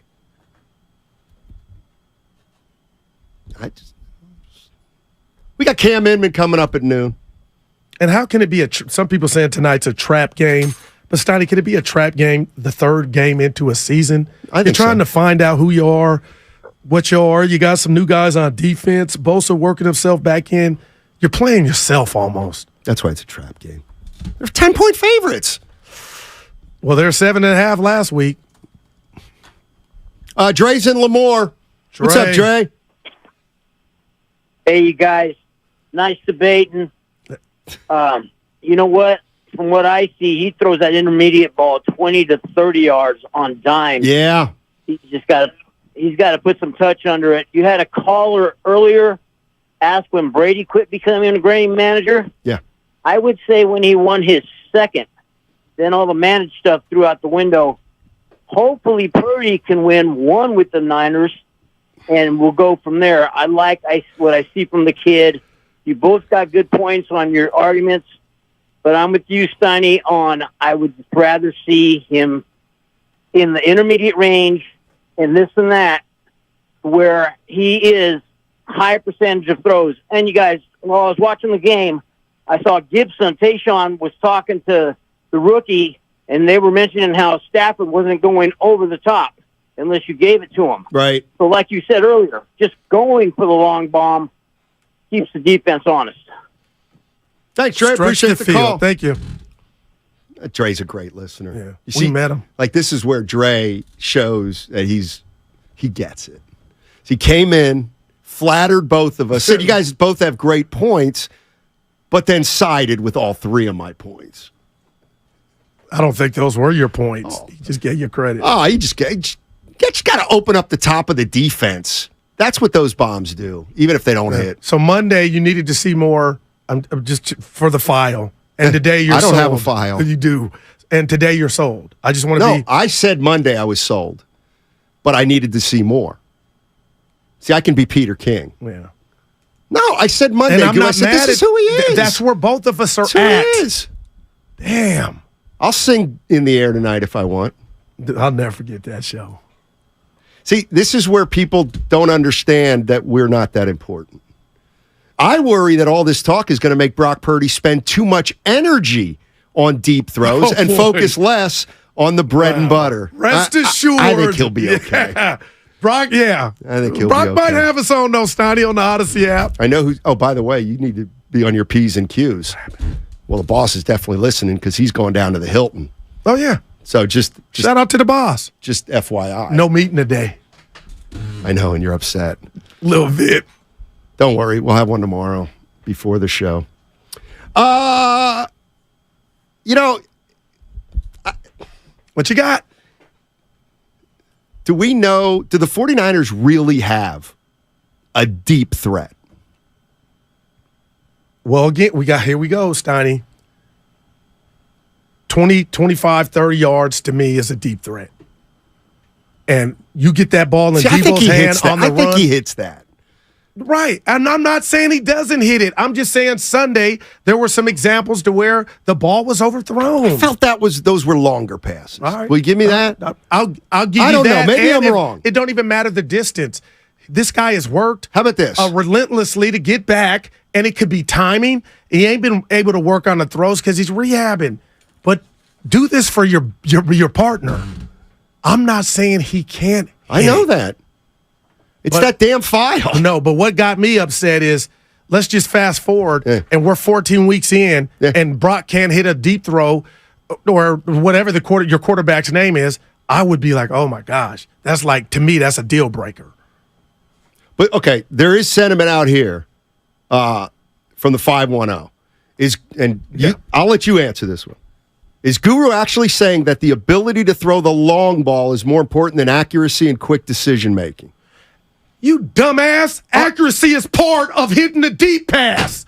How do you connect on the deep pass? Accuracy. So don't separate the two. I said I didn't have to read it. No. You said read it. No, I'm talking to them. Oh. How do you connect on a deep pass or any pass? Accuracy. Football 101. I think he's just meaning that. There you go, caping up for whoever. I'm just telling you what he thinks. Let it breathe. You read it. I answered it. Let's get back to what we got. It's a commercial. Oh, wow. Perfect. I don't want to let it go, right? Evan, put your hands down and take your glasses off. I don't wear glasses. Cam Inman on the other side. And, you got to. Okay. It's all sponsored by Ashley Furniture Home Stores. Coming up next. Fall is almost here, and at Ashley, seasonal decorating is a breeze. Snuggle up on a sectional or ultra-modern sofa. Gather outside with a new fire pit or conversation set. Ashley has everything you'll need. Shop in-store or visit ashley.com today. Coming to Friedman's What's Appliance. up? It's your boy.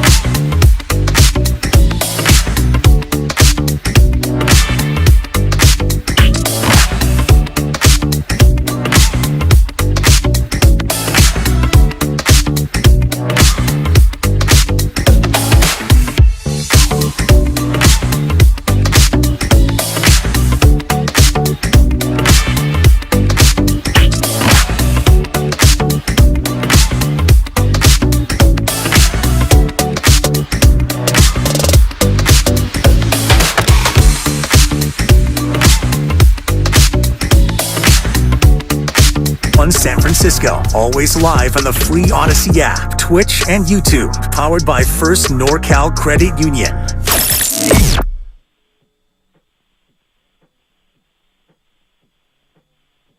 Now, back to Steiny and Guru on 95.7 The Game. Matt Steinmetz, Darryl the Guru Johnson with you, and joining us, 49er insider here at Odyssey, also works for the Bay Area News Group, Cam Inman. What's up, Cam? How are you, man? I am great. I'm tremendously excited. It's not like it's opening day, but it's the home opening day, and it's they're 2-0, and it should be a good ball game tonight. Let's start with some basics. What do you think Brandon Ayuk is going to do tonight? Oh my gosh, I don't know. I mean, I don't know if he plays. I think he does play, Matt, just because he played through the injury in Los Angeles, and I think Brandon, he's obviously so good with this offense right now. Do you have to protect him? Yes. Do you absolutely need him? No. So you're asking me, what do I think? I think he plays, but I could be dead wrong. Cam, I got to be careful here. What if I told you I'm more eager to watch this Niner defense collectively than the Niner offense? Because I'm assuming they're going to put up points on this Giant defense. But last week, I know Stafford got rid of the ball, but we didn't see a dominant, I don't believe, showing from the front from the Niners. What do you say to that? I agree, because we saw a dominant defense in Pittsburgh, and the Steelers didn't get a first down until like a minute before halftime. And then against the Rams, it's just like they gave up so many yards, like Stafford could chip away down the field, and you're like, this is not a number one defense. They got to get the ball. And then they did in the second half. So, okay, so that's how they should be playing. The fact that the Giants don't have Saquon Barkley, they don't have their starters at left tackle or left guard, the Niners defense better make a statement for everybody on primetime TV tonight that they are going to be the number one defense this year and going to be the perfect complement to what could be the NFL's number one offense. Cam Inman joining us on 95.7 The Game. He covers the San Francisco 49ers for Bay Area News Group. And tonight's game against the Giants, their quarterback has, I don't know how you would describe him, but he's got some wheels, if you know what I mean. And it wasn't that long ago that there was a perception that, mobile quarterbacks might give the 49ers some issues here and there. Where are we kind of with that mindset and the mindset of stopping a guy who's got some running ability? No, it's a correct perception. I mean, they have had difficulty with mobile quarterbacks, just as they will tonight, because the whole mentality of the 49ers defensive front is to get in there as fast as you can. And if Daniel Jones sees like a lane on the outside, then he's going to try to exploit it. Now, if he's smart, he's going to see Nick Bosa on one side and try to go the other side, right? But the Niners in the zone reads, it's all about the containment on the edge, and whether that's Cleveland Farrell on base downs or Drake Jackson, I can see Daniel Jones trying to escape on like a 3rd and long, and Drake Jackson just peeling off his block and using those long arms and that flexible body to pull him down. So, the Niners are well aware of it, that the mobile quarterbacks are giving them issues, but that's also because of the nature of their defense is just to be so aggressive and to try to get into the pocket where Daniel Jones' best option may be to get the heck out of it. Cam, when I bring up McCaffrey, I mean, he's MVP candidate. He's off to a great start. And Kyle, after the Ram game, said he forgot about Elijah Mitchell. But the fact that it's, such a short turnaround, do you expect to see not a heavy dose of Mitchell, but almost relieving McCaffrey of some hits? Perhaps. I mean, McCaffrey explained it really well at his locker the other day to us of the Niners, when they had the ball against the Rams, they didn't have it long. They'd only have it for like maybe a couple minutes and they would score, right? And then in contrast, the Rams would go on these 4 or 5 minute marches down the field. So that gave him a lot of time to catch his breath and get back. And he's totally fresh going into this season. So they didn't need Elijah Mitchell. Obviously, you don't want McCaffrey playing every snap for 17 games. But in a big game like this with a national audience, I think he's going to want to prove to everybody that he can run the ball better than any running back in the NFL. Now, I think the interesting aspect is he only had, 6 catches for 36 yards through 2 games. And that is not putting him on the 1,000 pace that we were kind of, I don't know, maybe wondering if he could do that. But that's because the Niners don't need him to be a 1,000-yard receiver. Not when you got Ayuk and Debo and Kittle, Jawan Jennings.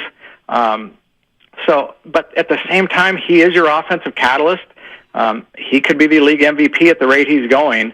And do you need to pull him out for health reasons? Yeah, just get the big lead and then let it coast to get Mitchell his carries and then enjoy a nice weekend. Cam Inman joining us on 95.7 The Game. Yeah, I guess what I want to ask is in a perfect scenario, let's say the 49ers are up 3 scores after 3 quarters and McCaffrey's carried the ball 22 times. Is the best case scenario like Mitchell finishes up the game?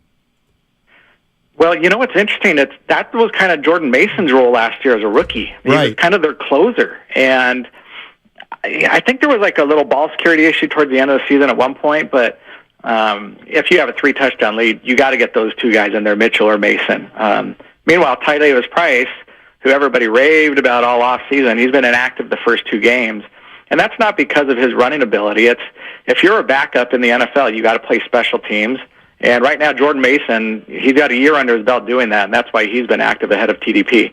Cam, we were having some fun earlier in regard to Brock Purdy, and do you really need to see more? And we get half people saying, yeah, they do, some they don't. But what did you make of his 2 games thus far, and also specifically the 3 passes he didn't connect on last Sunday in L.A.?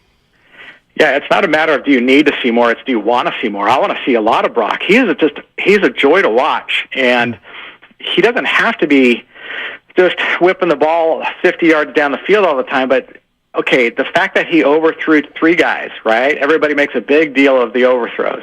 You brought it up, 3 of them, okay? If that's another quarterback, I don't know if Shanahan wants him doing that multiple times, but Kyle is so confident in Brock Purdy and his offense that he's like, dial up anything. Let's go, because I got a perfect quarterback that can do anything I want.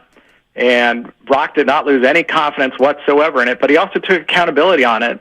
And I like the fact that you overthrew it rather than underthrew it and give the cornerback or safety a chance to intercept it, because 2 games in, no interceptions. He has never had a 2-interception game yet, and that's why he's so efficient in this offense. Cam, let me ask you about the way the 49ers kind of, or what Kyle Shanahan managed the game against the Rams.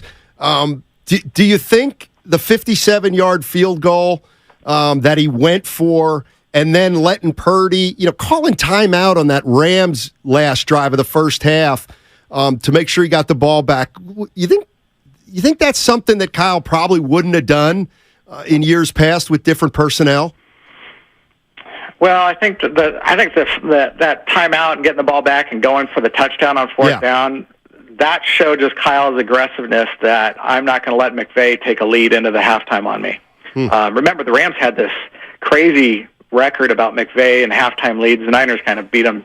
They overcame that, I think, in the 2021 regular season finale. But the 57-yarder was interesting because, Robbie Gould never made one that long with the Niners. And if you saw the video of once that field goal was good, Shanahan, his face on that sideline he was so proud and stoked that, this is my guy, this is my kicker going forward. So it's also about instilling belief in Moody at this point of the season going forward. And, for a guy who 4 weeks ago, we were wondering whether he was going to be able to kick because he had a bad right leg, he's perfect through 2 games. So there's a little bit of difference, but I think Kyle's just aggressive.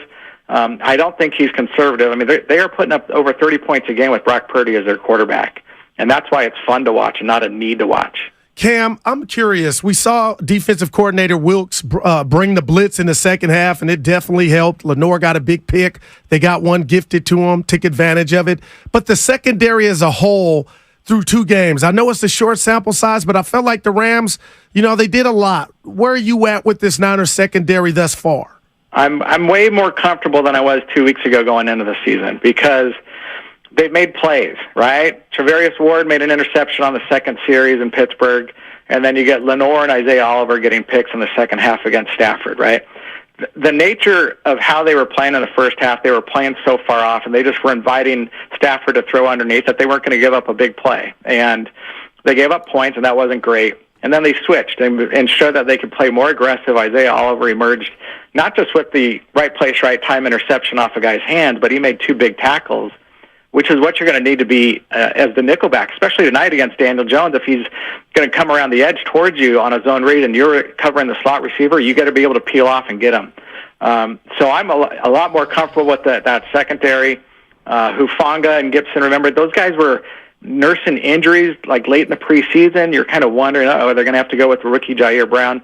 Both of those guys have been steady. And so I'm a lot more comfortable with the secondary right now. Mm-hmm. And I don't think they're going to get tested that much tonight with the Giants. I think the biggest test with the Giants offense is going to be Darren Waller's going to be coming at him. And he gave him a little bit of a fit when he was with the Raiders on New Year's Day, and Fred Warner had a PI in the end zone. So pass-wise, I just watch out for Waller. Cam Inman, thank you so much for joining us. Really appreciate it. All right, guys. Thanks. Good talking to you. Yes, enjoy sir. the game tonight. Yeah, going to enjoy it for sure. Cam Inman, Bay Area News Group, 49er insider for Odyssey. I need your help, Steiny. I know. I'm going to give you one.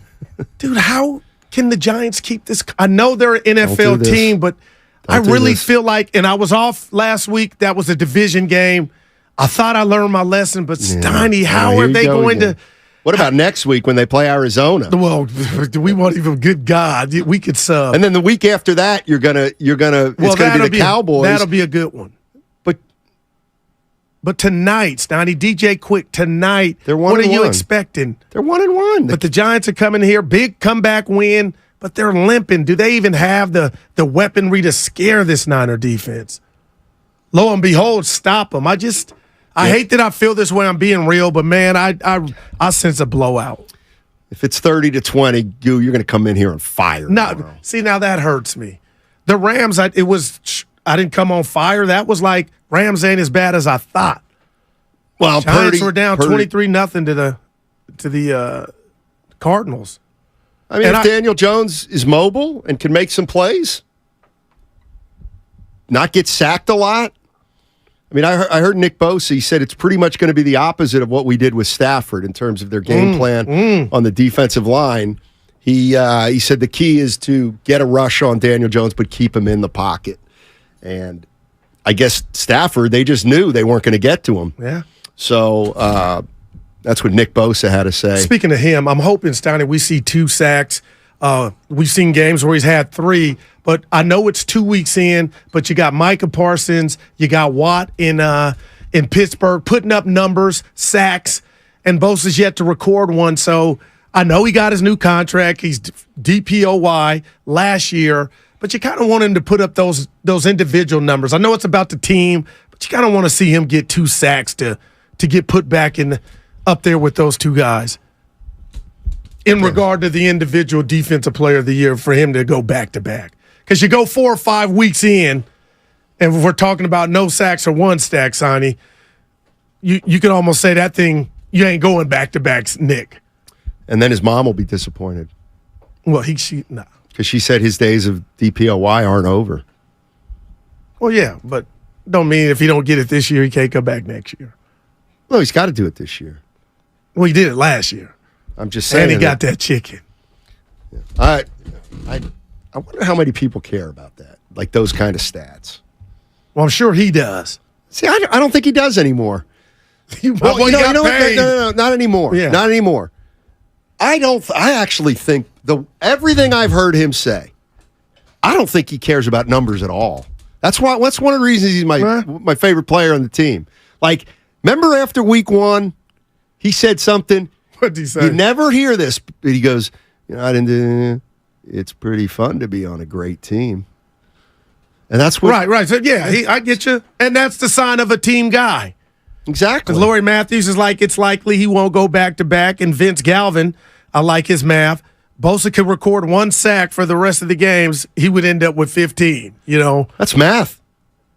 That's just solid math right there.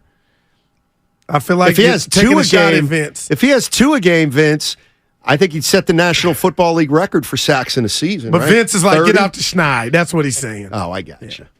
Yeah. I just want to see complete game. I want to Ayuk in or out? I don't care about Forget what I think like. or you think. You think he's playing. Yes, I do think he's playing. He's a football player. Yeah. I want him to play. I definitely want him to play. I'm a football guy. I just don't like this, playing scared. But what if? Okay, Steiny. Yeah, but what if? What if something got worse? And what if it's a close game tonight and Ayuk makes a play that is the game-winning play? What if that happens? Totally can happen. Okay. But what? Oh, see, here I go. Yeah. You got me with my Captain America shield because you're saying I'm rooting for injury. I'm not. What if he were to go down in the first quarter and he was out 3 to 4 weeks? My feeling on a player like Ayuk and an injury is if he's out on the field, he's playing. Then he's not hurt. If he's too hurt to play, then don't play.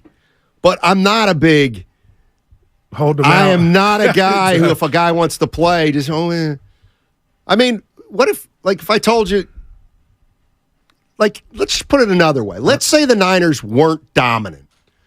Let's say they didn't. Let's say they just had a team 9-8. Yeah. We might make the playoffs. We might not. We're gonna have to scratch and claw. I'd run him out there. Exactly. I'd run him out there. Exactly. It's still early, Steiny. Let him sit out. Well, you can, but that could get you beat. See, to me, we all talk about, we were talking about it. I don't feel like 49er fans really think that they're going to be tested tonight. This, it feels like it's going to be a blowout. To me, if Ayuk doesn't play and he can, that's disrespect. That's kind of the way I look at it. Not if a guy shouldn't play. If he's hurt and he shouldn't play, then he shouldn't play. But if it's, you know what, I could play, but it's the Giants. If I don't play tonight, then because they do have a lot. If he weren't to play, if he were not to play, they still got a lot of guys at their disposal to use. And Jennings is nothing to, he ain't chopped liver. No, he's not. 888-957-9570 is the number. We got open phone lines till 1 o'clock. And then Guru and I guess we got to make our picks. Yeah. I don't even know how I did last week. Evan told us that nobody. Wow. Yeah. Well, we were all on Enfuego week 1. Well, I was undefeated. Did we stumble? Yeah, I think we did. I know where. I don't believe you don't remember where. We stumbled. I can't remember our picks. But 1 o'clock, a listener. We'll get a listener on to make some picks with us and have a little contest. How the listeners doing? Well, you know what? We can do that at 1 o'clock. Hopefully not better than. Well, that sounds like a hater, but hopefully not better than us. Well, it's a competition. It's a competition. I think we got money on it, don't we? We have anything on it? Well, I think it's soda. What about the other soda? Yeah, I got that's ODA. I got you. So, which is alcohol. Real quick, we'll get back to the Niners on the other side, but I get the sense that something's happening with Dwight Howard almost. Why is everybody wound up about Dwight Howard? I think they're wound up in a good way. No, but it feels like just like it feels like fans think the Niners are going to blow out the Giants side. It feels like fans are like, we're getting Dwight Howard. Well, according to who you believe, Kendra has it to Kendra Andrews, NBC Sports. She has it to. It was just a workout, and our guy Jason Dumas is saying Steiny has some traction. So we'll see. I saw another Warrior piece of news a couple days ago. They're talking to Klay Thompson about an extension. Get that out the way. I'm waiting for Kerr. What if I told you I'm waiting for Klay and Kerr back to back? Trade. You might get your wish. But is that the best thing to do? The Warriors. Well, Warriors. The one thing you said to me that I love is calling Pat Riley a Don. That's what Steve Kerr is to the Warriors. So when you say, come on, Steiny, he's got a blank check. Brandon, Draymond, yeah, I know. Draymond replied to Dumas, one day everything won't leak. So, go ahead. Tell us how you really feel. So that... Can I use one of your phrases? Please. Take a play off, Draymond. But something leaked must be he's coming. Nobody leaks more than Draymond. Nobody spills more information about what goes on within a team than Draymond. Like, what? What are you doing? Yeah, but that let me believe in the people that want to see Dwight in the Warrior uniform that the baby's coming. Did he say something like respect, or did he? No, he just said I guess he's new media. Oh, you're taking the leak in and of itself to mean it's going to happen. Right. Like, what else would there be? Well, I think he was just like, somebody leaked a meeting. Like, we're having a meeting. Well, Dumas said he's on his way to see Dre and Chris Paul in L.A. I think that's what he took offense to. Like, damn, is there anything that's a secret? Could be wrong. No, there isn't anything like, that's a secret. Who told you he's on his way here to us? Okay, it could be right. 50 people. No doubt about it, but I think that's what's irritating people are in a Dre. gym at any given moment. Well, Dre and Chris Paul were just in the gym together. No, but what I'm saying is when Dwight Howard worked out for the Warriors. Oh, got to be 20 people in the gym. You think? Yes. First of all, you got Kerr. Kerr's probably even there, I would think. God, this just makes sense. And you're over there thinking I'm thinking of Dwight Howard in 2009. I'm not. Just a guy that could go out, give you some boards, block a shot, throw alley-oop to. That man, and you're taking minimal risk. Pass. God, you're just terrible hands. He has a ring. Put some respect on his name. No, I don't have to. You know why he won a ring? Because he finally figured out who he was. And that's still who he is. No, it isn't. You see him in Taiwan? No, and play a lick of defense in Taiwan. Those Taiwan guards, he couldn't help on the high screen and roll against the Taiwanese guards.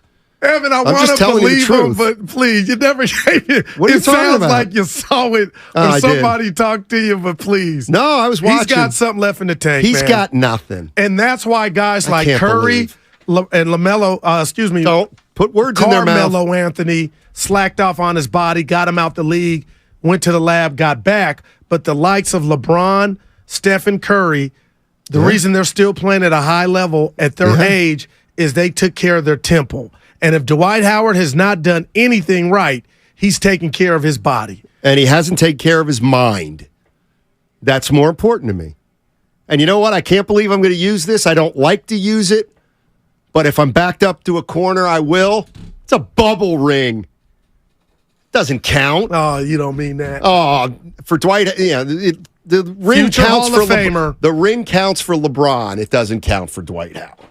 People want to see the Taiwan footage. Also, I get it to you.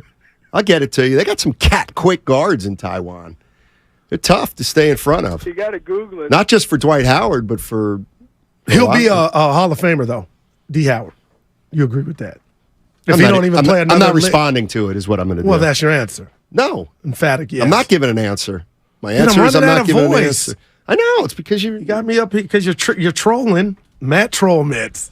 That's a 4. That's not even close to a 4, and it's not even close to the first time you heard that or saw it written. You're using old material. Yeah. Recycle bid. Right. It's old material. It still applies. You say that 4 times a week. Not like you talk about Purdy's overthrows all the time. Yeah. Man, 888-957-9570 is the number. You with Guru? I'm not going to do it. On the other side, we'll get back to some 49er talk. And don't forget, Willard and Dibs. They're live from 2 to 6 at the Hilton Santa Clara to get you set for the Niners-Giants, and then immediately following the final whistle. And I want to talk about this show on the other side. Tune into Overtime with Mark Grandy, Alan Stiles, and Sterling Bennett for your red and gold reaction, all here on 95.7 The Game. I'm going to give those guys, they're young guys, they're enthusiastic, they're going to get, I'm going to give them some advice on the other side because I'm a helper. On 95.7 The Game. The following is an attorney advertisement. If you get sidelined by a workplace injury, the workers' compensation attorneys at Boxer and Gerson.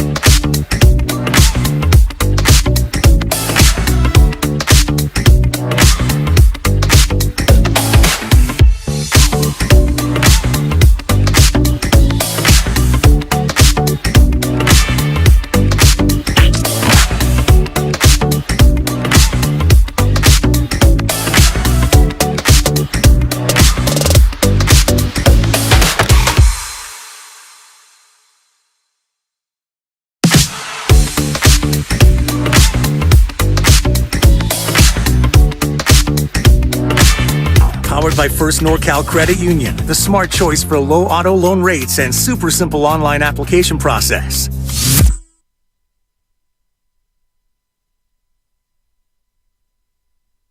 You sound like an attorney with a bad client. Now, back to Steiny and Guru on 95.7 The Game. You know what? That's a big-time compliment because I'll still win the argument, even with a bad client. That's great. Yeah. Somebody said Dwight Howard is on the Mount Rushmore of shoulders. That he is. You got a second? Did you put water in your hair? Yes. You look fly. I always do. You look fly. I know. Who cares how big his shoulders are? He can't make a foul shot. He can't. Well, join the rest of the NBA. No. Come on. Because his shoulders are too big. I'm going to give you a 2. Actually, a 1, Evan. I'm taking 1 off. What if I told you Evan's been getting on my nerves? Dude. You too, huh? Well, I'll tell you who you're in love with. You and Bonte. For Wisdom Wedding. Y'all been hitting it off here lately. Huh? Guru Analytics. I watch everything. He gets it. He absolutely gets it. Don't do that, Guru. That won't be. 49ers Giants tonight, and we were talking about this before the show. Is there any 49er fan out there that's worried about tonight? I mean, this feels like what would you worry fait accompli. Man, Steiny. What? I mean, let me ask you this, Goo. And I'm being real with you. What's the scenario? Give me a scenario how the Giants win tonight. Can I say injury and that suffice? Because that's the only way. So they're going to get hit by 4 injuries tonight? Maybe you're not. Purdy gets concussed. Like, it's going to take something that big. Wow. I just don't see X's and O's wise how Dable's going to, like, and there's no home run threat from the running back position, no Barkley. Well, Breed is faster than Barkley. You know what? I just think this is 40-10 or 17. I'm mad I can't give you muster something up after a week where I was shocked as hell. The only way they lose tonight is if they turn the ball over. And they don't turn the ball over. Now, will we come in here tomorrow on Friday, non-payday Friday, if somehow this team doesn't record a sack against a porous offensive line that's missing 2 of their guys, then I think we can hone in as a whole that the offense is way ahead of the defense. Would that be fair? Like, I'm expecting gangbusters tonight from the defense and the defensive line. If they don't have a sack tonight, Goo, you can use that all week like you used Purdy's overthrows. Which I did. You won't let a sleeping dog lie, won't you? They'll get a sack tonight. Yeah, okay. There you go. Right. But your boy, he got wheels. He does. Say it with your chest, Steiny. What does that mean? I have no idea. By the way, people think this is the Reading Railroad. Dude, no. You've been in your it's the Reading with Royals. It's the old Reading Phillies. They used to be the Reading Royals. Yeah, but people want to know how you got it. Ordered it? Yeah. You know what? People say I should design T-shirts because I really have an affinity for them. Because I wore one Monday. It was a Phil Handy T-shirt, but you stop and go, Goo, what shirt is that? Like, that's your thing. Yeah.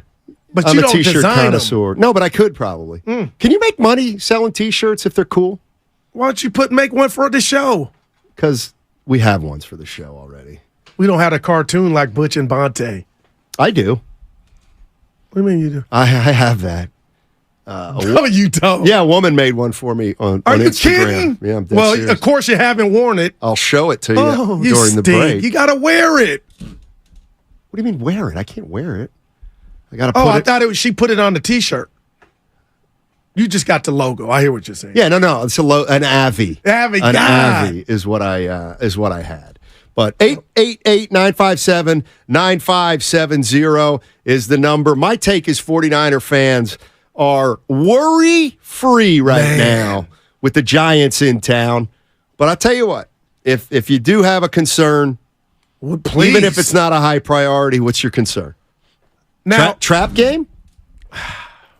Trap game? What if I said Thursday? this whole season outside of Dallas and Philly could be a trap game? Like our Niner fan, I'm not mad, Stein. It's all psychology. They're loaded. That we know. Every entity is picked either the Niners or the Cowboys or the Eagles. Like, I'm just wondering, do they have what you talked about with Pat Riley, the appropriate fear for any opponent? Because guess what? Next week it's the Cardinals. Right. Like, when do you panic if you're a Niner fan and you're coming off a season that you were the game before the bowl? There's no reason to panic. Like, this could be a theme. What? Of Niner fans feeling like we got this before it even kicks off. Because I'm trying to fight the feeling. I'm convinced that it's too early to know who's any good right now.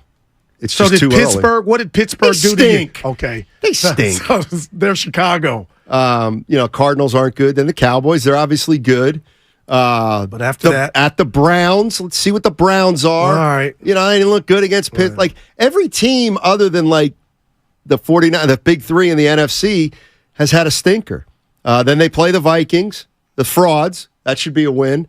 The Bengals, that's a short week, I believe. The desperate Bengal team. Well, they might. That's week When's 1, Seattle? 2, 4, 5, when they link up with Seattle? Seattle's week 10 or game 10. 2, 4, 6, 8, 10. That could be a tough game. Then, of course, at the Eagles. That's going to be a tough game, you would think. Ravens. The Ravens come into San Francisco. Yeah, that'll be a tough test. That'll be a tough game. And what do you think of the Commanders? We don't know how good or lousy they are yet. Well, I'll tell you what, they were tied with them at halftime last year. They came in to visit the Commanders. You remember that game? They got a stout defense. I actually don't. Was that 14-0? No, it was 14-14, I thought. But it was tied at half. I believe Evan will fact check me. But it wasn't how. I forget who was quarterbacking. But Rivera had them ready, and then they blew the doors off of them the second half. 408. 49ers are too disciplined to have a trap game. My small worry is Daniel Jones' mobility. Yeah. And that's an honest assessment. I actually have. Look, if you look at position by position, there's only one spot that the Giants win, really. Tight end. Waller? Yeah. You taking him over Kittle? No, of course. Nah, I'm not. I like my tight ends to catch. Well, we might, if Ayuk is now a no-go, we could see balls go more towards Kittle tonight. But I know when I look at the Giants, first of all, I think the 49ers are going to win the game tonight. But when I say to myself, well, how could the Giants win? Well, in a perfect world, I'll compare it to the Warriors. You want to beat the 49ers, you got to win the matchups. And I get it, they don't play against each other, but like Saquon Barkley, I know he's not playing, but he would have to be better than Christian McCaffrey tonight. Is that within the realm of possibility? Yes, because Saquon Barkley's incredible. Okay. I get it, he's not playing. Yeah. That's why I don't think they're going to win. Is it possible that Daniel Jones could outplay Brock Purdy in a game? Yes. He's a pro. Yes. Yeah. Is it possible that Darren Waller can be Puka Nacua? Well, he's done it before, so yeah. But these are all highly unlikely, though, Steiny. That's what's scary and why the spread is 10. Well, I think anything it's can not happen. Likely now without Saquon Barkley. But I'm just I don't see it. Yeah, I'm just and Vegas doesn't either. Again, that's why the spread is 10.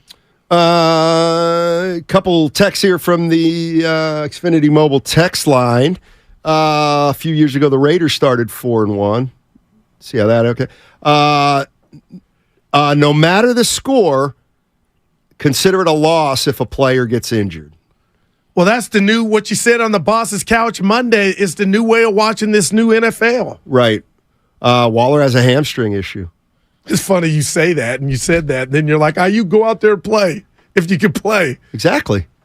But in my world, Waller's playing no with a hamstring. Yes, I am trolling. They're not going to be able to block the Niners, right? Offensively. Now, I can see the Giants kind of, being stout against the run early, but how are you going to block the Niner D with Bosa and Hargrave and company, Drake Jackson, well, Armstead? the one thing they do in football is if you don't have a great offensive line, you roll the quarterback out a little bit. Look at my guy. You roll him out a little. Evan, look at my especially guy. DJ, Daniel Jones, because he's got some moxie. He's got some swag. I'll never understand the Danny Dimes nickname. I ain't seen it. He throws dimes. Dimes are like really good passes. At Duke. You know what? He made the playoffs last year and beat Minnesota. And that's, shame on me. And that's why. Shame on me. I'll own that. Are you sure it's not Danny Dimes because he's 1 out of 10? You mean he's got the same long bomb percentage as Brock Purdy? This man won't let 1 us out of sleep 10? the dog lie. Why did you have to respond after I gave Evan the 4? Let it breathe. What are you talking about? Evan said because he's 1 of 10. I go, that's a 4. I don't know why he's 1. Why is he 1 in 10? No. Like out of every pass. Oh, please. Talk to him, Evan. Oh, Come on, also, that's a he zero. throws 10 touchdowns a year. That's why. It's a right? 0. You don't believe it's a 0. It is a 0. 510. I need glasses. It was 805. 31-10 Niners. I'm feeling the same way. Right. And what? Yeah, I get it. Make me scared. I'm trying. I get what you do. Liquidate all assets I get on what this he one, does. Steiny. Seriously. Bay Area, I get what he does. I get what he does. Talk to us. He predicts huge Niners wins so that when they don't win by 40, he can nitpick. Oh, finally. boy. Why didn't I figure that out before, Bay You Area? could never be so wrong. I need a lozenger. It's a lozenge. It's not. There's no R. Evan. Oh, my God. There's no R in lozenge. Just say a cough drop. What's wrong with your voice? Oh, Norm ain't listening. Oh, you know what? I know what's going on. What happened? Your voice isn't used to working on a Thursday. What's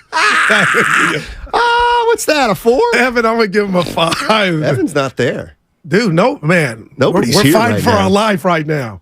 Dude, the boss listening. Come on now. Get back on. Nah, he's down there by now. Oh, you think so? Yeah. We doing Absolutely. we hooking up with the boys? No. Why?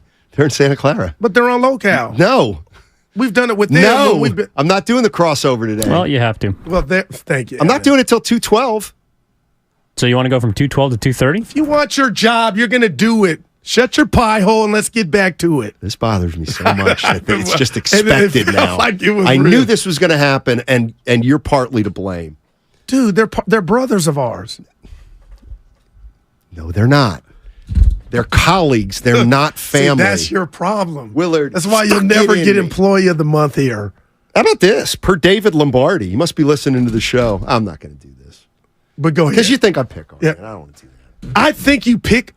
Yeah. I'm the bigger dude physically. No, but I mean verbally. That's like Shaq saying, Derek Fisher, you pick on me. But go ahead. Per David Lombardi, Brock Purdy had the same completion percentage on deep throws last year as Patrick Mahomes. All right. That don't bother me. I take the L. What L? Take it. There was no game. It was the 3 we saw last Sunday. Let's go. So stale. Steiny, what'd you do? Hey, what it is, Steiny, the Niners don't gain experience if the Giants don't compete.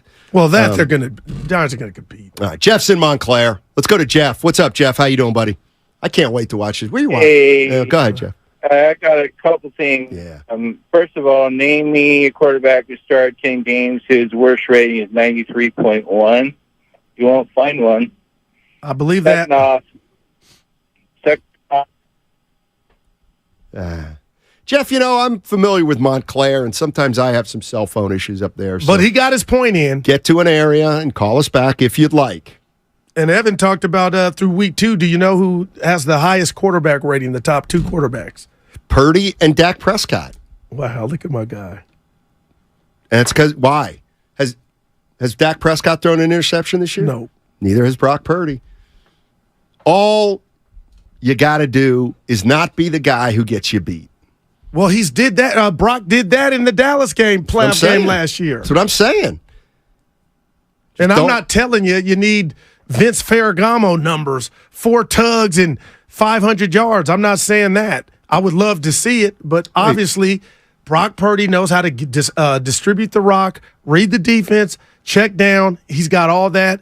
And up until last week, make the throws over the middle 20, 30, 40, whatever number you want to put on it. That bothers you. No, Vince Ferragamo, he stunk. It's all right. You said he went to the Super Bowl. But you said he doesn't need to put up Vince Ferragamo. He took the Rams to the Super Bowl. He did. Do you know? You remember that Yes, against he the did. Steelers? All right. You said he doesn't need Ferragamo numbers, 4 touchdown passes, 500 yards. Is he ever? Ferragamo ever have a game like that? I was having some fun to see if you remember. But this is my problem, and you should know this now. I'm literal. Oh, okay. Like, you didn't like the Ferragamo comp. Well, somebody may show me a game where he had 5 touchdowns and 600 yards. I watched that Super Bowl with Pops. Was that the 35-31? Yeah, look at my Jackie Smith? No, that was Dallas. We dropped it. Oh. Yeah. In the same venue, though. The Rams got hammered, the Rose didn't they? Bowl. Yep.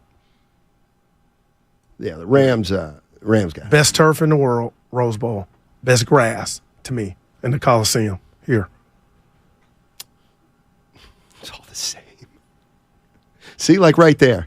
I'm thinking, this guy, you just keep me on my toes. Because you say something, and Evan, you know what I say? You know how to say to myself? Does this guy really have a favorite grass? Oh, like who has a favorite grass? Me and some of my friends. You're incredible, dude. They're probably trolling Trayvon Diggs on crutches, hurt in practice. We would know about that. Yes, that is confirmed. Mm. Walked out of one-on-one drills with a knee injury. Boy, sports, man, you never know. Damn, that changes a whole lot. Yeah, that's not 3 weeks away from the showdown. You know what? One thing. Let me throw this at you. Last year, the 49ers used, and this tells you, to me, this is a monster stat. 49ers used 3. Forget Josh Johnson for now. 3 quarterbacks last year. Yeah. Without looking, what was their total? The 3 quarterbacks total touchdown to interception ratio, or just how many touchdowns and how many interceptions did those 3 quarterbacks, just asking for a guess, combine for last year? How many touchdowns and how many picks? I'm going to go, because Jimmy was a part of that, 5 touchdowns. What? No, for the whole season. Yeah, so Jimmy quarterbacked some last year. Right, but they had more than 5 touchdown passes all year, right? Well, Brock took over. Right, but I'm lumping them all together. Trey Lance, Jimmy Garoppolo, and Brock Purdy. They all quarterback 17 games. Oh, okay. I thought Brock was off the table. Okay. No, all of them are on the table. So I'd say for the whole season. Yeah, touchdowns, interceptions. I'd say 22-6. 30-9. Damn. So here's my point. They had a guy with no experience start the season, Trey Lance. Then they had Jimmy Garoppolo, who not a lot of people are crazy about. Then they had Brock Purdy. And as a team, they threw a half an interception a game. So that's why we can talk till we're blue in the face about Brock Purdy. He's not going to throw a lot of interceptions because I believe that. No 49er quarterback throws a lot of interceptions. Even Jimmy Garoppolo didn't throw a ton compared with other guys. So what do you contribute that to, Kyle? Kyle, like all things considered, he wants to run the football and then he wants to throw short. I can't remember Purdy's last pick. No, and that's just Eagles. Did he have any in the playoffs last year? No, he didn't have interceptions. Diggs dropped then one. Their last regular season game was the Cardinals? Trying to really, Evan, rack my brain Cardinals? on an interception from Brock Purdy. I wonder who's got a long... Raiders? Did the Raiders pick them off? Probably, that game they came back? Down. But it's interesting, Goo. You know what I've just thought about? It's not even like, remember Jimmy Garoppolo? We'd be like, oh, this one, that will duck. It was against the Raiders. Okay. But man... Okay, 408, please. What happens, Steiny? 408, please. This is... Steiny, the Niners used 4 quarterbacks last year. Did you not hear me say, can we put Josh Johnson to the side? You did. I said, can we put Josh Johnson to the side? Don't let it get to you. No, it got to me. Hey, what do you think's going to happen first? Brock Purdy will throw an interception or Nick Bosa will get a sack? Bosa sacked tonight. Oh, boy. Yeah. That's our Steve Nick Bosa, Wash. 1 sack in the last 7 games. I hate when you do that. I know. But that's what you do with stats. It's a drought. You pick the worst. Welcome to sales. Guess what? If you went back 8 games, he'd have 4 sacks. Because in that last game before I started doing the stats, This is great. he had 3 sacks. In sales, we call cooking the books. Yeah, you make them say what you want. Not exactly, but you can do that with stats, and it's still fair. You're being truthful, like you are. You go one more, he's got 3. Nick Bosa, he had 18 sacks in 20 games last year. It's pretty good. None of the last 5. Both true. Yeah, they're going to wreak havoc tonight. Past 5. Yeah. Past 5 games. How long will this? And you know what? This has the sniff of the dynastic Warriors. We talk about this all the time. How long will Shanny keep his starters in if it's a blowout? Love the show, fellas. Thank you, 510. Well, tonight will be the night, though. 4 games. Come on, Stoney. You know what? Explain this to me. I got a question that you can't answer. I'm one of them that don't admit it. Nobody can answer it in the Bay. Why? Why are we watching? Are the 49ers a juggernaut? Yes. Oh, yeah. Why, when we watch them last week and they're winning, do we say, get McCaffrey out? Get McCaffrey out. Now, I didn't say that last Get Purdy week. out. That was a close game. I know, but get these guys out. But when the Warriors were in their heyday and they were beating teams soundly, everybody wanted Curry to play in the fourth quarter. Oh, I was not one of them. Yeah, you know what I mean, Evan? Evan, you know what I'm talking about? That year that he was great and he sat out 18 fourth quarters because they were blowing the team out. And everybody wanted him to play more, even though they were winning games. Well, Snotty, that's stupid. Well, and selfish. You tell me why.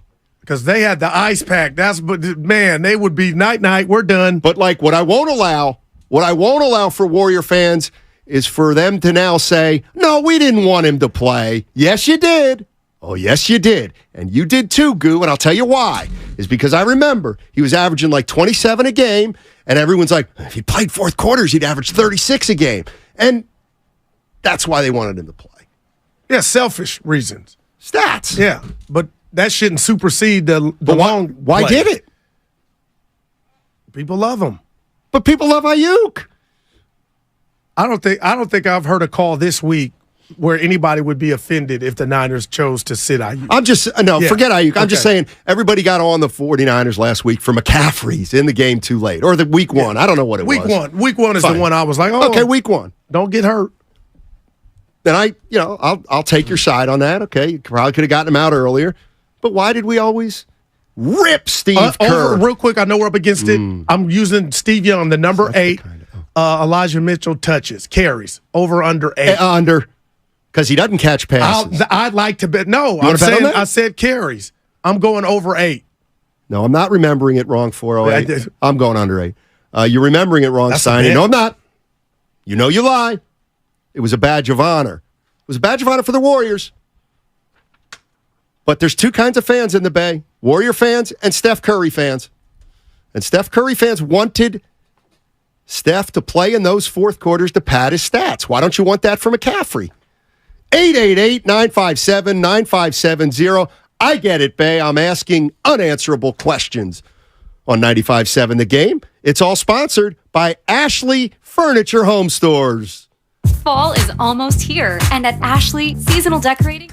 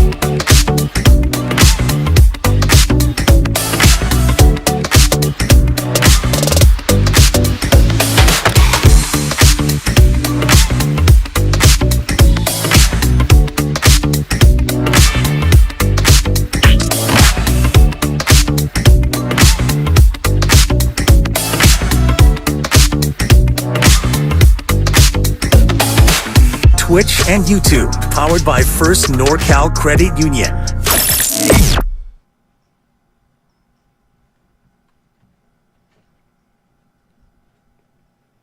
Get it right! Now, back to Steiny and Guru on 95.7 The Game. Steiny and Guru on 95.7 The Game. 103 here in the Bay Area. We'll be here till 2 o'clock. I guess 2:10 or 2:12. Have you decided the locale? I'll be at the game with That's a 49er great question. Frankie. So I'm are you really going to the game? I'm going Because a lot of times you say you are, but we all know you're not. You never get confirmation when I don't. No, the next morning we do. You get 49? You're 2 for 10, like Evan said. 49er Frankie? Where's he live, by the way? Newark. Was he a Raider fan? Niners, diehard Niner giant. He's Shasky and Bonte, wrapped in one. Now, will you drive down with him? No. Or meet him down meet there? Him there. Okay. Yeah. So, I'm glad you asked, because I'm still deciding. Nobody's at home. Well, I mean, the house is pretty empty. You and the mouse. You know what? I think I'll probably walk down the street. Could you imagine? I think I'm going to walk down the street. That little critter runs past you first quarter. Oh, my God. I'm sorry. I keep going to it, but I'm nervous for you, man. All right. We're Guru, myself, Evan. Man. It's time to make our picks for the week, which means a lucky listener gets to pick along with us. If you want to be the listener, 888-957-9570. Caller number 4. You can help us make our picks for the week. In case you've just joined us, here's what we've been doing. I've been making picks. Guru's been making picks. Evan has been making picks. And a listener makes a pick each week. Week 1, the listener was 4-1. I was 5-0. Why don't give us each of our records right now through 2 weeks. We pick 5 games a week.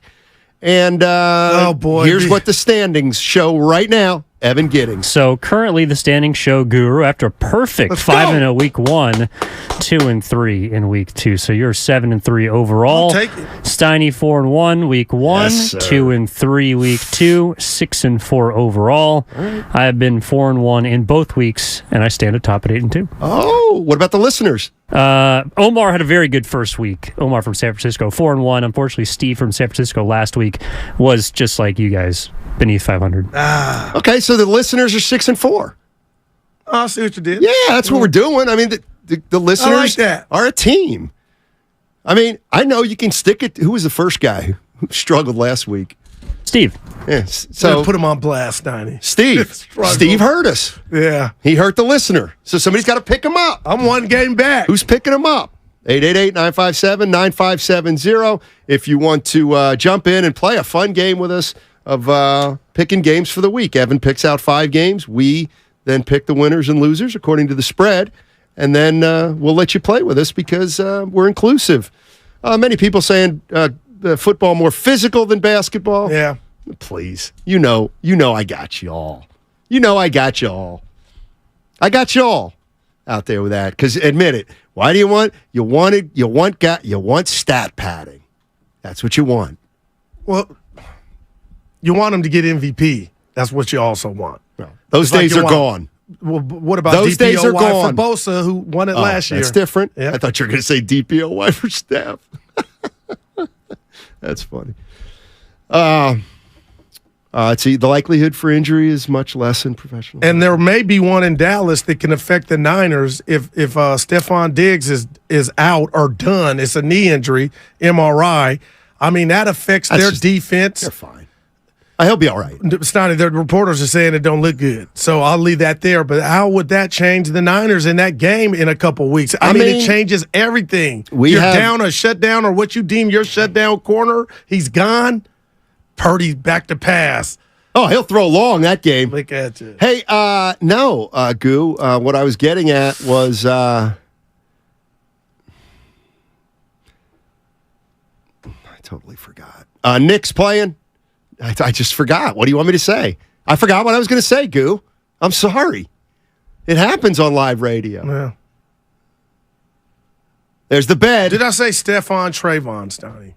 Stephon's his brother. Well, that's because I got you confused asking about both of them. No, I was thinking about the mouse. But let's go. All right, Nick and Martinez, what's going on, Nick? How you doing, man? What's going on, Steiny Guru? All right. Be on the show with you guys and excited to play. All right, cool. Let's go. All right, let me introduce our master of ceremonies, Evan Giddings. All right, ladies and gentlemen, we are going to start this week in none other than Santa Clara, California, Levi's Stadium tonight. San Francisco favored by now, after the Saquon Barkley news, 11-point favorites at home against the New York Football Giants. Who you got? I'll go first. You guys are going to laugh. I feel like this is small. I'm going Niners minus 11, man. This is going to be over probably after the first quarter. I hate I'm saying it. I'm being real. I got it. That's what? That's too many points. It's a Thursday. That makes it a little bit different. Oh my God. Listen, do it then. Get off me, Niner fans, but come on, 11 is a lot. I'm taking the Giants. Nick, Wow, Nixon Martinez, what do you got, Nick? Guys, I don't know. I hate to sound like a homer, but I think I'm going to take Niners and I'm going over it. Fair, and you don't have to worry about that because I work with Guru, so I'm used to it. Oh, but hey, that's a 3. Evan, here we go. I know what he's It's doing. not the largest spread on the slate, by the way. There is another game we'll get to in just a I little know which bit. one it I is. know you Yeah. do, Goo. But I am also going to ride with the Niners. It's a lot of points for a reason. I don't see the Giants scoring more than double digits in this game, to be quite honest. Well, I don't either. And Steiny, a touchdown. I don't think they're going gonna to score more than double digits. It ain't NBA. A touchdown 7. Yeah, I So got you think the 49ers are going to win, 17-7? Please. No, you said you don't see the Giants scoring more than double digits. I don't either. I don't think they're laying 100 on the 49ers tonight. I appreciate that, Steiny. There you go. And you're going to lose tonight. So we're going to go with the 49ers. Actually, at this point, we're just fading Steiny. So we're going to go minus 11 for the 49ers. Yeah, I feel confident about this. Unbelievable. All right, I'm the bad guy. Second game on the slate, Say hello just to the for bad guy. you, Steiny. All we are righty. going to go to Minnesota, where I Kirk don't Cousins like this is hosting the Los Angeles Chargers, and they are favored by a point. 2 0-2 teams. Oh my gosh, in this the is North. for their season. Chargers and Vikings. Who you got? I got to go with the home team. I'm going to go with my Vikings just to win that game outright by 2 points. You're going to win it outright? Yeah. So you're going to push or win? Correct. That's correct. I think the Vikings are going to win their home game. Nick? I think the Chargers are going to come in and upset. I'm going to take the Chargers on this one. All right. This is why they call me Guru. I think Kirk Cousins is going to be traded by week 8, and if they go 0-3, it could be sooner. The Chargers are better than their record, but if they lose, they could also Staley might get fired. I'm taking the Chargers +2. They're gonna put Minnesota in a bad spot. I will also be taking the Chargers +1. I just don't see a team that has scored more than 50 points in the first 2 weeks with 0 turnovers, being 0-3 after 3 weeks. Meanwhile, Kirk Cousins is bound to give the Chargers at least 1 turnover, so I'm going with the Bolts. Fair enough. That's game 2. Game number 3, Yes. We're going down to the desert just for Guru, where our largest spread of the weekend is the Dallas Cowboys minus 12.5 points at the Arizona Cardinals. You just heard the news from Guru. They lost their cornerback, Trayvon Diggs. Looks like to a torn ACL. Yeah, it could be an ACL injury. Wow. They're still favored by 12.5. I'm taking Arizona in the points. This is gonna be. You see? No, I'm telling you, this injury is big. Morale's gonna be down. Give me Arizona in the points at home. All right, Nick. I'm with Goo on this one. Yeah, this is terrible. I'm going to be with Goo, too, as much as I want to be different. But, I mean, who are the Cowboys? The hell are they? To be favored by 12.5, especially against that good. I like their quarterback. Dobbs. Yeah. Go ahead, E. You know his first name? Starts with a J. Jimmy. No, Jerry. Johnny. Keep going. Close. Jamal. No. You're getting there Jack. alphabetically. No. No. Jumaine. No. Jermaine Jones. Jasper. No. Come on, Steiny. Jesper as in Parnevik. No. Jay what? Joshua. That's great. You're close. Yeah, you went off 9. Anyway, I like him. Almost biblical. I do like him, though. I'm going to take the Cowboys minus 12.5. I just don't think that the Arizona Cardinals are going to score a whole lot on this defense. Wow. And Right. the Cowboys might give them a defensive touchdown. Is or it two. the same defense now that they lost their best corner? To be continued. Oh, that's right. I got the Dallas defense on my fantasy team. Steiny. Uh-oh. Damn. All right, game 4. All right, game number 4, boys, is the Philadelphia Eagles. We're going to go both Monday night games, but we'll start first with the earlier one. Philadelphia is on the road at Tampa Bay, and you get 5 points. Eagles are favored by 5 points against a man who might be back at the end of week 3, and that's Baker Mayfield. You know what? I'm rooting for Baker, but I'm taking the Eagles to win convincingly, so I'm taking them to cover by 5. They'll win by 6. Yep, I'm taking the Eagles. Put me down for Philly. I thought Baker Mayfield was back. I hope he is, but if we're betting money and respect, I'm taking the Eagles to win this. I'll take the Eagles, too. The Tampa Bay stinks. Yeah. They stink. Nick? Yeah, I'm with you guys. They're a juggernaut of a team. It's going to be a race against them, so I'm going Eagles by a touchdown. All right. I'm actually going to take the Tampa Bay Wow, Buccaneers in come this on. game. I was not feeling the Eagles' performance last Monday against the Vikings. They gave up a lot of points. Mike Evans, Chris Godwin, and that, I think, underrated Tampa Bay defense might be good enough to lose by a field goal, so I'll take the 5 points in Tampa. All right, fair enough. And our last game involves the Los Angeles Rams at SoFi Stadium again. They're going to Cincinnati. And the Bengals are hosting Matt Stafford, Sean McVay, and Aaron Donald, favored by 3 points as an 0-2 team at home. So Rams on the road giving 3 to the Bengals.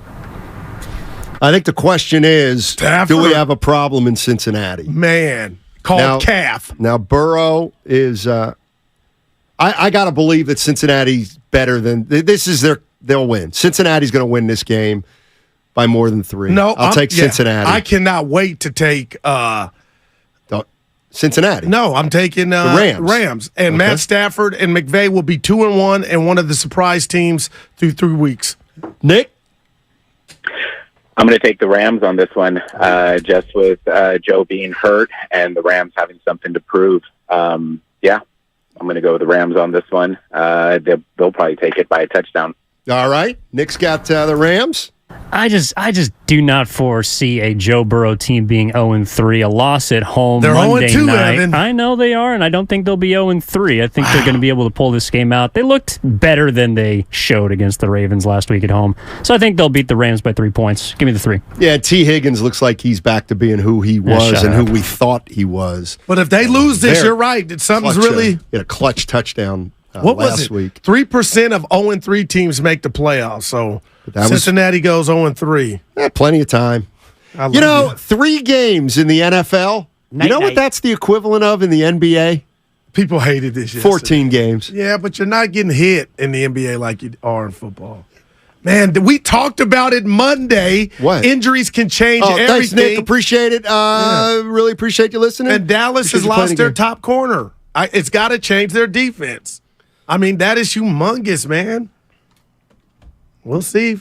Guys dropping like flies, Donnie. We do appreciate Nick joining in on the program and Definitely. contributing to the callers' records. He was great. Oh, Nick was great. I liked his little dialogue, too.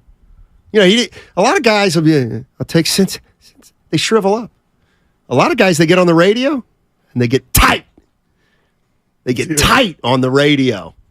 Oh, yeah, you big talkers out there when you're not on the phone. But then you want to call in. And then what happens? That's when we separate the professionals from the amateurs.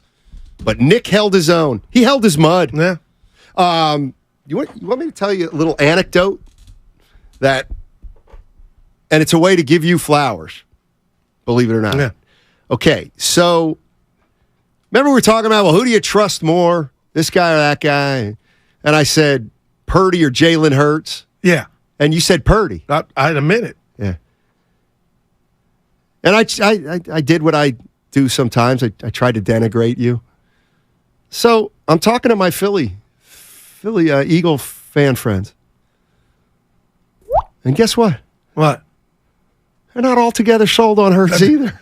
And he cost him the Super Bowl. I'll leave that there. I must have missed it. No, he's a good. They like him, but they're not. And these first 2 weeks, I'm telling you. So you're telling me that Brock Purdy may be more of a sure thing than Dak Prescott and Jalen Hurts. I'm the first one in line, man. Wow. And you know what it boils down to? High leverage situations and high leverage failures. Jalen Hurts didn't have the worst Super Bowl, but as I was at Mark Willard's house with Dibbs and the great Evan Giddings, that fumble just was symbolic. Like, dude, you just gave that team life and 7 points. So don't tell me it was nothing. But I'm not so. And the Hurts we're seeing through 2 weeks now, they got a new offensive coordinator. Something's rubbing me the wrong way, man. About Jalen Hurts? Yes, sir. Looking to see what you already know what I think of whack. Dak. That's a 4. Jalen Hurts, 27 for 38. 304 yards in the Super Bowl, 1 touchdown, no picks. How many turnovers? He had 3 rushing How many turnovers? I'm looking. I'm looking. I just told you. How many? 1, the fumble we gave for a touchdown. Turn the game. 1 turnover. It was 7. But it was his blind spot. Yeah, I love you. Wasn't it? I can't even remember the Super Bowl. Yeah, you didn't come over. The only one. I was over at Dana's. Yeah, you're right. So if 3 games in the NFL equivalent to 14 games in the NBA, don't play you would this still game think with an them. NBA. Thank you, 415. You still think an NBA team has a chance of making the playoffs when they're 0-14? You know what? That's not a good comparison. Why not? Because 0-2 doesn't translate to 0-14. It translates to 4-10. Oh, you brought up the comparison in my book. Who's a big offensive player tonight? Well, it's not going to be George Kittle. It could very well be. It could very well be Kittle. Okay. Ask me that question again. Who's the offensive player of the game tonight for the Niners? It's going to be the same offensive player. It's going to be 13 weeks this season. Christian McCaffrey. I think we see less of him, Steiny. He's still very explosive. And you're player. taking the under on the Mitchell carries. Absolutely. Now let's bet for real because he'll get hurt before he gets 8 carries. Evan, you want any action on that? Over under 8 for Elijah Mitchell. Carries. I said under. No, I'm talking to Evan. He doesn't care. I'd actually take the under. Of course. Last year in the Thursday night game for McCaffrey, he had like 30 touches against Seattle because they know they had half a bye week. Plus, they know if they get out of this game healthy, they've got 10 days off. Well, no bet then. Hurts fumbles, he gave the game away. Purdy fumbles, it's the line's fault. When did Purdy fumble? Homers. When did Purdy fumble? They got bailed out because he they hit fumbles. George Kittle on that pre-snap motion right and in then McCaffrey's he recovered hand. the fumble. I'll never forget that, Evan. The behind the wow. I said, this kid's living a charmed life. 408, I've been listening to the game for over a decade. I love you guys, Steiny and Goo. Best show. You guys are hilarious. I don't see it, Bob. Give him the boss's number. Tell him to text that number. I don't know the boss's number. Yeah, right. Why would I know the boss's number? When you call in sick. Well, I got him on speed dial. So you got the number. Nobody knows any numbers. What's my phone number? Now you're being literal. Nobody knows it. I got you under Steiny. No, I got you under ass. Oh, 408's apologizing. What happened? He's behind on the Odyssey app. That's fine. You're great. I hate you don't care that the power has shifted, I believe, in the NFC defensively with this Diggs injury. You know how I feel about cornerbacks and defensive backs. No, I don't. I know you feel about me, but how do you feel about them? Don't say Diamond does. You can win without him. Evan. You can still win this without hurts Diggs. The show. Well, that's all I'm saying. It's going to be harder. Of course it is. Number 11, all right? That's the nature of the game. He said number 11. That's Micah Parsons, but that's like saying it's 97. All right, it's more guys that got to contribute on a Niner defense than just Bosa. I mean, Goose, say it. I mean, would you rather have Parsons or Bosa? You want the real answer? No, I want you to lie. Bosa.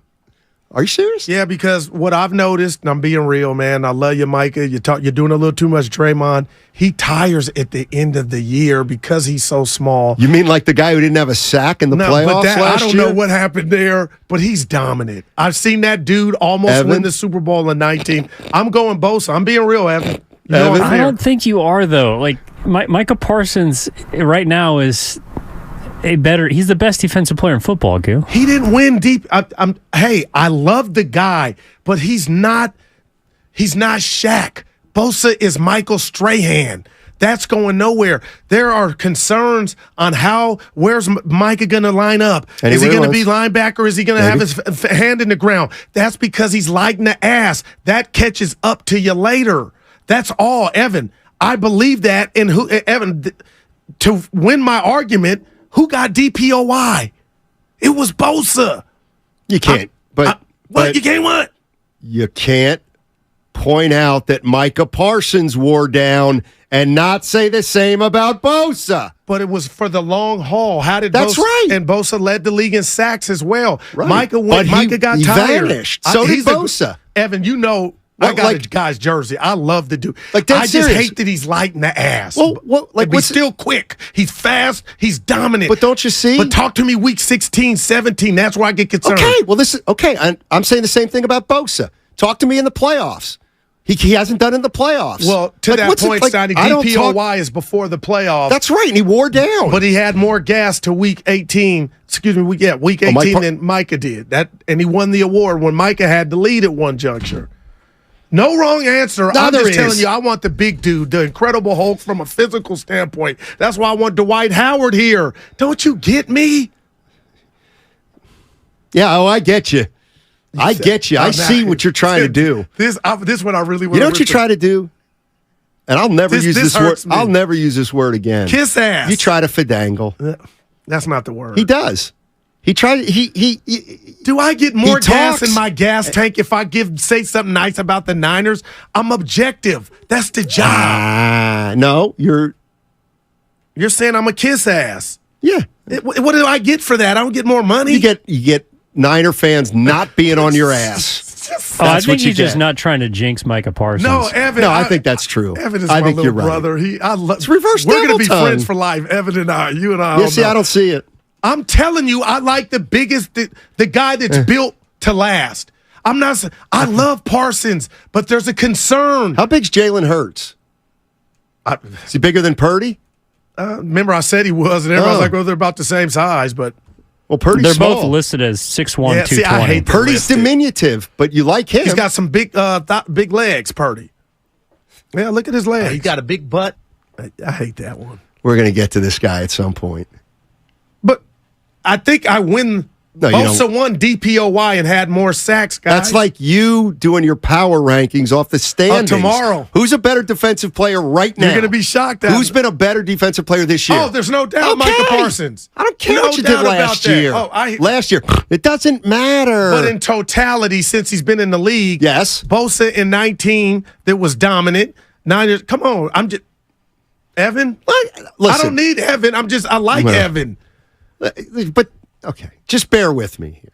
This is all I try to do in my role. You're pointing out that Micah Parsons got fatigued. Well, like if there's a reason for the fatigue is my concern. And there's a reason for Bosa's fatigue. Right, but it's still, I give me Mike Tyson, the heavyweight, over Mayweather. You know what I mean? Disagree. Yeah, that's just me, yes. Oh, well, okay, size. But what I'm saying... No, that's it. No. Now you feel me. No, I don't feel you. Feel me knocking. No, I don't feel you. Well, who would you take? Right now, I got to take Parsons. Well, you're being a front runner. There's 2 weeks. Well, he's better right now. Well, that's the point. That's the point. It's been only 2 weeks, so it doesn't really matter. I'm just saying right now. Listen, I get it. Hey. The size. I appreciate you saying that. Goo, if there's anybody that knows the wrath of Bay Area fans, like with the Warriors, it's Steiny, okay? Now, so I know what you're doing to try to eliminate that with Niner fans for you. The punchline awaits you. We got to go. Okay, well, do I ever... Hold on. Segment was brought to you by Fremont Bank, full-service banking, no compromises. I need your help. I got this. Expendables 4 is definitely rated R. A little violent, perhaps?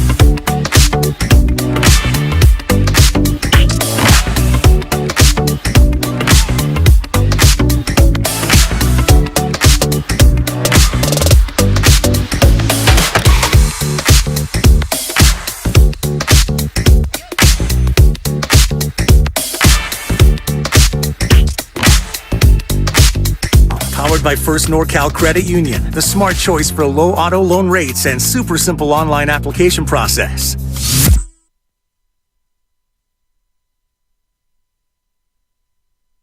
Do you think I'm overly negative on the 49ers, or do you think that I'm just skeptical? I think you're skeptical about everything. Now, back to Steiny and Guru on 95.7 The Game. And let me encourage people to live your life that way. You don't accept things willy-nilly. And let me tell you, the first thing you have to do, though, is listen. People talk about how, Steiny, you don't agree with Guru a lot or enough. But that's because I listen. You know why there's not a lot of disagreements in this world? Because nobody listens to anybody to disagree with in the first place. Mm-hmm. What were you going to say? I'm just saying I'm so unique in my thoughts, I don't want you to agree. That's what makes the show, I believe. Because we look at the world different, and it's okay. I learn from you. You learn from me. Well, I think you learn more from me. Dude, all the hip-hop knowledge I've sprinkled on you. But I've given you life skills. Yeah. But your ghetto pass is grown since you've been with me. The streets love you, Steiny. Oh, my gosh. Nick Bosa, get a sack. I'm watching the D tonight. Like, I'm more excited for the D than the O. And the Giants ain't no chopped liver. No, but you think it's going to be a blowout. We all do. I don't. I don't. You're that, like, when have you ever thought anything was going to be a blowout? When the Warriors used to play. That's a 4. With Kevin Durant. Right. That's a 4. Bit of news here, guys, from Adam Schefter. 49ers wide receiver Brandon Ayuk listed as questionable for tonight's game. Is not expected to play versus the Giants per league source. Smart, man. You know what? Smart. Just keep trying to think this is an automatic win. Can I take the plus 11? Keep thinking this is an automatic win. Well, we said who could they afford to lose, and we were like, this is the roster that could afford to lose somebody. Just one game. No, I mean, here's the bottom line. Still a blowout. Here's the bottom line. If the 49ers win tonight, it proves that Ayuk doesn't mean anything. I hate that you look at stuff like that, and you're laughing at it, so I don't need to do a follow-up. I mean, seriously, they won't miss a beat. They probably got this news in Dallas with Diggs, Rodgers, everybody, Chubb. Err on the side of caution. That's all. What if he tore his labrum? It's cool to be out there laying on the ground. I got it. It's okay. Live another game. Let Ayuk heal and come back better. And I'm telling you, they need to take heed in Cincinnati. They lose tonight. Oh my God. Well, it wouldn't be us. It would be the world. Vegas would. No, what I'm saying is they better not lose tonight. Yeah. Because it's one of those things where you know damn well if this were a playoff game, he'd play. But he's not. It's not a playoff game. It's only the third game. So you're sending a message. Okay. Oh, we can beat this team with our eyes closed. I got a question for you. Why are you assuming that it's a Mickey Mouse injury? I'm not. Why aren't you looking the other way like maybe it's more serious than we thought? Because he said he wanted to play, and they're not letting him. Well, of course he's going to say that.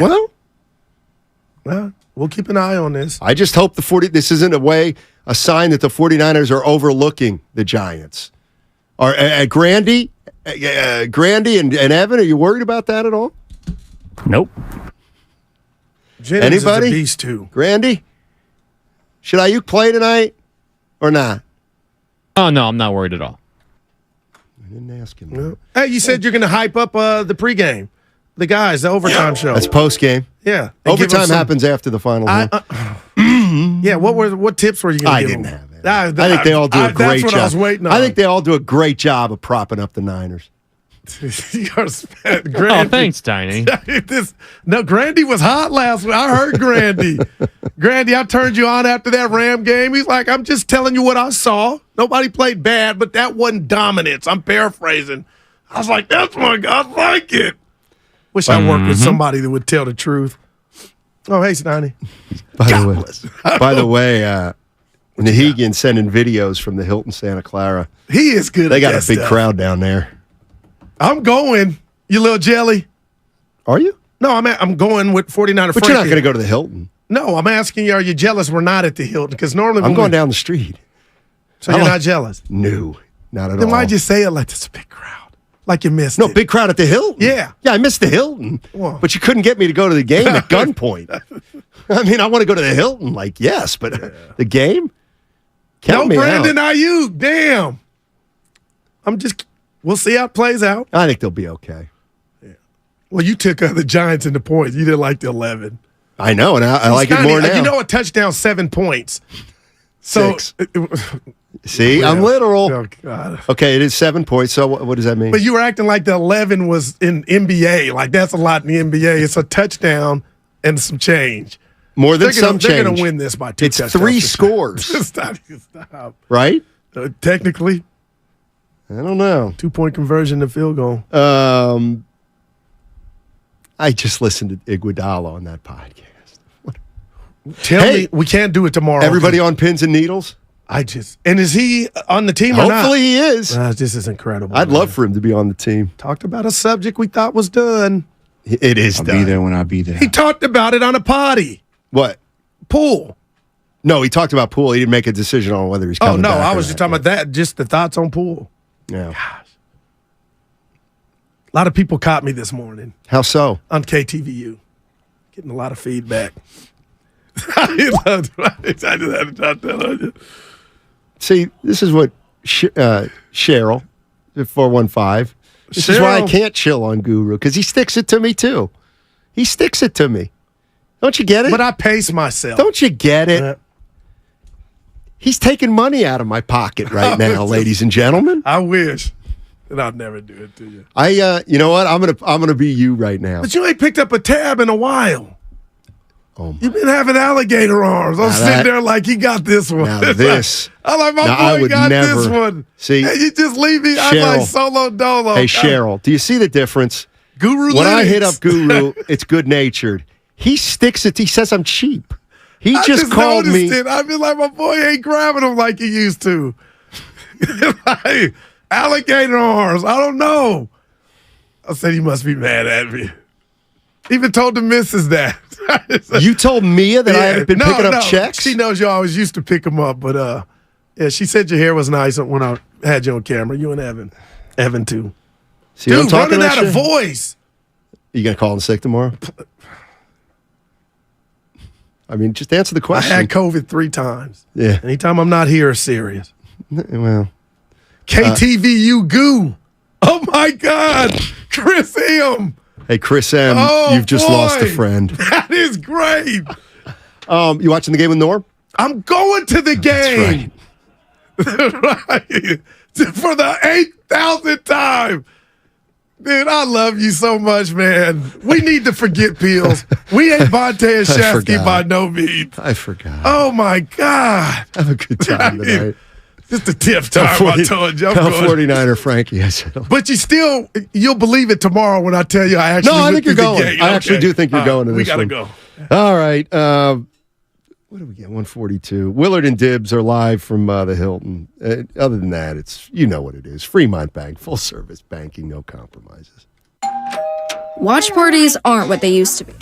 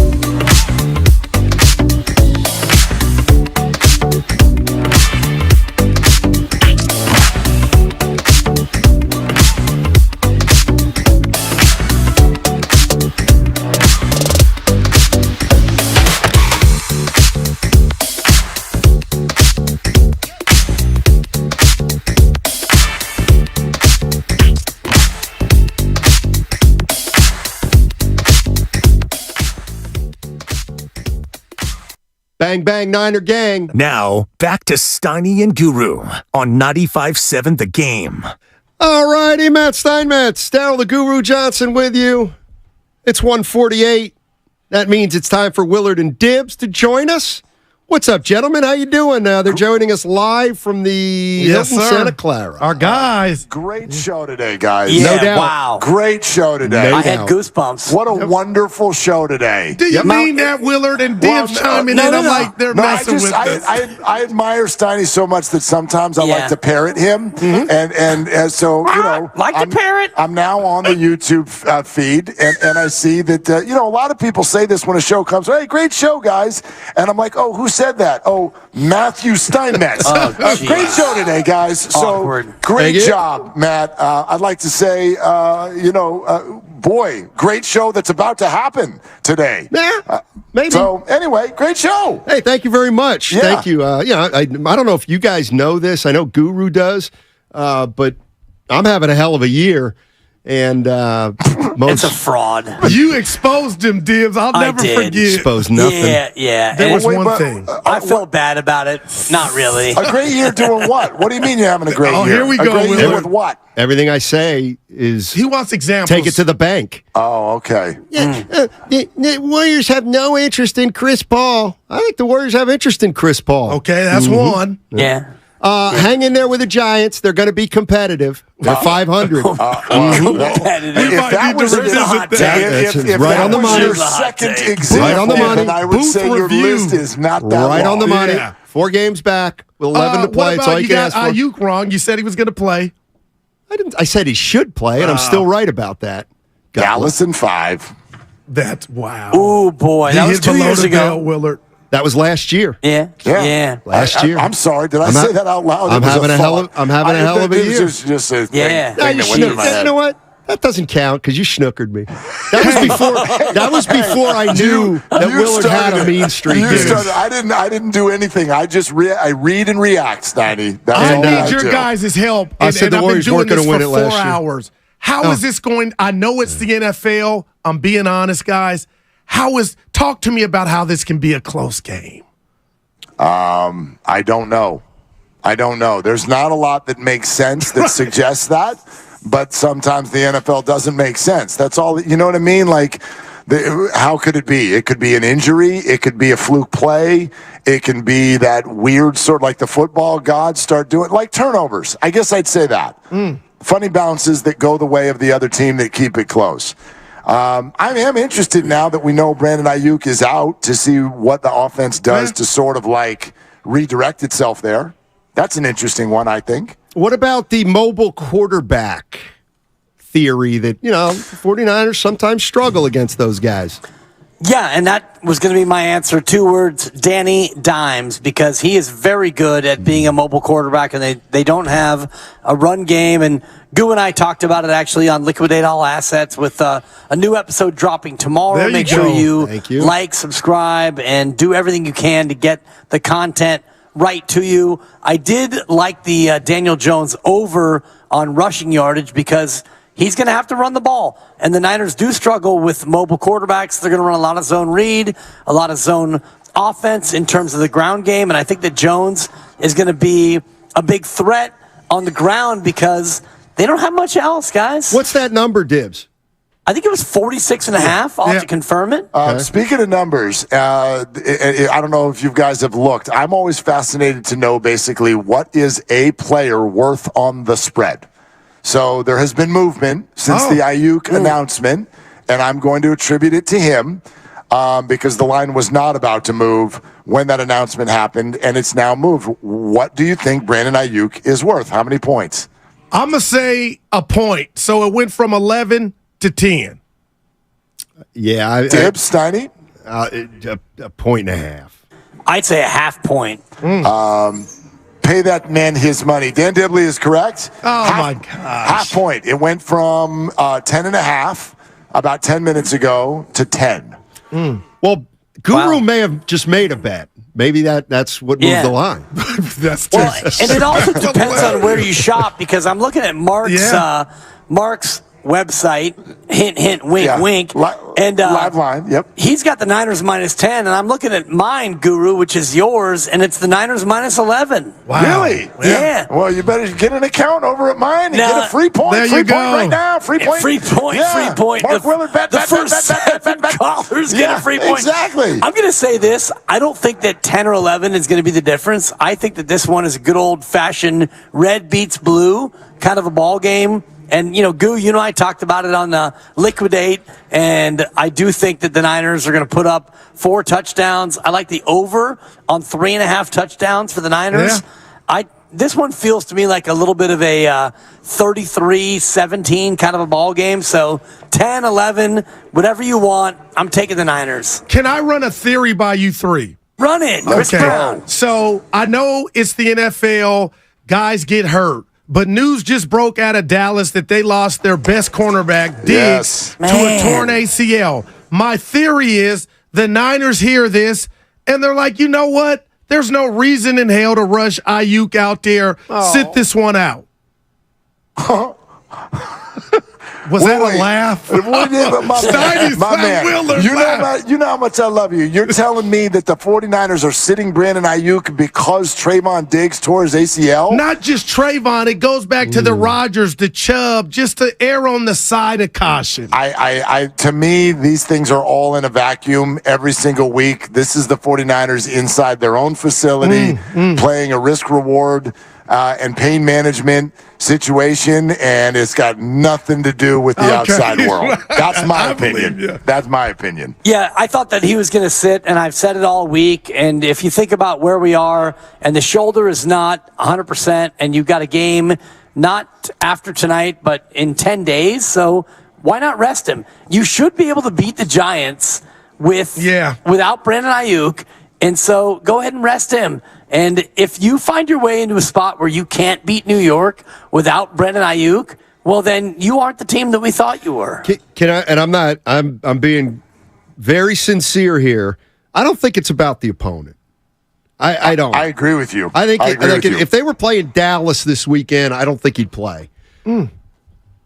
I don't know. Like situationally, to me, I think opponent. What if it's a game late in the season and you need it a little bit more? Yeah. That's where. But I agree with you largely. I don't think that. I don't think it's because. I don't think coaches look at things the way we do.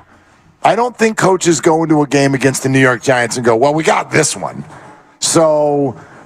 We don't need our best players in order to do it. I think coaches are way too much driven by anxiety, driven by fear of job loss, embarrassment, all this. Like, again, as we've been saying all week, the New York Giants pay millions of dollars for their players and coaches too. This is an NFL game. Nothing is given. If Brandon were ready to play, he'd play. But he must not be healthy enough to go. Yeah, Steiny also brought up the point earlier, Mark. Dibs, you tell me what you think. If the Niners were a different team and didn't have all this luxury at their disposal and they were a team clawing for a playoff spot coming into the season, I know it's week 3. Maybe we see Ayuk out there because you can't afford not. You know what I mean?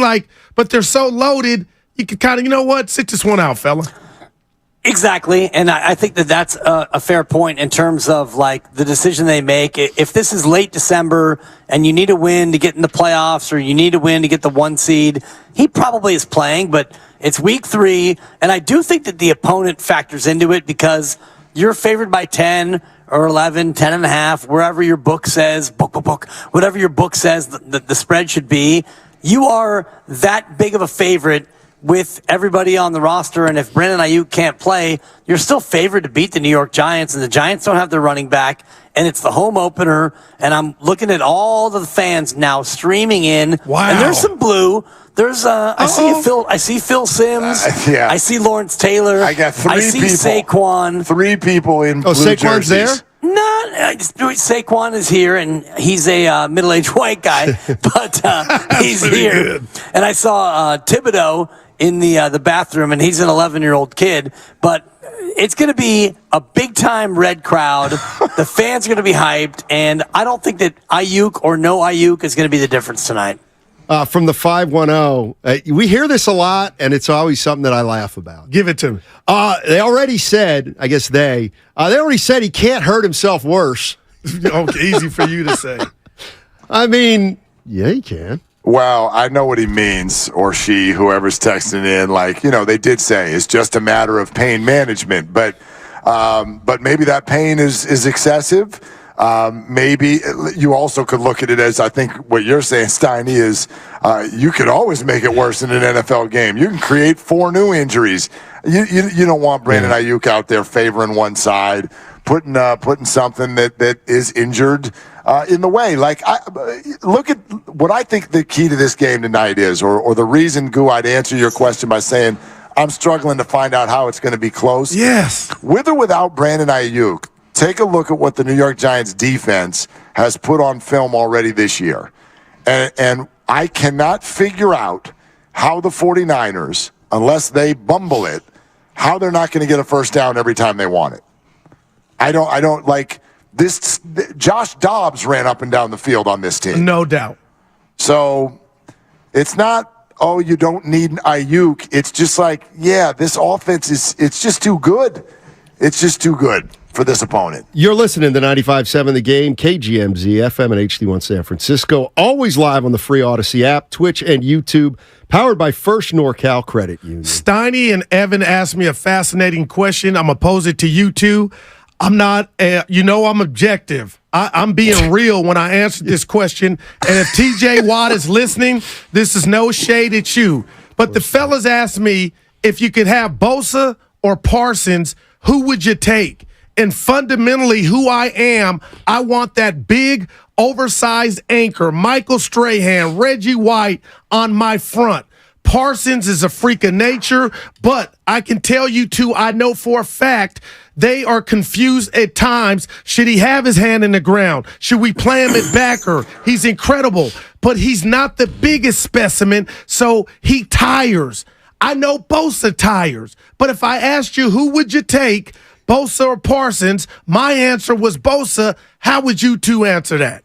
I would say Micah Parsons, just because he's more of a specialized wind him up and let him go kind of a player. And, Nick Bosa, I was listening earlier, and Steiny it was a denigration sensation from Steiny.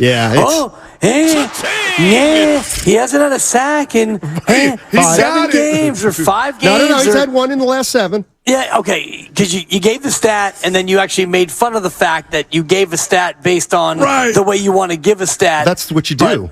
It's exactly what you do. And it's funny because the Giants have won 5. They're 5-20 in their last 25 road games. But if you go 5 games further back, they're actually 10-20. Thank you. Because they won 5 in a row before that skid started. Told you they'd be competitive. They're 5-25 in their last 30. Whatever. Yeah, but, whatever. Okay. So they're actually 10-25 in their last 35. Correct. Based on stats. So Steiny's got me jaded against Bosa. Steiny, you're right. Bosa's no good. But you had it first. I'm shocked, Dibs. You know what? Yeah. This is a legacy game tonight for Bosa. Yeah. Thank you. Let's see if he can meet the moment. Listen, first of all, I think any fan of any team, when a question is posed like that, you lean towards your guy because he's your guy. And I'm being real, Willie. I know you are, but I would take Bosa, and I'm going to admit that part of the reason is that he's the guy that we know better. But the other side to it, I do think that there's more data that suggests that Bosa has a trickle-down effect on the rest of the defense that is intense. The rest of the pass rushers are better because of the attention put to him. The defensive backfield is better because of the attention put to Bosa. I see Bosa on the defense like C-Mac is on the offense. Wow. C-Mac, the attention that goes to him makes all those other receivers that much more open. Interesting. That makes some sense. It's what I do, Sonny. What's that? It's what I do. We're about to do a great show. 5:15 kickoff, Amazon Prime at Levi Stadium. What ticket? Paint the picture. What's Paint it like? the picture down there. Well, okay. So first of all, you don't have to. All you got to do. I already put a picture of exactly what we're looking at on both Twitter and Instagram, so you can take a look at that. But we are sitting in the beautiful Hilton Santa Clara, and our particular view. We'll give you two views, but the one we're looking at. There's food trucks and a big tailgate right out our window, which is a ceiling-to-floor window. Wow. And it is quickly filling up with 90% Niner fans and then Yahoos in LT jerseys. So there's a few of those, but there's food, there's drink. OBJ. I see Jeremy Shockey over here. I saw Brandon Stokely, I thought he was a free agent. Saw Eli Manning is here. But if you do go around the corner to the lobby of the Hilton, that is, it's almost like you need a 49er jersey on just to get in. Well, Guru's got one. Yeah, the bar is... You both do, I know. Yeah. The bar is already very full. Eating, drinking, pre-gaming, and a lot of music.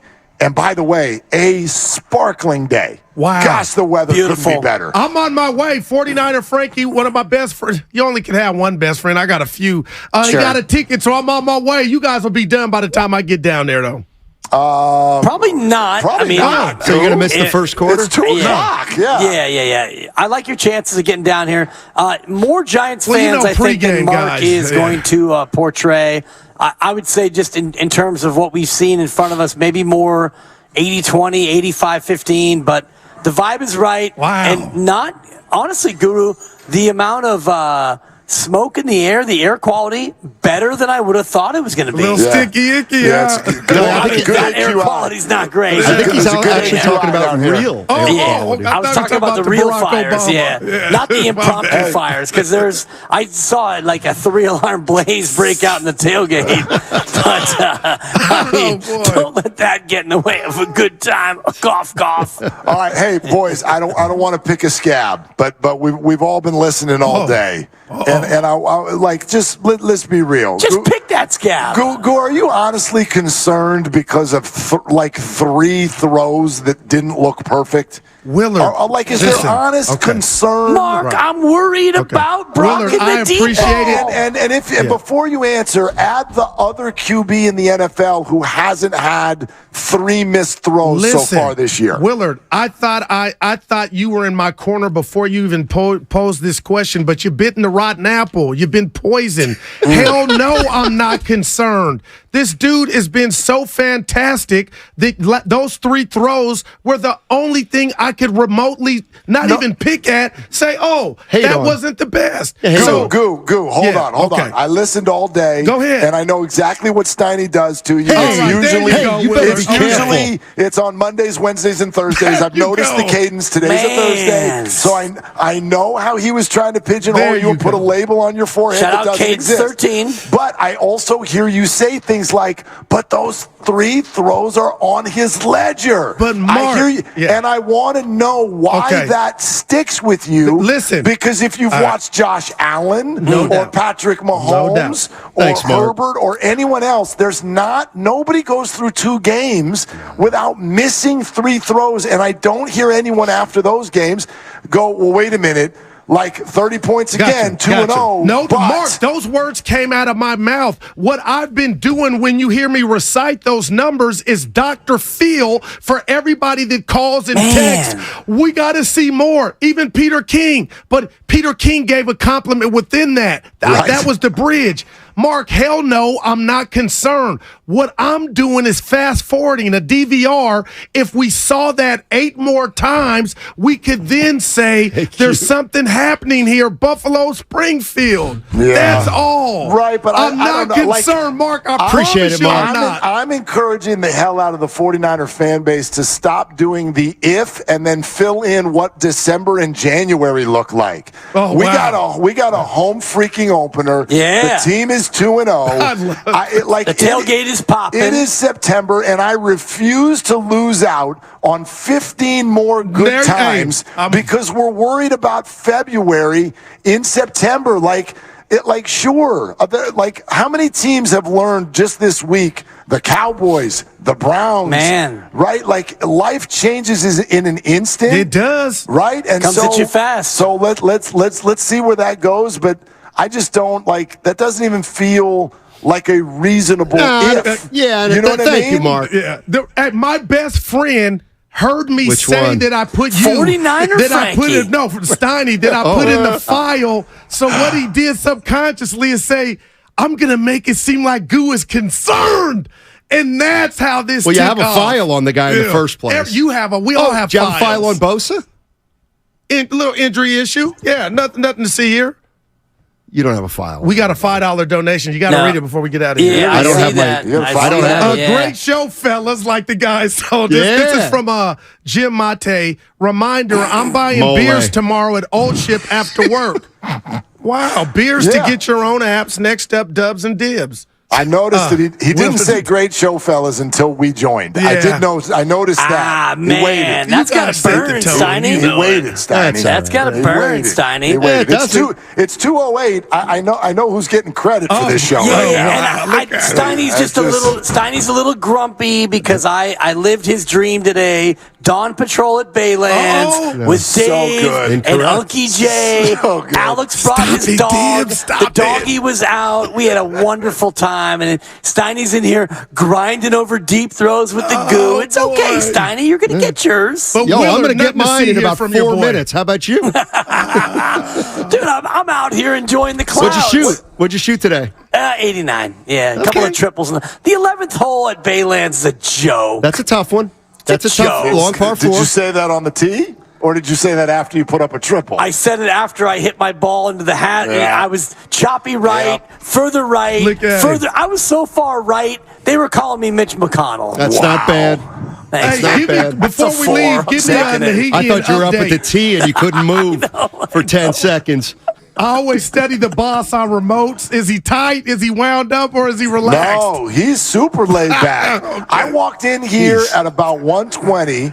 Nahigian's sitting here by himself. Looked like he had his feet up. He was like posting things on Instagram. I go, have you seen Dibs? He goes, no, I haven't. But like, whatever. Bathroom's that way. Wow, He relax. was chilling.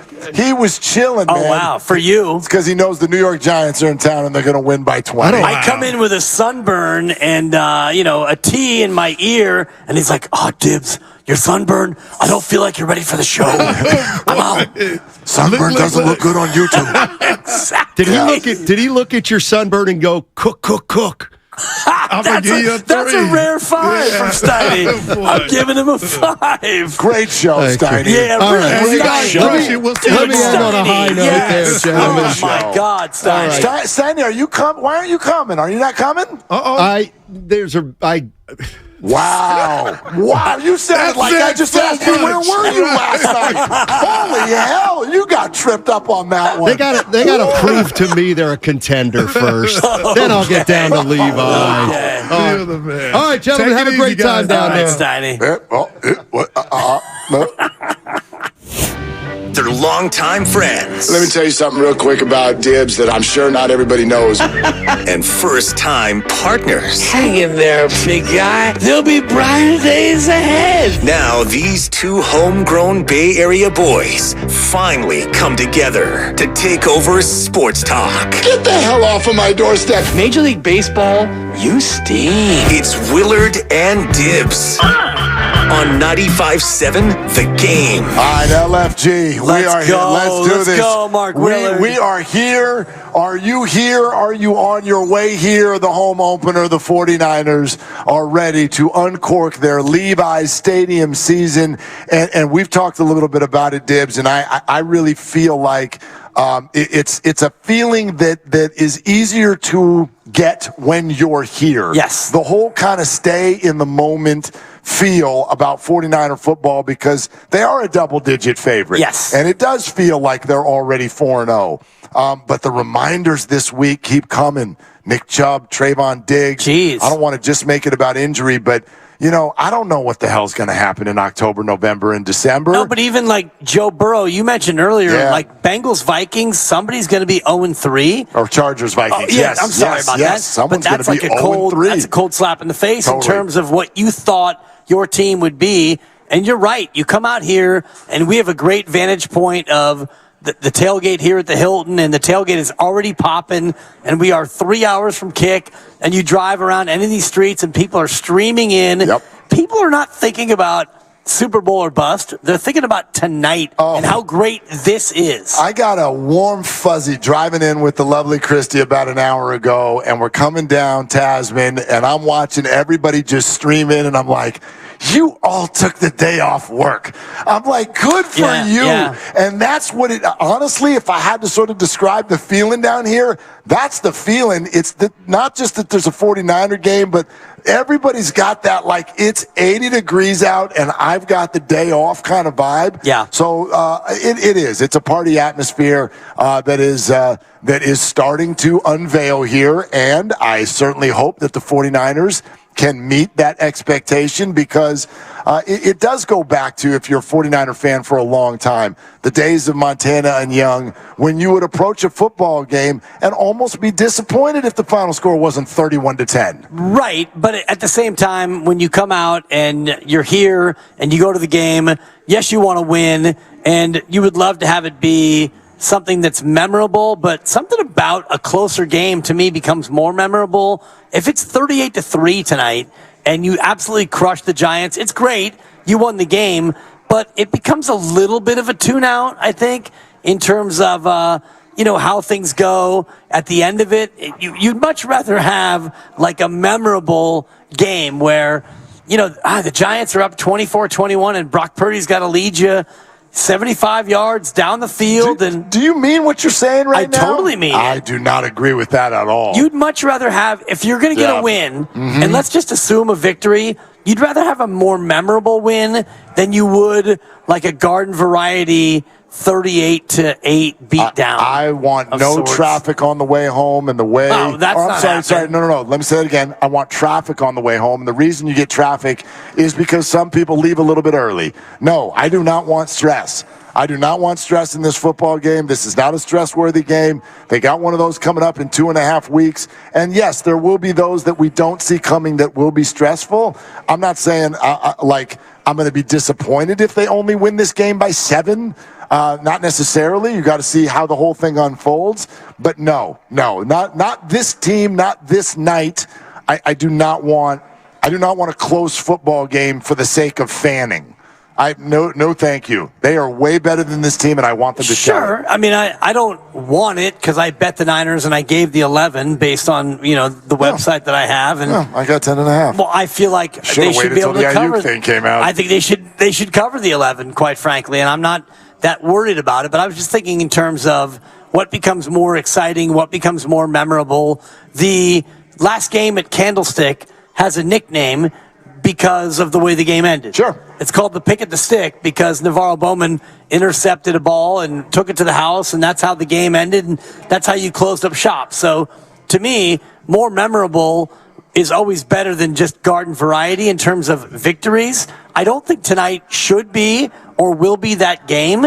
I think that they should handle business against a team that they are much, much better than, even without Brandon Ayuk. Yeah. But in football, as we know, you got to let it play out, and you never know. Stuff happens. I don't need to tell you what this show would sound like tomorrow if the 49ers need a walk-off field goal from Jake Moody tonight. That will, to me, feel like getting doused with water a little bit with the 49er flame that we've all got right now. So I hear what you're saying from a standpoint of an entertainment value, but I don't think this party here tonight needs that at all. I think people are here more in the feeling of a coronation. Right. We want more evidence. We want more confirmation sensation, if you will, that's a buck. that this team is every bit the team, thank you, that we think it is going to be. In fact, I'd argue that is the first month of the season. And there are very few NFL fan bases that have the emotional opportunity that we have both tonight and next Sunday,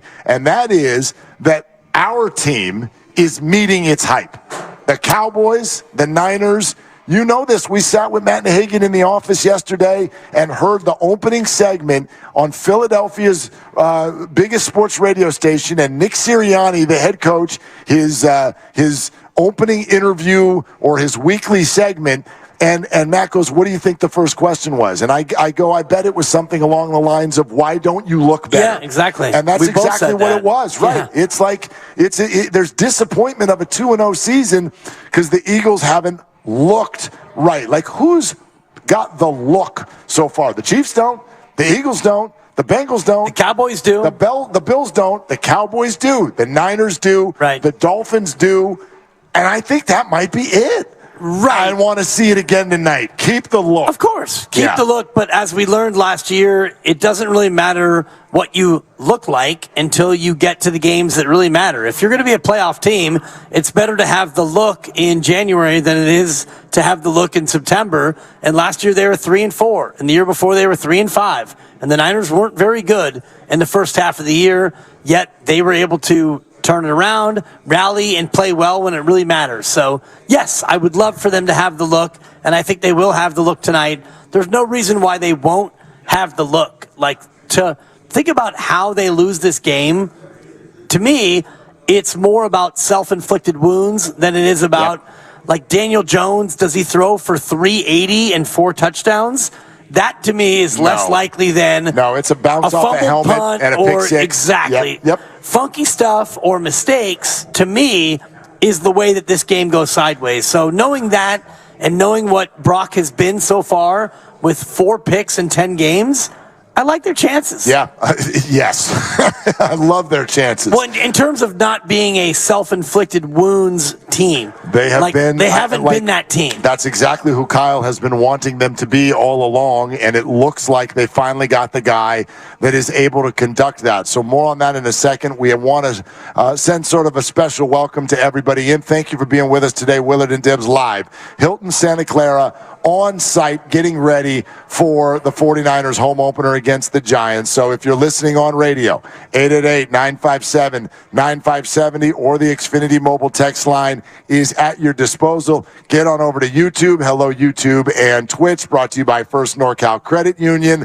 Glad to have you aboard. You can take a look if you want to get on YouTube and see our setup here at Hilton Santa Clara. And wanted to throw this out to you all. And again, 888-957-9570. We'll take your calls on this. I was thinking about it this morning because I'm cruising around and I'm listening to Bonte and Joe. And I'm going to forget the name of the gentleman they had on, but he covers the New York Giants. And Joe asked him a question, and he says, who on the 49ers are you really excited to see? Because, right, you cover the Giants. Yeah. So who are you really excited to see in terms of getting to see this 49er team? And I loved his answer because he said, you guys might not believe this, but the answer is Brock Purdy. And the reason I'm excited to see him is because I want to figure out why I hear people say what they say about him. In other words, dismissing his achievements and saying it's all because of this great team. And it got me thinking, because he's calling from New York, the home of once upon a time Linsanity. What if I threw this out at you? And I would love to get as many answers as possible. If any other QB drafted the last 2 years, okay, it can be Trey, but it can be Trevor Lawrence, Justin Fields, Kenny Pickett, or anybody else. Zach Wilson, go to sure. Bailey Zappi. Desmond Ridder. Any one of the quarterbacks drafted. Davis Mills, thank you. my guy. If any of those guys started their NFL career 10-0. How the hell is there not a fervor, a national fervor about this person? Please forget all of the, forget all of that for a second. Forget from a national, but Christian McCaffrey, and but Kyle Shanahan, and he's small. Like, yes, there's draftism involved in here. I've already coined that. I get that part of it is because he's a 7th rounder.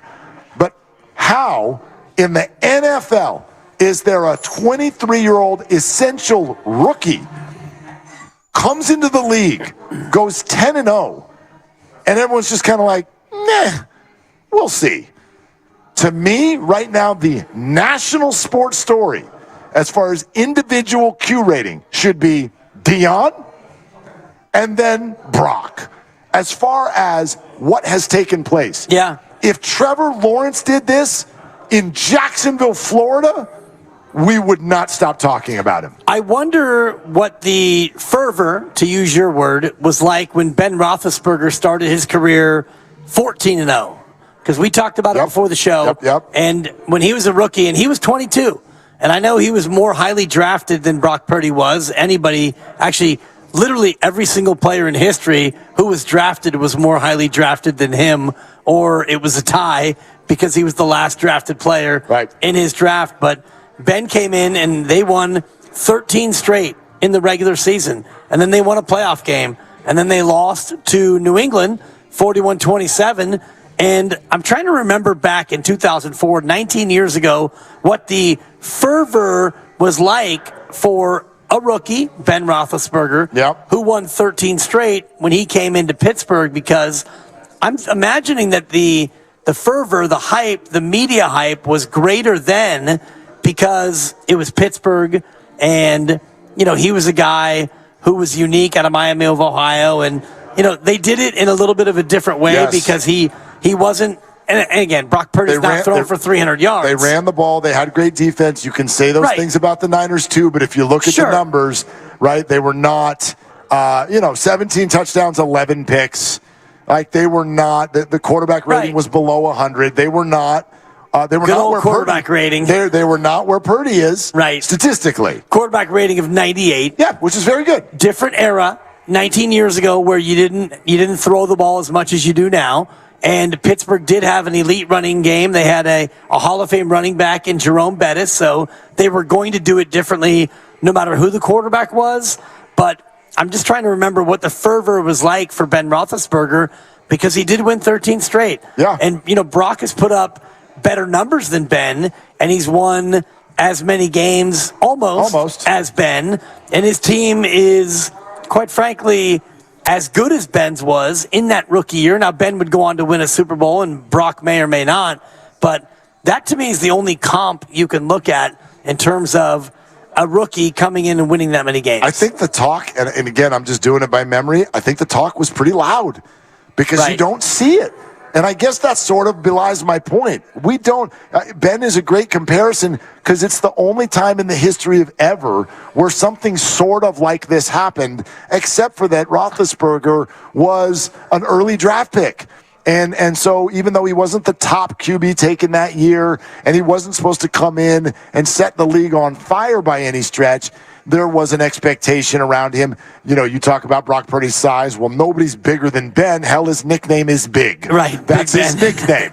So, well, it's partly because the clock, but he's a big dude. Clock. I got it. But if his name was Bill, he wouldn't be Big Bill. I just keep trying to look at this, and I'm acknowledging all of the opinions that surround this. Kyle's a great play caller. There are teammates galore. CMC, Trent Williams. Sure, there's no denying that Brock Purdy has been put in a wonderful position as a young player. However, ... this doesn't happen. You don't go 10-0 to start your NFL career at age 23. You don't. And if it had been one of the guys who we expected to come do it, we'd be going crazy. Yeah, if it was, Trevor Lawrence, or even if it was Trey Lance, we'd be going a lot more. If it was Trey Lance, crazy. we'd be losing our minds. Nationally, though, you're right. And I'm going to try and find what the coverage was like of Big Ben when he did that, because he did win 13 straight, and Brock hasn't quite reached that point. And, Ben was credited with a loss when he came off the bench, which he shouldn't have. And, Brock is given the loss for Philly when he got hurt, which whatever, he gets it or he doesn't get it, it doesn't matter. But what Pittsburgh had, other than Bettis, was not a lot. And yet they won games. They had a great defense, like this team, but they won games 17-6, 13-9, 17-16. And what Brock is doing, putting up 30, averaging over week 30 in a game. and week out, is different than what Ben did. No doubt about it. All right, so 888-957-9570. Why do you think the fervor has not been louder with regard to the start to Brock Purdy's career? We are live at the Hilton Santa Clara, getting ready for the home opener. We are sponsored by Lucky California, and if you are just joining us, rather large injury developments, multiple in the NFL today, one of them with the 49ers, so we'll get you all up to date on all of that. Coming up next, in Santa Clara, getting ready for home game 1, it's Willard and Dibbs. Monopoly Kick Off the Savings game is now at Lucky. This week, earn bonus game tickets.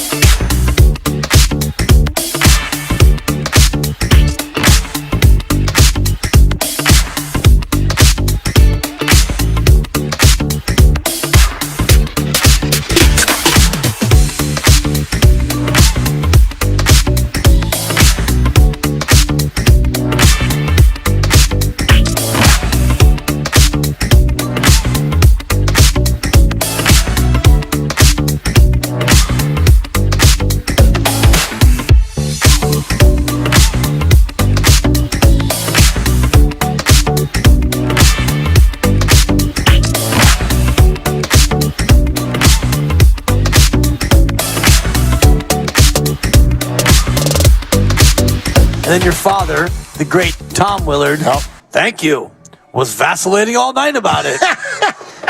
It was a vacillation sensation from the old man. I knew you'd get it.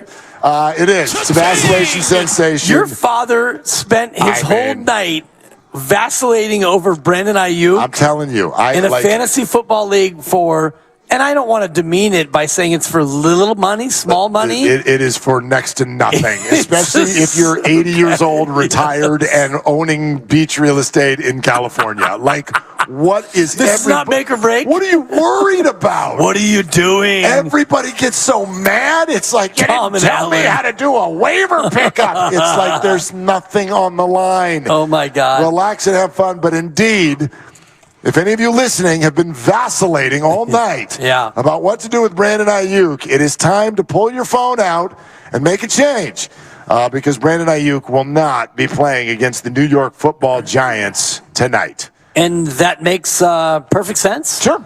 Because he's not 100%, and you don't need him to beat the Giants. And the football season's a long season, so why would you try to risk him getting more injured? And I don't believe the whole thing about, it can't get any worse. I guess it can. I don't know what the shoulder injury is, but yeah, it looked like it hurt like hell on Sunday. Yeah, and then he went in the locker room and he came out and he suddenly was feeling better, which was, a miraculous recovery. It was a total miracle. Shout out Advil or whatever it is he had. But yeah, I don't understand that in terms of, why would you want to rush him out there in September in a game that you probably should win anyway? Well, I wonder. I don't know how he's feeling. I don't know what the doctors are saying. I completely trust the 49ers on this, particularly because the answer is that he's staying out. I think that's a comfortable thought for everyone. They get a week and a half off. Expect him to be out there against Arizona in a week and a half.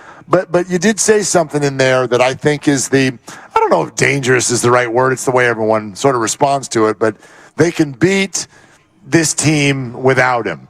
Yeah, you'd think. And I'm not going to make it all about Brandon Ayuk. Tonight's not given. But I'm interested. I'm interested to see what exactly the 49ers do to try to make up for this. Is it a much bigger night for George Kittle? George Kittle is a guy who has not really been targeted that much so far this year. He hasn't. And I feel like he's at that spot in his career where that part of his game might start to really slide consistently. He might, he still can do it, but is he more involved in the run game? Is he more of a decoy at times? But maybe tonight is the night with no Brandon Ayuk out there, a little bit of a security blanket. Does Ronnie Bell get some extra run? Does Juwan Jennings get some extra run? I'm kind of fascinated to see what Kyle does here. Right, and I do think that by and large they will stay with the same sort of personnel in terms of 2 running backs, 1 tight end, and it'll just be Jennings in instead of Ayuk, or maybe some Ronnie Bell in place of Jennings, or depending on how they're going to do it. And Lucas with the starters, it's going to be Ray McLeod is listed behind Ayuk in terms of who might start as a 2 at that receiver spot. He's listed ahead of Ronnie Bell, yes. So that's fine. And ultimately, when you talk about this team and what they do, a lot of it is piecemeal anyway as far as how they do it. So it's 21 personnel, but McCaffrey goes out as a wide receiver a lot. And, you've got Debo who acts as a running back a lot. So do they get Ray McLeod the ball as a running back a little bit in place of Debo? I mean, Guru asked us about a half hour ago, give us a scenario where you see the Giants keeping this close. I mean, I'll say something with the names that you just threw out. Ray McLeod and Ronnie Bell, both talented guys, but both also very turnover-prone players. Yeah. Okay? Ray's got a fumbling history. We watched what Ronnie Bell did in the preseason, which was dynamic at times, and also he owned the biggest mistakes of the entire preseason. Yeah. Balls that bounced off his hands and went for interceptions for the other team. He fumbled as well. So that's one thing I will absolutely be looking at tonight. Are these guys that now move up the depth chart, are they ready to rock in a primetime football game and do the things that you got to do to make sure this becomes a W? And for me, that starts with don't turn the ball over. Here's one statement I'll make about that. If the Niners do exactly what they've done so far, if they do not turn the ball over, there is zero chance they lose this game. Zero. Wow. Okay. I mean, there's always a chance, but in terms of if they don't turn it over, what about if they end up punting it 9 times? You got 99 problems and a Mitch ain't one. So right, but this you is don't an turn opinion. it over. I'm not. Yeah, I know. I'm with you, and I'm not trying to shoot bullet holes in your opinion because I think that largely you were right, and you and I talked about it last segment or during the crossover.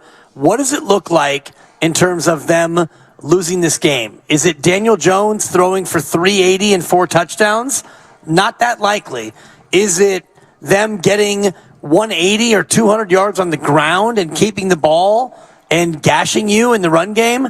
Not likely. Not likely. Is it you turn it over once or twice in terms of a fumbled punt, they have a short field, or you throw a pick 6 and that's 6 points? That to me is the most likely way that you lose it. So to your point, if you don't turn it over and you said that they have 0 chance of losing, I would say it's greater than 0, but I would put it less than 5%. Yeah, I don't see it. I mean, I don't either, Mark. Yeah, I think that there are a few keys that if you're the defensive coordinator, if you're Wilkes, you're looking at this and you're going, be aware of some receivers with the Giants who are young guys who you probably don't know very well. You haven't faced Justin Hyatt. He's a rookie. Hodgins, who got deep against the Cardinals last week. They've got some speed. They've got some young receivers who can really go vertical. Play it exactly like you did last week against the Rams. Keep everybody in front of you at all times, and you're not going to get beat for quick scores. But that's the formula if you're the Giants, because you're right. They're not going to ground and pound. There's no Saquon. But does Breida find a hole, as we know he can, and become the cheetah? Once you get over the top twice, you get a funny bounce and get a pick 6 3 times. That's how this becomes a close game. And I think the 49ers are going to be ready for that. They should be. And, ball control is something that you can't really prepare for because the defense can make a good play and punch one out. Or you can have a ball get tipped at the line of scrimmage and a defender slides under it, and that's a pick, and that's unfortunate. Not all turnovers are created equally, and a lot of times when you're dealing with an oblong object like the football, funky things can happen. And the Niners last year were number 1 in the NFL in turnover differential. So there is an expectation that they would regress to the mean. You usually don't do that well in turnovers back-to-back years. So is this one of those games where weird things happen and, the turnover bug bites you? I would hope not, but that to me would be the equalizer in this game more so than, any other game where if you're playing Dallas, okay, when Dallas comes here and it's Monday night, if you're both 4-0, you'll probably be 3.5-point favorites, right? 3.5 or 4. I don't think it'll be less than a field goal. It'll be right in there. And that's a game where a turnover can really swing it. Absolutely. But it's funny, looking at turnover differential, I know it's so young. Like, Certainly. We're only 2 games in. Is it a small sample, Mark? It's a very small sample. We don't like to do small sample on this show. Yes. Dallas Cowboys, obviously number 1 in turnover differential. They're at +7. The other injury news that we referenced earlier is the fact, if you're just joining us, that their top corner, Pro Bowl corner, Trayvon Diggs, tore his ACL in practice today. So he's out for the season, and now that defense in the backfield is scrambling a little bit to figure that out. But number 1 is the Cowboys at +7. The 49ers are tied for 4th at +3. But I'm also noticing that the Cardinals, of all teams, are right behind the Niners at +2, which means the Cowboys are +7 and the Cardinals are +2. What do those 2 teams have in common so far this year? I don't know. They've played twice? No, they're both of the New York Giants opponents. Ah, gotcha. And where are the Giants in that list, Mark? The New York Football Giants, scrolling. Oh, look at them. -4, only 1 team in the NFL has a worse turnover differential.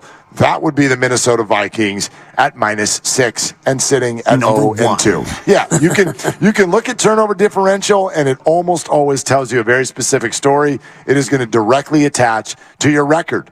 The only, and again, only because it's very early. If this were to play out over a full season, it wouldn't work. But maybe the biggest outlier, one of the teams, there's only 4 teams at -4, and the Vikings at -6. One of the teams at -3, the Detroit Lions, which is interesting with the number of points they've been able to score and a road win at the Chiefs. But largely, if you look at this board, I will bet you at the end of the year, it will read like the standings. Right, If you're up there on turnover differential, you're going to be good. If you're down at the bottom, you're going to stink. And you're hard-pressed to overcome that week in and week out. So if your differential is negative, that shows that you either don't take it away very often, which is what the Niners were a couple years ago. They did not take the ball away very much. Last year they had a number of takeaways. They got so much better at that. And this year they've been really Spartan in terms of giving it away. And that's where, as we talk about tonight, and the Giants game here now 3 hours away, that's where this game, I think, as an underdog, that's what you're looking for to turn it your way. 888-957-9570. Willard and Debs live at the Santa Clara Hilton, getting ready right outside Levi Stadium. We've got all the tailgating unfolding right in front of us. You may hear the music bouncing in the background. Whole lot of fun. Taking your phone calls on why there isn't a bigger Purdy party that has started. I don't know about you, but I don't see rookie NFL QBs walk in and go 10-0 very often. And I get this. I actually want it this way. It feels like the party is much more team-centric for the 49ers, and that's a good thing. But when we look at individuals in sports and the way they capture our attention, from a Jeremy Lin, from what Deion Sanders is doing right now, even his son, Shedeur Sanders, who has become a huge name just in the last few weeks in college football circles. When you look at individuals and the way Shohei Ohtani, when they capture your attention because they're doing something that you've never seen before, I'm wondering the reasons you think that it doesn't feel that way for a seventh-round rookie who walks in at age 23 and has never lost a football game. So that discussion, your calls on that here is what we're doing. Also want to let you know we are, as we've been doing every day this week, giving away a pair of tickets to see Adam Sandler in October at SAP Center. The giveaway is every day this week, so this is chance 4. You'll get another one tomorrow, all courtesy of Live Nation. Make sure you're listening in the 4 o'clock hour for your chance to win. Also want to let you know that both JD and Larry Krueger, our teammates, will stop by today and get us ready for this game. Yeah, your Purdy question's an interesting one. And as we are looking at this tailgate, and I see probably 50 people in Niner jerseys, and so far I've seen one wearing Brock Purdy. One. And I see a lot of Kittle, a ton of McCaffrey, and you see some throwbacks. Yeah, and Patrick Willis right Joe Montana right now is getting the Michelob Ultra. There's another Joe Montana who's already had a few over there. Dio just stood up with a ponytail, and I'm not going to try to define the gender because we're all just people out here rooting for the 49ers. But the greater point is I don't see a ton of Brock Purdy. So even as we talk about nationally, why doesn't he get his just desserts? Even here in the fan base, I don't think that people have really, and I know many fans are believers in Brock Purdy, and they think that he's the guy. For sure. And all that, but it hasn't yet trickled down to the jersey sales and the full-scale idolatry that you normally would get from a Niner quarterback who's been this good. Greg Smith on our YouTube just sent something in. Maybe he's kidding. He says Purdy jerseys are too expensive. I mean, the jersey price is pretty much the same, right? No matter who the player is. Should be. I'll add this, though, and you know this. I've got 2 boys at home who are very, very focused on 49er jerseys. Yeah. They and Giants jerseys and Warriors jerseys. Like Debo just walked by with a couple of Bud Lights. Perfect. Did he run into somebody? Nick Bosa is over there to the left creating contact clouds. Okay. But I get this. Like right now, a young 49er fan who wants a jersey, Purdy is not one of the top 2 or 3 or maybe even 4. Not 5, not 6. Well, what do you think it is? Not 7. I would bet if you were to do jersey rankings right now, go into a room full of middle school Niner fans and be like, okay, Who do you want? I think McCaffrey is probably number 1. Sure. I think Debo is probably number 2. Okay. I can't really tell right now between Ayuk and Kittle who's 3 and 4, but Nick Bosa? I think they're 3 and 4. A good call. Maybe Nick Bosa's number 3. Kittle and Ayuk, I think those names all might come up, although Ayuk is probably a little harder to find at this point. But I think all those names come up before Brock Purdy, and I get it. And maybe this is part of it. Is it simply that what he doesn't physically overwhelm your eyes? What he does on a field is that there isn't where's the rocket arm or the unbelievable feet or the huge size or the what have you. Just the highlight play.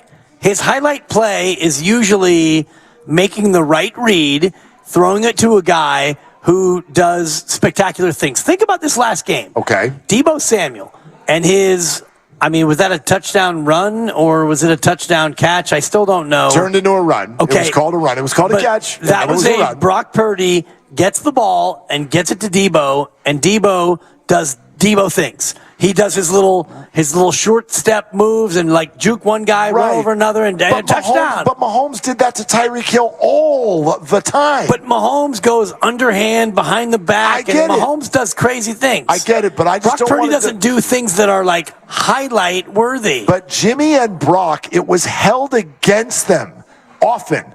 Oh, you just tossed it out to Deebo, and then he did all the work. Josh Allen does that. Patrick Mahomes does that. Jalen Hurts, for God's sakes, does that. But they do other things. They do, I get that. But we don't hold that against them. You'll get to the end of the game and be like, he threw for 320 yards and had 3 touchdowns. It's Tyreek Hill's the one who's out of breath. Sure. But okay.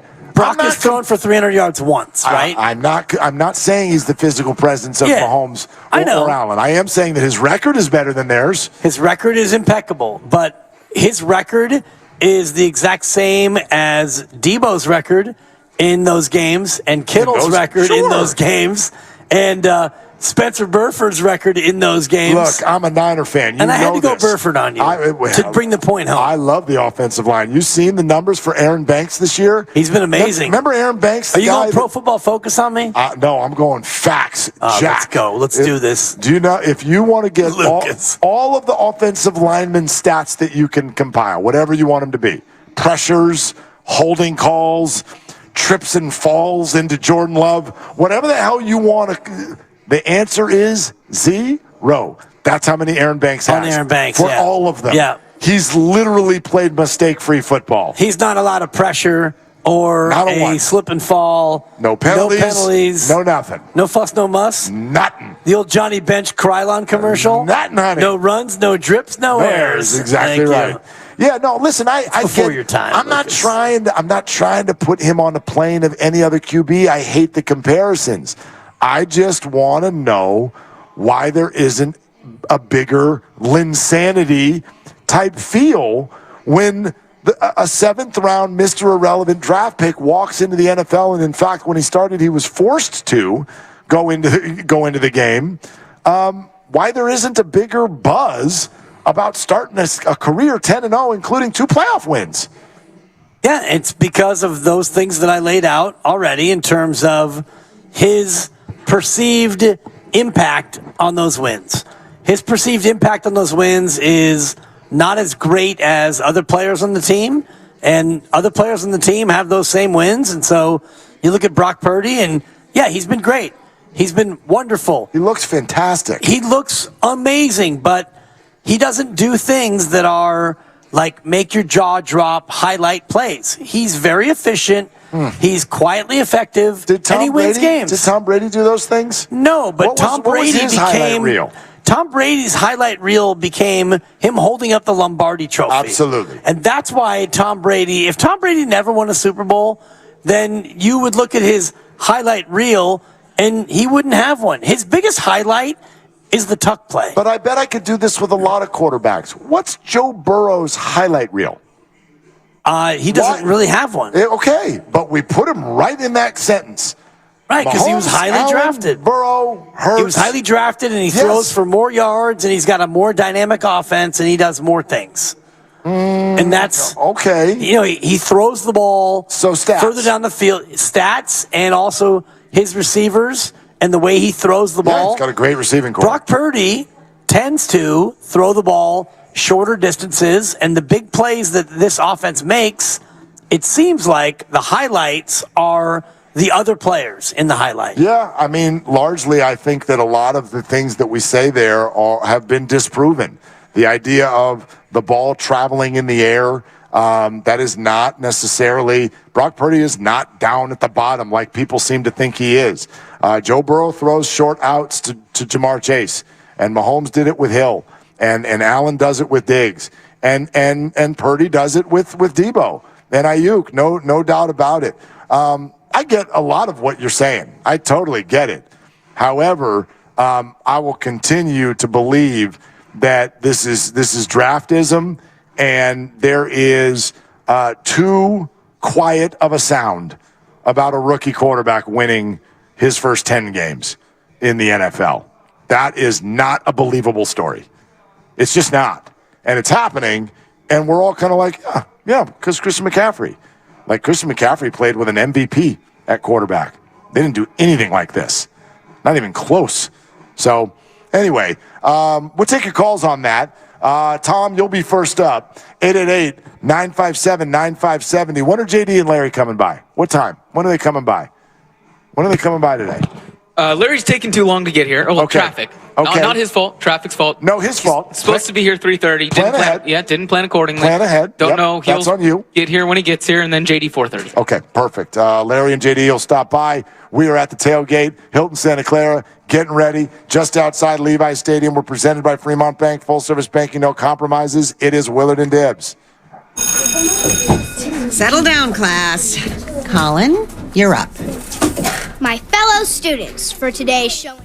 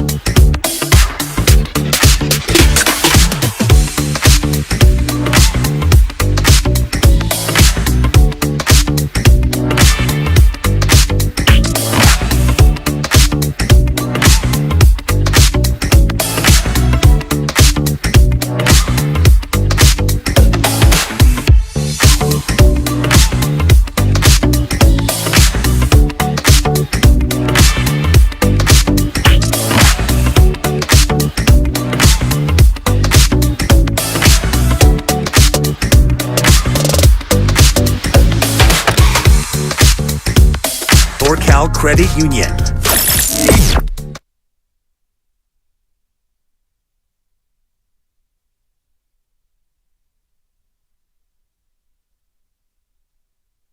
Now, back to Willard and Dibs on 95.7 The Game. Oh, my goodness. The Hilton Santa Clara looks beautiful.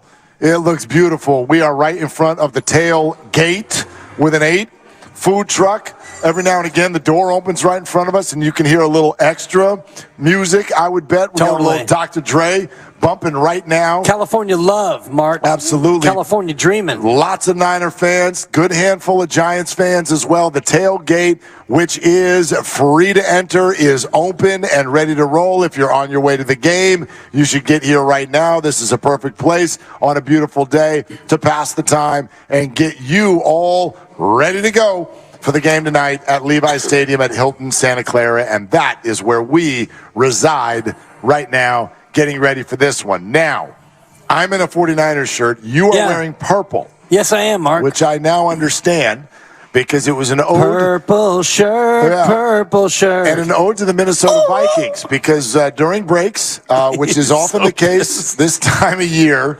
all people do is talk about their fantasy teams. Right. And nobody cares about anybody else's fantasy teams unless you're asking a question. Not, hey, look at my fantasy team. Look how many points I've scored. Nobody gives a rip. Right. But if you have a question, and you just asked a question about your 0-2 team. It was a stupid question, and it was also a stupid question. Well, honestly, the stupid reality is what's worse.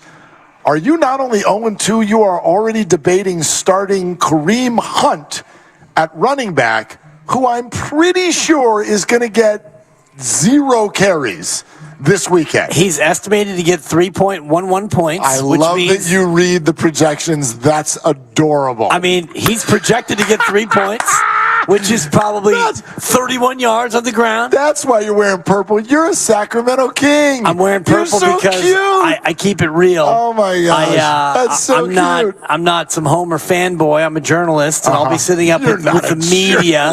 I'll be up with the media. What are you writing about tonight? You want me to go up there in a Niner jersey and pom-poms sitting in the media section? How am I supposed to comport myself when I'm sitting in the media? Now, you're a fan. Brother, I want you to wear what you want to wear. I got a ticket to the game. And you're sitting in the seats, so, it behooves you to fit in. I'm keeping it real, Dibs. I'm a Niner fan. Exactly. Yeah.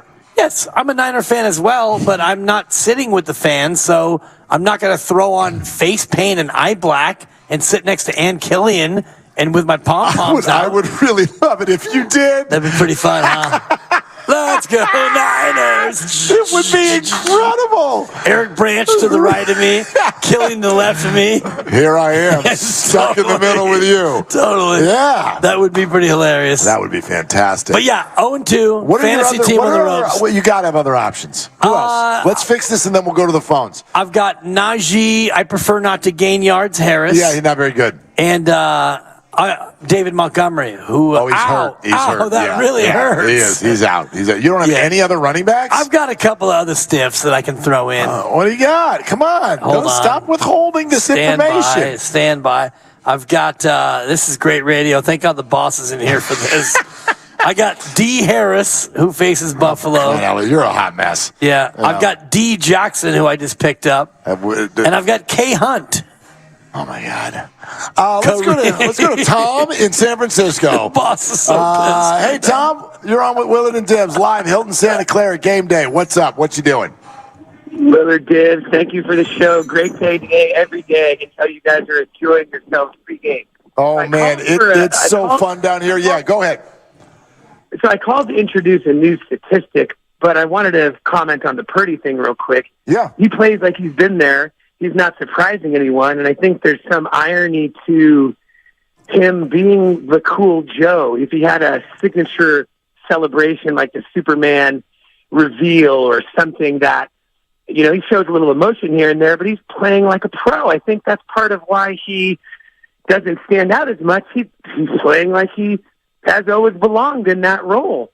But what I wanted to ask you guys was, does anyone else notice this? We've got Debo playing like a beast, and we talk about the yak, but does anyone notice the whack the wincing after the catch. On the sidelines, kneeling. Sometimes I wonder, like Ayuk last week, I thought that dude was an absolute warrior. He was really a little dinged, came back out. But Debo looks like that almost after every serious attempt at even maybe gaining an extra half a yard. And I wonder, was it in his contract and they told him he was going to carry the ball more, that whack was how he got there? Am I the only one seeing that? And I'll take the comments off the phone. You guys are awesome. Thanks. Okay. Hey, Tom, thank you. Thanks, Tom. I'd answer that two ways. I think there's two answers that both fit. Because I noticed the play he's talking about in the Rams game where Debo looked very uncomfortable. Went over to the sideline, and he was really doubled over. And then he goes right back in the game. I, too, worry about Debo Samuel's health because of the way he plays. ... I've also accepted ain't no change in that. Like, Debo knows one speed. He is an absolute dog. He loves to play physical. You're not going to teach Debo to slide and go out of bounds. No. And quite frankly, he's one of the few receivers where I would argue that it lessens who he is if he were to do that. I would actually argue for most receivers, Ayuk included, get down, get out of bounds. But the reason Debo's running the ball out of the backfield as a receiver and is so unique is because of the yards that he can gain with his physicality. So I worry about it. I think he's used to it. I think you're going to see him leave the field sometimes. Right. And I also think he's one of the best at coming back. So it's just one of those things that the Niners have decided to live with. That's when they signed him to that deal. Like you're saying, Mark, and I think it was Peter King who talked about the change in terms of receivers. Like, do you want guys who can run a 4.4? Yes, but more and more now, it's important to have guys who can be physical after the catch, because we talked about this earlier, and I actually found the article yesterday, and I meant to share it with you, but I didn't. But it was about the death of the deep ball. Yes. Because we don't throw the deep ball as much as we used to, which the deep ball rewards guys with that 4.4, that 4.35, 40 speed, where you can blow the top off and throw it, to Ronnie Bell, and you can get a guy, Danny Gray, down the field. You're so fast, and we're going to pump it to you. We're going to hit you with the deep ball. But teams don't do that anymore. So if you're not going deep and you're going to go short, you want a guy who can make other guys miss, but you also want guys who can break tackles and get those yak yards, and that's Debo. The only thing that affects you is the reality that he's going to miss games. And if you look at his career, in first year he played 15, then he played 7, he played all 16 in 2021, then he played 13. So you're going to have to understand that Debo's probably going to miss a couple, maybe 1, 2, or 3, hopefully not more than that, because the way he plays. Yeah, I mean, what are the stats on his games played each year? Like, how many has he missed? He missed 1 in his rookie year, and then the next year he missed 9. Then he played them all. Yep. Then he missed 4, and then he's played them all. Yeah. So I mean, 1, 9, and 4. He's missed 14 games in basically 4 years. This is his 5th year. To be honest with you, if you had put the over-under somewhere around here a few years ago, I'd have taken the under. Like, I'm impressed at how often he's been able to be out there with the way he plays. And so this is something I used to think about a little bit more prior to him being signed to another contract.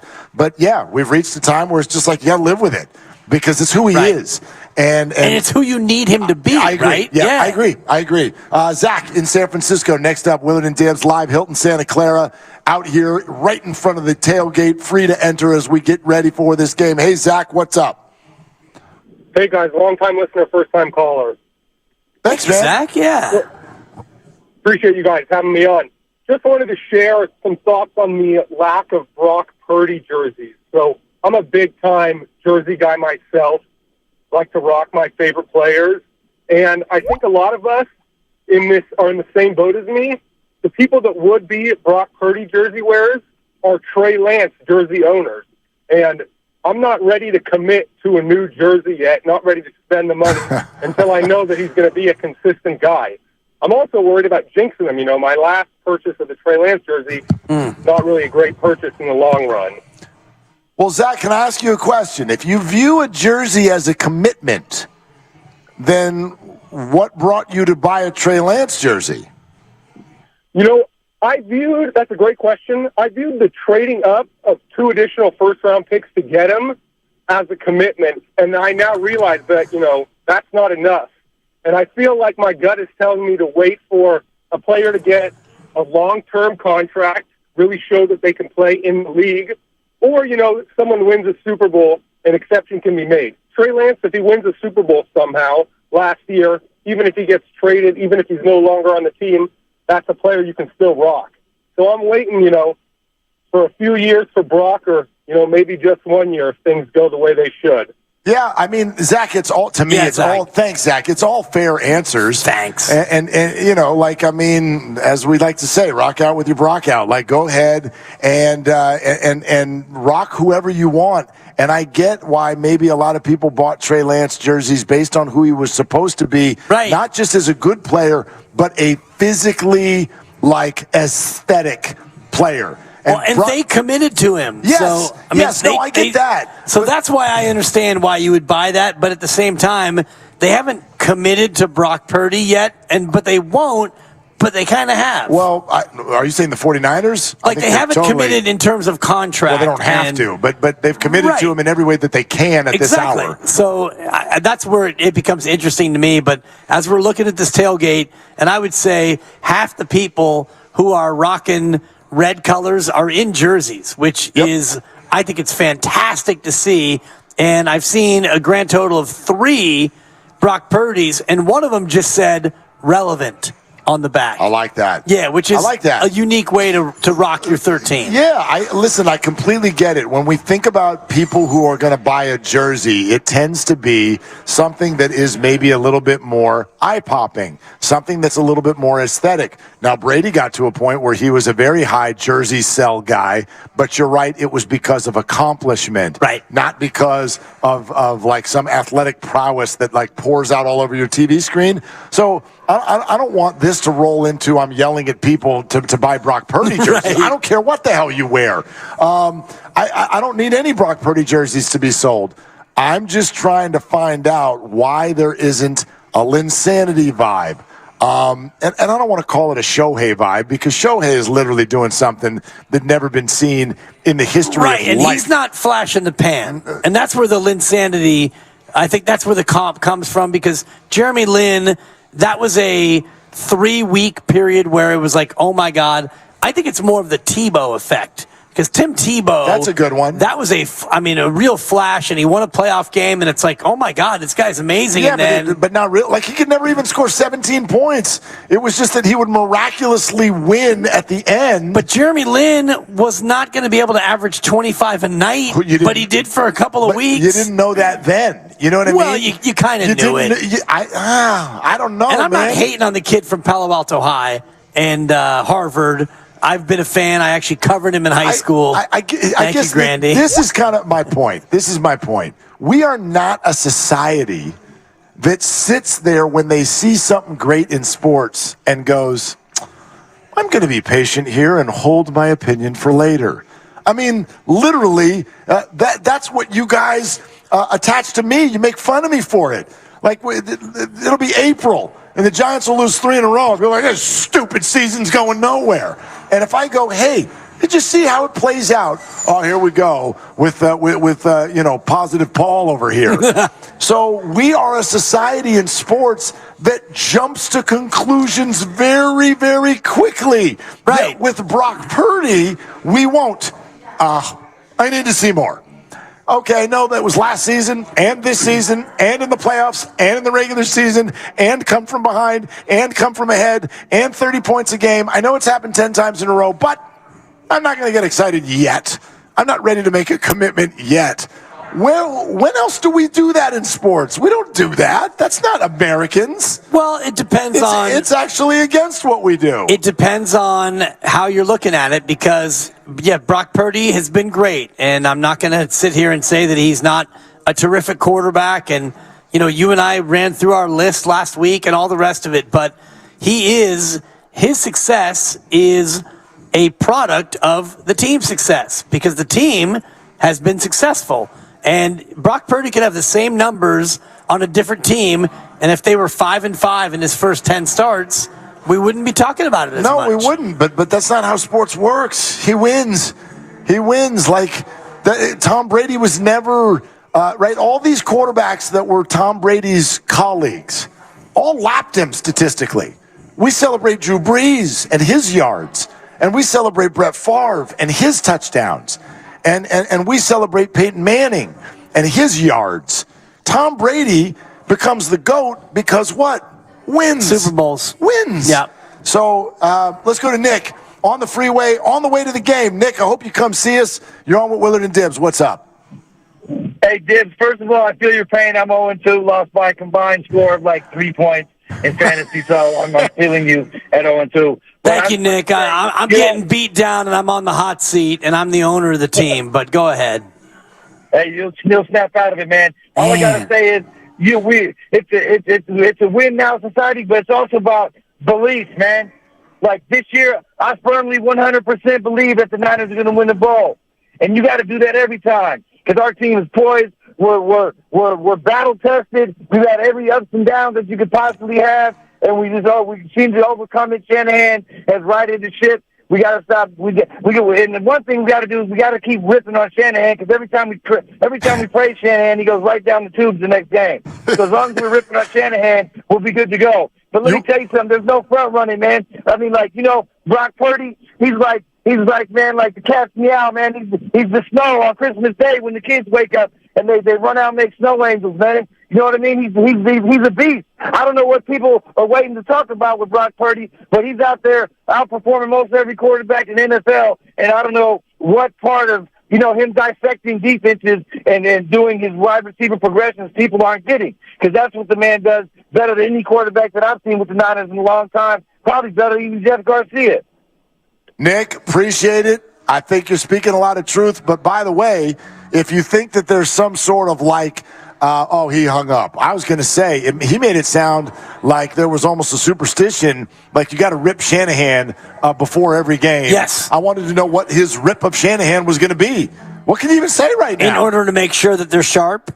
Well, for me, and maybe it's because I'm a George Kittle owner, but you're not using Kittle enough. I thought we kissed that off at the beginning of the year, winning big games and then coming in and talking about who didn't get involved. No, we have not even come close to kissing that off. And honestly, the real rip is that, and this is the same thing that I said about Gabe Kapler, and it's kind of been maybe proven out late in the year. You use Doval too much, you're using McCaffrey too much. Okay, that's actually, I think, a fair... Yeah. I mean, Kittle one is early season comment. The Kittle one is because I have him on my team. The Kittle one doesn't matter. Like I don't think you have any conversations about any individual 49er until, if, and when they're having trouble scoring.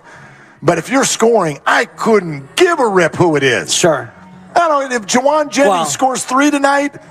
Awesome. As long as they don't care, and so far they don't care. And I don't think they do. Not yet. Yeah, Not yet. I think your McCaffrey point is one that bears watching, and he's already spoken to it this week, too. Right. Kyle Shanahan. Well, I can't believe that I forgot Eli Mitchell and stuff, and I need to do a better job of getting him in there and stuff, and realizing that, Christian can't carry it every time and stuff, and I'm going to try and do a better job of having Eli Mitchell and stuff. What's Eli Mitchell's over-under tonight? I feel like I want to bet it's over. I feel like they're going to swing the pendulum too far in the other direction. Actually, is there an over? Can you find an over-under on Eli Mitchell? Guru was like, I got the over at 8 carries. So I was like, that's an under. I meant yards. I want Eli Mitchell. There's carries yards. and there's yards. Yeah, give me. See if you can find that. You go to the phones, and I'll find it for you. Noah. It's teamwork, boss. That's what we do here. I love it. Afternoons. Teamwork makes the dream work. Let's go to Noah. He's really good with bagels. He's in San Jose. What's up, Noah? What are you doing? What's going on, man? Come on, man. Come on. We'll shout out. What's up, Noah? What are you doing? What's going on, man? I'm going home from work. Man, that's too bad. Not supposed to work on opening day. I was calling because I think that dude was talking about jerseys and he wasted his money on a Trey Lance jersey. Mm. But I just got to a Garcia and called it a day. I mean, a lot of people bought Trey Lance jerseys, Noah. Why wouldn't they? People were excited. I'm trying to get my money back on my Zane Gonzalez right now. I'm saying I put a Garcia on the top of it and called it a day. I got to repatch. Yeah, you could do that. You could do that. A Jeff Garcia throwback. Thanks, Noah. Appreciate it. Noah's call went about as well as my bagel joke. Let's. You got to go with the arc when it comes to Noah. Let's go to Jonathan in the city. Hey, Jonathan, what's up? What you doing? Hey, happy game day Thursday. I just have a cautionary tale, coming from a very long time 49ers fan. It is the Giants, and the Giants are weird. I remember we're about to win a three-peat, a juggernaut dynasty back then, and then we fumbled the ball, lost to the Giants. Yep. Repeat, bye-bye. And then not too long ago, under Jim Harbaugh, we got Kyle Williams twice. We were about the most physically imposing team out there at that time, and it was a stormy night, and we got Kyle Williams twice, so I have a little bit of a New York Giants PTSD, and it's a Thursday night, so a little bit of a cautionary tale, and after all, it's the New York Giants. Jonathan, I totally get it, but at the same time, I think even you realize that is not a rational thought. This Giants team's got nothing to do with those, and also, even if it did, this is totally different in terms of ability. What you brought up are memories of NFC Championship games. This is not a playoff team, and I know that it's way too early to write off a 1-1 football team, but I thought that before the year. I think it now. I think it even more now, in fact. I do not think the New York Giants are a football team, and this is a totally different animal than the things that happen when the ball doesn't bounce your way in January in playoff games. Those are obviously games that could go either way. Right, and that's what happened last year with Brock Purdy in Philadelphia. It was an injury that happened, and that ultimately cost you a chance to compete and maybe win a game. But I don't know about tonight in week 3 in the NFL, if you can really lean on that as a reason why that you might be able to lose a game. I don't know exactly what the percentage is of teams winning outright with double-digit favorites, but it's greater than 90%. And I tried to find that number yesterday, and I couldn't find it. I'm not locating these player props. They were taken off the board. Oh no! In my book, so I wonder if that's because Ayuk is out. Does it have a trickle down effect? I wonder about that, but I do think that Eli Mitchell is going to get an early shot. I think he's going to get a healthy dose, and if you look at how this game should go, it should be a game where the Niners are up big in the fourth quarter, and then Eli Mitchell gets a lot of carries late anyway. There's that, but I think with Kyle talking openly about getting him more involved, you're going to see him some tonight anyway, for sure. It's Willard and Dibbs live at the Hilton Santa Clara. So glad that you are with us, and if you're on the way to the game, special shout-out, and the free tailgate is right in front of us, and we would love for you to come by, get some food, drink, and give us a wave. How about Tom in Iowa? I don't think he's on the way to the game. Hi, Tom. What are you doing? Yeah, I'm a Hawkeye fan. Okay, I think I know where you're going. George Kittle. No, I hated Purdy. I always used to say, you sure got a Purdy mouth. Is this because of just your fandom or because of the way he started his 49er career? It's my fandom. He's our quarterback for the future. Next 10 years. Absolutely, Tom. Well, I don't know about, I don't want to get into the whole 10 years thing, but I guess, Tom, that's kind of what I'm getting at. And thanks, Tom. And sorry that you've had to turn around and root for a cyclone. But that's kind of my point. You can be happy simply about the team. Forget the individuals. I think that's good. I think that's a good thing. But as a 49er fan, aren't you looking at this right now and going, oh, my God, we got our guy. We got our guy. It's what every fan base wants, is to go, we got our guy at the QB position. There's no better feeling for an NFL fan base than when you feel like we've got our guy. I feel that way. I think many of us do. Did you feel that way with Jimmy Garoppolo? When he led you to the Super Bowl, did you feel like you had your guy? Yes. He was the highest paid QB in football for a time. I did. Absolutely. And you had your guy. But not at this level, but yes, I did. Right. I did. And we could have had a total conversation about whether indeed they did have their guy. Right. They had a lot of success with him. They did have their guy. Yeah. And then they got to the point where they realized that he wasn't good enough in their eyes. And so they went out and then they drafted their guy, who turned out to not be their guy. Right. And then they found their guy as Mr. Irrelevant, who now is their guy. So, yes, Niner fans should be excited that they have their guy, but realize that it's not a permanent thing. We're sponsored by Ashley Furniture. We're live at the Hilton Santa Clara. Adam Sandler tickets next hour. Larry, JD, all going to come in and join us. We are just feeling the flow, getting ready for Niners and Giants tonight at Levi's for the home opener on Willard and Dibbs. Fall is almost here, and at Ashley...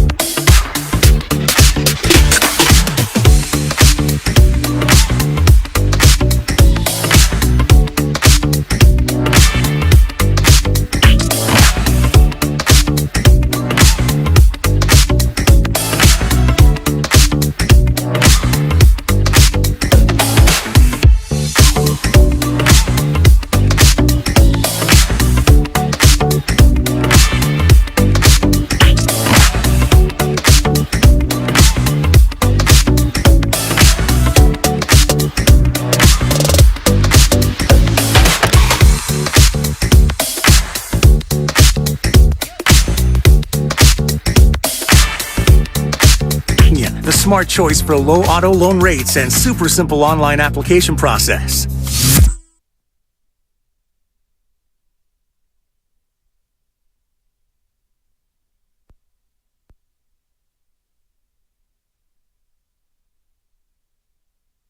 Purple shirt. And an ode to the Minnesota Vikings. What is going on here?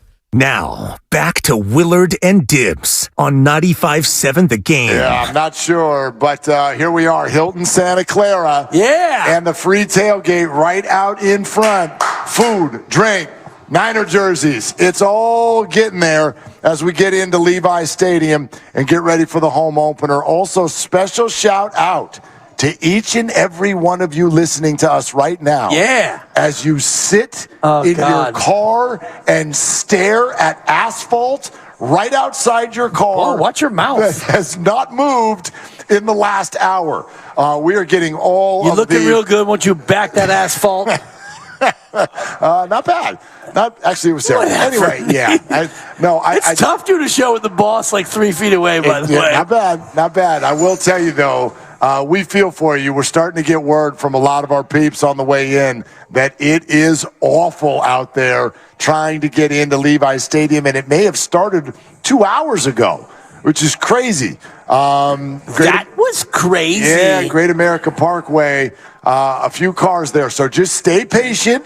Yeah. We'll get you there, okay? We're going to take you all the way through kickoff, and everything is going to be fine. And if we need to call someone and change game time to 6:15, we will. Yeah, because we have that kind of clout. Absolutely. Yeah, exactly. Wouldn't be bad if we could do that, actually. That'd be nice. But yeah, I know the East Coast and the New York Giants fans would not enjoy that, but they really only need to watch the first half tonight, so it's okay. I mean, all I'm saying is that who could have seen a traffic problem coming on a Thursday night in Santa Clara? It's shocking. That's just for a football game. Yes, if you're running behind because you didn't think that there was going to be traffic, that's a you problem. If you're running behind because you had to work late, I feel bad for you. And that's an unfortunate side effect of the real world, but all right, just be patient. The game will be here for you. Despite the fact that Dibs is calling you stupid right now. Didn't say that. Or saying that you lack planning abilities. If you're stuck in this right now, give us a call. If you're on the way to the game and you're stuck in this and you'd like to be the 95.7 The Game traffic reporter on the scene, give us a call.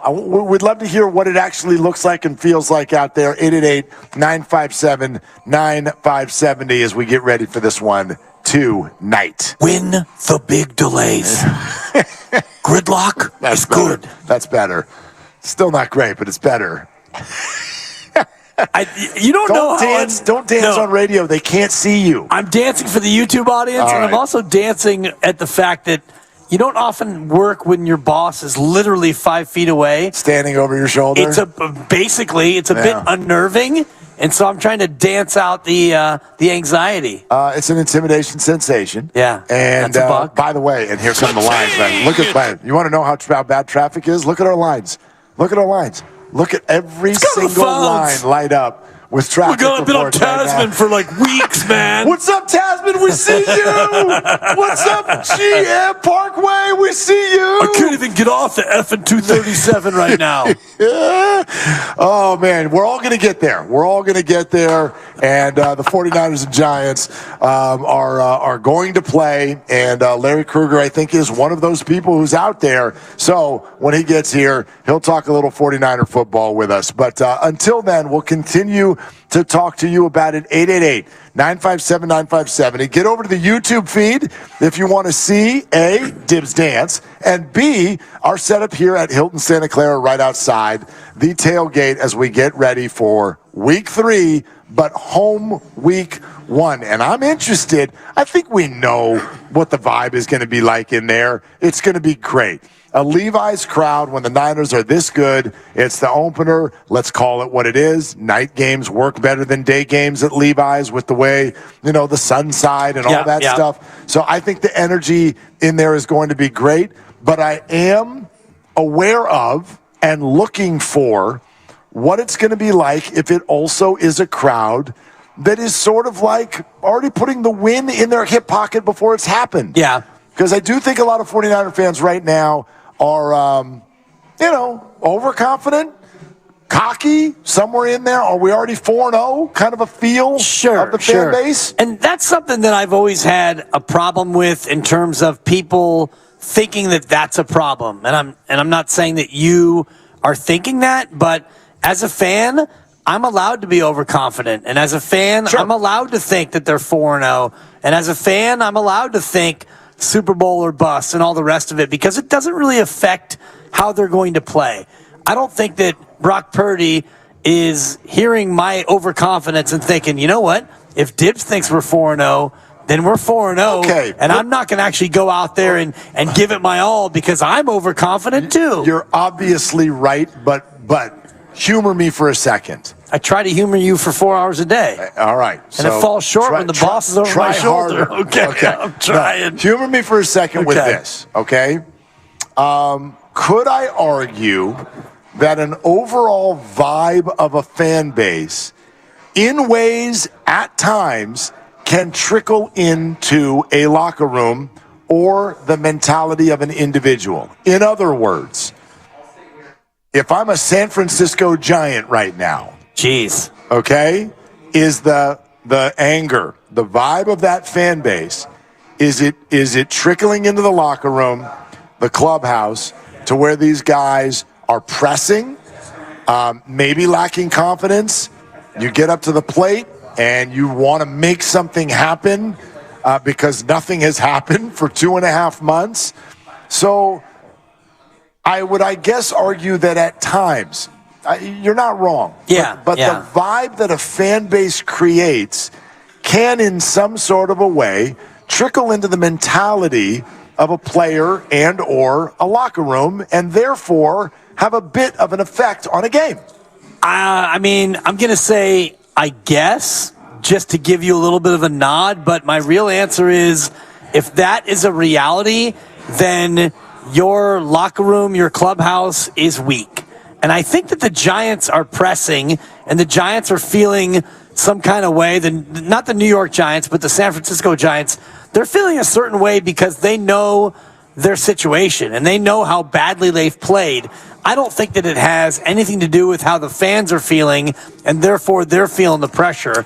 And the same thing with the Niners. The Niners know they're 2-0, and the Niners know that most people think that they're one of the 2 or 3 best teams in football. They all know that, and if they allow that to affect the way they approach or play a game, that's on them. No, I agree with you. I'm just wondering if there's anything there, and usually it's that the team leads the fans, right? Take the 12th man in Seattle. Sure. The 12th man is awesome when Seattle's awesome, and because they'll get loud because they're excited. If you let the Rams score 23 points and you score none in the second half, the 12th man becomes the 11th man again, which is we're quiet, we're bored, we're annoyed, and we're leaving. So I get it. It's always on the players, and I don't overvalue what the fans are doing. Right. I just think that they do work hand in hand with one another at times. You play poorly, the fans get upset, they leave, you're playing in front of empty seats, you lack confidence, your mentals get messed up. It all works hand in hand to a degree. Okay, let's go live out to Mike. Mike in the traffic jam here on 95.7 The Game with Willard and Dibbs. Hey, Mike, what's it like out there? Oh, my God, it's horrific out here. I think I'm going to sell my tickets. It's so bad. Wait a minute. Are you actually kidding, or like you do that? I'm actually considering selling my tickets. It's so bad out here on the freeway. Where are you right now, Mike? Where are you, Mike? Listen, tell people to stop complaining. We're at the gates actually entering into the stadium. It wasn't that bad. This is the home opener. And you guys, you got to get this right. This is going to be a rout at halftime, and the Darnold is going to be entering in the third quarter. Thank you. I'm going to say absolutely zero chance Sam Darnold sees action in the first 3 quarters, barring injury. Well, I'm with Mike, and it's not just because Sam's a ginger that I'm riding with Darnold, but this game could get into blowout mode. But even if it does, I'm with you. They're not going to Darnold in the third. Even if it's 42-0, they'd wait until the fourth quarter to go to Sammy. Yeah, dude, if McCaffrey is playing in Pittsburgh up 30-7 with 4 minutes left to go in the game, you're not changing quarterbacks in the third quarter. Let's go to Nat, who's also out on the roads and on the way to the game. Hey, Nat, what are you doing? Well, unfortunately, I'm on the way home from work and passing everyone with their flag down. So, big bummer, but it's great to see everyone showing up, and you bet I had to leave early so I wouldn't get stuck in that mess. Safe to say, it's going to be pretty rowdy out there. I wish I was joining, but, I mean, I don't know if half the people on the road really know what's going on, because they're, it's about time to get home from work. But I've never wanted to give a ticket to somebody so bad in my life. Like, Nat, you're in this traffic, yet you don't get to go, yet you're still a big fan and you know how fun this is going to be. Nat, I wish you had a ticket to the game. I wish I had a ticket for the game, too. I've been yelling in my car on the way to work. I can see all these flags, and I'm just honking and throwing my hands out the window, and I swear, I might be able to get on the road. We're safe. We should have hooked you up with the last caller who was looking to sell his tickets. We could do like a ticket exchange here. Wish he was serious. Yeah. It's going to be a blast. Can't wait. Can grab a beer and sit my butt in front of a TV, and that'll be it for me. Nat, thank you for listening. Enjoy it from the TV. Get a beer. Yeah, absolutely. Nat's doing it in a way that will be much more cost-effective. Sure. So she's got that going for her. But, man, I'd love to. Yeah, there's nothing worse than being in a traffic jam and you're, like, going the wrong way. Right. You're like, everyone else, at least at the end of this traffic jam, is going to have fun. I'm just trying to get home. Yeah. There's nothing worse. The only thing worse would be if she was actually trying to get to work and she was in traffic trying to get to work while everyone else is, Niner flags and tailgating and screaming and all that. I will say, as someone who has at times in life lived outside, not much, but lived outside of the state of California, very California thing. Bosses are like, dude, if you're stuck in traffic, call and we're not gonna get mad. You don't get to do that in other states. Really? Yeah, well, yeah, because there's not enough traffic. Right. Although here now it's traffic everywhere, but even in your beloved Boise, it's become a much more of a populated environment than when you were there. This was almost 25 years ago that I was there. So it's been a minute. But yeah, at that time in life, they thought seeing another car meant traffic. Not that you actually had to hit the brakes or anything like that. They just didn't like seeing other cars. This is about my favorite time of the lead up to a game because we've got about 90 minutes to kick. Yep. And so if you're really doing the fandom in the right way, you're already here. And I apologize to everyone who's trying to get here because I know it's brutal out there. But you're already here and you're in what I would like to call tailgate wrap-up mode. And you're trying to wrap the tailgate. That way you can get in line because it does take some time to get through security. Yep. And it's great that these guys do such a great job of keeping it safe and the metal detectors and all the rest of it. And then you get your way into the stadium and you get in your seat a good 20 minutes before kick. This, to me, is the best time where people are really feeling it. You're enjoying each other. The tailgate out here is great. There's a lot more dancing within the last 15 minutes. I don't know if you've noticed that. Dancing is up 17% for sure. Absolutely. Which I think speaks to what you're talking about. But, it's a lubrication sensation, Mark, is what it is.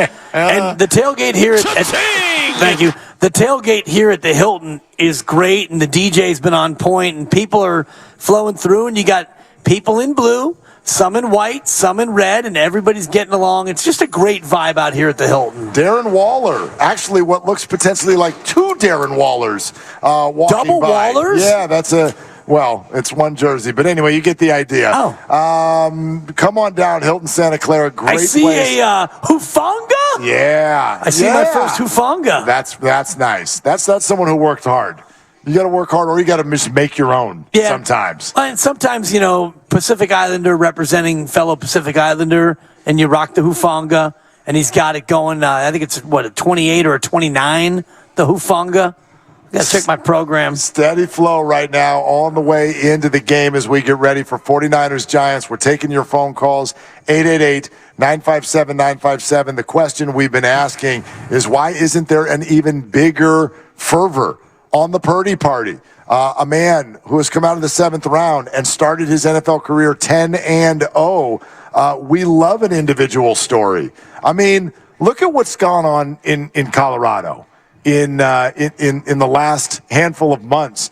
And in fact, if you look at the Deion Sanders situation, when this started, it started with controversy, not with love, not with acceptance, not with excitement. It started with controversy because this guy walked in to the speech room, right, the auditorium there, and sat down a bunch of Colorado football players and basically told them, you should all leave because you're terrible. Wow. You are terrible at football. You guys won one game. So I'm thinking y'all should leave.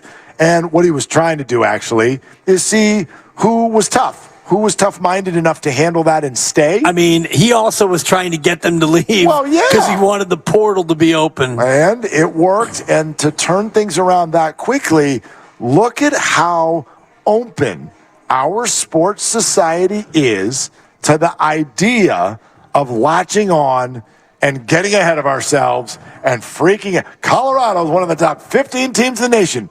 Maybe not. Like there's a high chance that in 48 hours they are going to get absolutely cooked at Autzen Stadium. But no one worries about that. Like, it's exciting. It's a get on the bus, Gus type of a feel. And we don't see that maybe to the level that it deserves with what Brock Purdy has achieved here.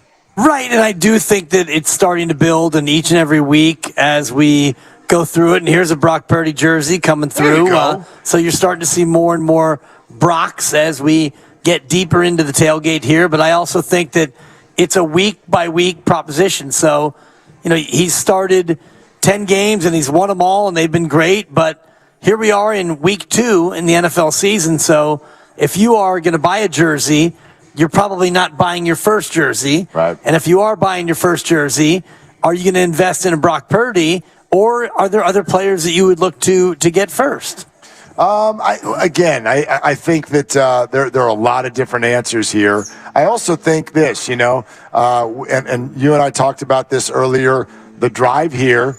Lovely Christy and I were listening to Steiny and Goo talking about this exact factor. She brought up something that I thought was an interesting point. I wonder what you think about this. Is part of the hesitancy, is it because it's been only within the last few weeks that we've even viewed Brock Purdy as the definite starter? In other words, he comes in against Miami. He does the Tampa thing. He rolls through those teams that he was rolling through last year. But for those first at least 4 or 5 games, you weren't viewing Brock Purdy through the lens of he's our starter. You're viewing him through the lens of, well, he's just this guy that's gotten thrown in there, and we're hoping to keep it together. Only for some people, week 1 this year. For others, the playoffs last year. Did you start thinking of him as the starter? So in that respect, it's not like he's 10-0. It's more like he's 3 or 4-0. That's a fair way to look at it, especially in terms of, jersey sales and do I want to latch on to this guy as being the guy?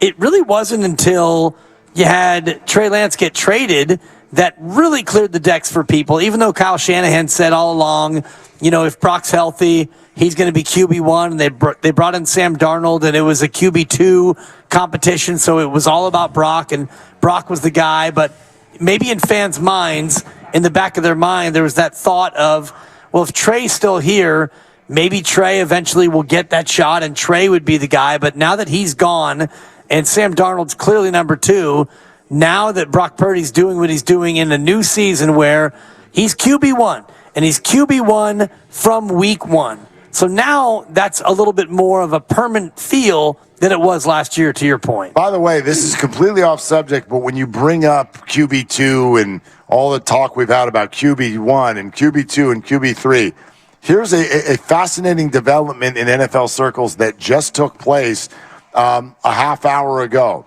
Former Cowboys quarterback Will Grier, who had ended up on Cincinnati's roster for a minute on the practice squad, has now been signed off that squad to the New England Patriots active roster, which is a rule you can, if you're going to bring someone on the active roster, you can pluck that person from a practice squad. Why is that significant? The Bengals, at this hour, with a game Monday night and Joe Burrow set for questionable, do not have a backup quarterback. They do not have another quarterback even on their roster. It is Thursday. They have a game Monday. Burrow is questionable. Even if he were to play, you obviously need to be ready for him to have to come out. It is Thursday, and the Bengals do not have another quarterback. Wow. They don't have anybody in their active roster. None. Will Grier gone, and Brandon Allen's a Niner because he used to be their backup. Yep. He was last year. There was another QB with them for a period of time earlier this year. I got to check in and see where they're at on him, but he is not, and that was Jake Browning. I don't know what the situation out of was. Folsom High. Yeah, but he is not on their active roster right now. I don't know if they have access to move him up. Maybe at some point. I got him listed as the backup on ourlads.com. Their depth charts, they do a good job. But Adam Schefter reporting they do not have a QB2 on their roster. Right. And obviously need one rather soon. Well, especially with a guy who's got a bad calf and may have a worse injury pending, what goes on with the calf. We know that it can sometimes exacerbate into an Achilles, and you wouldn't want that to happen, but Jake Browning is a guy who was good, really good in high school, rock solid in college at Washington, right? Correct. And then now he's probably going to be QB2 for Cincinnati. But that's an interesting development, not only for the Cincinnati side of it, but New England. I mean, you bring in another quarterback. Right, and what are they trying to do? You got Mac Jones, you got Bailey Zappi, and now you got Will Grier. Well, they already, remember, they sent Zappi out, brought someone else in, and then they put that person back out, brought Zappi back. Like, the hoodie is clearly unhappy with what he's getting out of the quarterback position. I played golf today with Jay Norwood, a.k.a. Unky Jay. He's a season ticket holder of the Patriots. He lives out here, but he goes back, and we talked a lot about where the Patriots are at 0-2, and he likes their young core, but we talked about the quarterback, and I was saying, what's a bigger question mark, the quarterback or the head coach? Yeah. Because head coach is getting old, and does he really want to stick around to try to rebuild this thing again? 888-957-9570 is the number. We're presented by Fremont Bank, full service banking, no compromises. About 10 minutes or so, Larry has worked his way through the awful traffic and is going to jump in here. We've also got JD coming by, the guys who are at practice every day. What will this receiver core look like without Brandon Ayuk? If you're just joining us tonight, there is no Ayuk in this game. He will sit this one out for the home opener on a Thursday night. We'll continue to take your calls, especially if you're on your way into the game or you're tailgating in the parking lot and you're hanging with us. Let's go. Let's talk some 49er football. 888-957-9570, live from the Hilton Santa Clara with the great free tailgate right in front of us. It's Willard and Dibbs. Settle down, Clyde.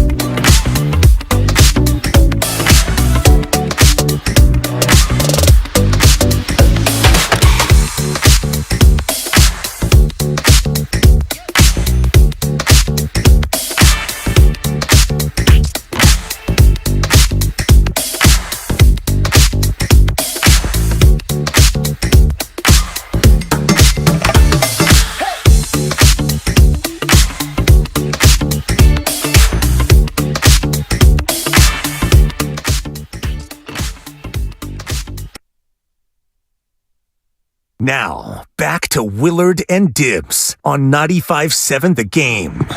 All right, that's right. We are inching closer and closer to kickoff, similar to Larry Krueger in a car on Great America Parkway. That's what's happening. We're just over an hour away from kick. We're at the Hilton Santa Clara, just on the other side of the window of their free tailgate, which is absolutely hopping and ready to go. And, yep, you can go over to YouTube. We've got all our cameras set up. Larry Krueger is finally here on Willard and Dibs to stop by and chat it up a little bit. We'll continue to take your calls as well, 888-957-9570. But hi, Larry. What's going on, fellas? Good to see you guys. Krug. Yeah, how long did that take you? Yeah, exactly. From the freeway exit, I mean, let's just say if it was a pregnancy, it was only in the first month. Wow. There was 8 more months to come. Man, seriously. That's a couple of trimesters right there. Yeah, that was something. Jib's getting flashbacks. Yeah, too soon. Okay. Yeah. No, we're excited to hop into this game with you, though, and I think the obvious first question: how do you think the offense changes with no Brandon Ayuk? That's a great question because the Giants can't stop the run. Time out. I'm sorry, Larry. I hate to do this, but was that really a great question? It wasn't even a great question. It was a phenomenal question. We have a contest on our show, and you need to know this because going forward, you will no longer be one that we give credit to. But when either one of us gets that's a good question or that's a great question, we do a whole celebration. I know you guys do. I don't know. I don't want to make a big thing out of this. No, but I'm Larry, angry right now. You do say that a lot when you get interviewed. Yes, I do. And when you say it to Dibs, he victory laps around the whole room. Okay. You do it to me one time, and you throw a flag and don't want it to be allowed anymore. You took your shirt off last week when he said that. That's an inaccurate statement. When I do it for Dan, it's more of an obligatory thing more than anything. Thank you. It's like a nervous twitch. It was the question, is what it was. Anyway. And so back to Answer the question. for crying out loud. Let's go. Keep it moving. The Giants can't stop the run, but Ronnie Bell's pretty good too. So it's like maybe the Niners come out and throw it. I'll just say this: if you shorten the game and you're the 49ers and you go ball control, that's great, but you better not turn it over because you're taking a team that can't score 30 and you're giving them a chance to win by running the ball and dominating the time of possession and limiting the possession. So if you run it, you better get in the red zone, and when you get in the red zone, you better get 6 because if you settle for 3, there's a chance you get beat. Do you think his absence is that big of a deal that they would change the mindset from pass to run? Well, not necessarily specifically related to Ayuk, but the Giants can't stop the run. James Conner ran up and down the field on him, over 5 yards a carry. I think we're going to see Elijah Mitchell more tonight than we saw so far in the first 2 games. And the Niners are going to have success running it. And then you wonder, because Kyle loves to run.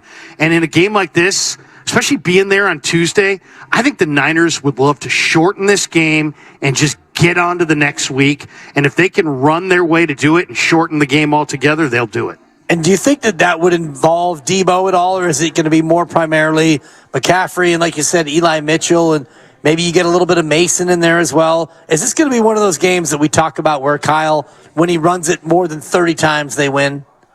I think you're going to see a lot of Debo in the run game tonight. I really do, because the Giants can't stop. They can't stop the run, and it takes the ball out of the air. The one wild card in this game is Kayvon Thibodeau coming off the edge. He's got 0 sacks. The Giants have 0 sacks in the first 2 games. But if you go back to last year's numbers with the same group, they were top half of the league in sacks. So you don't want to see that get going tonight. So maybe the best way to do that is to just dominate the time of possession. Just run it, and short pass him to death, really, if you can. Willard and Dibs and Larry Krueger hanging out with us pregame as we get ready for 49ers and Giants. We're on the scene at Hilton Santa Clara, just outside Levi Stadium and at their tailgate, which is awesome. You should check it out before games every time the Niners are at home. You got to weigh in on this. You know that you were ahead of the game when it comes to Brock Purdy, but let's look at it now. And here's a question that I've been asking all day. I don't know if there's precedent, maybe Roethlisberger, I guess, but quarterback, certainly not out of the 7th round, a quarterback who comes onto the scene as a rookie, is 23 years old, He goes 10-0 in the NFL. And there isn't like a fervor. There is, like, to me right now in sports, it should be Dion and then Shohei Ohtani from a few months ago. And then this should be like cover of Sports Illustrated type stuff. This is Mr. Irrelevant, never loses a football game. Why do you think it's not louder about Brock? If you ask this question tomorrow, if he has a big night tonight, tonight's a big step in that direction. You beat the New York Giants, you get the attention of the New York media. I think that's a big one. Is it Dallas in week 5? 5, yeah. I think that's also going to be a game if the Niners impressively beat Dallas. But it's a great question. I think what it speaks to is that there's still some doubt.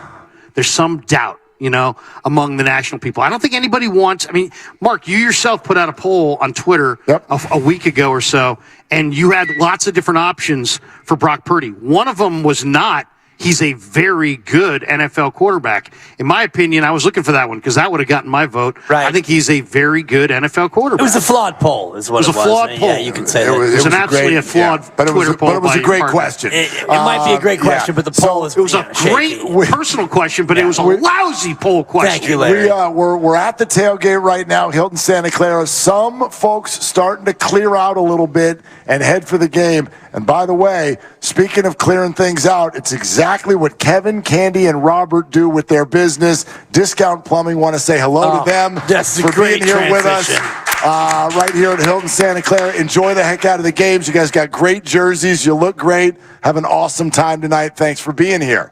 Yeah. All right. Now you can go back to whatever your mediocre question was going to be. Well, I mean, if I could actually get one out here, shot clock's down to 3. You're ball dominant. Clock. Throw the lob to Dwight Howard, maybe. I don't know. I mean, future warrior, and we can get into that tomorrow or maybe next week. Brock Purdy in the deep ball. He didn't connect 3 times last week. Is this a thing, or are we all just trying to nitpick and find something to complain about with a 2-0 team? Well, it's funny that you said that, because if those balls had hung in the air, if they had been shot too short, the reaction. He's got no arm. He's got no arm. Yeah. He's a good quarterback, but he can't throw the deep ball. Instead, he overthrew those guys. They were all close. It was all within a step. I'll tell you the one that Debo was the one that I thought was the worst. That was the one, though, that he doesn't really have an angle on that. He literally, it was straight down the middle, so he couldn't really see the separation there. So all you know is you don't want to get that picked. So you want to lead your guy. But, I mean, if you walked up to Brock this week and said, hey, those throws, he himself is being pretty hard on himself about them. He's like, hey, it's the NFL, man. I got to make those throws. But think about it this way, guys. If he made those throws, we're talking about probably a 40-point output. Instead, they scored 30 for whatever the 5th or 6th straight game. Only or whatever 30. Yeah. I mean, what if they had put up 40 last week? I mean, that would have been really something. So I would say this. The arm strength thing with Brock, if you talk to the receivers, they'll say it's not a thing. He'll put it on your hands. It's got plenty of zip on the out. And that's really what it's about. It's about sticking in those small windows before the window closes. Hey, what do you think of Daniel Jones as a player? Really sporadic. Like, if you catch him on the right day, like I watched the all-22 of both Dallas Giants and Arizona Giants. The first 6 quarters, he was dreadful. I mean, horrible. Really, really bad. In the second half of Arizona game last week, he started using his legs. And he connected up top first play of the third quarter to Jalen Hyatt, the rookie receiver. And that seemed like it loosened him up a little bit. He's dangerous. Why? Because he's got the arm to give you an explosive play with the arm, but he also is a big man who can run. So what you notice on the film is guys take bad angles every single week because they're looking at a 6'5" guy rumbling, and they're thinking, oh, he can't be this fast. And then you take a bad angle, and a 15-yard run becomes a 40-yard run. Is this defense susceptible to the mobile and the running quarterback? Because it's always been a thing in the past where quarterbacks who can run have given them some problems. Is that something tonight that the Giants can exploit in terms of, one of their only ways to move the ball on the ground? Yeah, what's going to be interesting is the Niners in the second half last week went to the man-to-man defense against Puka Nacua to hug up on that coverage, and it worked.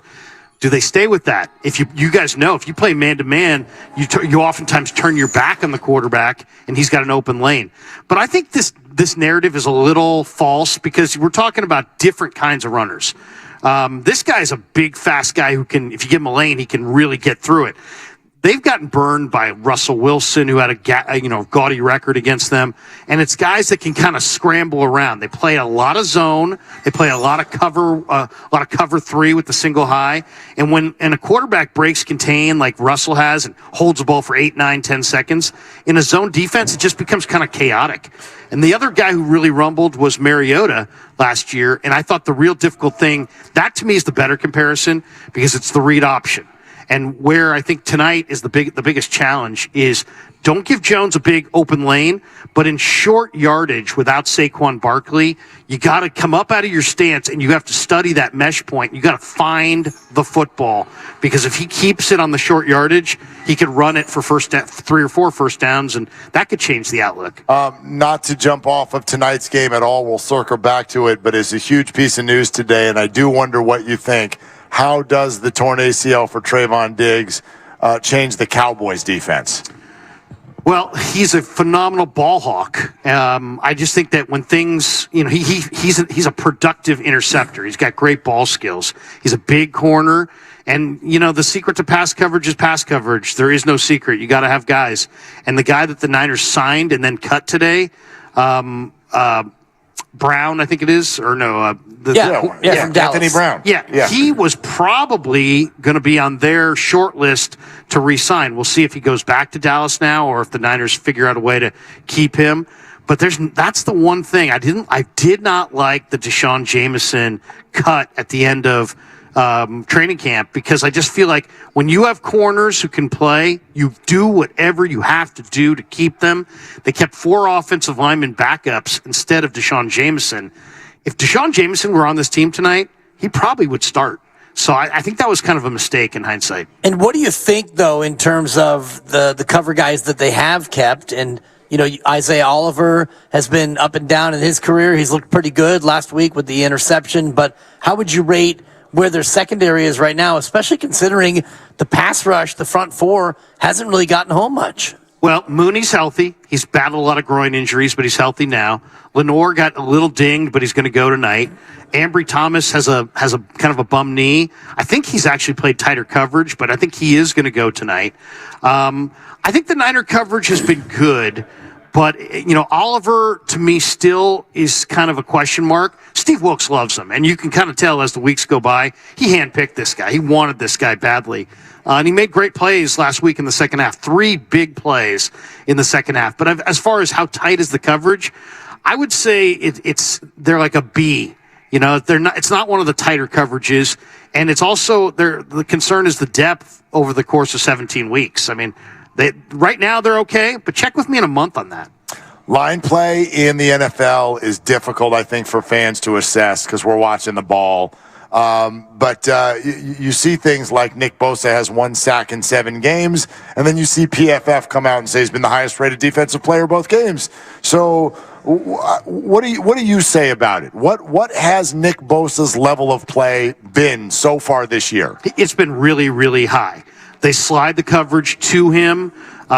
In both games, he's drawn holding penalties against the guy trying to block him. He's really strong against the run. He's pressuring the quarterback. He's just not sacking the quarterback. And let's be honest. I mean, Stafford's got a lightning quick release, and he threw 20 passes last week to Puka Nacua. Most of those were hitches, stop routes, swing passes. Get it out right now. If a quarterback wants to neutralize the rush and get it out right now, they can. So I think that's really what it's been. If you can get a quarterback into 3rd and long, I think you're going to see Nick pile up stats. But the other thing that he looks to me, guys, and you guys have seen a lot of him too. He just looks to me like a guy who, during all that off time, spent a lot of time lifting. He's very yoked up and tight. Yeah, I think you got to give that 3-4 weeks to unravel a little bit, right? To loosen up. I asked him this week, I said, what part of your prep did you skip this week? And he's like, well, I skipped a lot of the lifting that I would do. Obviously, we didn't practice. They did a walkthrough. I think you're going to see him look a little bit more limber and a little looser and probably a little bit more flexible as we get 3, 4, 5 weeks in. Who do you look to benefit from him getting all of that attention, and he's getting doubled and tripled and they're sliding his way? Where is the other player on the D-line, and who should it be to come in and be able to benefit from what they're doing to try to counteract Nick? Well, anybody who's on the opposite side. So Drake, I asked Drake in July, give me your thoughts on being on this line. And he's like, before I can even get the question out, he's like, I'm truly blessed. Because he is truly blessed. It's like he's getting one-on-ones. It's like playing in the backcourt opposite Steph Curry. There's a gravity of Nick Bosa. There's gravity to Steph Curry. The defense leans towards Steph. It slides towards Nick. And that guarantees Drake one-on-ones, and then it's just about taking advantage. Larry Kruger with us, Willard and Dibbs, Hilton Santa Clara, outside the free tailgate, and we're getting closer and closer to kickoff now, inside of an hour away. What's been your thought on all the discussion about Christian McCaffrey usage? What's the way to handle that this year? How much Eli Mitchell does there need to be on a game-in and game-out basis? Well, I do respect the hell out of Kyle Shanahan. You guys know I'm a big Kyle Shanahan fan. You're a Shanahan stan. I'm a Shanahan stan. No, you're a Shanahan fan. I'm a Shanahan stan. There you go. I like mine better. I'm sorry. You just couldn't let it sit. You know the way this works, though, guys. When somebody says they're a big fan, you know what's coming next. Somebody's going to rip somebody. I just want you to keep it real for once. Yeah. I'll say this. Shanahan's a great coach. His offense produces points. But sometimes he defers too much to Bobby T and too much to the players. You're the head coach. You want to be playing in the Super Bowl. The Super Bowl's in February. We're in September. If McCaffrey's not there in the playoffs, your chances of winning that game go way, way down. You have to stop listening to McCaffrey, stop listening to Bobby T. You get a 10-point lead in the fourth quarter. If you gotta run out there and tackle the guy and drag him off, then do it. You have Eli Mitchell. You have J.P. Mason, who's fumbled a little bit. You can run it with Debo. You can run it with Ray. They've got other options there, and they've got to utilize those options. You can give it a use check even if you want to just chew clock. Yes. Don't you guys think a slippery slope, though? I mean, you said 10-point lead in the fourth quarter. You get a 10-point lead in the fourth quarter. You get Eli Mitchell in there on 3rd and 2, and you get 1 yard. You know exactly what this fan base will say. What on earth are you doing not giving the ball to McCaffrey? Because a 10-point lead in the fourth quarter is not that big of a lead. To me, it's not about the fourth quarter. It's about earlier in the game when you can spell him and give Eli some carries in the second quarter and then in the third. And like what they do with Nick Bosa. Right. Bosa doesn't play every snap on defense. I agree. You're right, Mark. It's not about necessarily if the fourth quarter alone. It's about how many series are there in a game. And Elijah Mitchell, you could argue, is a better pick and slide guy between the tackles than McCaffrey. So when you get into a couple, short yardage situations, take McCaffrey off the field or use him, swing him out or play them together. But utilize your other backs. You've got other backs. You have to share. I mean, Shanahan admitted this week he's got to do a better job of sharing the load. Right. You can't have one guy shouldering the load, especially since, he's a very special player that the odds in Vegas go down on the Niners if McCaffrey's out for the year. So, let him spread it around a little bit. J.P. Mason you guys were there. He was very impressive in July and August. Physical too. Yeah. You mentioned Bobby T, and he's the running back coach. And how does that work in terms of who's making the call on subs and all the rest of it? Is that the running back coach telling Kyle, we're going with this guy this series, or is that just strictly a Kyle thing? Every team is different, but on this team, Bobby T should be called running back / head coach because he is the head coach of the running backs. If he wants it, he gets it. He doesn't want a guy, he doesn't get the guy. He doesn't want Trey Sermon, Trey Sermon's gone. 3rd round pick, 3rd round be damned. Man. You got to remember, Bobby T is maybe the greatest running back coach in the history of the game. He worked with Kyle's dad when Kyle was a ball boy. So he's not going to challenge the authority of Bobby T, but I'm sure he's expressed in meetings this week, hey, let's spread our usage around. Let's make sure when we do get to the finish line, we're fully intact. You mentioned Vegas odds. I thought a fun thing to bring up. Spread's gone back up. It dropped a half point in the moment that Brandon Ayuk was announced out. And it has rebounded right back to the same spot, at least where I'm looking at the live line. Yeah. 49ers back up to 10.5 tonight. What do you think of that? I wouldn't touch it. I just think that there's too. Well, I mean, I did wager. What happened? But I did a teaser this week. I took Niners and the Chiefs. So I got Niners -3, Chiefs -5 against the Bears. Against the Bears. I teased 7-point teaser? 7.5-point teaser. Yo, that Chiefs-Bears game feels weird to me. But the Bears' defensive coordinators being investigated. They've had the worst day that any football team. Yesterday, Jesus. 24 hours of Bears football was absolutely off the hook. But we know Justin Fields has the ability to sometimes take over a game. And for me, I'm not saying the Bears are going to win this game. It just scares me, like survivor pool stuff. Because also, don't forget, the Chiefs have played 8 quarters and have not looked right yet. Not even a little bit, to me. The curse of Taylor Swift? I don't know. Confirmed.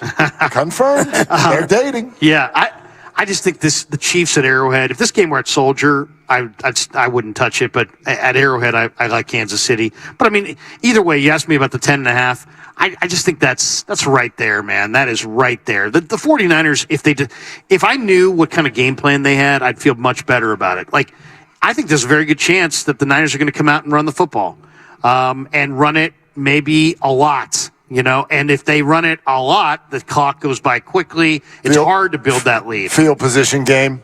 Yeah, and the Niners, I mean, they're 3 games in here. They're due for some form of a turnover, and we could see it. All it would really take is 1 turnover and a lot of running, and that 10.5 looks very difficult. But if I had to go one way or another, I'm giving the 10. I'm giving the 10.5. Yeah. And I'm not worried about it. Thank you. I mean, was it that hard to actually weigh in? I mean, I'm thinking 31-13, something like that. Yeah, he's a radio guy. What are you going to do? I don't know. I want him Back to to not. you, Tibbs. I want him to not start with, well, geez, guys. I mean, it's a great question. I don't know. That's a great point by you. Thank you. It was a great question. Don't pander to him, Tim Jordan. I think the question was, what do you think? Right. Great question. That's a great question, It is a Mark. great question. Just one more for me real quick because we're getting close to being up against it. But if you're a George Kittle fantasy football owner, and I know a guy who knows a guy, right? Is he like on the downside or is he due for actual targets in a football game? There's a lot of weapons here. That's one. Yeah. He's also a little dinged up. So I think that, he's going in these games, but he's not 100%. And I think they're just trying to kind of ease him into the year because George, Brock is always going to look for the tight end, always. And so George is going to be a major factor. But once Latu went down, Willis is a rookie. I think the other guys are more special teamers. This team doesn't really have a second tight end that you could say, oh yeah. So I think he's out there gutting it out, but I don't think he's anywhere close to 100%. Those were great answers. Thank you. Yeah. You're right. Get a room, you two. I know. Seriously. Enjoy the game, bud. We'll see you in there. Sounds good. Sounds good, fellas. Good to see you Larry guys. Krueger stopping by. JD's going to stop by in a little bit also in a little bit. Don't forget, it's the 4 o'clock hour. Means Adam Sandler time. So we're giving away a pair of tickets to see Adam Sandler at SAP Center every day this week, courtesy of Live Nation. Make sure you are tuned in our next segment to win. That is coming up within the next 15 minutes or less. Also, the 2023 Grand National Rodeo is returning with more spills and thrills as they celebrate their 75th anniversary at the Cow Palace in Daly City. 2 big weekends, the Grand National Rodeo, Friday and Saturday, October 6th and 7th, and the following weekend is the Women of Rodeo and Fiesta del Charro. Get your tickets now at cowpalace.com. Your calls still all teed up and ready to go. JD around the corner, getting closer to kick on Willard and Dibs. Watch parties aren't what they used to be.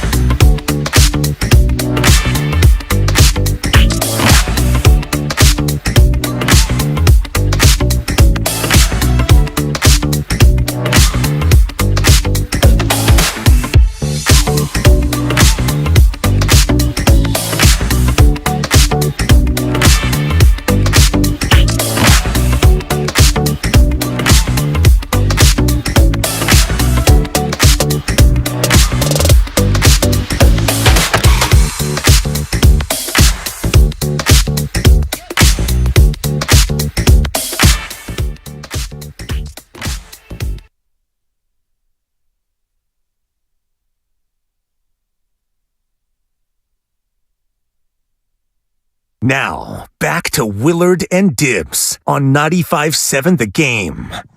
Pair of tickets to see Adam Sandler at SAP Center. Giving them away every day this week. Today is one of the days of the week. So we're going to do that in less than 10 minutes, okay? Courtesy of Best Live Nation. day of the week is what it is, It Mark. is, and you can't argue with me today, can you? Best day of the week. Is it not? Are you not looking at this right now thinking today's the best day of the week? Let me think. Niner tailgate, free Yep. food. Yep. Thank you, Hilton. This beef gyro bowl is terrific. Cheeseburger ain't bad either, Played brother. golf this morning, got a free hat, and I'm going to an NFL game. Best day of the week, Best Mark. day of the week, Yeah. dude. I tried to tell you. Okay. So you win again. Your first Sick chance, of you. your chance today, I should say, to win the Adam Sandler tickets is coming up in less than 10 minutes. Willard and Dibs, Hilton, Santa Clara, just outside the free tailgate, having a good time, getting ready for this football game. And look, everybody, our friend JD stopped by. Hey, what's going on, JD? fellas? What's How going you on, doing? guys? What's cooking? Doing great. Great vibes. Tell us about it. What you've been walking around for a couple hours. Yeah, What do you see? I came out because I like to get the feel for the tailgate and just everybody filing in. And then I was in taking a lap around the stadium, was down in the field watching the early warm up, and then came back out because there really weren't a lot of people out here maybe 2.5 hours ago, and people are just excited about this team. They're taking, I think, the whole Bay Area by storm with the 2-0 start and the dominance against Pittsburgh, and really a team that I think, everybody thought Super Bowl aspirations, and to this point, I think they've backed it up. And this is going to be one of the teams here in Week 3 that get their final home opener in the third week. So fans have been waiting for their team to play here for the first time since the playoffs back in January, and so it's just a hell of a vibe right now. Plus, the night game vibe, I think, always adds an element. Even Thursday night football, as much as we all may hate it in some form, right? It's brings just a different element of people gathering in that mid to late afternoon and taking it on into the evening, and the sun's kind of starting to go down, and there's just an added level of rowdy that goes with an evening game here on the West Coast that'll turn into a night game. I'm glad you pointed that out because, like, Thursday night, watching it on TV or Amazon Prime, whatever, if that's TV or not, I don't even want to get into it. I watch it on my TV. But exactly, but it's not really TV, or maybe it is, but when you are watching out-of-market games, it is a little bit like, Thursday night, I'm going to watch it. It's football, and I like it. But when it's your team and it's a home game, this feels, and you're talking about the vibes, I haven't been all the way through the lot yet, but this feels like a big-time, prime-time, late season, even though it's the home opener and it's September. The feel is like something special is afoot. Yeah, it's a big game. It feels like a big game. The New York Giants are a massive brand. Obviously, they have their own expectations. Got off to the horrible 1.5 start against Dallas and Arizona, but they fixed things in the second half against the Cardinals to come in here 1-1, and so it should be a good one. I know Daniel Jones, a mobile running quarterback. I mean, that's something that has been 49er kryptonite a little bit. They like to put the quarterback in the running game a lot, so I'm interested to see how the 49ers handle that. And then no Brandon Ayuk and no Ambry Thomas. Ayuk, the bigger, I think, of those two, although smart to not have him play with the shoulder, I think, coming on the 3 days after, because he was in and out of the Rams game. And in pain. It was very, very clear. Clearly in pain from the moment and in pain on the sideline when he went to the tent and was wandering around on the sideline. And it was pretty clear from being in LA at SoFi that there were certain plays where they felt comfortable having him in, and then there were a lot of plays where they weren't. They just, you're not going to be out there. With your proximity to the team, I want to ask you this because you watch NFL teams sometimes do this where someone's questionable right up to kickoff, and then if they don't play, I think as fans we automatically think, okay, that means they'll be there the next time. But you also watch NFL teams play it that way when they know damn well that that guy's nowhere near playing. Most recent example, the Chargers all the way up to kickoff last week. Austin Eckler, we'll see. And I'm like, I had heard from some people down there, this dude is out. And here he is, still hasn't practiced this week. Can we count on Brandon Ayuk in a week and a half? I would say no at this point. Okay. Yeah, I would say no at this point. Although, again, the ability for him to go back in and play a percentage of the plays, I thought was a good sign toward him having the ability to maybe do the same tonight.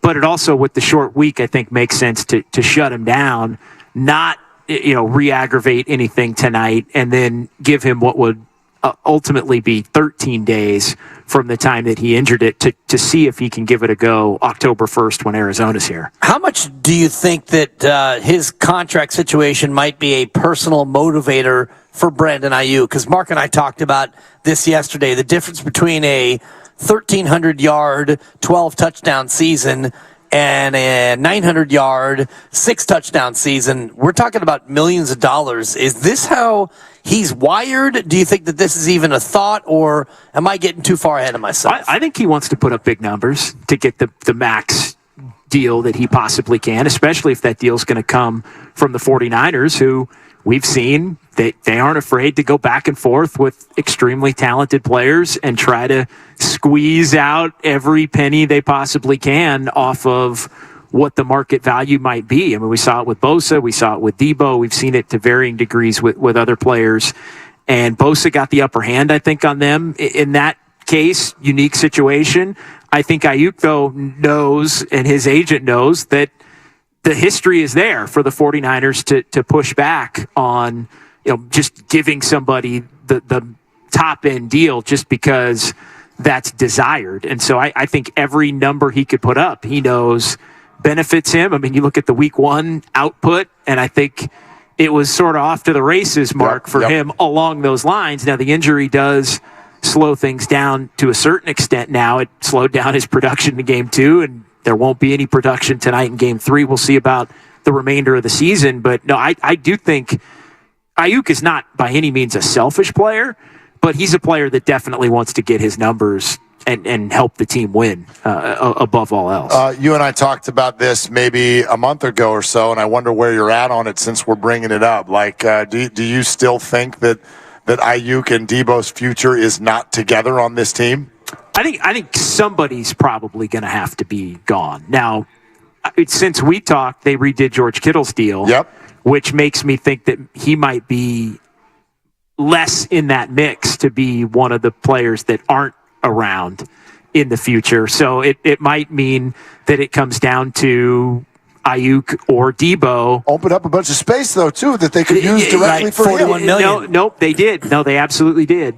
But they're going to have to – there are going to be other things that are going to come to take some of that space away. They did a nice job of giving themselves flexibility and really understanding the players that they want to keep around in these 2 to 3 year windows at the expense of, all right, you maybe have to make a move down the line. I do feel like there was a decent chunk of kicking the can down the line with a lot of the moves that they made after the Nick Bosa signing was complete. So we'll see. I still, though, do think it might be leaning toward a difficult decision between one or the other in the offseason and leading up to next season. And that's where I think Debo, just the way that he plays and the way that the 49ers use him, I do think he became a little bit more expendable once they acquired Christian McCaffrey in the middle of last year. I agree, especially like the way that they kind of duplicate each other in terms of their versatility and their physicality. You mentioned Nick Bosa, and this is now game 3. Coming back after no training camp and no preseason games. Do you feel like he is in a spot where he's ready for that breakout game against a Giants team that has a lot of questions on their offensive line? Yeah, there's a 2-3 sack game coming for Bosa at some point, whether it's tonight, whether it's against Arizona, maybe saves it for Dallas on Sunday Night Football. That'd be nice. What looks like it's going to be just the showdown of all showdowns here in a couple of weeks. But no, I thought he made major strides from week 1 to week 2, just in terms of looking comfortable. I think there were a lot more if you go watch the game back, which I'm sure you guys did 4, 5, 10, Mark, probably 12 times. Usually between 8 and 12. I mean, I haven't slept in 3 weeks. Anyway, go ahead. But no, I mean, he was wreaking more havoc against the Rams than the stat sheet would tell you, and Yeah. even that the initial watch would tell you. I mean, I'll tell you, even from being in the building, I mean, there were times where, is he in? Yeah, he's in. Okay, that was especially in the second half. It seemed like there was a little more Nick Bosa imprint on the game, which helped, along with some of the blitzing that the 49ers did, helped them get the Rams off schedule. Things wasn't as much space to complete the easy throw. Stafford had to move a step here, a step there. Throws were a little high or a little off or a little wide. It was just, everything was just a tick off beat from where it was in the first half. And I do think Bosa set more of a tone as that game went on. He's our guy, JD. John Dickinson with us here on the scene, Hilton Santa Clara, as we get ready for the 49ers and their home opener against the Giants. Willard and Dibbs, glad you're with us. Still plenty of room for your phone calls up to kickoff at 888-957-9570. You had mentioned being out and about, getting the flavor for the whole place, the parking lot, the tailgate, inside, outside. I can only imagine that most of the people you saw were chanting, Purdy, Purdy, Purdy, right? This is all about the quarterback, am I right? You would think, but no. You would think, but no. There was no. But God. But I think everybody's, but God. But I think, I don't get the feeling that anybody's down on Purdy. Nobody's down on him. I guess the question I've been throwing out there today is this, which is a quarterback who's essentially a rookie and is 23 years old, walked into the NFL and went 10-0. And that doesn't happen. No. And I would imagine that normally if this were any of the other quarterbacks picked in the last 2 years, if they had done that, if Trevor Lawrence had done that, if Justin Fields had done that, there would be a fervor, like a national fervor about an individual. Not Deion Sanders level, but something, and not Shohei level, but something in the next sort of tier below that. There would be a national fervor. I understand there are a number of reasons why it feels the way it feels, but I wonder how you'd answer that question. Why is the fervor not louder? I'll say this first. I do think it's still possible if this team gets off to a 4-0, 6-0, 8-0, 10-1 kind of a start. If he beats Dallas. That it comes. Yeah. Like, 'cause there's going to be a lot of, I personally view that game as it's going to be 4-0 versus 4-0. Yeah. It's likely. You would think. On Sunday Night Football. And so there's going to be a lot of discussion about those two football brands going up against each other. And so I think that would be the moment where you win that game and then you're, 15-0 at that point or whatever it is. I've lost track of what the numbers are. But I do think there's still time for that to build, especially given the fact that he was Mr. Irrelevant. Like, I think there is something untapped in the national scene from Mr. Irrelevant might win a Super Bowl. I know it was just starting to get discussed as the Niners were getting toward the NFC Championship game, but then I feel like it was snuffed out before it really caught on because he was out of that game specifically so quickly. I think that was almost the talking point maybe of that day. Yep. It was coming because that win would have put them in the Super Bowl. But from a 49er fan standpoint, I just get the impression that there are so many really good and great players on this team that they're just not, like, they think he's good enough, but they also still need to see it. They also still need to see it because if Jimmy Garoppolo looked like he was more than good enough, and then we found out maybe he wasn't quite good enough. And so I think the 49er fans are a little they're optimistic, but maybe they're a little bit cautiously optimistic. I will say this, from last week to this week, I thought Purdy played solid in LA but it was also kind of a Jimmy game. On it, like it was kind of, he didn't throw a pick. There was no bad pick. red zone pick that made everybody lose their minds. No, but the numbers were solid, and he missed some throws, made enough plays to where the game wasn't in doubt at the end, but left you, if you do want to go down the rabbit hole, it left you wondering, well, that wasn't elite, and not every elite quarterback is elite every week. Exactly. But you could look at him and say, well, that wasn't elite. Like, that wasn't the quarterback that is going to win a Super Bowl for you. So I think there might even be a little pumping of the brakes just from week 1 to week 2. Yeah. All it takes, though, is one, 3 first half touchdown performance. Right. and a win tonight and a couple more wins, though. And I think the floodgates open on the Brock Purdy story. And I think you're right in terms of Dallas. If they're both 4-0 and it's, Brock Purdy and the national spotlight goes on Brock Purdy and they win that game, now it becomes something that Mark's talking about. But it is interesting that the hype train has been a little bit slowed. It's been a little bit delayed in terms of where it probably should be. Looking at this game tonight, JD, and Mark and I talked about it yesterday, and we've been asking callers, how do the Giants win this game? What happens to where the Giants are able to actually come here and win as double-digit dogs? Yeah, to me, the first thing would have to be the 49ers turn the ball over three times. A couple of times. Yeah, I was going to say more than one, probably two minimum. Okay. And then to me, it's Daniel Jones' ability to be live in the run game. It's zone read. Obviously, not having Saquon Barkley's huge. I mean, he is everything great, really, about their offense. It's kind of runs through him. But to me, it's the 49ers. I mean, go through mobile quarterbacks even last year, mobile quarterbacks were their losses and there are a million other reasons attached to it, but from Justin Fields to Marcus Mariota to Jalen Hurts in the championship game to Russell Wilson, who wasn't all that mobile, but mobile enough in a key drive in Denver early last year to beat them. And then, of course, Pat Mahomes, who's not quite as mobile as I think people give him credit for being, but he's obviously one of the great quarterbacks of all time. But all of their losses last year were to the mobile guys, plus Mahomes, if you want to put him in another category. When I look at this game tonight, one of the reasons I'm so confident, it goes past the whole, the 49ers are better than the Giants thing. They are, though. They are. But let's go deeper. Is this breaking? When you have another NFL team coming to town, or if you're going to their town, no matter how good or bad they are, there's usually 1 to 3 players where you're like, that dude scares me. Right. You went to play the Rams last week as a big favorite, but you're like, Aaron Donald.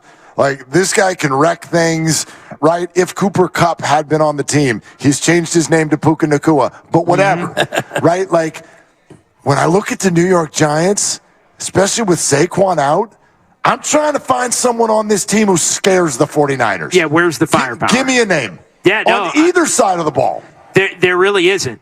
There really isn't. It's just, to me, the only thing that I've circled is Daniel Jones' ability to run and Daboll's ability to scheme up open plays off of the threat of him taking off running, which is something that against prior iterations of this 49ers defense, we'll see how Steve Wilks handles it, had been problematic for the Niners. And the other part of this is the end of a week-long trip for the Giants too. I mean, they came out to Arizona Friday. I mean, so this is basically the 7th day of a 7-day trip. They practiced in Arizona in the in between before coming up here, and so I mean this is I think.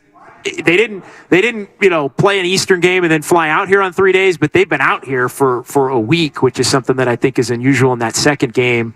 You might wonder, especially with how much it took for them to come back in Arizona and win. I think that takes a lot out of you in the second half. No doubt. And to me, you're even more depleted coming into this one on the short week, being away from home. So I think that adds to the I like the Niners component for me. Willard and Dibbs getting ready for the home opener, hanging with JD, and I'm late on this, so let me throw it in. It is now your chance to win tickets to see Adam Sandler at SAP Center on October 28th. Do not call our regular line. That's where we scream about Brock Purdy. But on the contest line, which is 415-951-2386, 415-951-2386. One more time. Call now. Caller 3, 415-951-2386. Caller 3 is our winner. And remember, if you don't win today, you got another chance to win tomorrow. Every day this week, we've got a pair of tickets to see Adam Sandler at SAP Center. Thanks to Live Nation. We're also presented by Fremont Bank, full service banking, no compromises. I want to ask you what I asked Larry about Brock Purdy and the deep ball, because he missed on 3 last week. What's your level of concern in terms of his ability to make those connections especially when it comes to guys as open as Deebo Samuel was. I think he'll make the adjustment. I took it as less of a problem that those were overthrows as opposed to underthrows or inaccurate throws, maybe side to side. Like, to me, it was, all right, it was there. He's just got to take a little bit off. And to me, I'd rather have him at this point needing to take a little bit off than needing to find a little extra something, because that may be more of a, like there's some kind of injury or a less than 100% part to it that could be, more detrimental. So to me, it's just more, I think there's going to be plenty of open throws in the 49ers offense. There usually are. So I do think he's going to get opportunities to correct it, because those plays will be there for him to hit. And I think he'll hit more of them. It may not be perfection, but you hit one of the three and that game's a blowout. A game that wound up being close in the fourth quarter for a time. Ish. Thanks a lot, Sean. Yeah. Anyway. Close-ish. But you hit one of those throws and the game's basically over mid-third quarter. Can we borrow 60 seconds on something completely different? Sure. Dwight Howard? Well, come on, man. What are we doing? I don't know. Is this happening? I really don't. Is it happening? I really don't. It sounds like it's got a shot from what I've heard. It sounds like it's got a legitimate shot. If the vets have signed off on it, how does the front office say no? Well, Steve Kerr, it might not even be the front office. It might be Steve Kerr. It might be Steve Kerr saying, I'm going to play this dude 6 minutes a game every 4 games, maybe. And he won't be happy with that, so why do we want to... Joel, see Draymond Green tweet about Jason Dumas? I did. Did Joel see this? Now, Jason Dumas, the one who had the report yesterday about Dwight Howard wrapping up a 2-day interview process. Decision could come as soon as today. Vets have signed off. Now Dwight goes to work out with Draymond. He tweeted all that stuff. Draymond last night, one day, everything won't link. One day. Good for you, by the way, Jason. But one day, everything won't leak. I have a dream. Basically confirmed what Jason reported. Yeah, exactly. 100%. So, that's interesting. 100%. I think it's got a shot, and I don't really think it can hurt as long as his attitude is cool with... I just feel like we're being trolled with the fact that Chris Paul and Dwight Howard are going to be on the Warriors. Oh, 100%. Oh, yeah. From that standpoint. We're being punked, right? From that standpoint, there's no question about it. But I also find it interesting they're willing to give him that coveted roster spot. Yeah. Like the roster spot that they needed to keep open for competitions. Now all of a sudden is, Dwight, you're getting it. Yeah. So you give him $2.3 million, which is really like $12 million after the tax for a guy who may or may not get disgruntled. I don't love it, but I said to Mark a long time ago, if you're going to be old, then just be older. Be the oldest team that's ever played. Wow. And I'm shocked. Give me Vince Carter. Give me Carmelo Anthony. Heck. I'm shocked they didn't sign Dylan Brooks. That's what I don't understand. If we're doing this, let's do it. Let's go all in. He's too recent of an enemy. Exactly. Too recent an enemy. We'll see you in there, bud. Thank you. Sounds good. JD. JD on the scene, on all the scenes, giving you the vibe, the flavor, if you will, here at Levi's Stadium, both inside and out as we get ready for the home opener between the Niners and the Giants. You got one more shot to get in with any thoughts before kick. 888-957-9570. And wait till you hear what they were saying about Brock Purdy on NFL Network just about 30 minutes ago. We'll have that for you coming up next on Willard and Dibs. Here we go. Here comes the Sandman.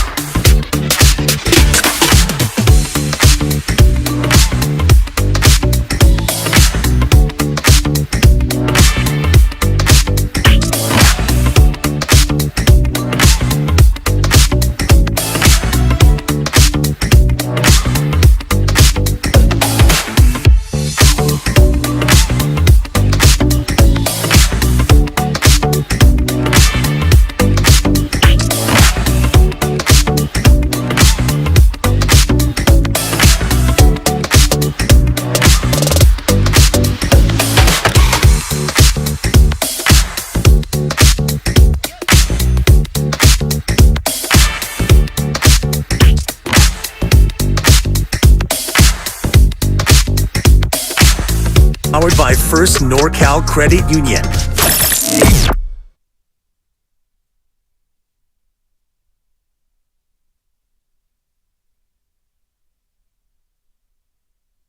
Now, back to Willard and Dibs on 95.7 The Game. All right, here we go. Okay, here Let's we go. go. The game is going to get started here in about 15 to 20 minutes. And everybody heading inside the building. Still a steady stream. Because, you stream on Thursday night. So still a steady stream of fans making their way in, the late arrivals, if you will. Getting ready for the 49ers home opener. Still got plenty of room for your phone calls at 888-957-9570. Look, I'm well aware. We've talked a lot about Brock Purdy, not just today, throughout the last handful of weeks. I'm well aware. Yes, I'm a very big fan. I'm very, very impressed. I would like to bring something to your attention, though, okay? Is it tongue-in-cheek? Sure. But this was the conversation going on NFL Network with Kyle Brandt, Peter Schrager, and the likes, all within the last hour and a half or so. They did a whole segment where they basically suggested that Brock Purdy is AI. Allen Iverson? Exactly right.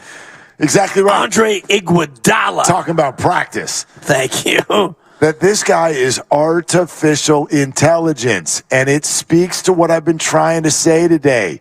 This is not being overrated. We are not ahead of ourselves. Slow your roll on Brock. No, speed yours up. This is unbelievable. Don't talk about my roll like that. My God. The NFL Network spent a half hour going, this isn't real. Why isn't it real? Because this doesn't work this way. I don't care who your running back is. I don't care who your receiver is, your coach, your left tackle, your helmet logo, or your tight end. None of that matters when it gets to this level. 10-0. A quarterback at age 23 out of the 7th round. I just thought, as I'm watching that captures a little bit more of what the vibe around this story should be. This should be a lot more amazement, right? Whether it lasts or not. There should be more amazement and less pessimism. That's my feeling about the whole thing. Yeah, and I don't know if there's pessimism as much as there is skepticism. That's a better word. Yeah. You're absolutely right. And I hate to be the guy to always clean up your messes, but in this case I will. And you're usually spot on. It's a pretty big mess in front of me right now. We got so much food. Big job. The beef Euro Bowl, sneaky spicy, but good. Yes, yeah. And which I don't mind. No, I don't either. I'm glad you're enjoying the burger. I had one for lunch, but I do think it's skepticism, not pessimism. And the fact that the Good Morning Football crew talked about him basically being a computer program speaks to what you're talking about, which is disbelief. Like, it's not possible that he could be doing what he's doing, therefore he must be a robot. And, Kyle Brandt, I think, was the one who did kind of a funny riff on it. He's like, I've never seen him bleed. I've never seen him this. And he doesn't do that. He doesn't do this. He's a robot. He's AI. And I think that's kind of a nice, fun way to compliment what he's done, which is, it's not totally unheard of. Ben Roethlisberger won 13 straight nearly 20 years ago. So this has happened before, but what Brock Purdy is doing is, quite frankly, very remarkable. Well, I think even that doesn't necessarily sell the whole thing. It is it's really something, and it was even pointed out after the tongue-in-cheek conversation with regard to Brock Purdy potentially being a robot. It was brought up, hey, the only mistake that he essentially made, and he missed some throws and blah, blah, blah, all that stuff, but go back to Pittsburgh when he fumbled. And she goes, and then he recovered it. And I thought to myself, he didn't just recover it, he recovered it behind his back. That was crazy. He recovered the football behind his back with T.J. Watt basically laying on him. So, I don't know if there's imaging there. I can't even connect my hands behind my back anymore. Seriously. I remember when that used to be your move, remember back in college days? Oh, yeah. Yeah, hands behind your back. Anyway, my point is... I don't get that either. What do you mean you don't get it? Oh, like I was getting arrested. Wow, see, your mind always goes to the dirty place. Yeah, it does. I'm thinking about like leather pants and a gag ball. What's wrong with you? Wow. Has the game started yet? No, not quite. Maybe the game should Shanahan's start. giving a rousing pregame speech exactly. and stuff. And he is not going to bring you as a guest speaker. I've never been arrested, but go ahead. Oh, wow. I don't know why I find that surprising. It's an upset. No, that's actually hilarious. But yeah, I think part of the conversation for me, and I'm looking at the gambling props for tonight's game. The over-under on Brock Purdy passing yards is 228. So that's where Vegas thinks that he's going to land, and it's 228 yards. So as much as he's remarkable, and they're virtually kind of undefeated when he starts games, and he's been remarkable, and he might be a robot, he still is a guy, to JD's point of earlier, I mean, if I told you right now he goes 17 for 25 for 228 and a touchdown, you'd say, yeah, that sounds about right. No picks, no fumbles. They win. They win 30-14 or whatever. But that's just kind of, I think, part of the conversation for me is that Brock can win and still not be eye-poppingly amazing in terms of stats and all the rest. Yeah, it's an interesting over-under number that you're putting out there because Larry and others have suggested, especially with Ayuk out and the fact that it's a Thursday night game, the 49ers might look to just try to run the ball and try to be a little bit less risky. The Giants don't offer anything that's all that dynamic. Look, it's an NFL team. Things can go wrong. But if they do shorten the game, they keep the ball out of the air. I don't know. My first gut instinct is to kind of look under on that number that you just threw out there. Yeah. And I actually have made some wagers on some props, and you can tell me what you think about these.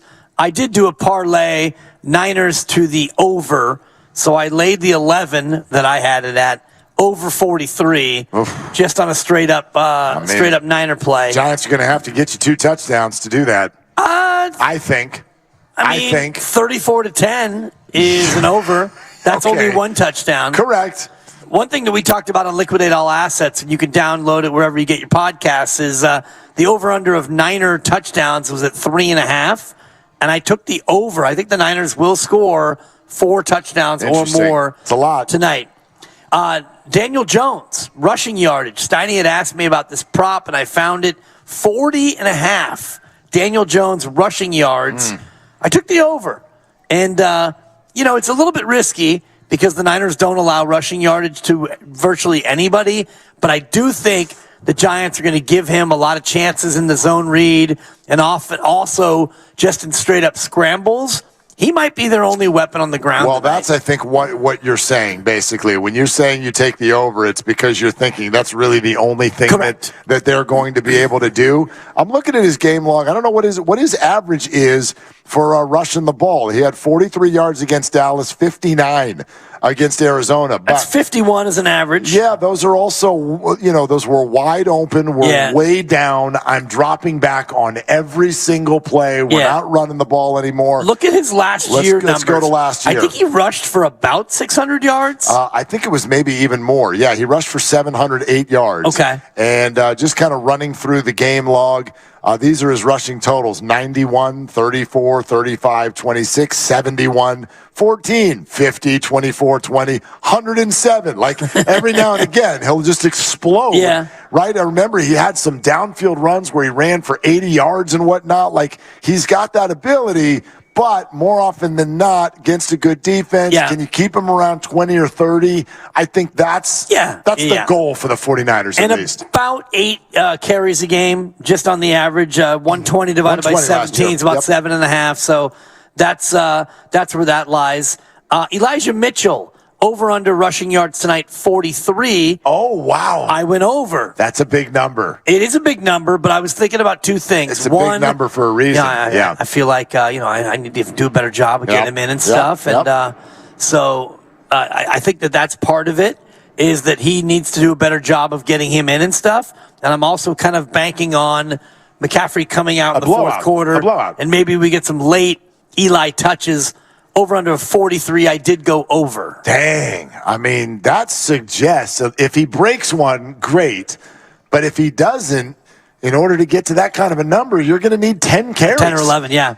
No doubt. Wow. No doubt. That would be interesting. Let's go to Tim in Pacifica here. Real quick before we go to Tim. No, let's not go to Tim in Pacifica. Tim, I had one more prop I just wanted to share with you. Don't stop till you prop. This one's 3-1 odds. Nick Bosa, 2 or more sacks. 2 or more? Yes. So essentially, you're 2 sacks. Yeah, 2 sacks. Plus 300 on a Nicky Bosa prop. I think JD's got me kind of fired up. I think he's right. A breakout game is coming tonight, next week. But a mobile QB, both Correct. times. Mobile QB, so like he can have a lot of pressures and not get the sack because they can, they can get away or at least create space, throw it away, that kind of thing. Anyway, let's go to Tim. Let's go to Tim. All right, back to Tim. Come on. Tim in Pacifica. Hi, Tim. You're on with Willard and Dibs. What's going on? How you doing? I'm driving home from teaching AP language at Burlingame High. Oh my goodness! I mean, AP Lang. Wow. How long have you been teaching there, Tim? 18 years. 18 years. Did you know my dad? Who's your dad? Tom Willard. He taught at Burlingame. Who is your dad?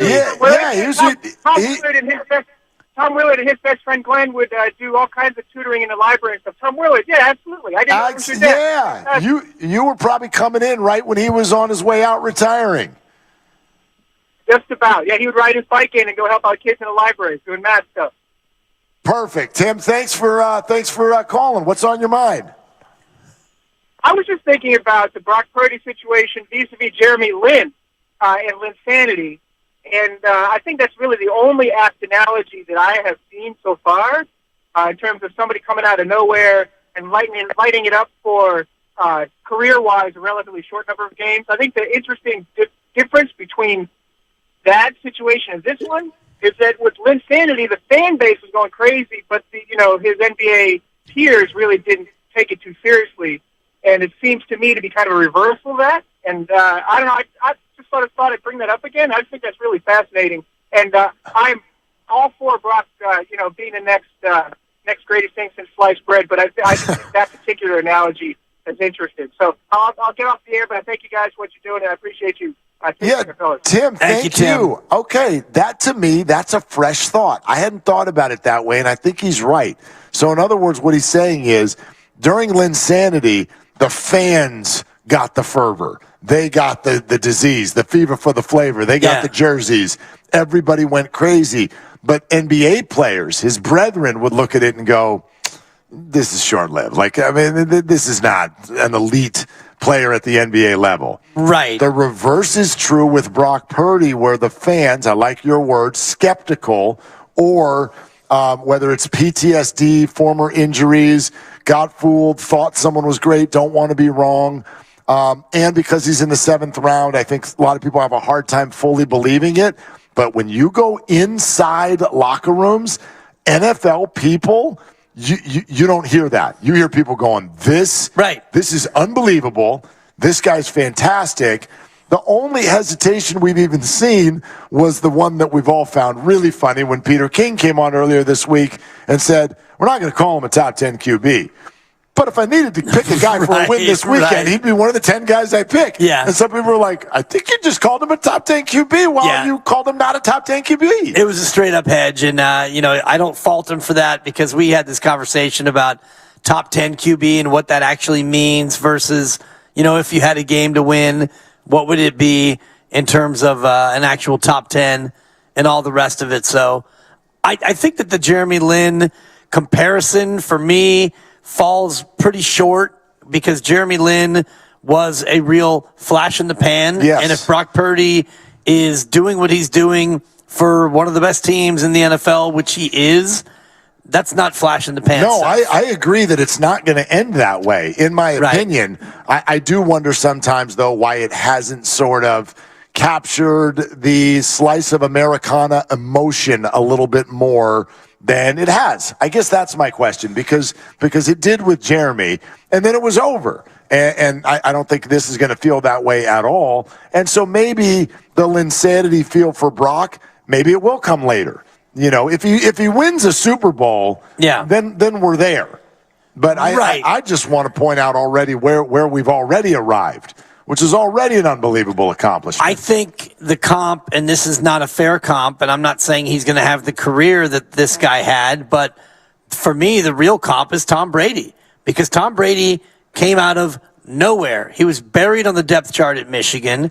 He was not highly drafted, and he was a backup, and he got the job through injury, which is what Brock did. And then he went on to be the greatest of all time. But before he won all those Super Bowls, he and Brock had a lot in common. So if you just look at early Brady, forget what Brady eventually became. I think that Brock Purdy is much more closely aligned to that, the early Brady, than he is to Jeremy Lin. He did just throw the ball behind Deebo Samuel on a 2nd and 5, so I take back everything I've said for the last 3.5 hours. Yeah, it's ridiculous. No, never mind. He hit him on the next one. And why don't you throw to 85, Brock?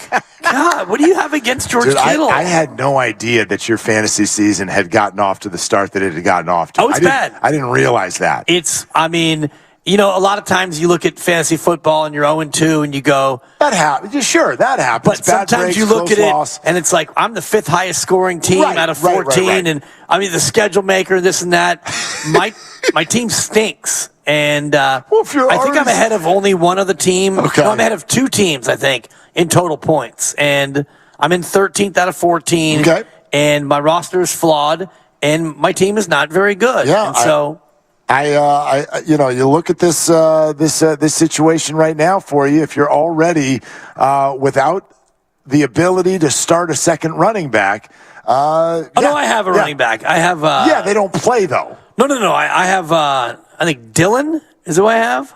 Oh, you have AJ Dillon? Yeah. Okay, you're fine then. Yeah, I'm fine. Yeah, you're fine. I forgot about AJ Dillon. All right, good for you. No, good for you. I got tight ends up the wazoo, but in case you need one. Yeah, I do wonder what what does it mean when all my guys have Q's next to them? That means, very it means questionable that you drafted them. I was going to say, basically. Half my guys aren't even hurt and they're questionable. I tell you, but I'm very curious to watch this offense tonight without Brandon Ayuk. We know that they've still got plenty of firepower out there, but he is a guy who clearly, I think there's been a rapport between him and Brock Purdy right out of the gate. I think you've been able to see it this year. I think you were able to see it some last year. And so without him out there, the trickle down happens very quick, and you get some new personnel in there and maybe a couple of different play calls.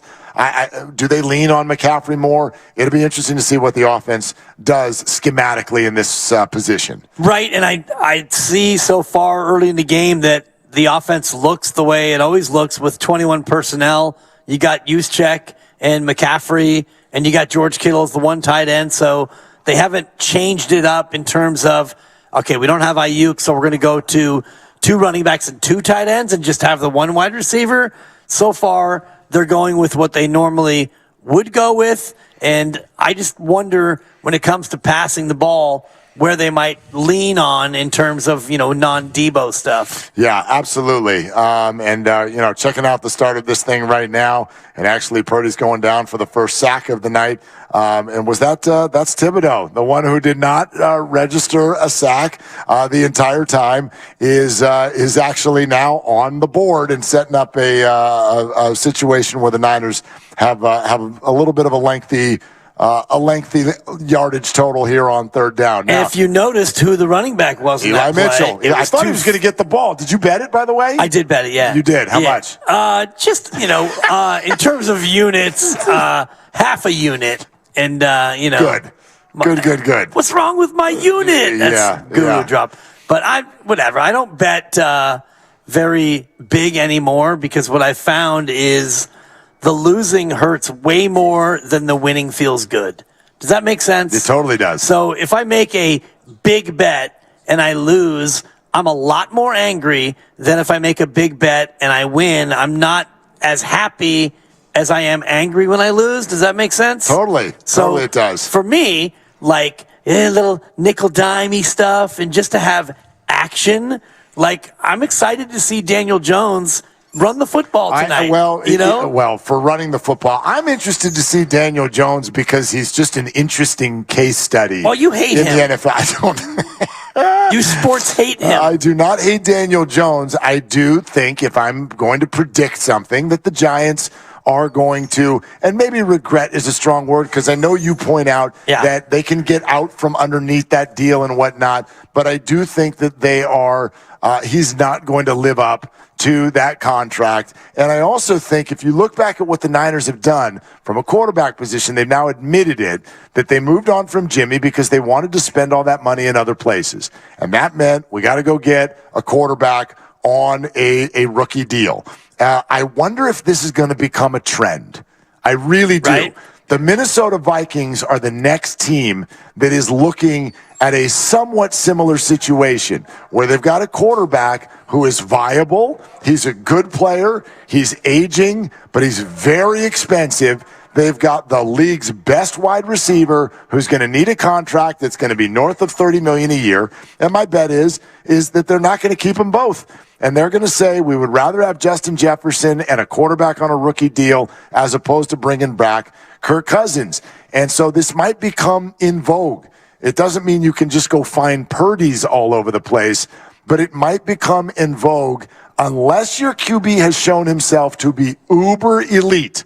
If you are Garoppolo, if you are Derek Carr, if you're Kirk Cousins, if you're all those guys who are in that next level down, it may not be worth the money. Well, that becomes the problem, though, and this is where the Giants were because they were kind of stuck because Daniel Jones is good enough to be your quarterback and he's good enough to win with, but he's probably not good enough to ink for a massive long-term deal. So you try to figure out how you do it, and you eventually kind of split the baby and you give him $4 and $160, but they have an out in 2025 and the dead cap is only $22 million at that point. So I think the Giants did it the way you have to do it. If you're not totally absolutely sure that you have Burrow, Allen, Mahomes, or the rest of them. That's the thing. Tua gets to be in an interesting spot, he's too. He's a tweener. And you look at the Cardinals. Dak was a tweener, but they felt like they had no choice. He might be tweener plus also, but you look, you look around the league, like,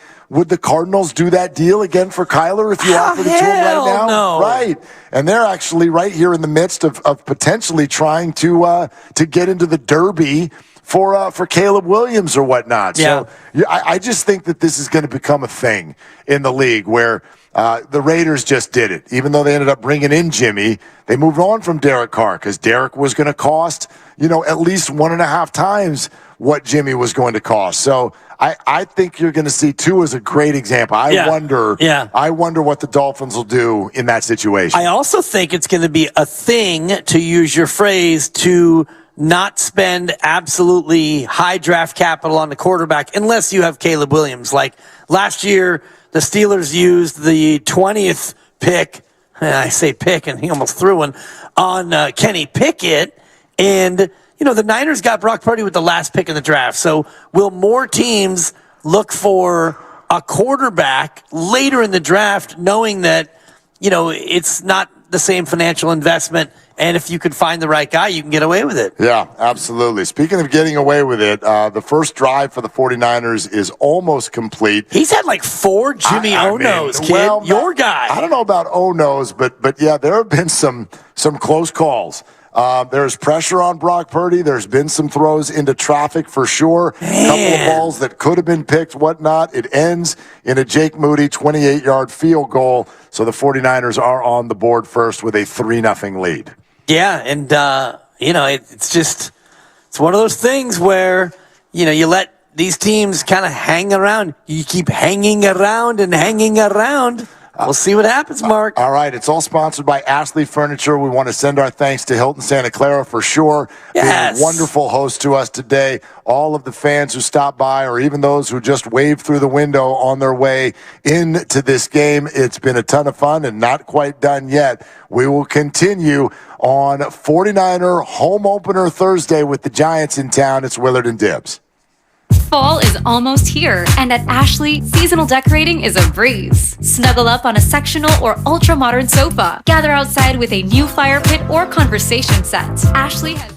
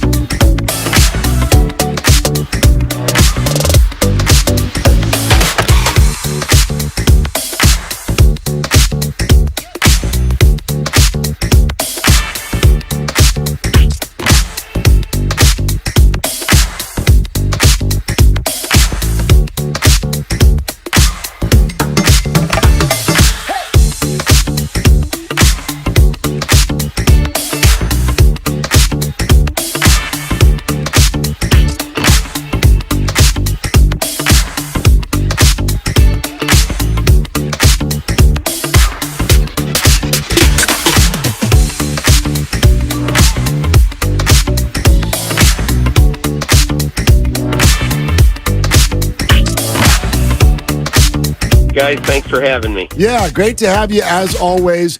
I wonder if you'd weigh in on this. We're all sitting around before the show today having a conversation after the great game by Deebo Samuel in L.A., and we were trying to come up with a comp, someone who sort of fits the unique vibe that Deebo Samuel offers in the history, or certainly recent history of the game. We've seen a lot of running backs who can sort of moonlight as a receiver, but not many receivers who can moonlight as a running back. Where do you sort of classify Deebo with that the uniqueness that he offers? I don't think there's anybody in the game right now who's really similar to him. You know, it's funny, Bijan Robinson, and I'm not in any way comparing him to Deebo Samuel, but last year, I remember right before the draft, I remember having a conversation with Steve Sarkisian, the coach at Texas, and he said to me, you know, Bijan was a great running back, but he was also perhaps would have been our best wide receiver. But we had the need at running back, and so that's where he played. I have a feeling that the exact same thing would be true with Deebo. If you get 3 injuries in the backfield, I wouldn't be surprised if Kyle Shanahan gave him 10 or 11 carries one game, maybe as sort of an offset back. But obviously you don't want to take away what he does best, which is to scare every cornerback in the NFL. Are we moving to a time where more of these players will emerge? I'm thinking about Austin Eckler with the Chargers, who is a great receiving running back. He can also run it. Christian McCaffrey, Cordero Patterson when healthy. Are more teams going to look to emulate this style of flexibility offensively? I think a lot of teams already are. You know, as John Lynch told me in training camp, you know, when they first got there, they wanted separators in the passing game, you know, as wide receivers. But he came to believe, I think wisely, that it is better to have a physical wide receiver than a burner wide receiver. And obviously, you don't want a receiver that runs 4.68, but you also want a receiver who's going to be extremely physical. And, you know, this comparison is obviously not exact, but in terms of the physical wide receiver, I think Keyshawn Johnson was one of those real physical wide receivers. I think T.O. was. There wasn't a more physical receiver than Hines Ward. But the difference is, you know, Deebo is able to double dip in the backfield and, if need be, could give a team some real snaps in the backfield. And that's what makes him special. Peter King with us on Willard and Dibbs. The wide receiver room has been much discussed, Peter, because there's almost angst there. You see a game like that where you feel like you need Deebo. The prior week, it was like, man, Brandon Ayuk is going to be a star. And the question has come up, can they afford both? What do you see? The Niners have been so good with the cap, but what do you see going forward as far as Ayuk and Deebo and the ability to have them both? Well, I think there's going to come a time when you're not going to be able to sign everybody you truly want. I mean, let's look at the Philadelphia Eagles, okay? They let Miles Sanders walk this year, even though Miles Sanders was an extremely good, complete package at running back. And I think they were smart to do so for a very simple reason, that you've got to pay 2 wide receivers, you know, on that team, A.J. Brown, Devontae Smith. You got to pay the tight end, Dallas Goedert. You got to pay 3 offensive linemen, Kelsey and the 2 tackles. And you also, obviously, got to pay the quarterback. Now, if you look at the Niners, they have a great benefit because they got at least 2 more years now where you don't have to pay the quarterback. So that's a luxury. But the difference with the Niners versus a team like the Eagles is that they're paying a running back at the top of the running back market, and Christian McCaffrey clearly is worth the money. So I think I look at the situation and basically say that I think the 49ers each year are going to have a decision to make. And I think that's why a lot of people, not only around the team but around the league, were surprised that they invested that money in Javon Hargrave.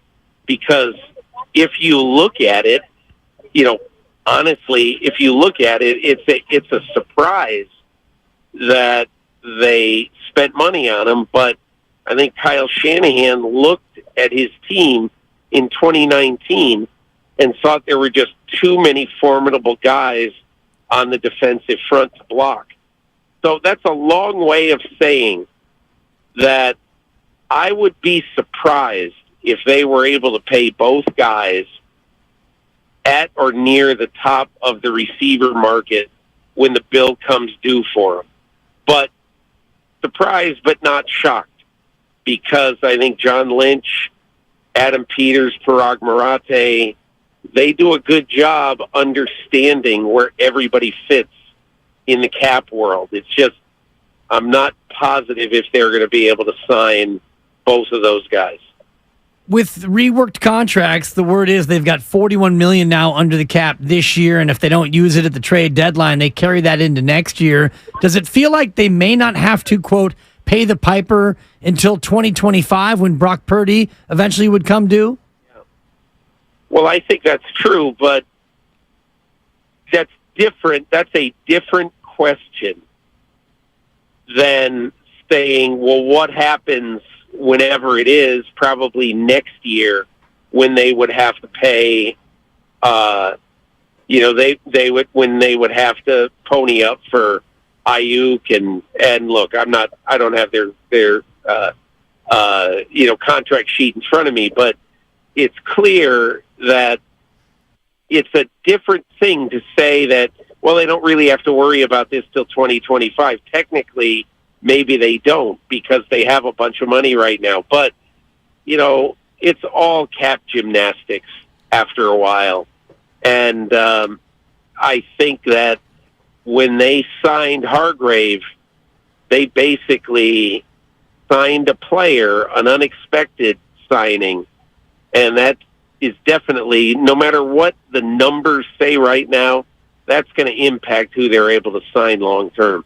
Peter King is with us on Willard and Dibbs 95.7 The Game. Peter, especially because you've had so many conversations with Kyle Shanahan through the years and after games, we wondered what you thought about this comment that he made yesterday at the conference call. He was sort of asked how he tried to get better as a coach in the offseason. Take a listen to his answer, and then I want to follow up with a question for you. See what to add, see what fits in. Spend a lot of the offseason trying to study personnel to add in the draft or personnel to add in free agency. Those are the biggest parts, as a coach, that you try to do to make your team better, is to try to help out and see who you can add to it to make it better. Sometimes those are real tough decisions that we all spend a lot of time working on. And then my biggest thing is trying to relax a little bit more in the offseason, because I've learned how long of a grind the season is and how long it goes and how much you got to get up for each week. And I really try to get mentally stronger with books and some self-help type things. So when you go into the season, you're ready to go.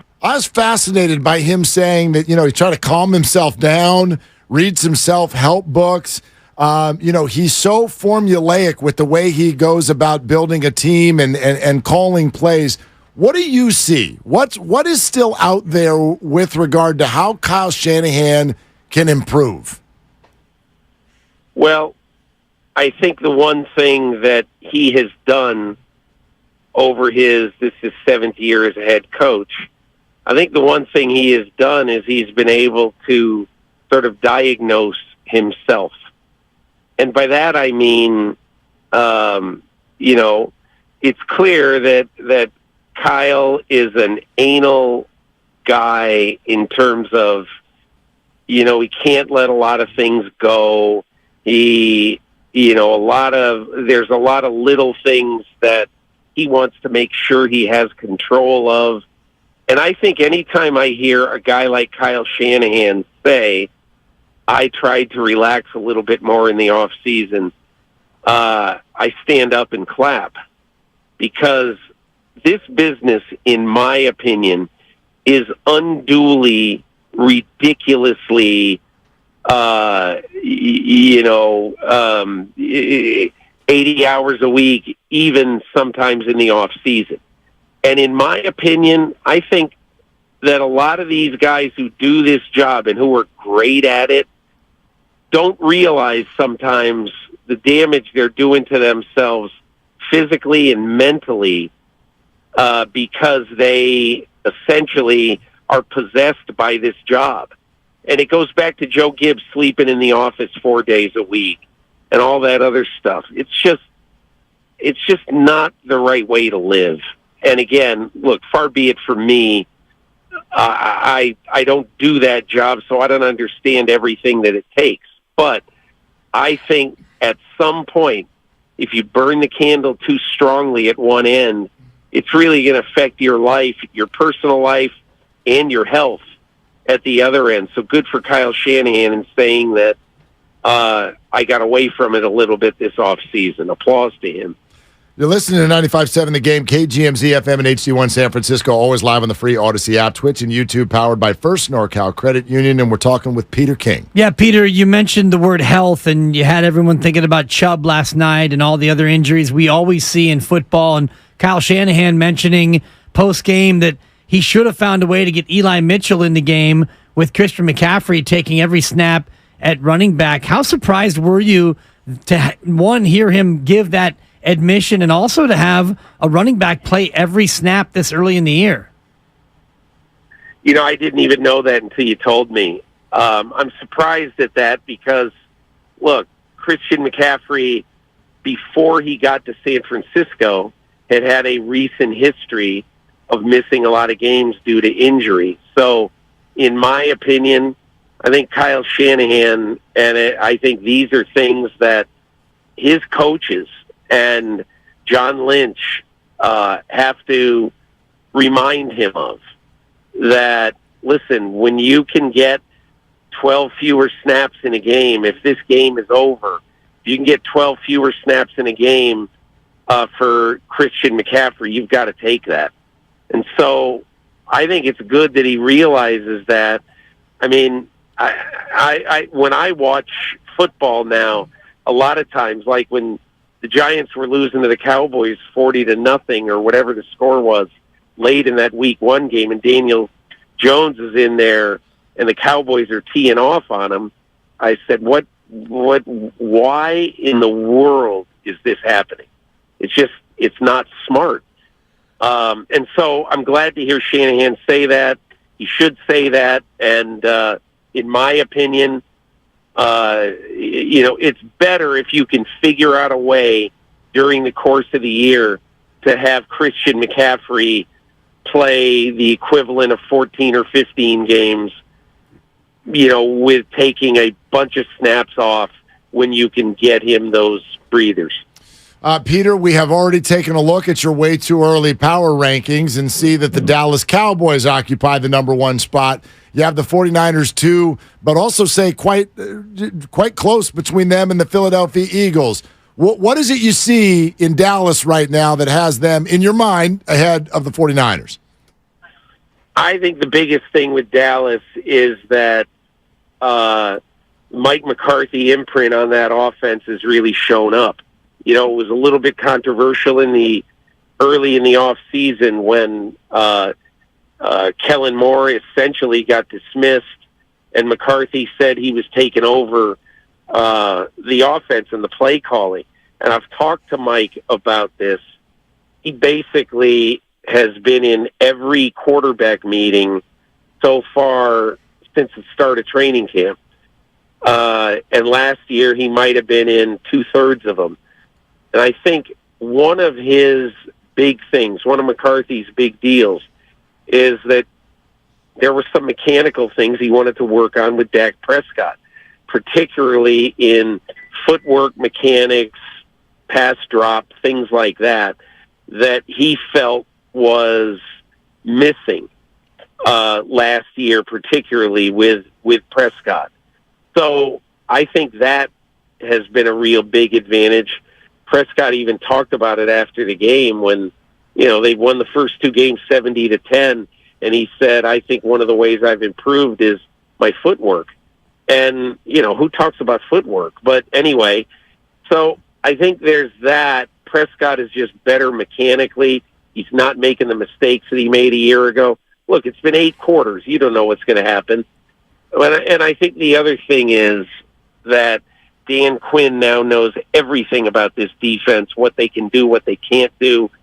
And I think he's become really smart in utilizing Micah Parsons inside, outside, all over the defense, so that offensive teams cannot have a good handle on how they use, to me, what is the most disruptive defensive player in football right now, Micah Parsons. And we are just a couple weeks away from the Micah Parsons, Nick Bosa. Well, I guess showdown's not appropriate because they won't actually face each other unless one of them turns into an offensive tackle, which would be kind of weird if it went that way. But Nick Bosa through 2 games, Peter, where do you rate his progress in terms of him missing camp and really not showing up on the stat sheet yet? Well, I don't think it's surprising because I think even though the one thing you always know about Nick Bosa is that he's an insane worker and that it isn't like he's going to show up and not be ready to play. He's going to be ready to play, but if you haven't actually played, it's different to say, well, I'm ready to play, than, if you haven't gone at it with, with tackles, and if you haven't done those drills at all, and you haven't really been physically imposed upon for 8 months, it's going to take a little while to get back, I think, into being the kind of player that you want to be.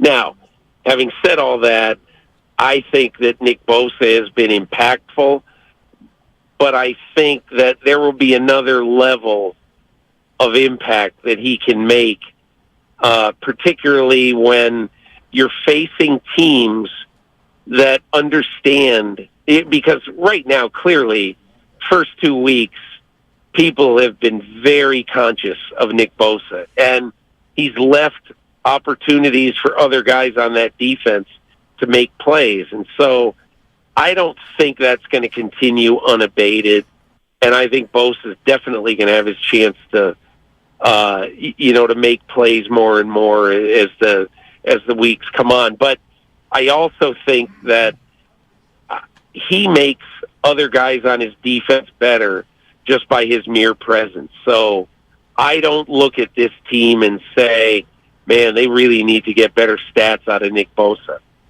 He'll be great and impactful in his own way, even if it doesn't show up on the stat sheet. Peter King with us, Willard and Dibbs, 95.7 The Game. Peter, maybe this is a stupid sports radio thing with, quarterback power rankings and whatnot, but we're watching football last night, and I got to think the Browns are bummed out with what they're getting from Deshaun Watson. The Broncos bummed out with what they're getting from Russell Wilson, and then even beyond, some of the younger guys, maybe it's too early, but Kenny Pickett has not maybe taken the step that people thought he would.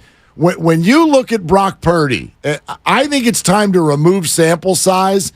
I see this guy as a top 10 quarterback in the NFL. Are you comfortable putting him there yet? What do you think? I don't look. Here's the way I look at Brock Purdy, and it's why I totally agree with Deshaun Watson. I think Deshaun Watson has been a crushing disappointment. And everybody who thought, well, last year,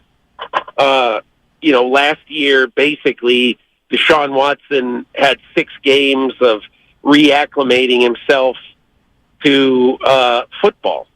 Well, he has not improved one iota in the first 2 games of this season over last year. I don't even know if he's been as good this offseason early this season as he was last year.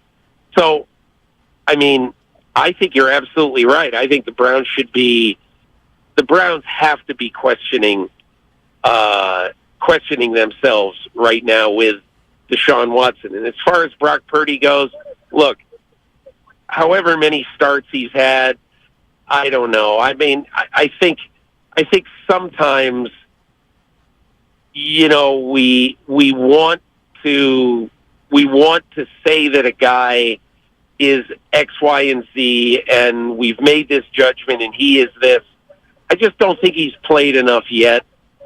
I don't think he's played enough yet for me to say that he's a top 10 quarterback in the NFL. All I know is that if I have to win a game right now, today, this week, he would be among the top 10 quarterbacks I would pick to win a game. That's a great way to break it down. I mean, like that. Sample size aside, this week, he's got a pretty good chance against the Giants team who has their quarterback, I said with a question mark. What do you think the Giants feel? How should they feel about Daniel Jones being their guy who, you know, hasn't been terrific, but they've inked him to a pretty significant deal? You know, what can you do? You know, they had to invest in him in the off season, and when they invested in him, I think he, in essence, has been about what they would have expected. And, you know, he was great in the second half the other day. He won that game pretty much all by himself. But again, you know, Daniel Jones is a good football player. And I think one of the things that is difficult to do in the way we grade and look at football players is we want to take every week and say, okay, where is this guy right now? You got to let him play. It's like, just let Brock Purdy play another month and then let's have this discussion. You got to do it over and over and over again if you're going to be really great in football. And right now, 2 weeks is just not, in my opinion, a big enough sample size. Like, I would want to say right now, I'd be petrified if I were the Cleveland Browns right now about Deshaun Watson. But again, I still think you got to let him play another 6 or 8 weeks to try to get out of this funk that he's in right now. And we'll see if he can. But just the same way as I am very bullish right now on Brock Purdy, I would be very worried right now about Deshaun Watson. But they both have time to, both if you're Purdy, to burnish his reputation, and if you're Deshaun Watson, to change the reputation. At Pennzoil, we have one job: pioneering a motor oil so advanced you don't have to think about your motor oil. Instead, you can think about how your engine sounds, how your stomach feels as the RPMs build, how your wheels hug the curves, and how, with the Pennzoil Platinum up to 15-year, 500,000-mile protection guarantee, your adventures will be many. Pennzoil, long may we drive. Find it at Firestone Complete Auto Care.